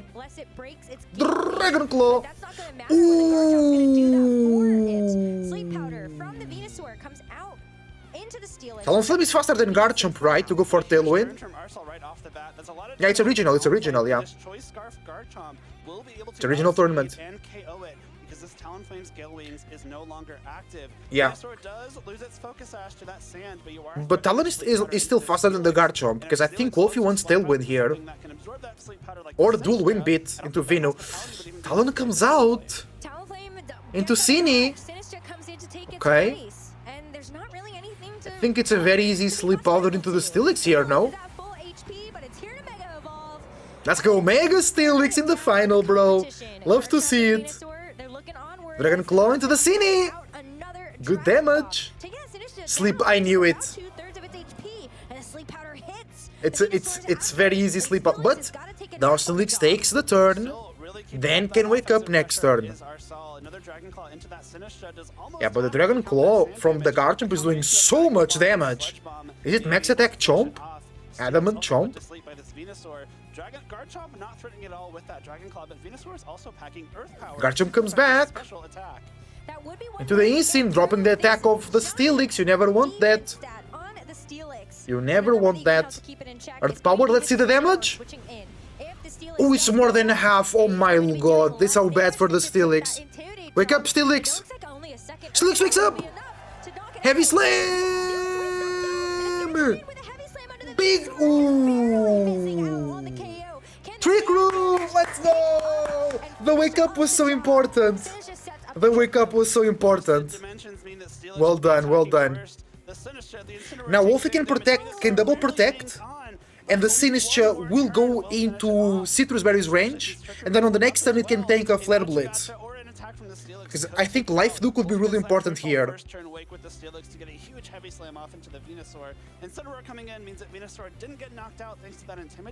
Venu comes back into the Charizard. No Mega. Fake out. Fake out. Okay. Clutch. Very clutch. Life Do. Matcha Gacha. Okay. Not great. That might stop Citrus Berry from proccing, actually. Yeah, it does. that Sand Force from the Steelix. If it Mega Evolves, it will set up the stun and threaten some very powerful fire type Okay, attacks. good game one so far. Be very careful about Back when and he forth chooses to Mega action. Evolve, because if he does, Tyranitar can immediately switch back in. We love Steelix, not putting down the Big Max. No. Okay, what can Steelix can do here? It can go for Wide Guard, but then Cine doesn't do much. Heavy Slam will be resisted by both. Horsepower, good damage into the Insane, but not that much. Wolfie has T-Tar in the back for the weather control, so maybe Arsal is not megaing here right now. We saw it do barely anything, and the Steelix's Heavy Slam still a decent threat, but at -1. Cine's check comes out. On the fire type, Charizard can possibly stick T-Tar! around without going for that Mega Evolution and trying to fire off a Heat Wave. You see the Tyranitar switch in for the Sinistra, and there's only one turn of sand left. Huh. Is that going to get overwritten as we do end up seeing the Charizard stay on the field? Why the T-Tar? Another switch comes through. Hitwave comes through, that's fine. Which is Mega Steelix ability, Sand Force. It's still rock and ground type attacks are boosted by 30% in the sand. As the sand is now expired. Really smart option to not Mega Evolve the Charizard there. I think by not going for that Mega Evolution, you're keeping one of your resources in your pocket. You can now threaten the Sun to go up here, and Arsal or Wolf would have to swap out the Tyranitar, bring it back in. Trick Room, 2 turns. So you probably lose your Talonflame. What can the Steelix do? It's intimidated. As Mega Chomp? No, as Mega Steelix. Sand ending as well means that there's no more Mega Chomp? no more special defense boost on this Tyranitar. Or maybe also has the same ability, I'm not sure. I think if Charizard's going to attack on this turn, it probably turns into the Sun. I think so. That would be a really tough one for this Steelix to take. Yeah, same as Chomp, okay. Over half from that Earth power from the Venusaur Switch from the Zard into another Intimidate. The Steelix is in trouble. Swaps in for the Charizard. The Steelix, Heavy Slam. Okay. Rock Slide. Can flinch. Big damage on the Insane. Flinch, flinch, flinch, flinch, flinch. Flinch, flinch, flinch. But last turn of Trick Room though. Last turn of Trick Room. Stomping tantrum on this turn to potentially knock out that Steelix, take the Pokemon advantage, but Rock Slide prevents that from happening, and now Wolf is facing down this Garchomp and Incineroar with all of his Pokemon remaining. One more turn of Trick Room left, and then we will see if it can get set up again. Incineroar hitting the field means that there's a fresh Fake Out available for either the Steelix or the Tyranitar, and maybe another chance for this Garchomp to finish the job. Look at Mega Steelix, it's so cool, bro. Great into either Steelix or Tyranitar, but quite bad into either the Talonflame or the Sinistra. So Arsal had a window on that last turn to get off a crucial Fake Out? here, but it might be closing. The Earthquake should take the knockout here. Knows that this is going to be a tough Pokemon to get through, especially Knockoff? physical defense, as Tyranitar goes for the knock. It's not enough. Barely misses the KO here. It's but not you are enough. actually getting rid of a pretty critical piece. The Choice Scarf removes Dragon the Claw. Garchomp, letting it pick something Okay. else. It had lost Trick Room its is over. Dragon Claw on the turn before, and now you've gotten rid of that extra Trick speed. Room, no Dragon Dance right now. The knockoff means that Garchomp no longer has that Choice Scarf, no longer will outspeed that Talonflame. Oh, nice. So the Talonflame can now set up Tailwind. So do you sack the Steelix here? But crucially, again, the Garchomp is no longer going to attack before Talonflame. You also got some really good damage off with that knockoff. Garchomp can be a little bit difficult for Tyranitar and Steelix. Do you stack to the deal with, Steelix but here? now in range for attack from any of those Pokemon. It's going to be the Sinistra to come back in because No, you heal it. The Steelix can stand tall to. It's Nice. mostly the Garchomp and the Incineroar. So you still have Send for later, that's so important. As wow, an interesting Oh. order of events here. Oh. Hospitality to heal Interesting. the Steelix before it switches out, and the Talonflame comes in. Cine survives, Citrus Berry gets consumed. Dragon Claw, letting itself eat its Citrus Berry after the damage that it's taken, and the parting shot into the Talonflame. No, I think Chomp is still faster than T-Tar. Chomp is now slower than the Talonflame. To make sure it is healthy for later on in this battle. What Arsal's doing very well is Because T-Tar never Dragon Danced. guaranteeing that you're getting good damage out. If Okay. you're going for Stomping Tantrum on this turn, for example, you're either hitting a grass Wolf's type or a HP flying pool in type. general is Now the lower. Sinistra can't really take too many more attacks. These Dragon Claws are adding up from this Garchomp. It's okay, Wolf does KZ. have the speed advantage with the Talonflame, but Keep what do you playing, do it with happens. You have the option to go for Brave Bird or Flare Blitz. It's okay, bro, it's okay, bro. Attacks. You've You've got Sharpig on the Talonflame, so you'll get an extra boost if you do decide to go for a Brave Bird. But if you hit into the Garchomp, that's Rough Skin recoil that will be happening on top of the recoil you'll take from using either of those moves. Insane switches in. It's going to be Incineroar to come back in. It was a -1 attack. Intimidate, it's okay. I think Talonflame wants Tailwind. Nice, Inisi protect. No Mega from the chat again. Brave Bird. Does unleash a Brave Bird, and that's going to go right into the Incineroar. As much as you wish it might have. Yeah, the Intimidate. Hit wave miss? No. So that's a knockout on the Talon. The heat wave coming through because of all those Dragon Claws into the Sinistra would have been knocked out even without the sun and the stats. Yeah, Arsenal plays really well without Mega Ace Charizard. Sand will get set up, and then Arsenal can go for that Mega Evolution. If Steelix comes in, you have to swap in that Tyranitar if you want to prevent any kind of sand. But if you swap in Tyranitar on this non-Mega Charizard and then it Mega Evolves, the sun goes up. Refusing to Mega Evolve this Charizard is really, really smart from Arsenal here. It's proving to us that it doesn't need to hold a Focus Sash or a Life Orb. Charizard in its base form is doing plenty. But you're right, the timing of this has been very critical to let Mega Evolution go on this Charizard. You get a nice boost to your special attack. Titar comes again, brings the sand. I think this might be the door that Arsenal needed to be opened. Yeah, and now a Solar Beam should be able to knock it out. the Charizard can just Mega. Heat Wave and Flare Blitz from this Incineroar. If the Tyranitar is faster than Incineroar, Maybe predicting the Venusaur? Yeah. Dragon Dance, it's probably a very speedy Tyranitar. So you can But there was no really reason for Arsenal to bring the Venusaur there. But if you do, you leave yourself vulnerable. Now there is. I mean, I think Wolfie is baiting. He wants Charizard to Mega and bring the Venu to then bring the Titar in. Yeah, it's like there were a lot of possible plays that were good in that. Yeah, it's now. Yeah. Wolfie might be baiting here. Cine. I think he's sacking the Steelix. He wants an 8 game with the Titar. Oh, he's not megging the Titar.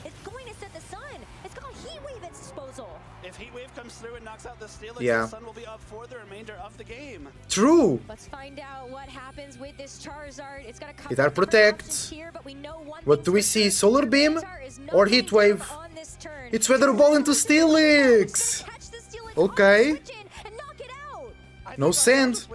GG, yeah. Cannot redirect attacks from Venusaur, and Charizard has a very clean Weather Ball into the Sinistra for the remainder of this battle. I think Wolfie needs to go Mega Titar, not Steelix. But now Arsenal can switch into Floette mode. But I think with Light Screen, you should be chill. The patience has been key here, as this Charizard is going to The patience has been key, that's very true. Because now it's time for Sleep Powder, baby. Sleep Powder can miss.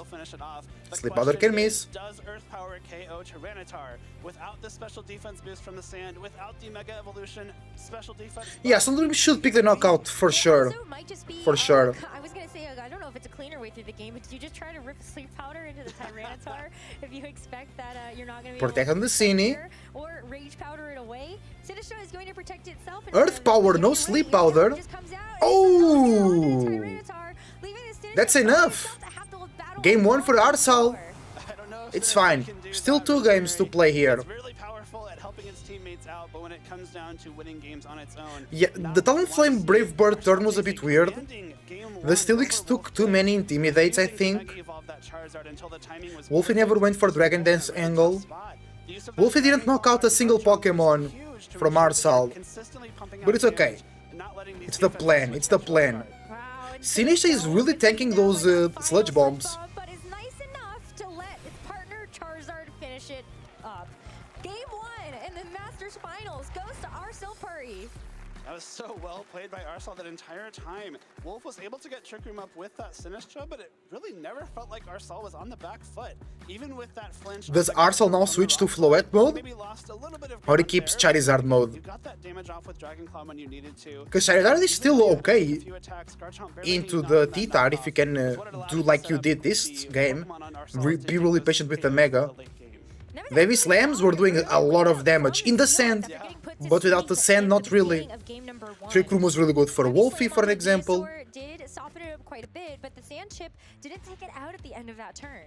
No, luckily for Arsenal, it was able to stick around and be the determining factor in that end game. The Heat Waves coming through from the Charizard without the Mega Evolution, still enough to take the KO in that Talonflame after some Brave Bird recoil and that crucial Dragon Claw from Garchomp. That Choice Scarf Garchomp is such a great tool for our Sol here. Even in Trick Room, Wolf's Pokemon just don't have a great way to eliminate it quickly. I wonder if then you think about leaving the Steelix at home. Yeah, if you leave it at maybe. home and then you rely on the Mega This could be a win for Arsal. Let's go check it out. you get to play a little bit more Game 2 on the grand final. It's still X-Titar again. But it's still going to be a run back of the Tyranitar. Ay, ay, ay. As we see the Garchomp and the Venusaur for The Arsal. Steelix again. You stick to your guns. Arsal did very well with this lead in the first game. Okay. You could potentially play this a little bit differently and turn it Sleep around. out, but the thing is, Sleep Powder is still very likely because Steelix is slower than the Venu. Venu has to miss a Sleep Powder here. Trying to create some space for Arsal. Titar protect. No Mega. We see Tyranitar protect itself as Steelix Double do the protect. same. It doesn't want to fall to Okay. a powder, but you also get to If you're playing it slower, yeah, same play for Arsal here. locking itself into Dragon Claw in the first turn. So no more Earthquake. Garchomp can't Earthquake now. Focus Sash broken because Sand. Wolfie can go Mega Titar and use Steelix as Wide Guard support. Dragon Claw comes in. Big damage. No Mega. Sleep. Dragon Dance. Dragon Dance coming in. Tyranitar down to about half. Yeah, there you go. Take a mandatory turn of sleep, but Tyranitar has gone for It was a safe one. boost for the next turn. Wolf taking a page out of our Sol's book and not Mega Evolving when the Yeah. timing seemed right. Really smart here because if the Steelix gets put to sleep... as Yeah, a now you can Mega Titar. You've given up that Mega Evolution, you've removed the option for Tyranitar to use it, and if Steelix didn't get put to sleep, the Heavy Slam still does a good chunk to Venusaur, maybe even to Garchomp. You're probably not taking a one-hit KO on either way. No, no, no, no, no. Drop in damage that you traded. You're not taking a knockout, but you're doing decent damage. Chomp comes back for Venu. Yeah, Intimidate. Yeah. Smart. Smart. Steelix comes out for Cine. Okay. Good healing. Rock Slide? Ooh, big damage still. Stab boosted. You need a flinch for no sleep. Flinch? Yes, no sleep. No sleep. Let's go. Let's go. No sleep powder. But now there is the fake out. I think Arsal reads the protect and goes for a sludge bomb into the Cine. Because the protect is so obvious because you can fake out sleep powder, right? So it's very obvious. I think the protect from the Titar. You've prevented your Tyranitar from potentially going to sleep or taking something like an Earth Power, which could put it in range for that Garchomp to come in later and knock it out. But it was a bit risky from Wolf to go for that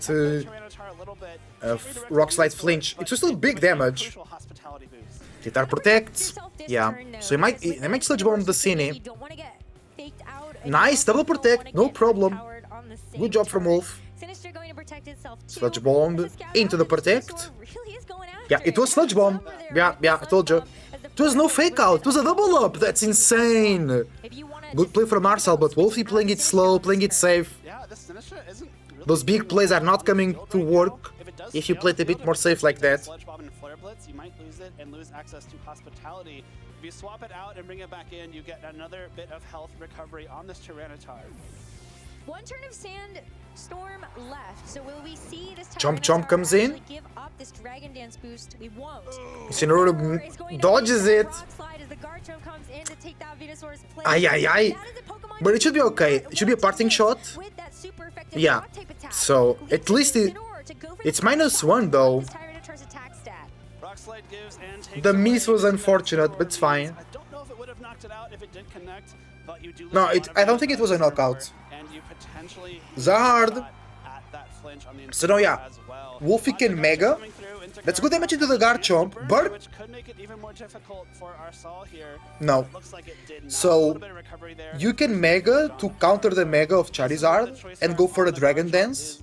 Crucial. With that Choice Scarf, we'll still be able to outspeed Wolf's Tyranitar at +1. Because Charizard will Mega first. Choice Scarf and doesn't have something like a boosting item. No Maybe not, because you got a Dragon Dance boost. Will an Earthquake be able Right? to knock out Tyranitar before it can Rock Slide the Charizard? That's a tough question to answer because you still have You can Rage Powder with a Sinister, so Solar Beam is never really a threat. And the extra work put in by the Incineroar to drop it below neutral. So you could Rock Slide, Think about the timing of the Mega Evolution. but Char can Protect, and then Chomp can go Earthquake maybe? It's Scarf, so then it's locked in into Earthquake, so if there is Talonflame, T-Tar into Talon! So he's predicting an Earthquake! He's predicting an Earthquake lock-in here. But it should be there. It is Earthquake! Big from Wolfie! Let's go! Yeah, it's not locked in into Earthquake, that's great.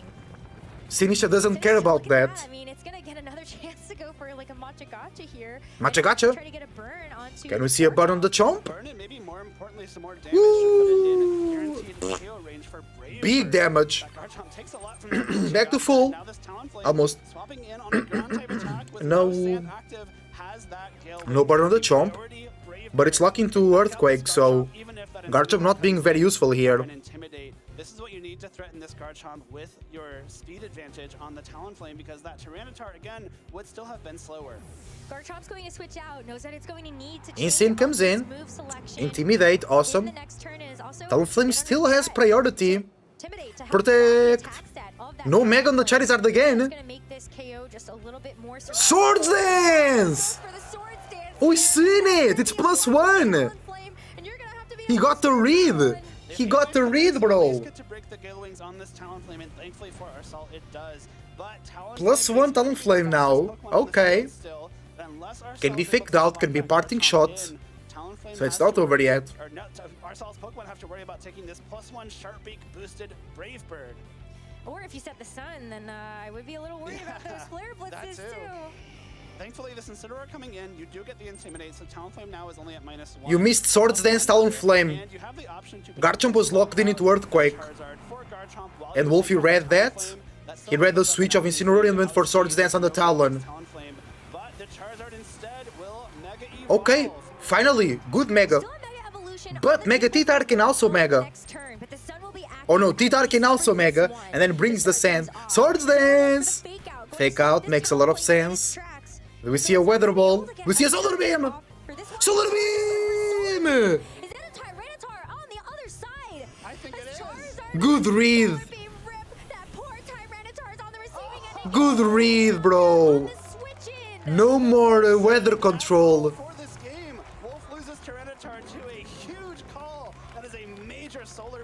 Wow. Gale Wings?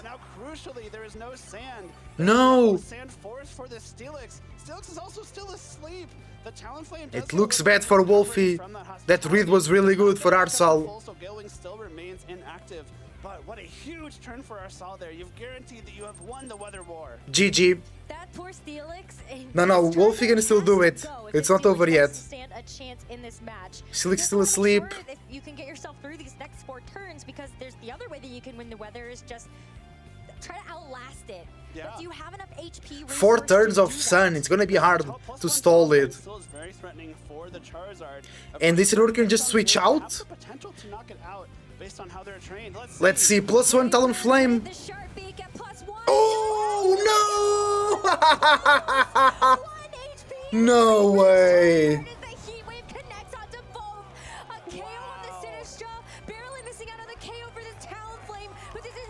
No me parece, mi amigo, no.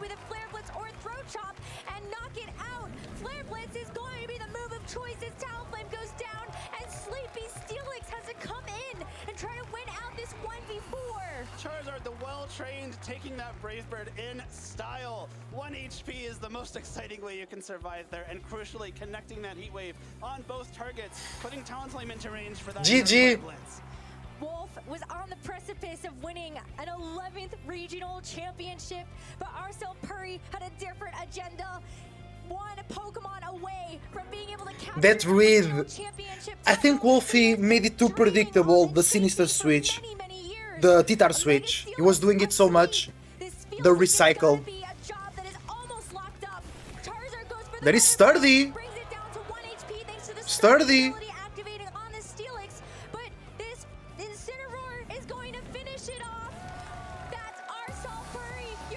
Well played. Well played. In the Masters division, we're Pokémon Champions.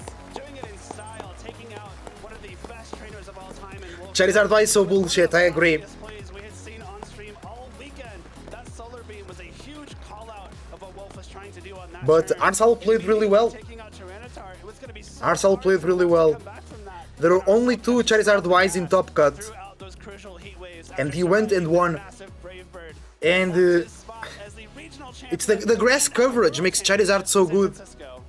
That's such a big accomplishment. Not just getting the regional championship win, but Arsal also earning a direct invitation Yeah, to the I World think Steelix Championship was a bad choice from Wolf in the end. Because it's weak to Charizard and it can be put to sleep very easily by the Venusaur. Muy bien jugado, la verdad, verdad. Muy bien jugado. Wolfie also played really well. Wolfie also played really well. In such a high pressure situation, that is so impressive. This Yeah, bro, that's sleep powder, man. That's sleep powder. So annoying. Not allowing it to attack for the entire game. Dragon Dance. I think Wolfie could have got more. The Rotom. Why not the Rotom? Because of Solar Beam, right? The Swords Dance was great. Steelix both on the field, so you could make a game time decision. Yeah. But after that sleep powder winning the Steelix, it felt like your options were a little more. It was really the Solar Beam turn. No, Rotom Wash is also hard to justify because of Solar Beam as well. You know. Because that was a switch. Sinistcha was in that spot. Bro, the 1% survival as well. What a couple turns there. Huge Solar Beam, huge Brave Bird survival, huge Heat Wave double connect. Oh, what an exciting way for Arsal to claim his first regional champion title. And what a cool team to do it with too. So disciplined in the way that he used this Charizard. It was Yeah, always denying the Mega. It was a roll? I don't think so.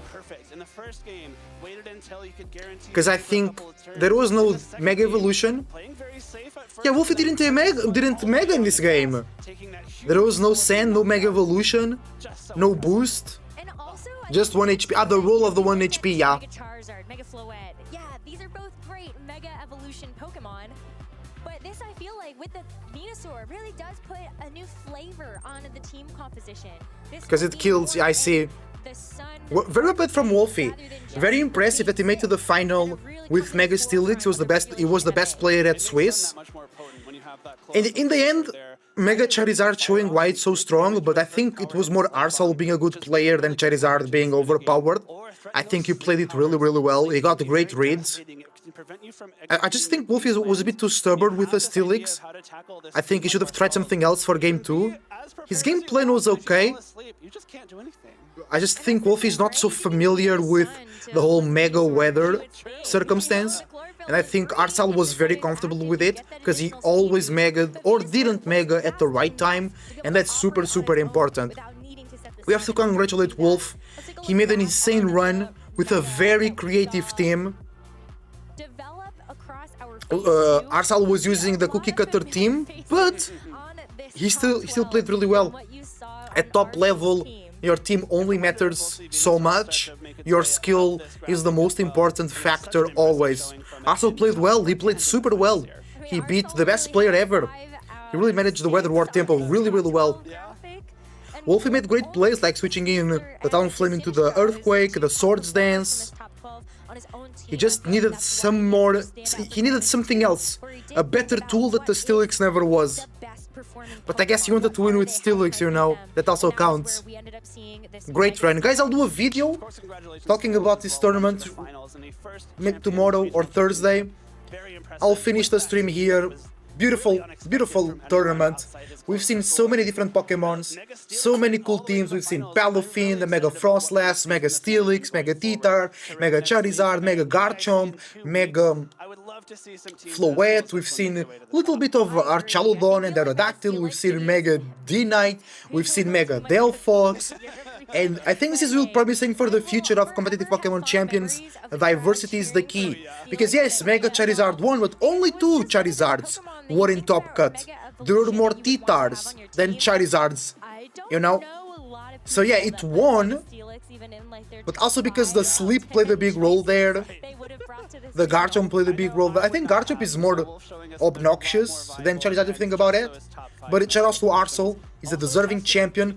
But I think bigger shoutouts to Wolfie to come so far with such a unique team. Dragon Dance T-Tar, Steelix, Swords Dance Talonflame. Bro, look! 2 Dragonites in top 8, 3 Frostlasses in top 8. Issun Arcanine, Hydreigon, Palafin, Glamora, Polito, Despatra, Scovillain in top 8. Wait, the people that said there were 3 T-Tars were liars. It's only 2 T-Tars in top 8. Or maybe 3 in top cut, not top 8. 2 T-Tars in top 8. A Steelix, of course. Not a lot of only 1 Basculegion, bro. I think that's the biggest surprise. It's only 1 Basculegion. Same Basculegion as Politoads.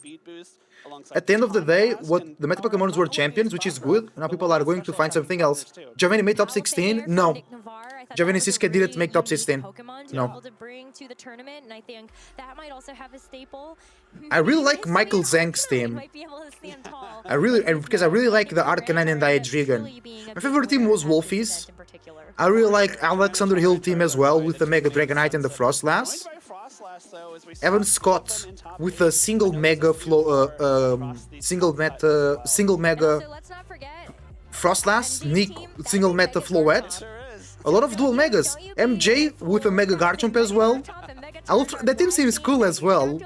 That's cool. I thought Mega? Yeah. 2 Mega Dragonites, yeah.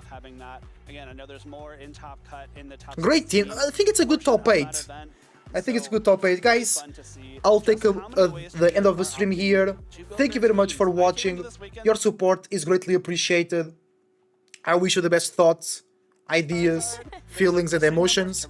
A whole bunch of individuality, creativity and responsibility as well. Tomorrow I will not be live. I'll be taking a rest day off stream. And then maybe Thursday, or maybe Tuesday or Wednesday, I'll be back. So, thank you for watching. Hope you enjoyed the tournament. It was an epic tournament.